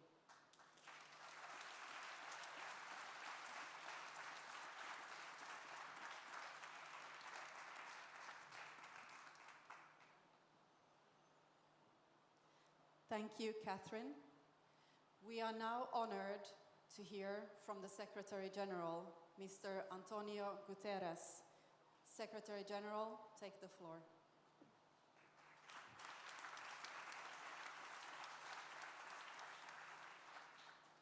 Dear Catherine McKenna, you have just given us a lesson based on the hard work and very effective work of the panel, a very comprehensive description of the content and the recommendations of the panel. Now it's my time to show if I have learned the lesson or not. And I will, of course, wait for your judgment to see if I can move forward in relation to the very important work that you have done. And I want to start by thanking you and thanking the panel for this extraordinary contribution for climate action. Last year, at COP26, I announced that I would establish a high-level expert group to address net zero commitments by non-state actors, particularly businesses, financial institutions, cities, and regions.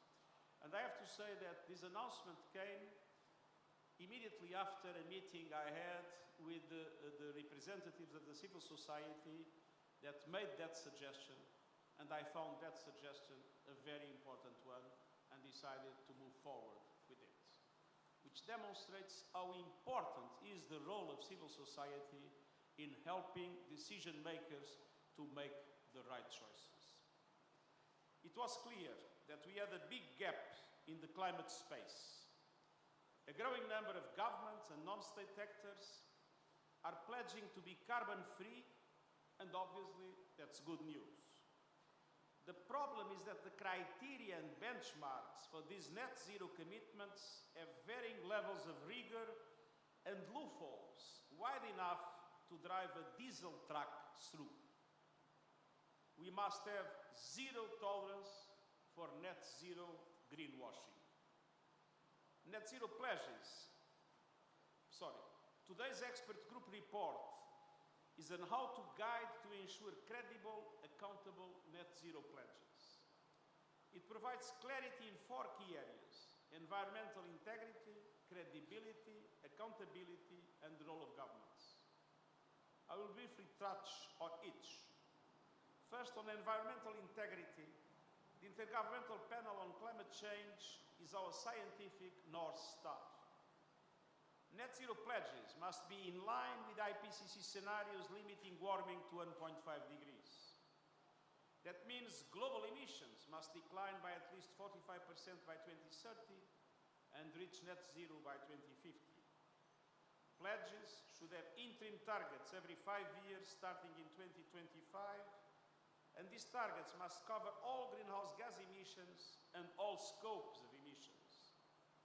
For financial institutions, this means all financed activities. For businesses, it means all emissions, direct, indirect, and those originating from supply chains. And for cities and regions, it means all territorial emissions.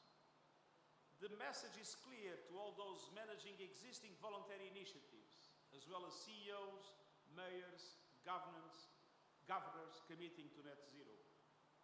Abide by this standard and update your guidelines right away, and certainly no later than COP28. I also have a message to fossil fuel companies and their financial enablers. so-called net zero pledges that exclude core products and activities are poisoning our planet. They must thoroughly review their pledges and align them with this new guidance. And let's tell it like it is. Using bogus net zero pledges to cover up massive fossil fuel expansion is reprehensible. It is rank deception. This toxic cover-up could push our world over the climate cliff. The sham must end. Second, on credibility, full and rapid decarbonization this decade is the ultimate test. Leaders from businesses, financial institutions, and local authorities need to present transition plans with their net zero pledges. And these plans should be publicly available with detailed, concrete actions to meet all targets. Management must be accountable for delivering on these pledges. And this means publicly advocating for decisive climate action and disclosing all lobbying activity. The absence of standards, regulations, and rigor in voluntary carbon market credits is deeply concerning. Shadow markets for carbon credits cannot undermine genuine emission reduction efforts, including in the short term. Targets must be reached through real emissions cuts. Fossil fuels must be phased out and renewable energy scaled up. I thank the group for providing clarity and details on what businesses, financial institutions, and subnational authorities need to do to phase out coal, oil, and gas. As fossil fuel finance is scaled down, climate finance for renewable energy needs to be scaled up. Private financial institutions must now fully facilitate investments for a renewable energy revolution and proactively work with international financial institutions to address issues of cost of capital and risk perceptions. Namely, the cost of capital in the developing world is something that worries us a lot. Let's not forget that renewable energy have a concentration of costs in the capital cost. And so, to keep high interest rates in developing countries for these projects might kill them, and we need to make sure that the international financial system responds to this question. And at the same time, the transition to net zero must be just. Transition plans should address the needs of workers in fossil fuel industries and sectors affected by the renewable energy transition. By the first half of 2023, all existing net zero voluntary initiatives must explain how they will align and revise their standards accordingly. And all new initiatives must abide by these recommendations. My climate action team stands ready to assist in this process. I also ask UN agencies working on developing, implementing, or in any way supporting voluntary pledges to abide by these standards and criteria. Third, on accountability, full transparency is critical. The UNFCCC has a global and public platform, the Global Climate Action Portal, that is already being used to register pledges, publish transition plans, and track annual reporting on implementation. But it needs to be scaled up. I call on all net zero voluntary initiatives to accelerate efforts to standardize progress reports in an open format and via public platforms that feed into the UNFCCC portal. Government or private sector commitments to net zero cannot be a mere public relations exercise. We must work together to fill gaps from the lack of universally recognized credible third-party authorities, and we must strengthen mechanisms positioned to conduct this verification and accountability process. It is my deep belief that UNFCCC should play a decisive role, and I invite its Executive Secretary to present a plan early next year. Fourth and finally, governments need to ensure that these voluntary initiatives become the new normal. I urge all government leaders to provide non-state entities with a level playing field to transition to a just net zero future. Solving the climate crisis requires strong political leadership. The G20, together with all OECD countries, must accelerate the decarbonization of their economies and then their addiction and subsidies to fossil fuels. This means they must rapidly regulate, design policies, pass legislation, and approve budgets to limit warming to 1.5 degrees. And I call on all other governments to build a net zero regulatory environment to fit their needs and national circumstances. I will closely follow the proposed task force on net zero regulations. I ask that its leadership and membership are as diverse and representative as this high-level group. Once again, I thank the group for their vital contributions, and you can count on us, and on me in particular, to help move to the net zero.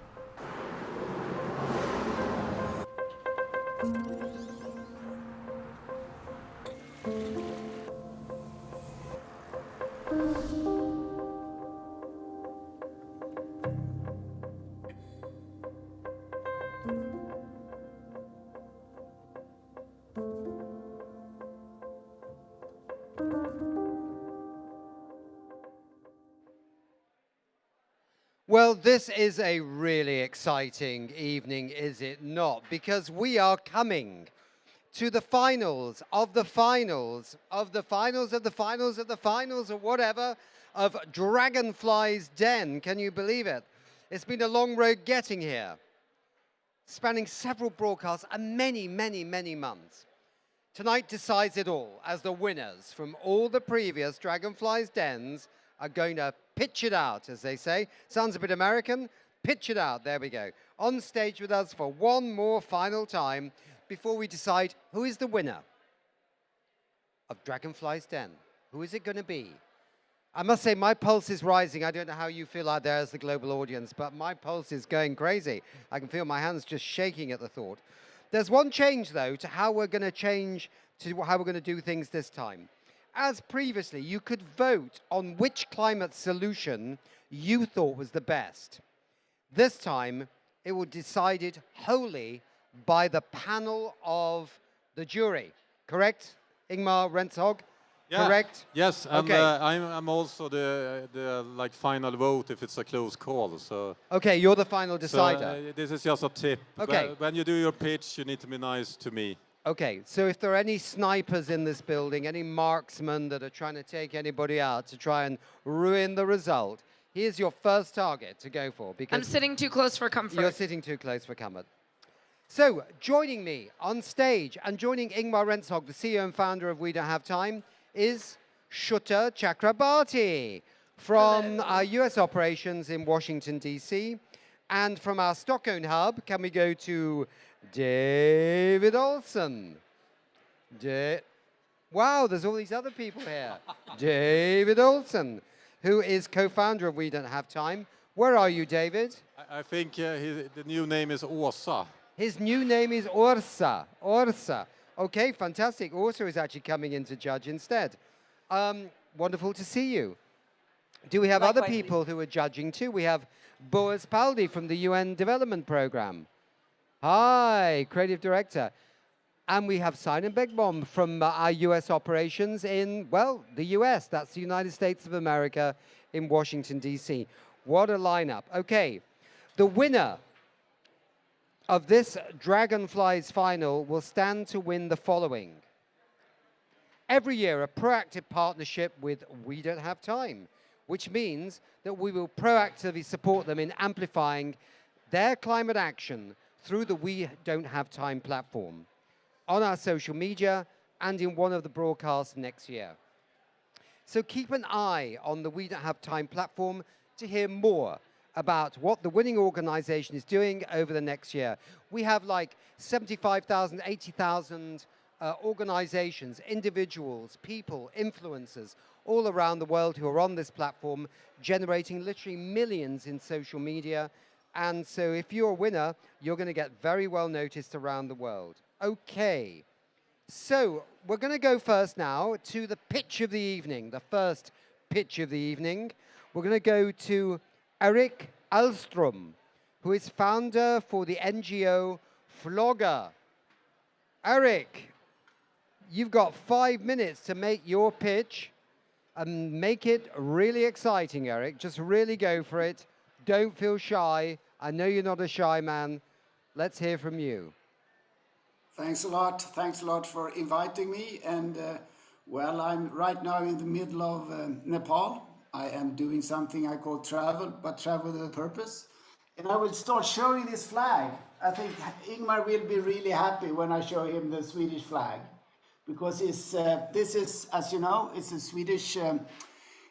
Swedish word. It stands for plocka in Swedish and jogga. It's a combination word. It's two words to put together. And you don't have to run, of course. It just changes people's attitude and mindset. And the mindset is so simple. If you see trash, just pick it up.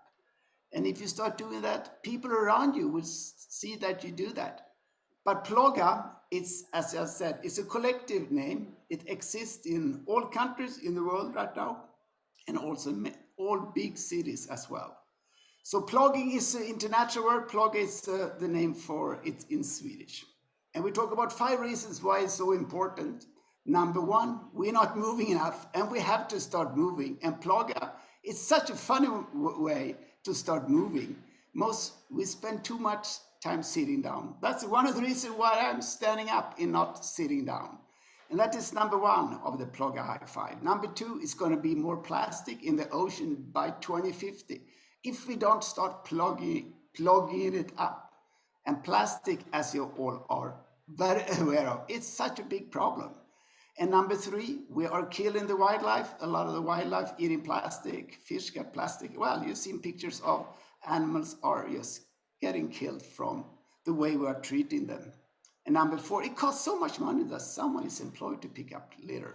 And the 5th one we call this the broken window theory. And that means in a beautiful and clean environment, you trust each other, you become friends. You go to a clean bathroom or a dirty bathroom. Well, it's an easy choice to make. So this is a plogga high five, and these movements have grown so much in the last couple of years. And it's a lot, as I said, changes people's attitude. And it's not that hard.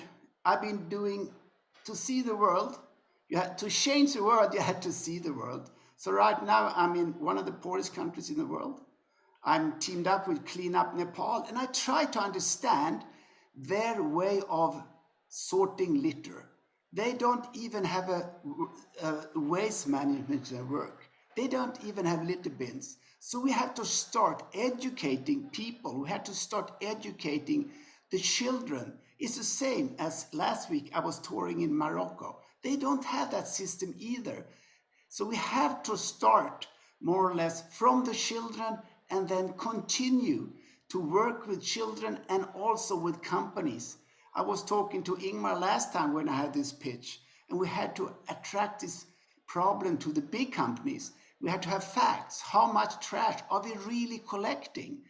And we don't even have a working PET system. We don't have with the PET bottles, in Sweden we get some money when we bring those back, but the PET bottles take 450 years until it disappears, and it never disappears. It becomes microplastic.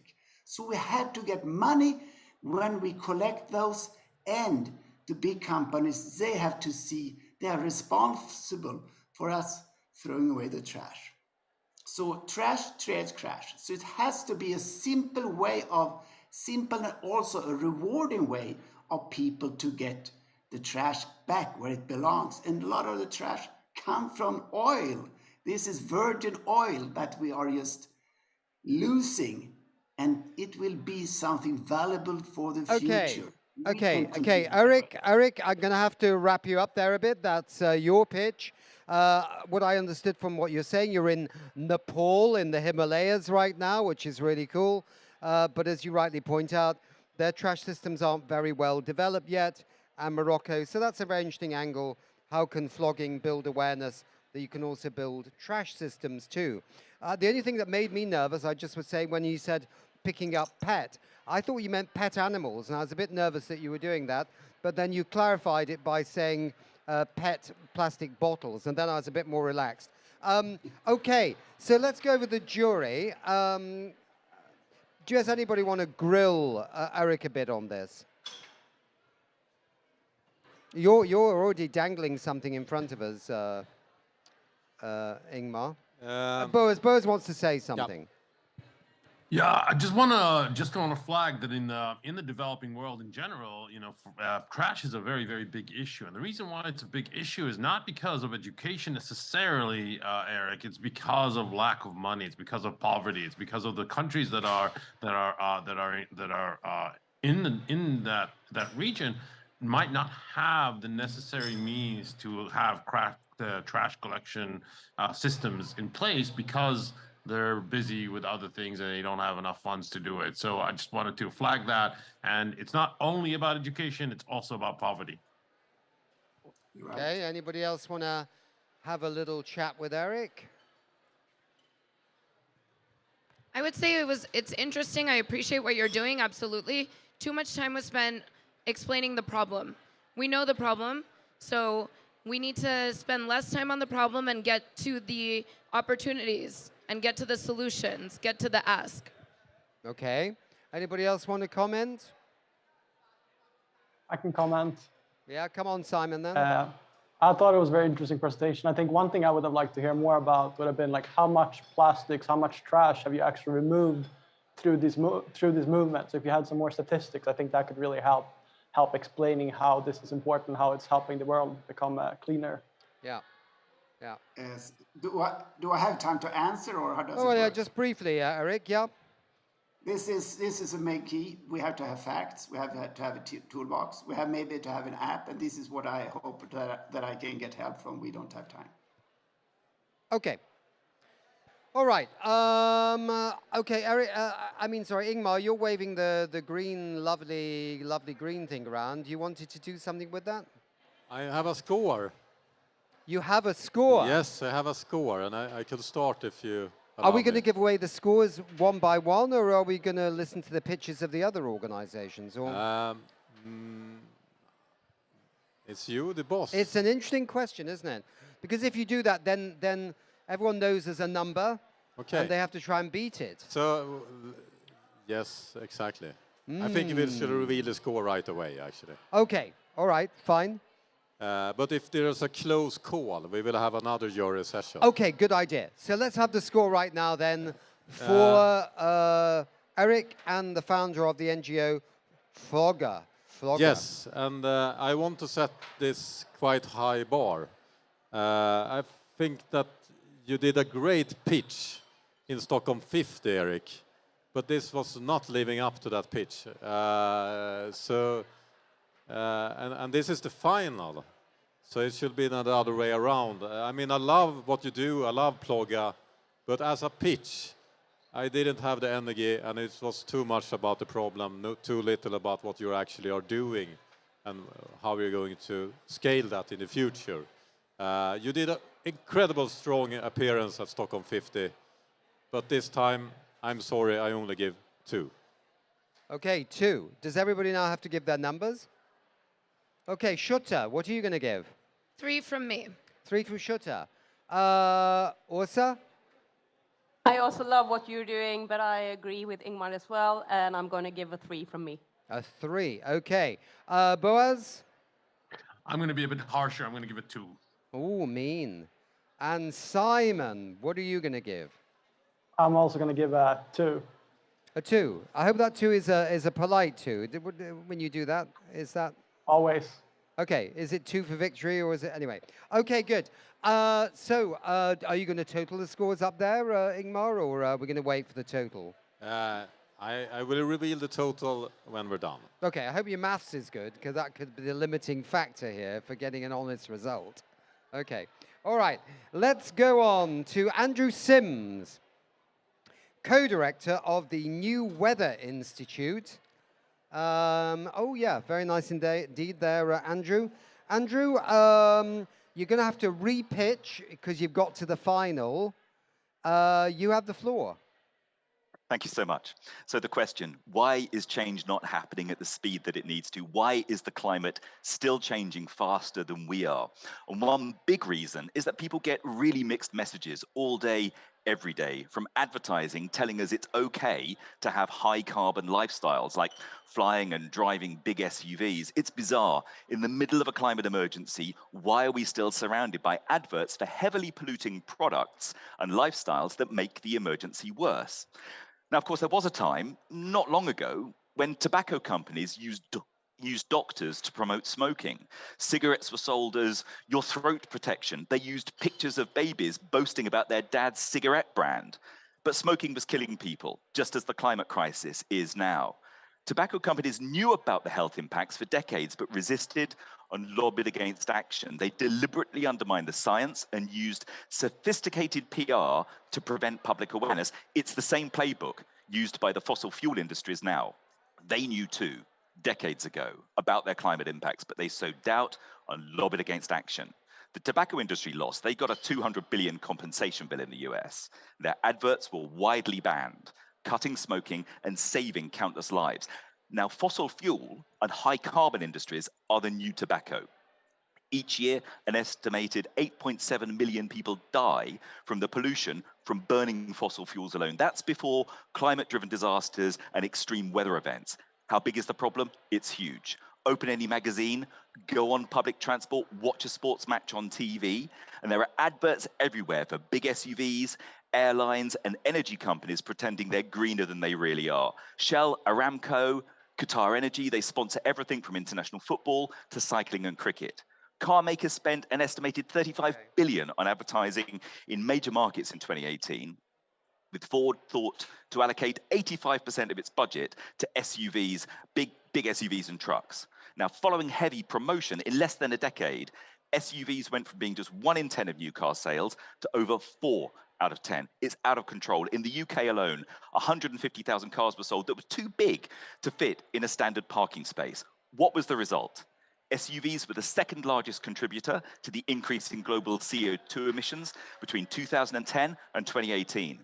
And driving an average modern car, just 500 meters, gives off enough CO2 to melt at least 1 kilogram of glacier ice. Now, sadly, advertising works.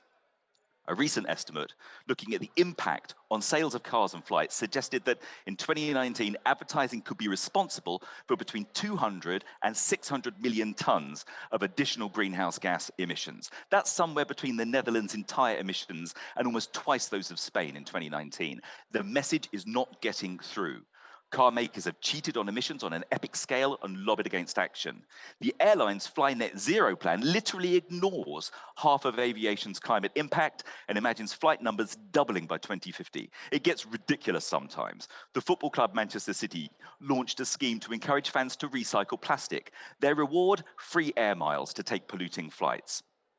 But change through action is possible. When the footballer Ronaldo removed a Coke bottle at a press conference and replaced it with water, it wiped 4 billion of Coke shares, and steps are beginning to be taken. France is requiring car adverts to carry environmental warnings and advice to walk, cycle, or take public transport instead. Amsterdam and 5 other Dutch cities banned public ads for fossil fuels and cars and airlines. In the UK and internationally, others are following suit. Today, just today, Stockholm announced it will be banning high carbon ads, including for cars and flights. A European citizens initiative raised over 300,000 signatures for a new EU law to ban fossil fuel ads. More needs to be done. Given the challenges facing other climate measures, simply removing the pressure from advertising that pushes us to consume extra polluting products should be an attractive option for policy makers. Speaking at this COP27, the Director of Public Health at the World Health Organization, Dr. Maria Neira, endorsed a legally binding tobacco-style ban on fossil advertising in the name of health and said it could go even further than tobacco. And just to finish, of course, stopping ads won't alone prevent the sale of harmful products, but it will reduce demand and the cultural normalization of harm. So I think it's time for us to stop promoting our own self-destruction and stub out high-carbon ads, and you can help by supporting the advertising campaign. Okay. Good. I would say that to all our jury, by the way, I think it's worth noting that Andrew has a wonderful command of the English language, in part because he is from the United Kingdom. Some of our guests don't have the luxury of being from there. And I would factor that into your thinking when you make your choices about who wins, because it's important. His delivery is unbelievable, right? How can you compete with that if you're from Mexico or, you know, China or somewhere like that? It's brilliant, Andrew. Well done. Okay, over to the jury. Grill the pitcher. Okay, I have a feedback or a question, and that's it's great that we take out and ban or everything that we need to stop doing, but do you also have something in your initiative to boost the solutions? Because we need to market the solution as much as we don't need to market the fossil fuel lifestyle. Yes, absolutely. Say, for example, in some of the cities where they've been campaigning for the removal of such adverts, they've been talking about giving over space to community initiatives, about promoting regreening and transition initiatives at the local level.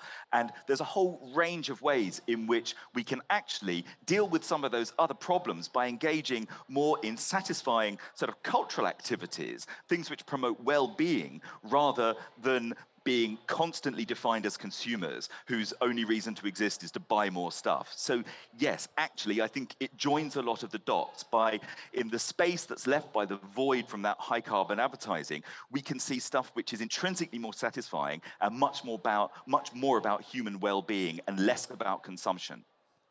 For a quick follow-up question, I think that's good, but the problem here is who is going to pay? Who's going to pay for that advertising, because the money is in consumption, as you are aware of? That's an example of an argument that was raised at the time when there was the campaign to end tobacco advertising. What would replace tobacco advertising? We're in the middle of the emergence of a green economy. I think everywhere we look now, we're seeing green entrepreneurs who can step into the shoes of where the high carbon ads have been. I think that we're seeing those examples everywhere. And actually, Bristol in the UK, where one of these campaigns is being promoted, is a home to countless both small, medium, and even large-sized green industries. So we're opening up space that will promote the alternative. Anybody else? Yeah, Shuta. Okay, so I really enjoyed this pitch, and it's not just because I like his British accent, because British accents aren't great on everyone. Thanks a lot. Looking at me right now. You cheat. Oh my God. Cheeky, exactly. I thought I handed out the abuse, not the other way around, but it's okay. I do remember Andrew's pitch from Stockholm Plus 50. I thought it was brilliant. I remember giving him a 5 then.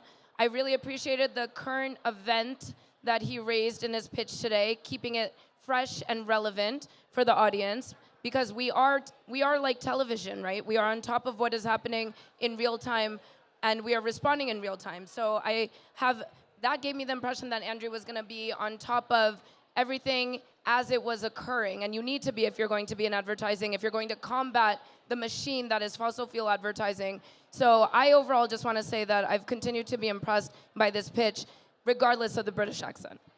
Anybody else want to chip in before we go to a bit of numbers voting? I'd like to chip in, Nick. Also, I'll come to you next. Yeah, go, Boaz. I think this is an incredible pitch. I love it.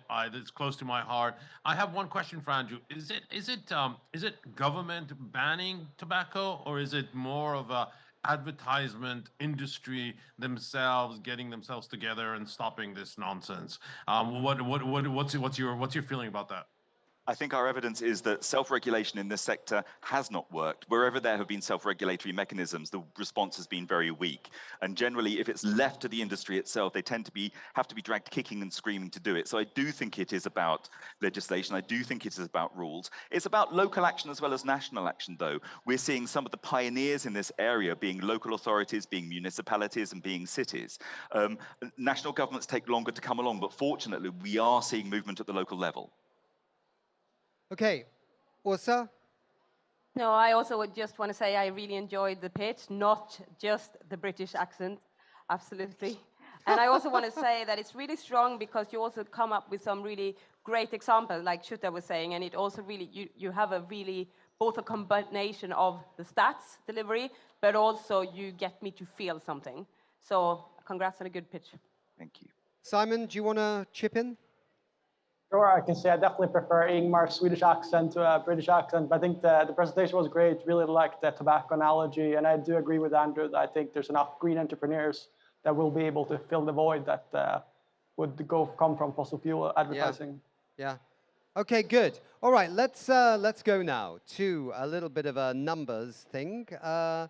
What are we going to give Andrew in this campaign? Do we go with you first, Ingmar, or shall we go to somebody else? I can set the bar. I mean, I love this. I was really fond of it at Stockholm Plus 50. I think the pitch was very good, and I agree with Chat. It's really good to have. I mean, even I didn't know about Stockholm banning fossil fuel ads, so that was new for me. I've been in Egypt too long. But this is the final, so I will only give 4.5. 4.5. Are you allowed to give halves in this competition? I'm the chair, so yes. So now the voting from the Swedish jury is 4.5. Okay, good. So 4.5 from Ingmar. Let's try some other. Let's go to Åsa here because you're in Sweden as well. We'll just clean up the Swedes right now, and then we'll move on to the other nationalities. So Ingmar, is that allowed then to give 4.2, or how am I going to do this? No, just a half. You can go 4 or 4.5 or 5 or 5. Anyway. Yeah, I'm joking a little bit. I'm going to give you a strong 4 from me. A strong 4. That's a new rating. So that's 4. It's a strong 4. Okay. I don't know what that means. It would have been a 4.2. I think that's what she's saying. It's a strong 4. All right. We've got Simon there. He's sort of Swedish. He's sort of American. Simon, go ahead. I'm going to give a 5. Wow, that's a strong 5. There's nothing stronger than strong. 5, I don't think. Okay. And then let's go to Boaz, who's Kenyan, but he's coming in from New York. Strong 5 for me. I love this. Another strong 5, not a weak 5, but a strong 5. Unbelievable. And then Shutta, who's coming from the United States. It's going to be a 5 from me as well, Nick. Is it a strong 5 or a weak 5? It is a solid 5. It's a solid 5. Another ranking that we've got there, a solid 5. Good. Ingmar, have you voted, haven't you? How is it with your memory? Yeah, I'm just losing it right now. 4.5 solid. There we go. I think the problem was all this solid and strong and various other things that was putting me off. All right, so what's the total there? Or we're waiting for the end then? Let's go to the next. Okay, let's go to the next. You see, I'm pushing him on his maths. He has to prove he can do it. Okay. Now, we've got pitch number 3, and this is a joint one between Hervé and Alexandra. I want to just say, gentlemen, that when it comes to the panel session, if I understand my technical people right, answering questions, we can only take one of you.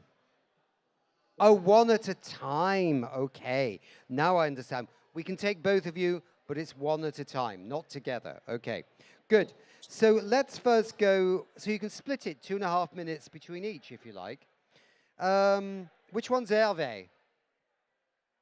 Guy on the other guy.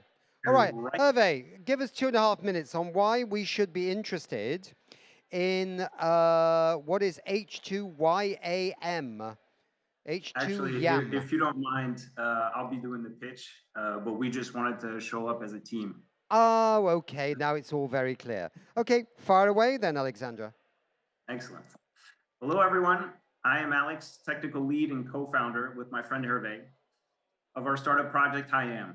Hervé and I have both grown up with one foot in the water, and our mission is to help maritime communities like ours across the world.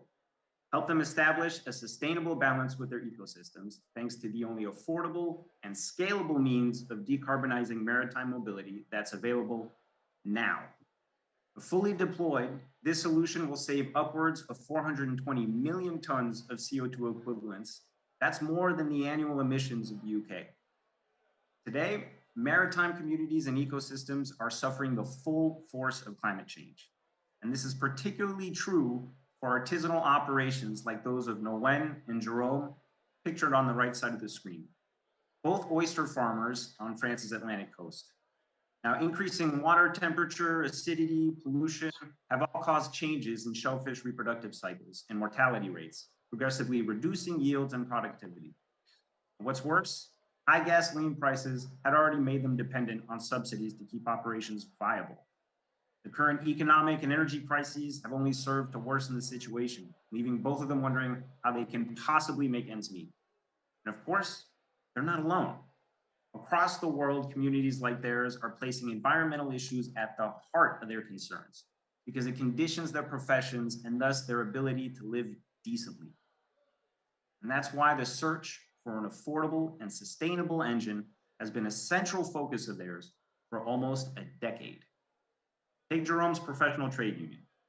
They've been experimenting with electric mobility, both battery and hydrogen fuel cell technologies, since 2015. Experimenting, but nothing more, because they found them to be too expensive and unable to meet operational needs. And that's where we come in. Our deal is simple and straightforward. We sell engine conversions in the form of retrofit kits and installation services to small-scale ship operators, taking them from fossil fuel combustion to hydrogen gas combustion at a price that is less than what they're paying right now. We also provide maintenance and training services, generating recurring revenue, but most importantly, preserving the local expertise and operational independence of these artisans. And this is possible because our engine conversion is equivalent in complexity to standard engine maintenance. Based on a proprietary technology, we're merely swapping out a limited number of parts to make the engines compatible with burning hydrogen gas. And it's thanks to this simplicity that the operation can happen in a day, but not any day. Right now, today, as our technology has already passed qualification testing and is scheduled for first vehicle integration this month. Now, our solution can provide total decarbonization for ships across the globe, with each engine conversion equivalent to taking 3 cars off the road. And what's more, you can say goodbye to particulate air pollution and water pollution while saying hello to resource sobriety. Simply said, what we're offering is a technology our users already master that respects the environment from which they earn their living at a price point that is less than what they're paying right now. Our beachhead market is professional fisher folk and shellfish farmers in France, where we have local representation and established partnerships to secure the supply of green hydrogen. To date, we've already obtained several letters of interest, sponsorship from 4 municipalities, and we're in discussions with 2 local trade unions demonstrating strong interest in our offer. But nonetheless, we can and must expand this offer to include not only boating and tourism, but maintenance and logistics in all countries that are actively decarbonizing their fleets. We're targeting motors from 150 to 500 horsepower across all of these markets, which represents upwards of 35 million boats, more than 51 billion euros in potential annual revenue.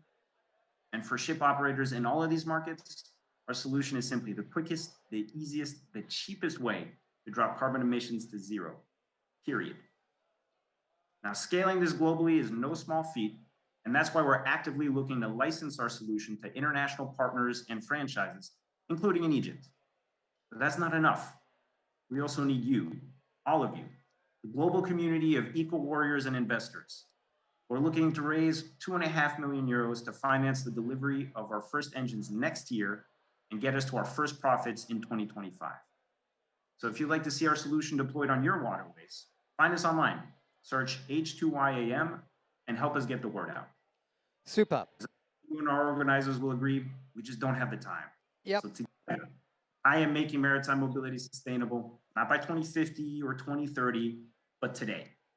With that said, I thank you all. Good, thank you very much. And just to clarify this, Hervé Dumartin is the CEO and founder of H2YM, and Alexandra Mark is the CTO, I think Chief Technical Officer, with H2YAM. Okay, good.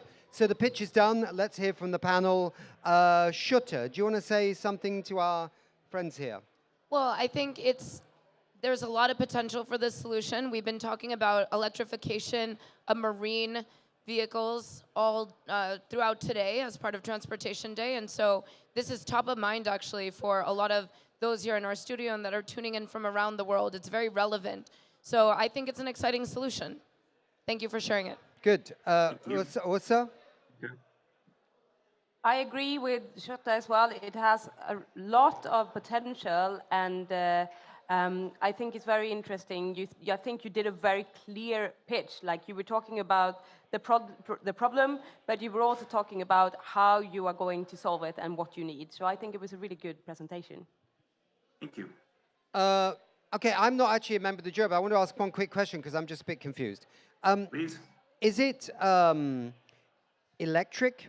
Is it hydrogen? Is it fuel cell? Can you convert these engines to all kinds of different fuels? I mean, just please, can you just clear that up for me? Yeah. Sure, sure. So fuel cells are actually a form of electric mobility, right? It's just how you're still stocking that energy that's different. So we are not doing electric mobility, not yet. When it becomes economically viable, we'll do that. But right now we're doing thermal combustion. So it's the equivalent of an internal combustion engine, but it just burns hydrogen gas instead of fossil fuels. Okay, good. All right. Thanks very much indeed. Simon, Boaz, who wants to comment? Sorry, you go ahead. No, excellent pitch. Really, very powerful. A viable solution, I think, and we should scale it up as quickly as possible.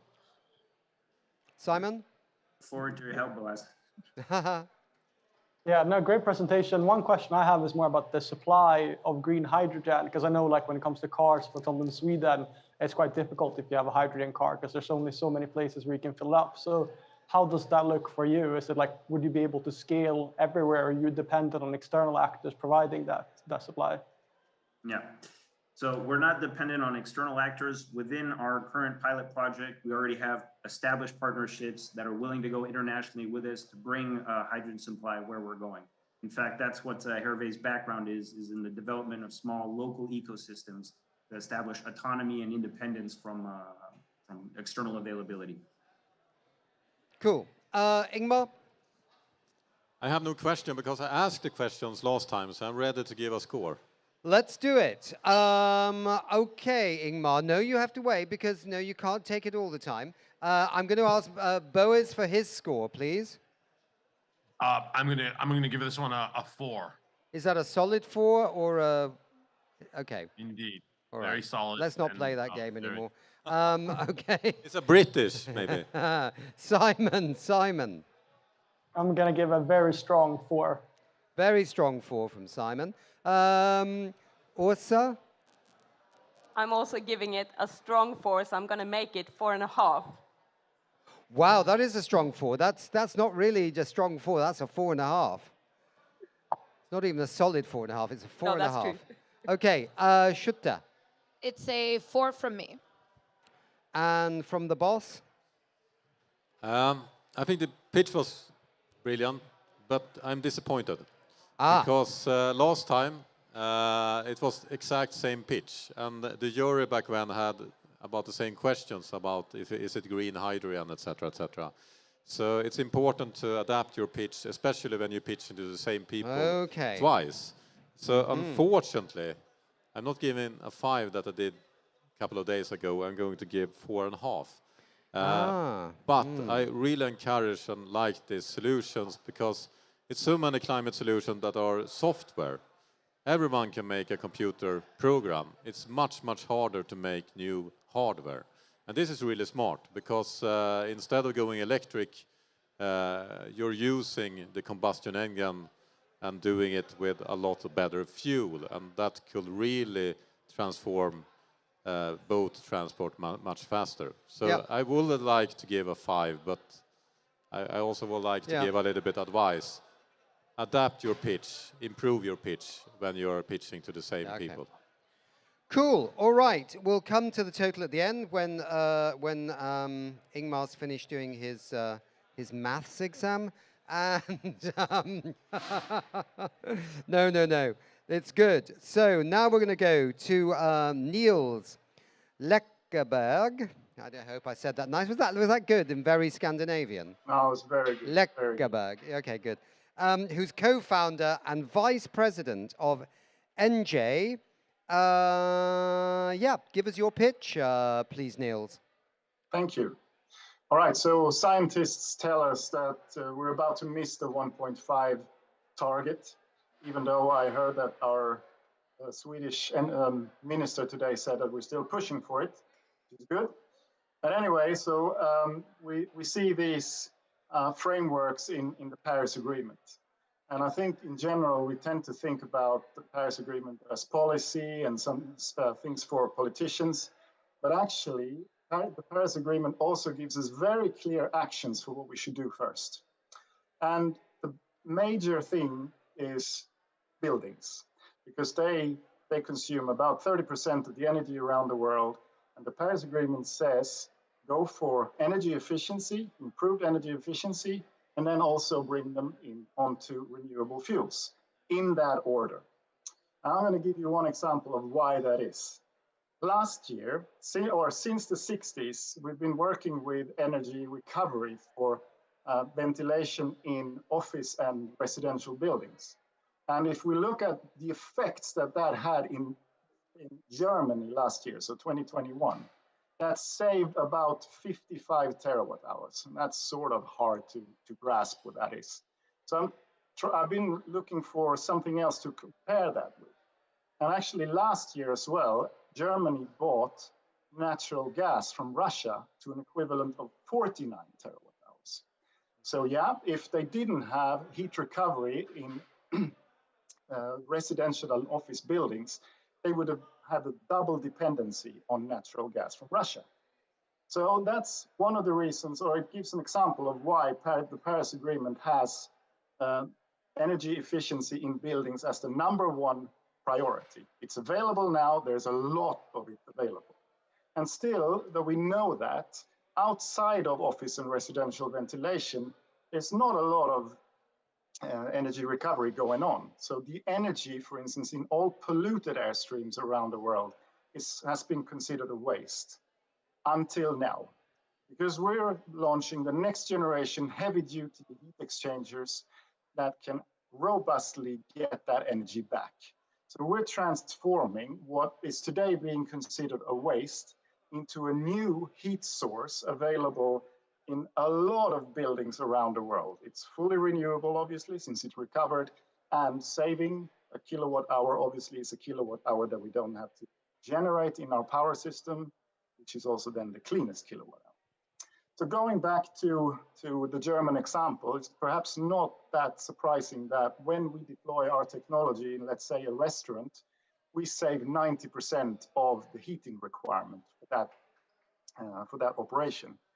And the HVAC industry around the world, therefore, has been looking for this for decades because it's such a missing piece to the energy systems of buildings around the world.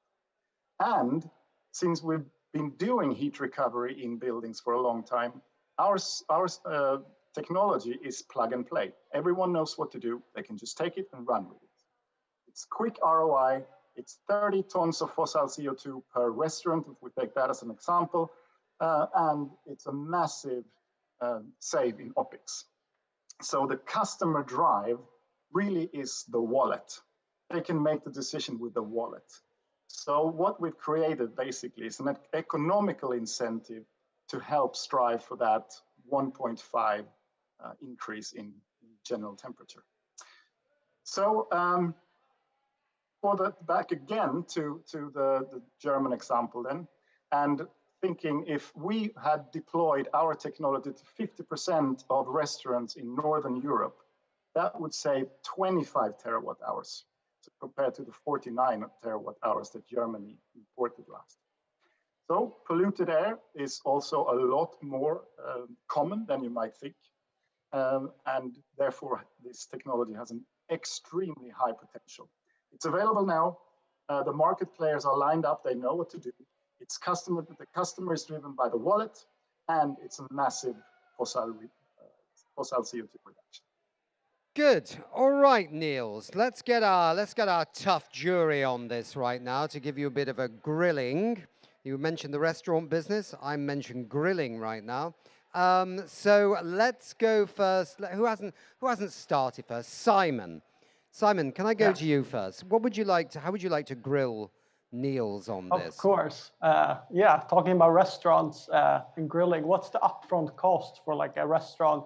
Would a small restaurant be able to afford it, or is there more bigger players that can afford the solution? Because it sounds like a great solution. Yeah, so if you install our technology at new build stage, the alternative cost is very close to zero. So everyone can afford it if you have it in the design phase. If you do it as a retrofit, it takes you about 18 months to pay it back. So if you save, let's say, 100,000 kilowatt hours a year, and that costs you about, let's say, 2 kronor at present, then the installation cost is about, let's say, 250. So you pay it back in less than 2 years, probably less than 1.5 years. Okay, anybody else want to chip in now? Anybody else desperate to ask Niels a question? Boaz? No real questions. I think the pitch is good. The only thing about the pitch itself is that I would have liked you to come to the point a little bit nearer to the top, but I understand how you did it. So that's my only remark. So it was a question of taste rather than Again, getting back to the theme of restaurants. It's amazing how this happens. Åsa. I don't really have a question either. I really think this pitch is good. I've heard it before earlier in this week, and I think it's still as strong. It's both scalable, but also really resourceful. So I really love this idea. I'm now going to ask Ingmar for any questions to our guest. What's the biggest challenge?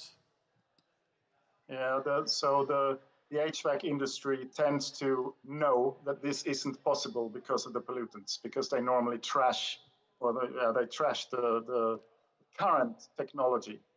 So trying to get past that point that enough people know that it's actually doable. Aha. So it's sort of institutionalized. It's too new. They don't want to hear about new things.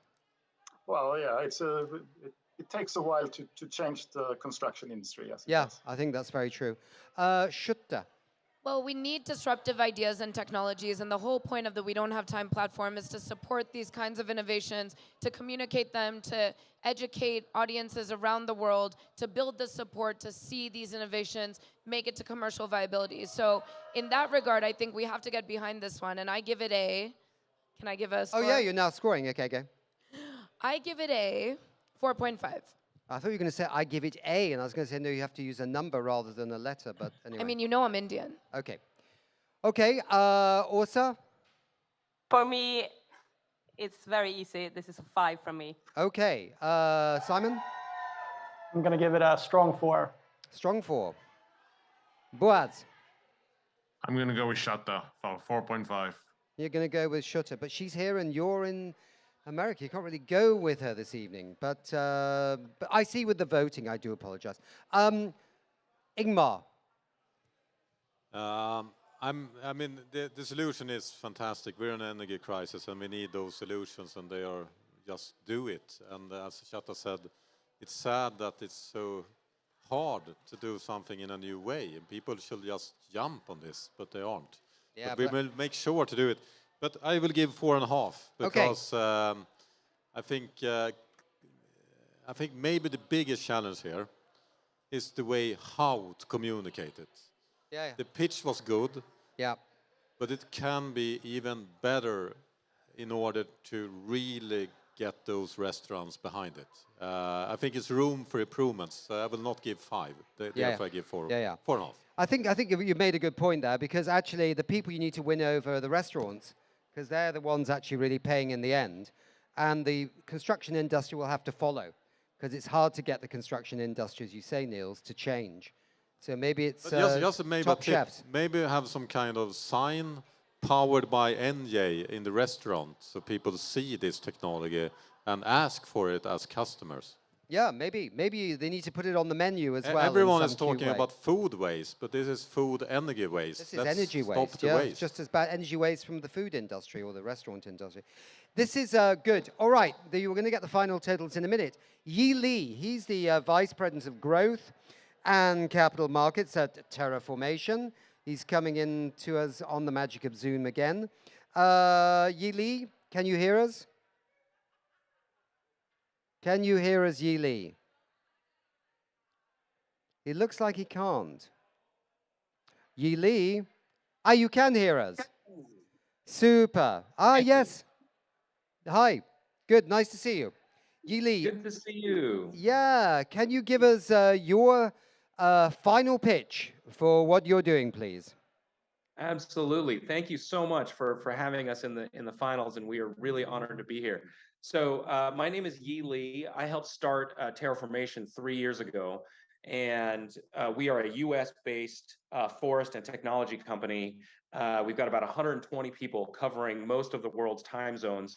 And our fundamental assertion is that the planet has more than enough land, financial resources, and human capacity to grow billions of acres of net new forest and to sequester gigatons of carbon dioxide out of the atmosphere. This is a science-based assertion. We've worked with and talked with many of the top climate scientists in the field who would back us up on this assertion. And our mission as a company is to help scale up the native forest restoration industry to be able to achieve this objective before 2050. Forests take a long time to grow, I think, as everybody knows. So in order to reach massive scale reforestation, the key to achieving this is actually parallelization. Like we need to be able to start many hundreds or thousands of new forests at the same time, rather than sort of sequentially growing forests, one at a time. And this turns out to be, parallelization turns out to be the fundamental skill set of Silicon Valley companies. And we tend to achieve this kind of scale by focusing on bottlenecks and breaking through bottlenecks that hold back or constrain growth. In the case of the global native forest restoration space, we've learned a lot in the last 3 years by working with and supplying equipment and training and tracking software to some of the world's largest native restoration operations. There's a handful, there's about 6 or 7 entities in the world today that restore native forests at 1 million trees or more per year kind of scale. And by working with them, by also putting in our own capital and starting 14 projects all around the world in different biomes, we've learned that there are 4 key bottlenecks that hold back scale of native forest restoration. First and foremost is seed supply. If you want to plant billions of acres of net new forest, you need to have trillions of native and endemic tree seeds on hand. So we have to engage the world in a very broad seed banking and seed supply expansion. Second is training and capacity building, teaching anybody who wants to learn this skill of seed collection, seed banking, nursery operations, how to plant native and endemic trees on lands in a way that will sustain their growth over time. That fundamental skill set is something that people can learn and something that we can, the knowledge that we can multiply. Third is project tracking. So if you want to be able to start that many projects and underwrite that many projects financially at the same time, you need to have very robust tracking software that tells a story digitally of tracking exactly how many millions of seeds have been collected, how many millions of plants have been germinated, how many of those plants have made it out to field. So Terraformation we've developed technology and solutions to each of these in turn, and the offering, the mechanism that Terraformation is using to actually achieve parallelization is what we call the Terraformation Forestry Accelerator. We start cohorts of new teams in regions around the world that are biodiversity hotspots and in need of native restoration. We start cohorts of 10 teams at a time. We train them, we equip them, we finance them for early stage development, and then we graduate teams from our accelerator, almost like a forestry school or almost like a startup school.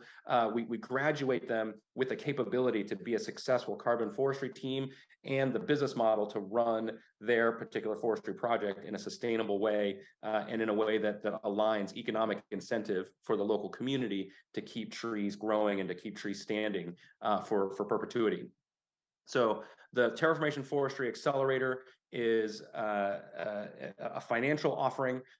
We raise money from third parties to be able to scale up and expand this accelerator operations. And today we've got regional accelerators coming together around Central America, West Coast Africa, Southeast Asia, and New Zealand. So that's what Terraformation does. And today we've raised 2 rounds of venture capital, and we're continuously raising more capital to fund projects all around the world. So Yili, thanks very much indeed. Let's hear from our jurors here. Anybody want to ask Yili a question? Is there an idea or a seed you want to plant in his mind? Over to you. I have a question, Nick. Thanks so much, Yili. What's the business model here? Is this? I mean, you seem like a startup, but how is it sustainable? And who is buying your services? Is it non-for-profit? What's your business model? Yeah, so Terraformation, fundamentally, our business model is going long on the value of carbon. So we get a minority stake, usually around 5%, of all the future carbon credits that come out of our accelerator graduates. This is a remarkably good deal, right? If you go talk to other carbon project developers around the world today, usually there's a much higher price to pay for this kind of assistance in developing forestry projects. So we fundamentally believe that the price of carbon is undervalued today and will go up over time. And so we are going long on the value of carbon and participating in carbon economics that way. The folks who typically support us and who support projects are corporate investors and financial institutions who believe in this mission of reforestation. Corporates are usually in it for carbon credits because they are trying to either offset or inset, create agroforestry projects to inset their emissions reductions within their own supply chains, or to offset excess emissions that they need to buy carbon credits to eliminate. And then there's mission-oriented financial institutions who want to invest in forestry and just make a financial return from that investment. Okay, that was a very comprehensive answer. Any quick questions to Yili? I have a quick one. It depends what you answer, of course, but do you prioritize any geographical areas for restoration? Yeah, so we tend to follow the science on where are the highest priority biodiverse native restoration hotspots. And so that's why we focused on Central America, West Coast Africa, Southeast Asia, that corridor, and New Zealand. And we tend to intersect that with jurisdictional stability and the ability to run long-term contracts.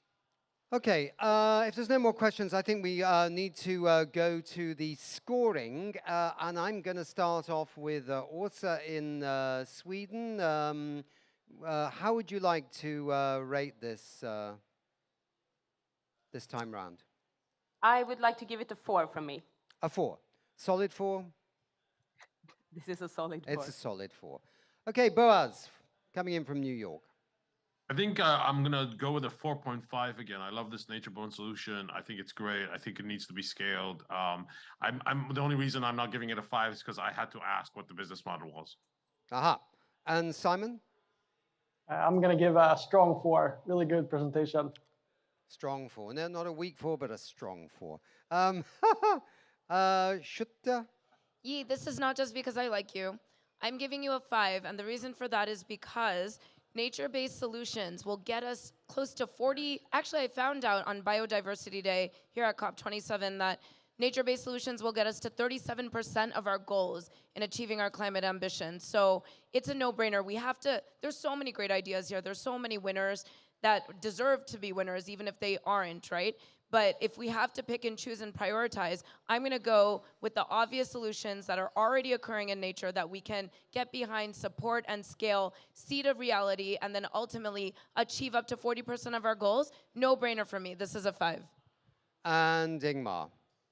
I will give this a 5 because what I said earlier, there's so many companies that are trying to say the word as software companies. And we need them, but we really need, I mean, the real solutions out in the reality. Yeah. And here you have something very unique. You have a software expert of scaling IT companies, applying that not just to hardware, but for nature-based solutions, and have this mentality to scale it as Silicon Valley is very, very good at doing. I love that mentality. What if Silicon Valley could transform into nature-based solution and you could have so many things just scaling. Okay. But I do agree with Boas. The business model needs to be in the pitch. Because the reason for that is that the biggest challenge for nature-based solutions is not how to do it, it's about how to finance it. And I think you have a very, very good business model, so it should be in the pitch. It's an important part of your solution that you have worked out. Well, maybe that business model has been evolving as they've gone through the process of becoming, in a sense, terraformation. Because, and maybe it's now refined, and maybe we were lucky to hear it today.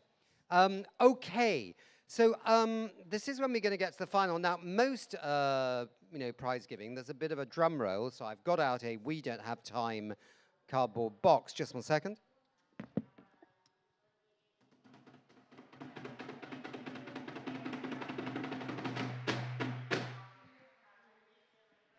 Okay, you can see I was never a drummer in my life. I'm not from an indigenous community either, because that was terrible. But we had a drum roll, which gives Ingmar the chance to actually do his calculations and cross-check them so we get it right, okay? And I would like Ingmar to hand over to you to announce the winner. We have no winner. It's a close call, actually. Okay. And I hope I have counted right. My brain is not really that fast after 2 weeks of non-sleep. The people actually who have pitched need to know that your brain was perfect. Oh, sorry. And that the maths are absolutely my brain solid. is perfect, but the math is, I need to just double check it. Hey, is there a mathematician in the audience anywhere? I am, actually, but it was a long time ago. Okay. Anyway, we have a close call between New Weather and NJ. And as a second position, we have Terraformation. And this has been very, very close for everyone here. It's very good pitch, very good solutions. So we need to decide between New Weather and NJ. And so I think reflect again for the audience. New Weather is the ads.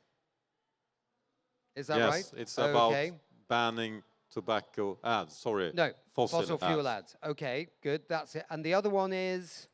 The restaurants. Energy efficiency in restaurants. Energy, food waste. Yeah. Okay. This is tough because I think it's up to me, but we could do a little bit special here. We have an audience here on the ground.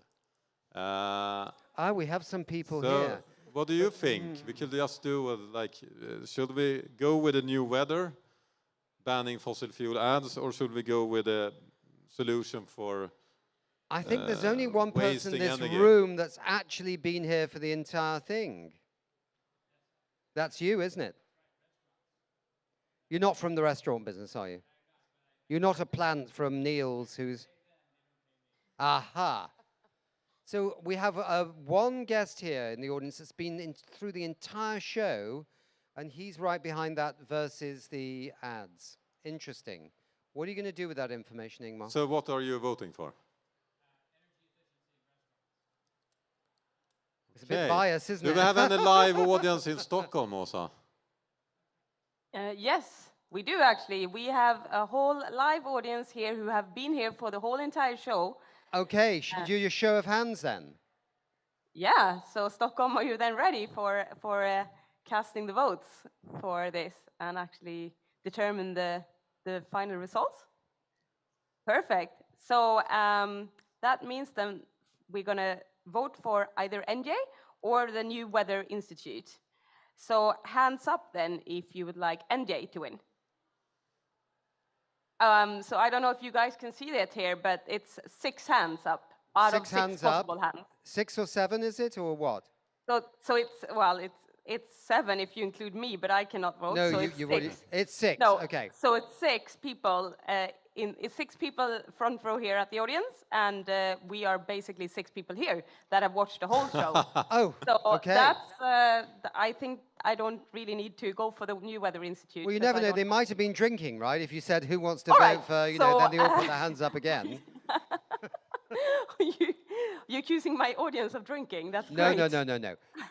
Well, yeah, why So not? I mean, they're then, Swedish. Yes, right? they're only drinking iced coffee from Oatly here, so that's all good. Okay. So New Weather Institute, I guess then we have 0 votes from Stockholm. Okay. All right. Okay, Plus, we so- have a gentleman here, even if he's in the but business. it's still up to me. So this was It's just still up to guiding. you. Okay. But I think it was a very good guiding, and I will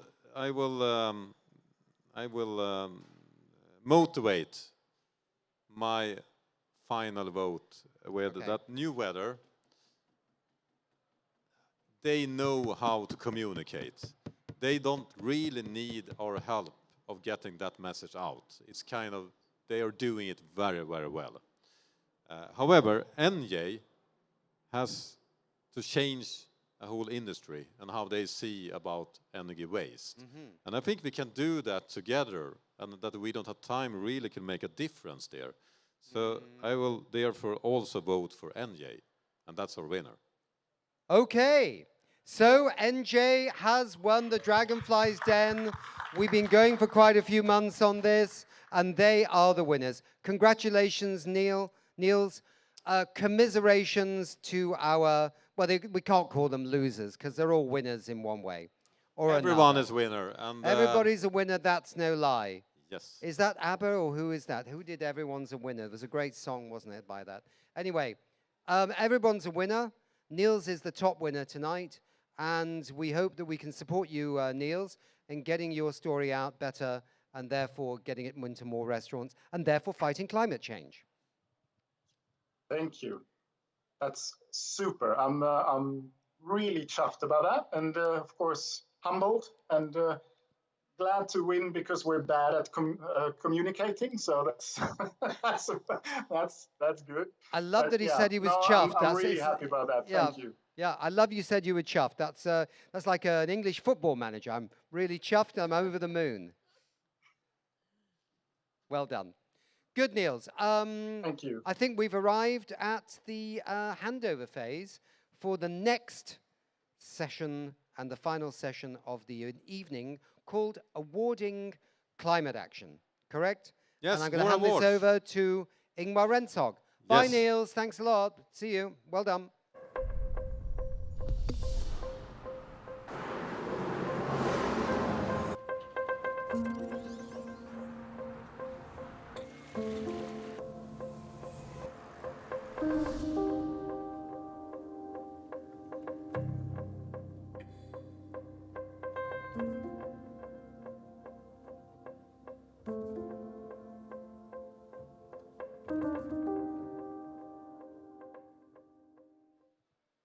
So welcome back.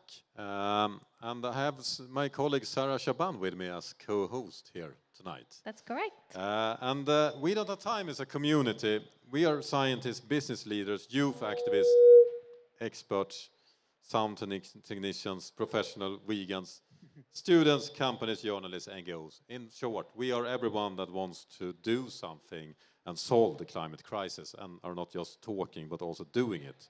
At the heart of this community is the will to influence the world to take real climate action, because it doesn't work if only we are doing it. We must inspire everyone else. And today, the time has come to show our community some appreciation. And welcome to Awarding Climate Action. And this is all about us giving out prize to our members that are using the We Don't Have Time platform to influence business and to award climate action. And we will start with going over to our Stockholm hub, where I hope I have my co-founder with me. And he will explain more about We Don't Have Time and what we're doing and how it all started. Right, David? Yes, I will, Ingmar. Actually, I want to start off with a confession I have to make. You're a fossil fuel lobbyist. No, but I don't care about the climate. The world is heating up, and it's unprecedented. Good. So damn cold up here in Sweden anyway. And we haven't had this much carbon in the atmosphere since, what, 3 million years? Oh, it's like traveling in time, back to the Pliocene. It's going to be fun. And oh, hurricanes. Forgot the hurricanes. They are so much more fun to watch these days. Great television. And wildfires and floods, they have never been this numerous in human history. Ah, yeah, that's a little word. Human. And I realize, no, I don't care about the climate, but I do care about people. I want people to laugh, think big, think small. I want people to create beautiful things, become friends, become lovers, grow up, play, learn, have children, develop new skills, travel, go out on limbs, fall off, pick themselves up, and try and fail again and again and again until the success they eventually gain is but a fraction of the wisdom they've acquired along the way. No, not love of nature that drives me. It's a love for humanity. So, if whole country populations become climate refugees, if the global food supply breaks down, and if devastating wildfires and floods wipe out areas the size of Belgium, if the Gulf Stream collapses, that would be a world in which ordinary life, ordinary people, will become difficult and in the end, impossible. You know it, we know it,